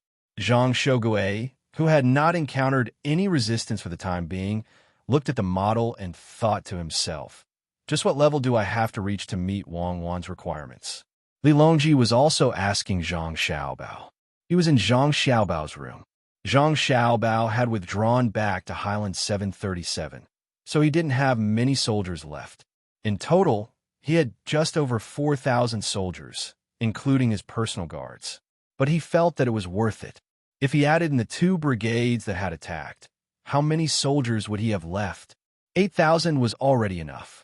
Using around 17,000 soldiers, he had managed to destroy more than 10,000 of the enemy soldiers. The enemy was the vanguard, so they had a large supply of provisions and ammunition. Moreover, the price his side had to pay was the logistics, not the main force. It wasn't that the logistics weren't formidable, but that the military selection was based on the number of soldiers on each side's main force and the position they occupied. Thus, Zhang Xiaobao was very happy, and so was Li Longji. Wang Wan's good performance showed that he had a good eye for people, but he also wanted to know how far Wang Wan wanted the soldiers to learn. Thus, he went to Zhang Xiaobao to ask, "Tell me, what kind of soldiers does Coco want? How long do they need to learn a pass?" "That'll be difficult. It'll take some time, and it'll probably take several decades to realize." Zhang Xiaobao did not give a specific answer, as there were some things that could not be said. He knew what kind of soldiers Wang Wan wanted. It was a real individual combat system, not like the current special forces in front, where a few people were in a group, with a radio, and within the range of the artillery. Instead, with individual mechanical assistance equipment, one person could connect with a satellite in the sky. Under the situation of interference, they could launch a strong electron beam and call for the launch of their own missiles. When they were within the range of their own electron control, they could manually guide the landing point of the missile. There were a lot of things to learn. Other than shooting, there was also the simple maintenance of one's own auxiliary machinery, electronic equipment malfunction detection, data encryption, concealment, and concealment. One also had to strengthen the psychological training.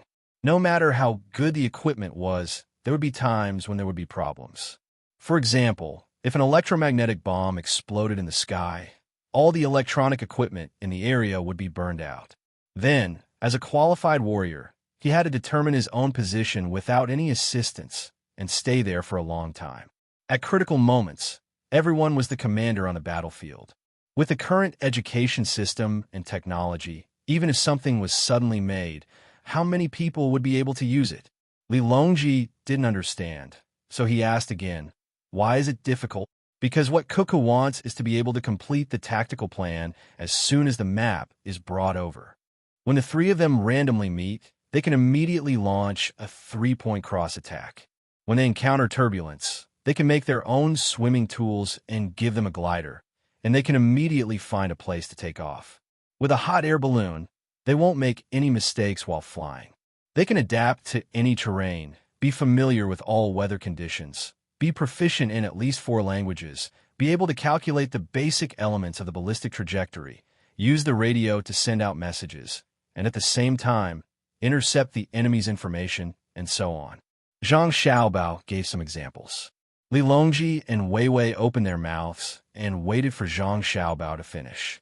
They looked at Zhang Xiaobao and asked, "Xiaobao, are you talking about people? Cuckoo can do it. I'm a little worse than her. After all, there are specializations in each field. If I were to team up with her, the effect would be better." Zhang Xiaobao spoke the truth. If he didn't have this ability, he would have been captured long ago. Li Longji couldn't say anything now.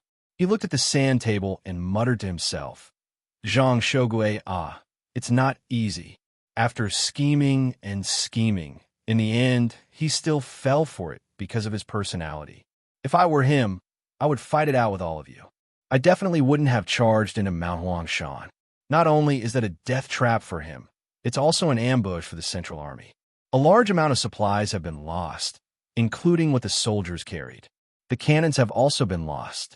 This is all thanks to the fact that we were fighting the natives and determined that they wouldn't be able to use cannons. If only Cuckoo and Xiao Bao didn't insist on using cold weapons. Your Majesty, please stop muttering. If we had the same equipment, would we have lost so many people? My logistics association is in charge of logistics, not piling up lives. These cannoneers are for them to use. Not only is it a waste, but it's also useless. Zhang Xiaobao admitted that a good weapon could obtain a certain advantage, but he didn't believe that a good weapon would guarantee victory unless it was a nuclear weapon. Then if it were you, how would you fight? Li Longji asked. He knew that Cuckoo still hadn't taught them much about cannons. One reason was that most of the cannons made of good steel were used on ships. Another reason was that she was worried that if she taught too many cannons, some people would have ill intentions. This was especially the case for the cannons in the capital and the palace. They were monitored layer by layer.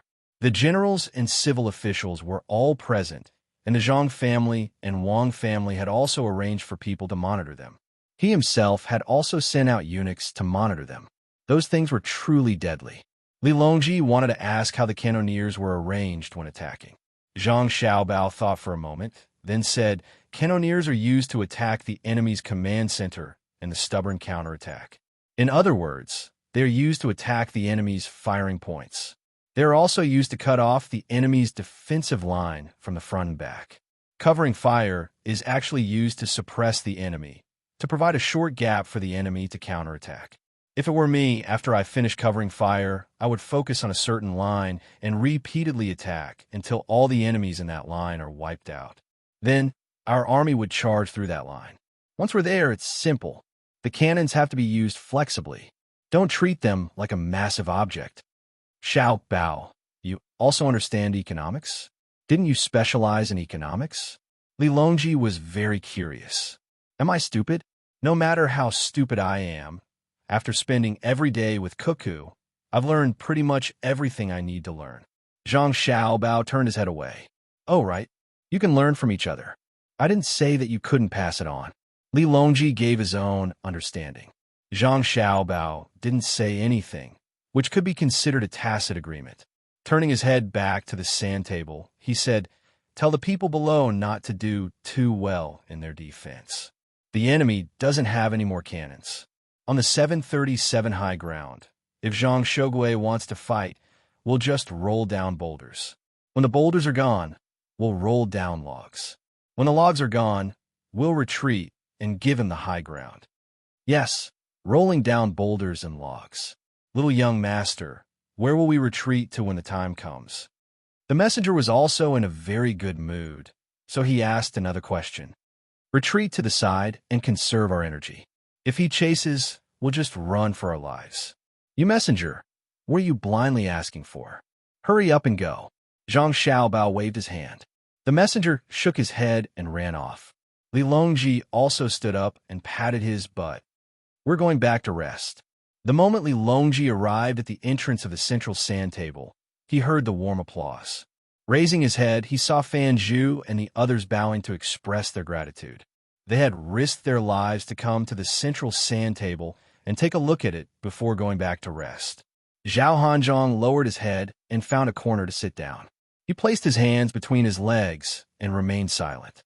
Li Longji patted Fan Zhu and the others on the shoulders and said, "Not bad. This was originally a high ground that could have been handed over at any time, but you actually made it the center of the battle. Continue to work hard." Fan Zhu and the others nodded. They circled around the sand table, greeted the crowd, and then jogged out one by one. It seemed like they were looking for a place to eat and then go to sleep. Li Longji slowly walked over to Zhao Hanzhong's side and asked, "What are your thoughts?" Zhao Hanzhong lowered his head and said nothing. Li Longji wasn't in a rush either.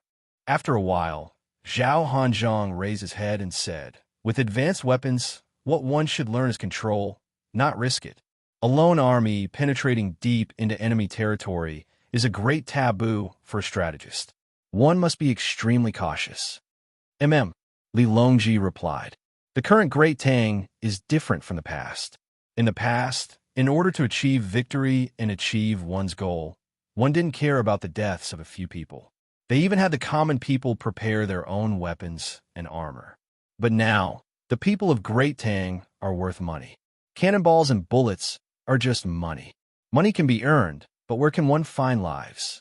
Even though Cuckoo and Xiao Bao were willing to pay any price when they gave their orders, the last thing they wanted was for the people of Great Tang to be sacrificed.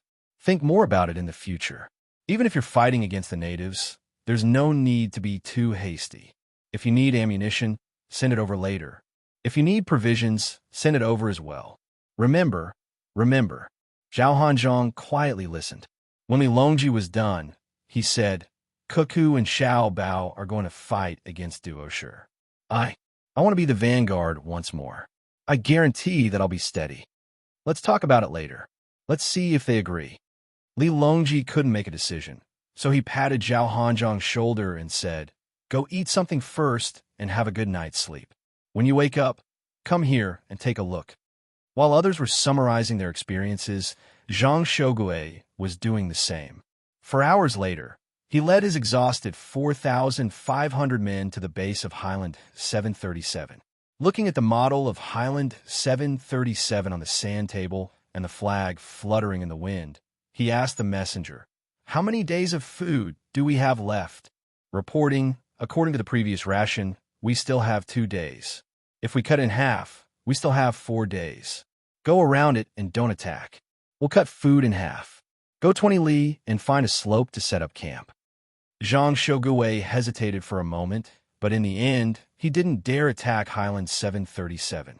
Even though he could tell from the flag that Zhang Xiaobao was on the mountain, there was a high chance that Zhang Xiaobao would be declared dead if he attacked.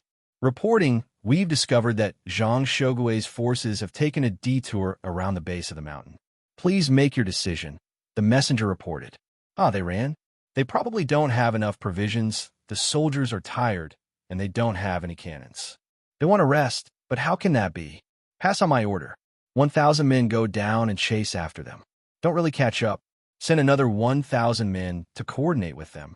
If the enemy leaves behind some troops to cover their retreat, then surround them. Small victories can lead to great victories. After giving out his order, Zhang Xiaobao happily smiled and said to the other members of the inner courtyard, "Did you see that? This is the first chapter of the harassment strategy, the initiative to attack. There's also the second chapter, the initiative to attack, and the third chapter." "Little young master, what's the difference between the two?" someone from the inner courtyard asked. "One emphasizes attacking, while the other emphasizes taking the initiative." "I'm just messing with you. What's the point of being so serious?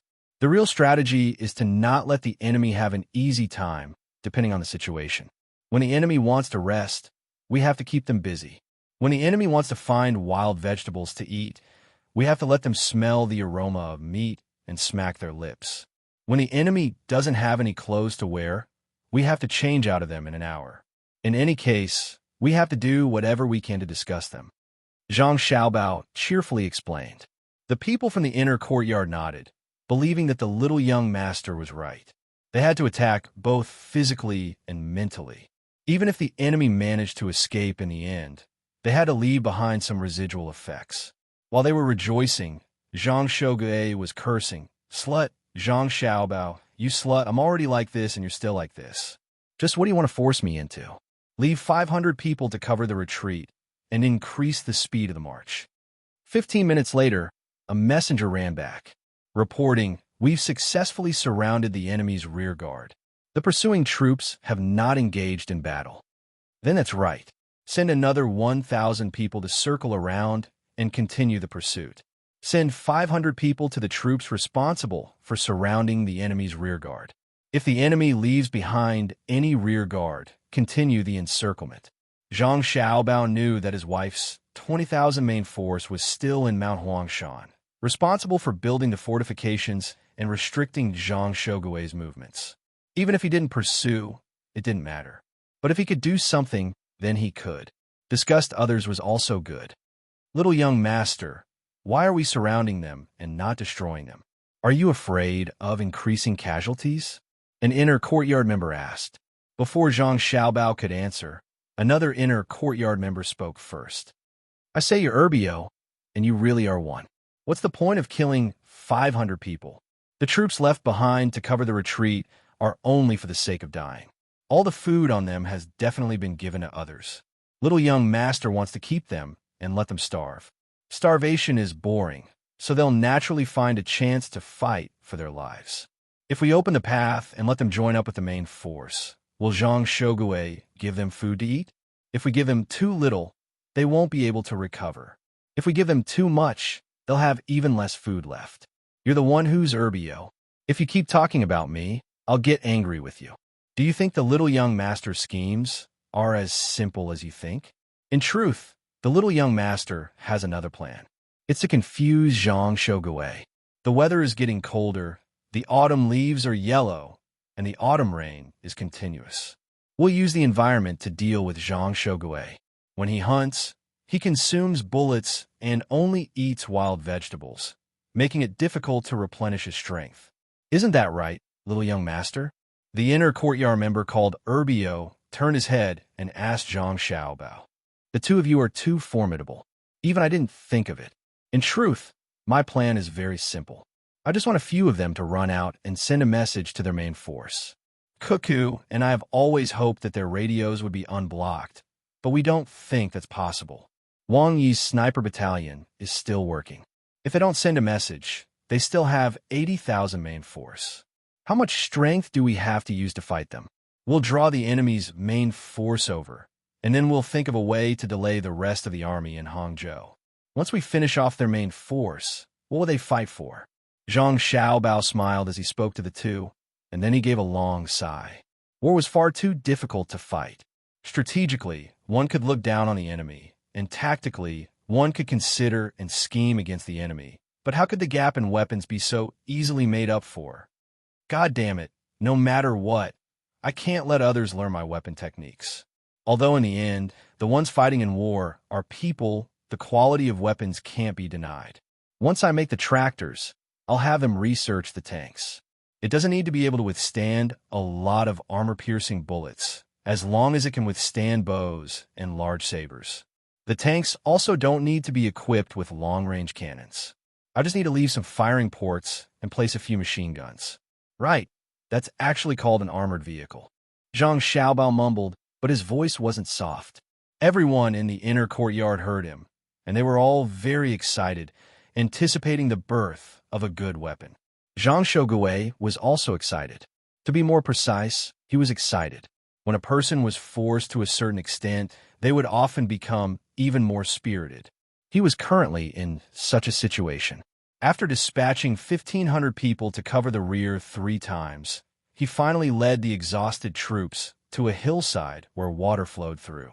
For the time being, they could be considered to have settled down. Zhang Xiaobao, I'll remember you.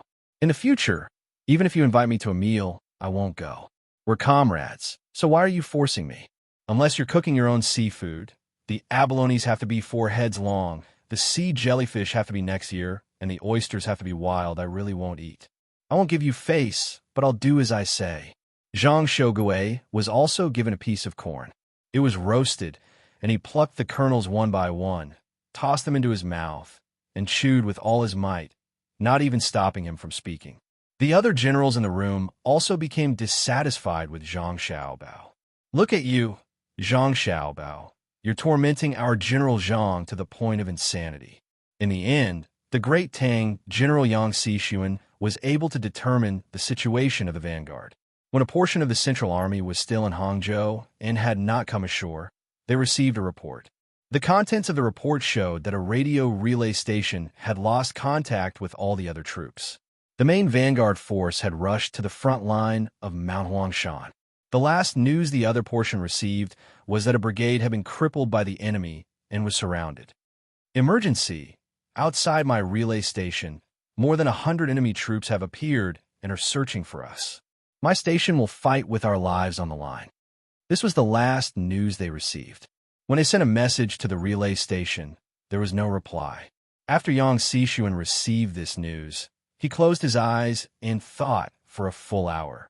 Just when everyone thought he had fallen asleep, he opened his eyes and sent a report to the other generals, calling for an impromptu meeting. All the generals, except for the vanguard general, left the room together after half a day of meeting and gathered outside the door of the central sand table. Li Longji had just woken up, taken a bath, and gotten a massage. He was in the middle of burning incense in a corner of the central sand table when he saw a group of people appear at the door. He stood up in surprise and asked, "Esteemed guests, this is—" Yang Xixuan took a step forward and said, "Your Majesty, we were not prepared enough and hastily accepted the challenge. We request a ceasefire and seal the sand table. Once we have thought things through, we will begin again. I hope that Xiaobao and Cuckoo will agree." Seal the sand table? Then Cuckoo's military examination? This was the first question that came to Li Longji's mind. Just like Vanguard Zhang Shogui admits that he is in a difficult situation, we also admit that Cuckoo is fully deserving of being the champion of the military examination. Yang Xixuan did not ask for the specifics, but the meaning of his words was clear. Even if the sand table was sealed, his group of generals would not discuss the battle on the sand table. "Oh, that's fine too. Call Zhang Shogui over and ask him, haha." When Li Longji thought of Zhang Shogui's current situation, he couldn't help but laugh. Zhang Shogui was called over. After hearing the words of the generals, he lightly nodded his head with an extremely unsightly expression. His voice trembling, he said, "I am the vanguard, the vanguard. I am currently—" "Fine, I agree that Cuckoo is the champion and Xiaobao is the champion. Whoever disagrees can take my position and continue the battle." Chapter 1033.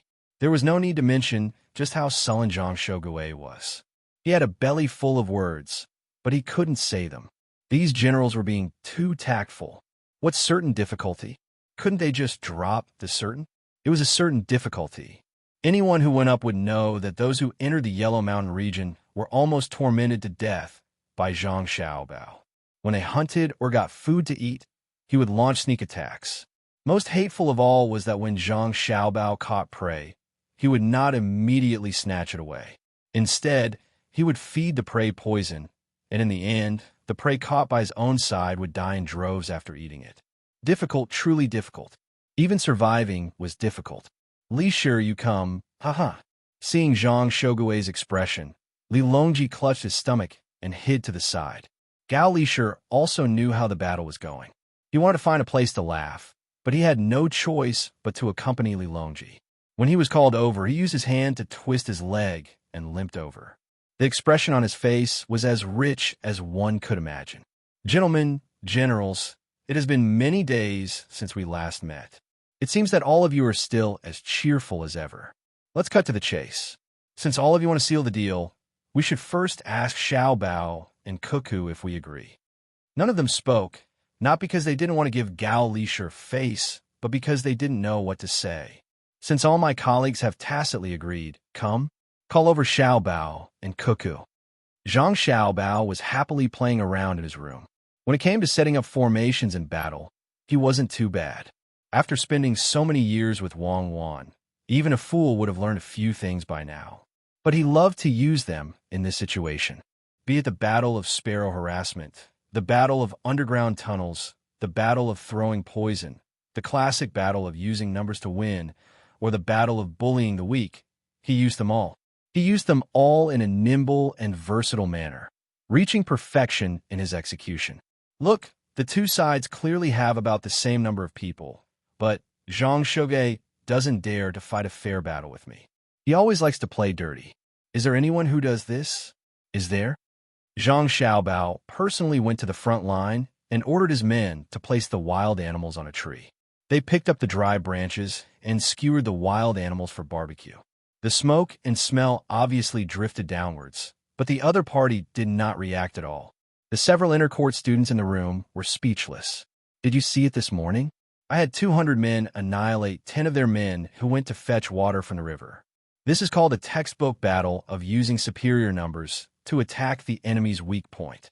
In the future, we will have to vigorously publicize this. Everyone should learn from this. Zhang Xiaobao continued to speak. In the inner courtyard, his face was already red. This was because 200 people had fought against 10 people and 15 people had died. Furthermore, it was a sneak attack. When the last 2 people died, they had pressed the grenades onto their bodies. That was how the referees judged. If one were to really talk about being in a textbook, it would be the 10 of them. Seeing that no one had any reaction, Zhang Xiaobao blushed and said, "Well, the annihilation battle in the morning wasn't good enough. Can you blame me?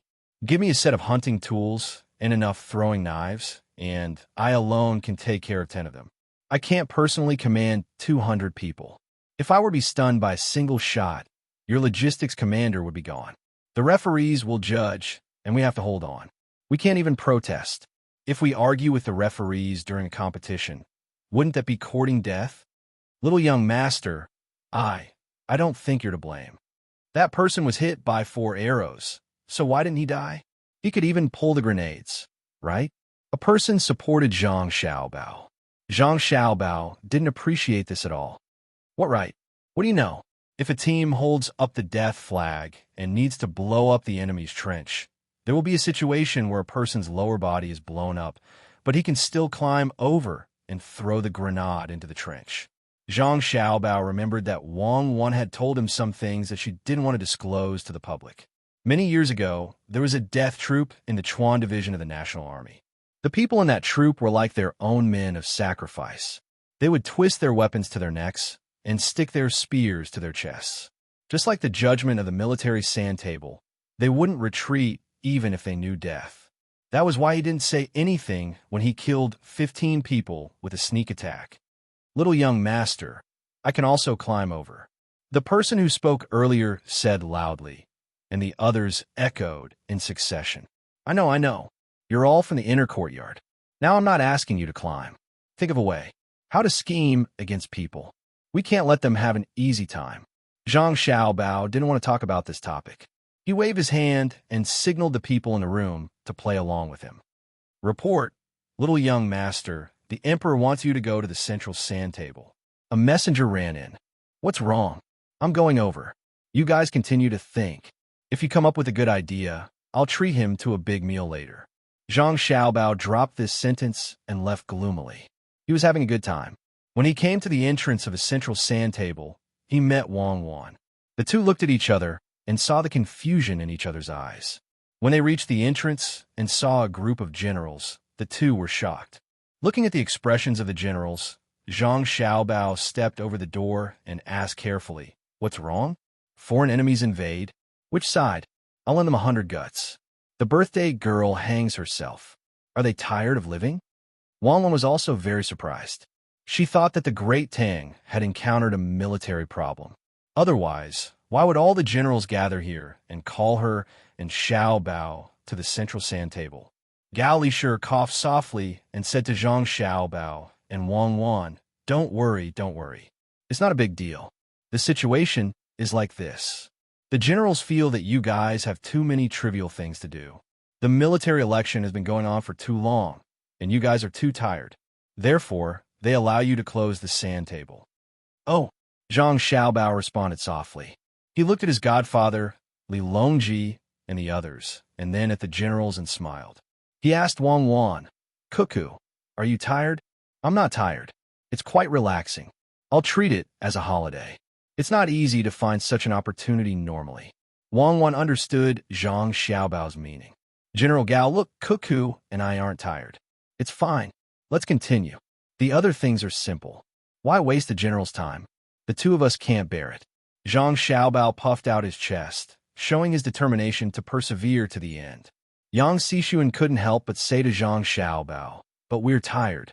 From the start of the military election until now, we haven't had a good night's sleep. If we continue, we'll probably die from exhaustion before we die. Let's close the sand table. After we rest, we'll think about it carefully before continuing.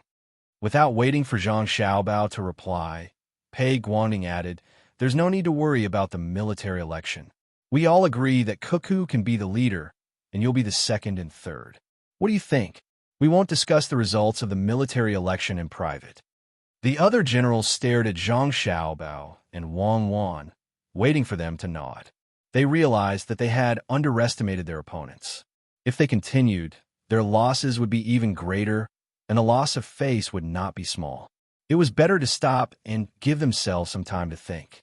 Zhang Xiaobao's lips twitched, and he hesitantly said, this isn't good, right? If we directly give the champion to the top scorer, we'll feel ashamed. Since everyone is tired, why don't we rest for a few days and then continue? It's not bad. We've already agreed. Moreover, Vanguard Zhang also said that he had a certain amount of difficulty. You used cold weapons, which means that you're very capable, making Vanguard Zhang feel some difficulty. Isn't that right, General Zhang?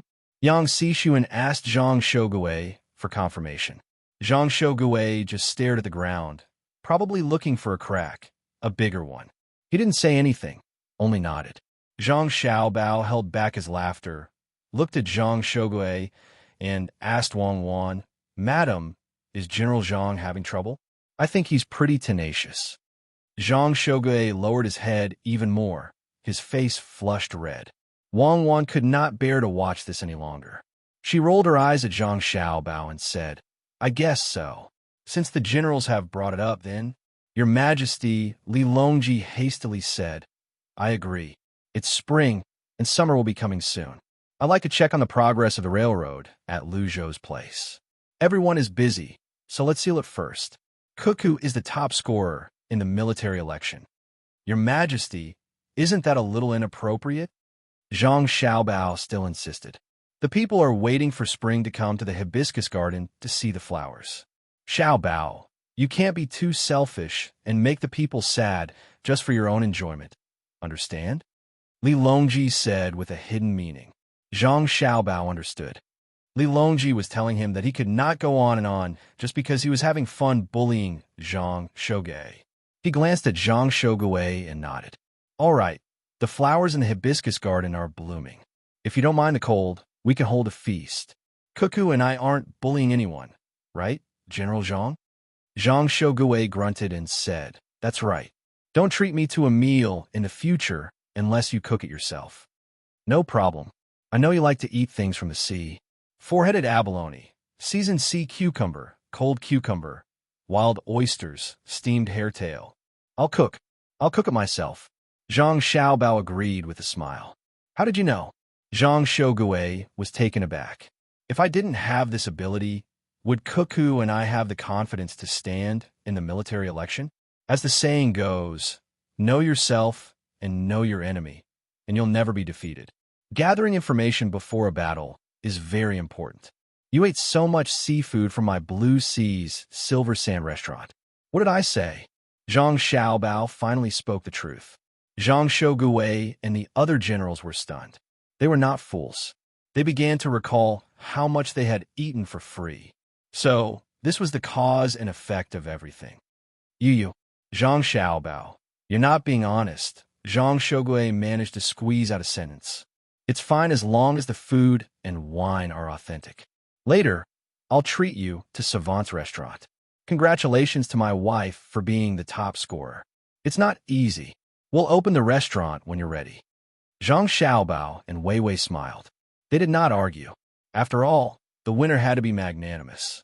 Li Longji seized the opportunity. So Xiaobao, you've agreed? I've agreed, Zhang Xiaobao replied happily. Good. Make the arrangements. I'll personally go to Luzhou to eat seafood. I heard it's warm there, Li Longji said. Zhang Xiaobao turned to look at Li Longji. Agreed to what? You agreed to let me go to Luzhou to check on the progress of the railroad. I'll have to trouble you along the way, Li Longji said. Zhang Xiaobao seemed troubled. He looked at Wang Wan. Wang Wan shrugged. Zhang Xiaobao had no choice but to settle this himself. Your Majesty, most people are gathering in Jiang province now. The gunships. Your Majesty, that's fine. I agree to let you go to Luzhou. If the others agree, we'll go. We'll take the water route first before we switch to the land route. What do you think? As Zhang Xiaobao spoke, he hesitated for a moment before agreeing to Li Longji's request. The generals, as well as the civil officials, looked at each other, but no one made a sound. The generals supported the idea of the emperor going out for a walk. They were also in charge of protecting him, so they were not opposed to it. Moreover, with Zhang Xiaobao and Wang Wan around, if something really happened, then it would be unsafe no matter where he was. For example, the hibiscus garden. There were 3 layers of protective intelligence. The court had one, the emperor had one, and the Zhang family and the Wang family had one. The civil officials had no reason to object. In the past, they were worried that the emperor would spend too much money on traveling and that the national treasury would be tight. Now, the emperor had his own money and the funds provided by Zhang Xiaobao. When Li Longji saw Zhang Xiaobao agreeing, he was delighted. He said, "Let me think about it. You want to follow Xiaobei and the others to Jiang province?" Zhang Xiaobao nodded. Yes, I'll make a stop in Hangzhou and visit my mother, Cuckoo's mother, and my relatives. Relatives? That's good as well. I'll go and visit them as well. Some of them I haven't seen in a long time. Back then, they helped me a lot. Otherwise, how could your father have a chance? He's been tossing and turning for a few years now. Time has never stopped. He's always thinking about his mother and putting in a lot of effort. Sometimes, he doesn't even care about his family. Li Longji looked up at the ceiling and reminisced. His words were filled with emotions. Then, he changed the topic and laughed. If it weren't for him, how could there be the Tang Empire that I have now? Not to mention the cute Xiaobei and the others. Haha, just like the story that Cuckoo told Xiaobei and the others. Everything is predetermined. Okay, go. I'll also prepare a gift. Zhang Xiaobao and Wang Wan didn't know how to respond. They could only smile at each other. Li Longji's words had also evoked memories of the two of them. Along the way, they still looked back. Seal the sand table. Li Longji gave the order. The sand table used for the competition was sealed and specially assigned people to guard it. Tourists were not allowed to go near it. The hibiscus garden was so big that it didn't lack this place to play.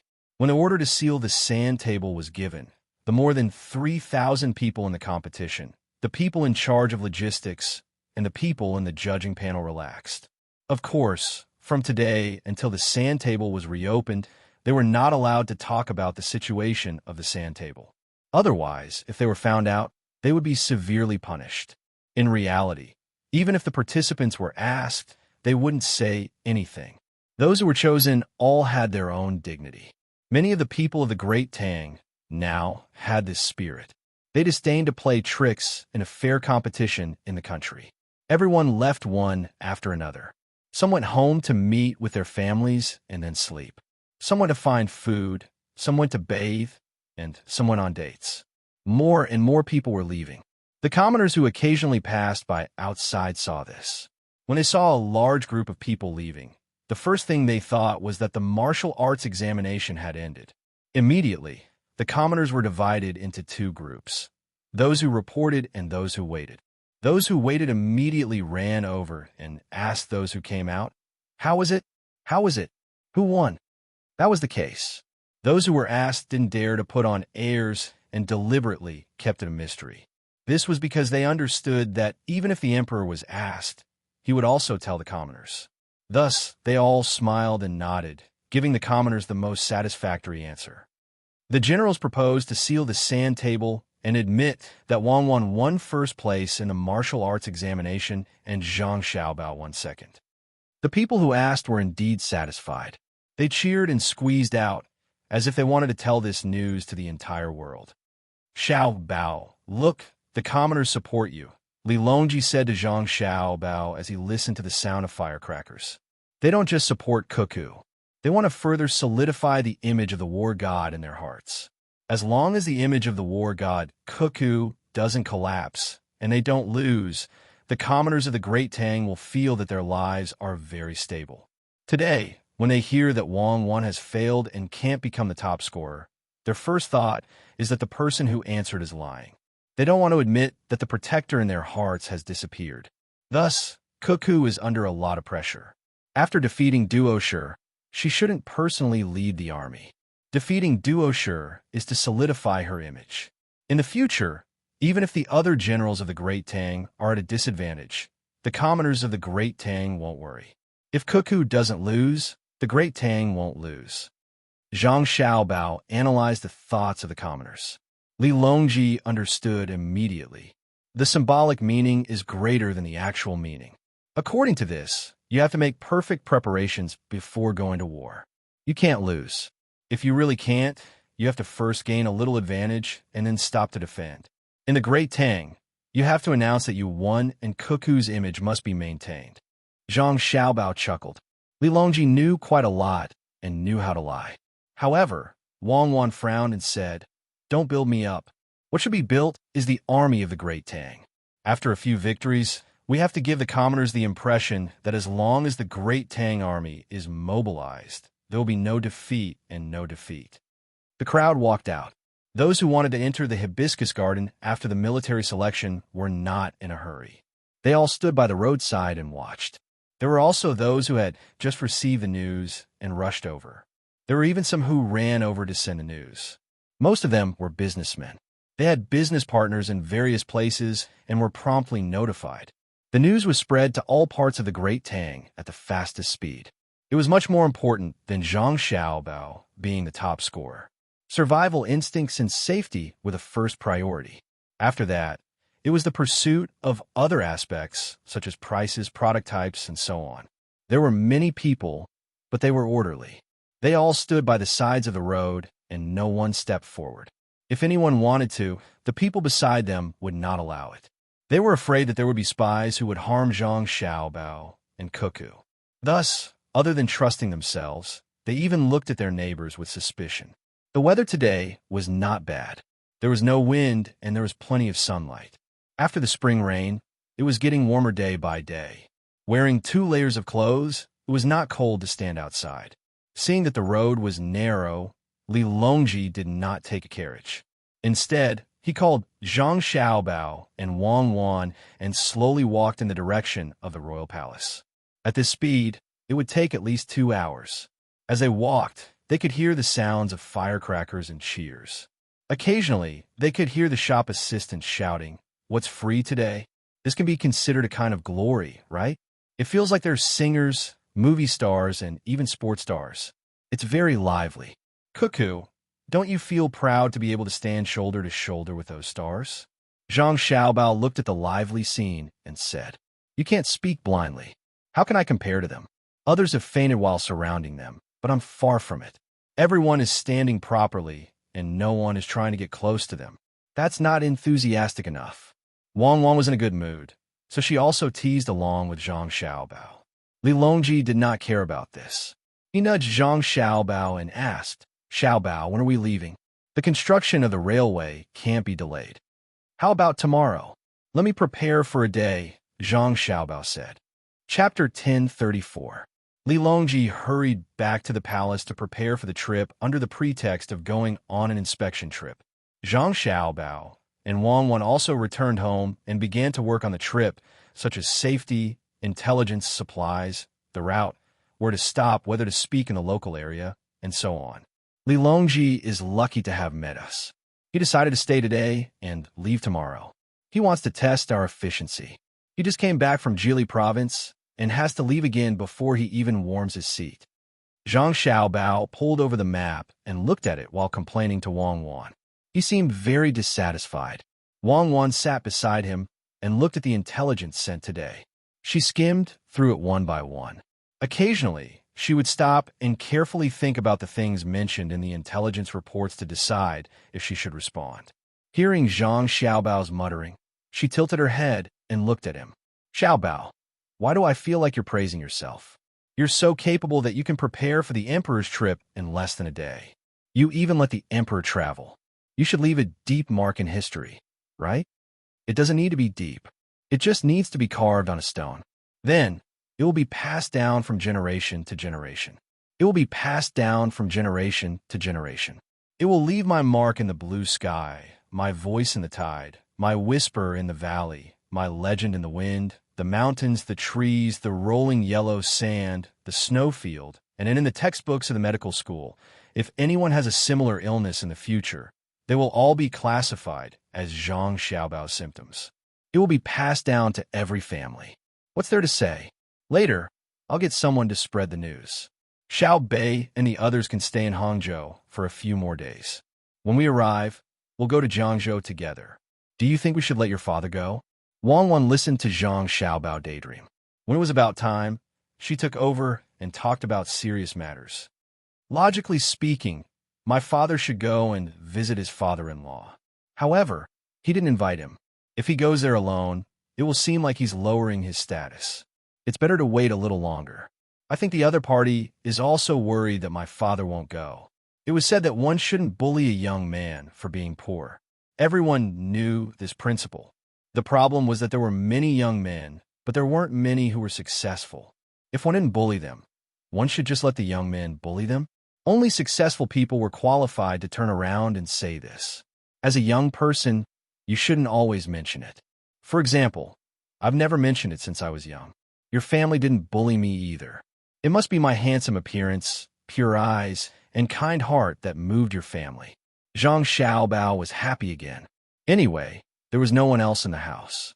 Wang Wan gently bit her lips as she listened to Zhang Xiaobao. She couldn't help but laugh out loud. He reached out and pushed Zhang Xiaobao away. Get away from me. Disgusting. If your family didn't have the same zhuangzi as mine, if your mother didn't have a different background, and if your father didn't study hard for the imperial examinations, why will my family like you? I'm the only one who can treat you better. Seeing that you're pitiful, I'll give you a bowl of porridge and a piece of candy. I'll also give you a set of clothes that my family has worn before. You can go back and change them. It'll be enough for you to be happy for a year. I don't need a set of clothes. If that's the case, even if you give me a few bundles of straw, I'll be grateful to your family for the rest of my life. If there's a chance to make a fortune in the future, I'll take the initiative to bring you to your family. I'm a person who knows how to repay kindness. Unfortunately, I thought you would run away with Liang Shanbua like the Zhu Yingtai in the story. While Zhang Xiaobao was talking, he picked up the pen and drew the route on the map. It was done. Wang Wan closed the letter, blinked her eyes, and smiled. She said, I believe you. All right, you're different from others. You're not afraid of being an orphan. It seems that my choice was right. I didn't agree to be with you at that time. If I didn't watch you, who knows what would happen to the Tang Empire when you went crazy.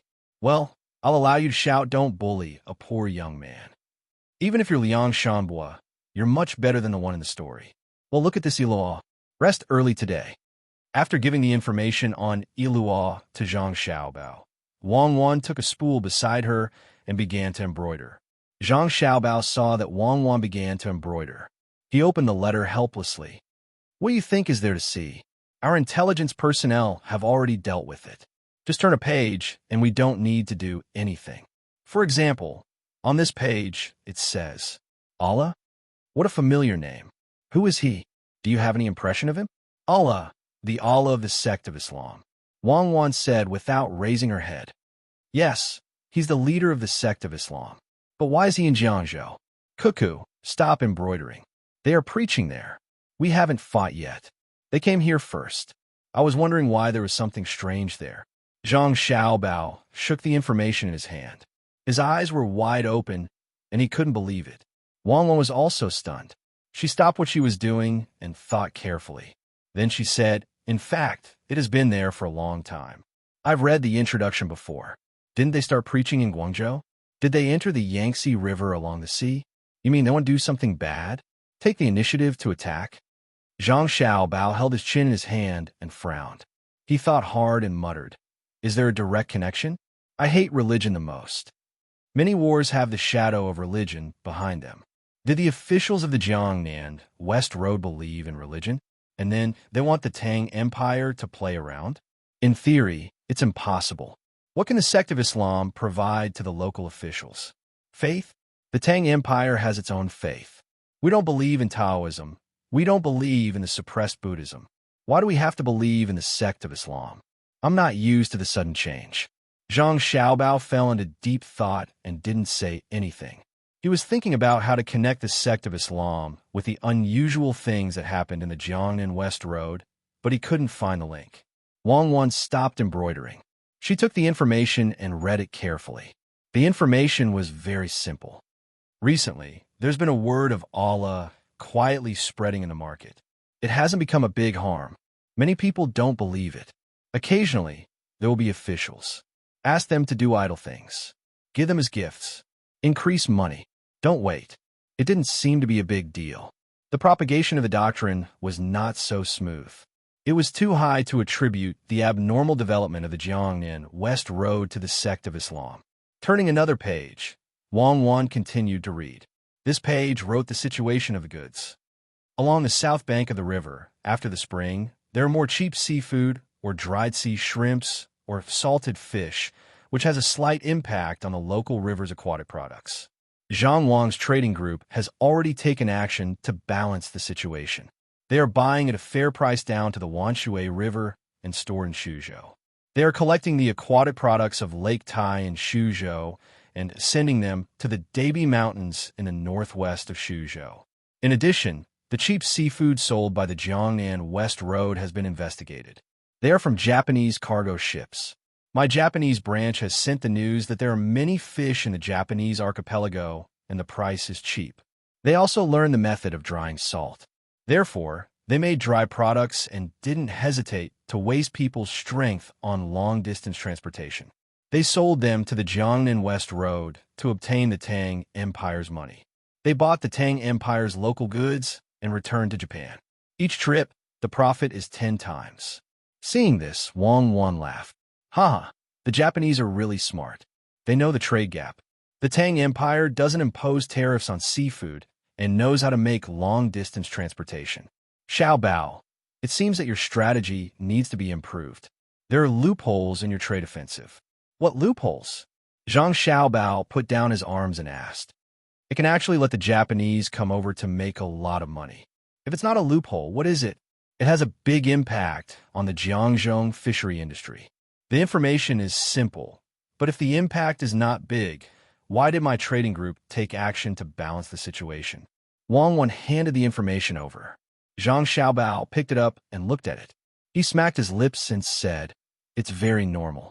Why should I limit the price of seafood? Seafood is rich in nutrients. The people in the interior of the Tang Empire can't eat it. Since the Tang Empire needs it, we don't impose additional tariffs. Yes, the real mistake is the people in the Jiangzhou fishery industry. They are waiting for my family to take action to balance the situation. Can't they think of a way to further improve the situation? Don't they know how to build a brand? Don't they organize the sales department to open new markets? Oh, according to you, pitiful people must have something hateful? Do you think it's all because of you? They have just been hit and haven't had time to react. What I'm asking is why you don't collect export taxes from the Japanese. Wang Wan was not in the mood to embroider anymore. She put the brackets back. Zhang Xiaobao understood what Wang Wan meant. If the Tang Empire's merchants did not collect export taxes from the Japanese, they would have to sell their products at a lower price than the Japanese. Otherwise, it would encourage more Japanese to buy their products and sell them back. At that time, they would still have to collect export taxes. Although it would affect a large number of Japanese merchants, it would also form the psychological habit of the Japanese of fixing the price of certain products. It would be difficult for the Tang Empire's merchants to sell their products at a higher price. The main reason was that they could not afford to wait so long to slowly wear down the Japanese. But Zhang Xiaobao felt wronged. How can I not collect them? I have collected all the key products. In order to show fairness, I even collected export taxes from the Tang Empire's merchants. But I have an export tax rebate for the Tang Empire's merchants. Of course, the Japanese need our products urgently. If they can buy it with their money, they will be very happy. It's impossible for them to collect tariffs from us. Otherwise, I would have to consider whether to give them subsidies. So, I feel that the products that the Japanese bought are not within the scope of the products that I set. In that case, the Japanese are very smart. They can find new things and make money. As he spoke, Zhang Xiaobao patted his forehead. It was really impossible to guard against. Wang Wan laughed again. The Japanese are smart to begin with, and they're extraordinarily smart. It's impossible for the intelligence agency at home to report in too much detail. Why didn't they say what the Japanese bought and let someone investigate alone? After the investigation, you can think of a way to deal with it. Investigate. Zhang Xiaobao spat out a word. The information was quickly reported back. There was no need to report to the Jiangnan West Road. The information that was handed to Zhang Xiaobao and Wang Wan had been screened by the intelligence personnel in Beijing and could be sent back immediately. Wow, this works. Zhang Xiaobao saw the information about the products that the Japanese bought and gave a thumbs up. Awesome. We have to deal with the Japanese as soon as possible. If we let them slow down, they might not be easy to deal with. Let me see. What did they buy? Wang Wan snatched the information. When she saw it, she was stunned at first and then nodded in admiration. They're so smart. They bought chicken chicks and cheap feed. They are 1-month-old chicks. Then they put them in bamboo cages and take the boat back. They are raised on the way back. When they arrive in Japan, they are more than 2 months old, 3 months old. If the weather is bad, they will be 4 months old. They are sold as soon as they get off the boat. This is a new breed of chicken promoted in the Tang Empire. The meat is tender and the price in the Tang Empire is average. Some businessmen send them to other countries to sell them at a very high price. Why didn't they think of raising them on the way back? Yes. I hope that all the chickens on their boat will die of the chicken plague in the future. Otherwise, they will fall into the sea. It is not good to be too smart. Oh no. We have to tell the customs not to let the Japanese ship carrying chickens into the Yangtze River. What if they come back with some sick chickens? What if they pass the disease to our chickens? We have to strictly control the hygiene of livestock, poultry, and fresh goods. Zhang Xiaobao suddenly thought of this very important matter. Which family raised these things? If they all died one day, the whole family would feel like hanging themselves. Wang Wan also reacted. Just like the locust trap you used on Tubo. Xiaobao, you said that even if the Japanese did not deliberately spread the disease, our Tang Empire would not have diseases of its own? The medical school can't keep up with the speed. You have to think of a solution. Me? What solution do I have? I don't know how to treat diseases. I can only advocate the general idea of raising animals. For example, disinfection. If they really fall ill, they can only bear with it. If they can't even treat humans, how can they spare the effort to treat animals? It can't be that the Tang Empire's imperial court or Li Longji's money is used to see whose livestock and poultry die and then compensate them, right? If it is a natural disaster, it can be done. If the disease is found in a certain area, it can be compensated by killing all the livestock and poultry in the area. Zhang Xiaobao started to have a headache. This development was too fast, and the various industries couldn't keep up. If a single industry stood out, it would be like the wooden bucket principle, leaking everywhere. But if he waited for the other industries to develop together, how long would he have to wait? 10,000 years was too long, and he could only seize every moment. Wang Wan also temporarily put aside the various problems of the Jiangnan West Circuit. She picked up a piece of beef jerky and put it in her mouth. She also worried about it. After a while, Wang Wan swallowed the last bit of beef jerky and nudged Zhang Xiaobao. Xiaobao, let's set up an insurance company. You're in charge of the Great Tang Bank, so it's more convenient for you to compensate. We can't always rely on the imperial court's finances, your family's money, and Li Longji's money. Zhang Xiaobao shook his head vigorously. Don't you know how many insurance scams there are?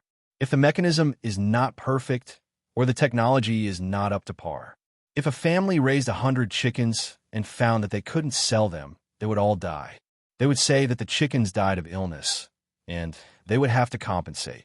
Would you pay? Do you know whether the chickens died of illness or not? You have to know how simple the people of Great Tang are, and there's also your economic appeal. Insurance is actually a profitable industry. Who would cause problems for no reason? Gather the wealth of the masses to save the masses from their troubles. Give it a try. Try it among the merchants first, and if it's successful, we can promote it to the common people. Wang Wan continued to urge Zhang Xiaobao. She considered that there would be insurance scammers, but there wouldn't be many of them. Furthermore, one couldn't always scam others. As the people in charge of verification grew more and more experienced, this industry would become more and more perfect. No one could say that once a system appeared, there wouldn't be any loopholes. It could be gradually improved. If one didn't do it, it would forever be a dream. Zhang Xiaobao looked at Wang Wan, then stood up and walked to the door. He pushed open the door and looked at the sky. The sky was clear, and there weren't many clouds. Only a few cotton-like white clouds floated in the windless sky, looking very leisurely. Occasionally, a bird would fly by, and the sunlight would shine down, adding a hint of warmth to it. Sometimes, I don't even want to think about the purpose of life. I'm afraid that if I think about the development and ending of everything, I won't even be able to find the meaning of life. That's why I walk with my head down. With every step I take, I can feel the strength returning to me. That's why I have a sense of existence. Since you said that you want to set up an insurance company, then we'll set up one. It's not for the sake of the common people, nor is it for vanity. It's just because you said that we should find more things that can make us more fulfilled. Without goals and challenges, that's the tragedy of life. I like peace and calmness, but it's not the calmness at the beginning. It's the calmness of Duga Chiobai holding a hoe and listening to a group of people who can't even hold a sword properly discuss sword techniques. When he looks back, there's a trace of a peaceful smile on his face. Tomorrow, we'll set off with Li Longji. When we're on the boat, we'll have a good talk with him. Ask him if he wants a share. Just one share, no more than that. Absolutely not. After looking at the sky for a while, Zhang Xiaobao said these words. He turned around and sat down, looking very energetic. Wang Wan looked at Zhang Xiaobao and revealed a sweet smile. Hurry up and finish what you're doing. Sleep early tonight. I haven't been able to sleep well recently. You have to eat a tortoise pot for dinner, the kind with ginseng. The next day, Li Longji woke up with dark circles under his eyes. He had been dreaming the previous night and couldn't sleep well at all. He tossed and turned and occasionally felt thirsty. When he woke up, he even wanted to drink tea. In the end, he couldn't sleep at all. Since he was young, he had never been to the sea in the south. He had only heard about it from others, looked at the models in the palace, and ate the local specialties there. He had always yearned for the sun, the beach, and the coconut forest. Now, he finally had the chance to experience it for himself. It wasn't easy. In his dream, he even grew wings and flew with the seagulls. With a flap of his wings, he flew a few li away. With another flap of his wings, he woke up. The thin blanket covering him had fallen to the ground. It was cold. Xiao Bao is such a scammer. When he went to Jilin province, he had to choose winter. I didn't even get to bathe in the sea once. It's on purpose. I guarantee it's on purpose. I'll get to bathe in this time, right? Didn't they say that it's always warm there? Take it away. I don't eat breakfast.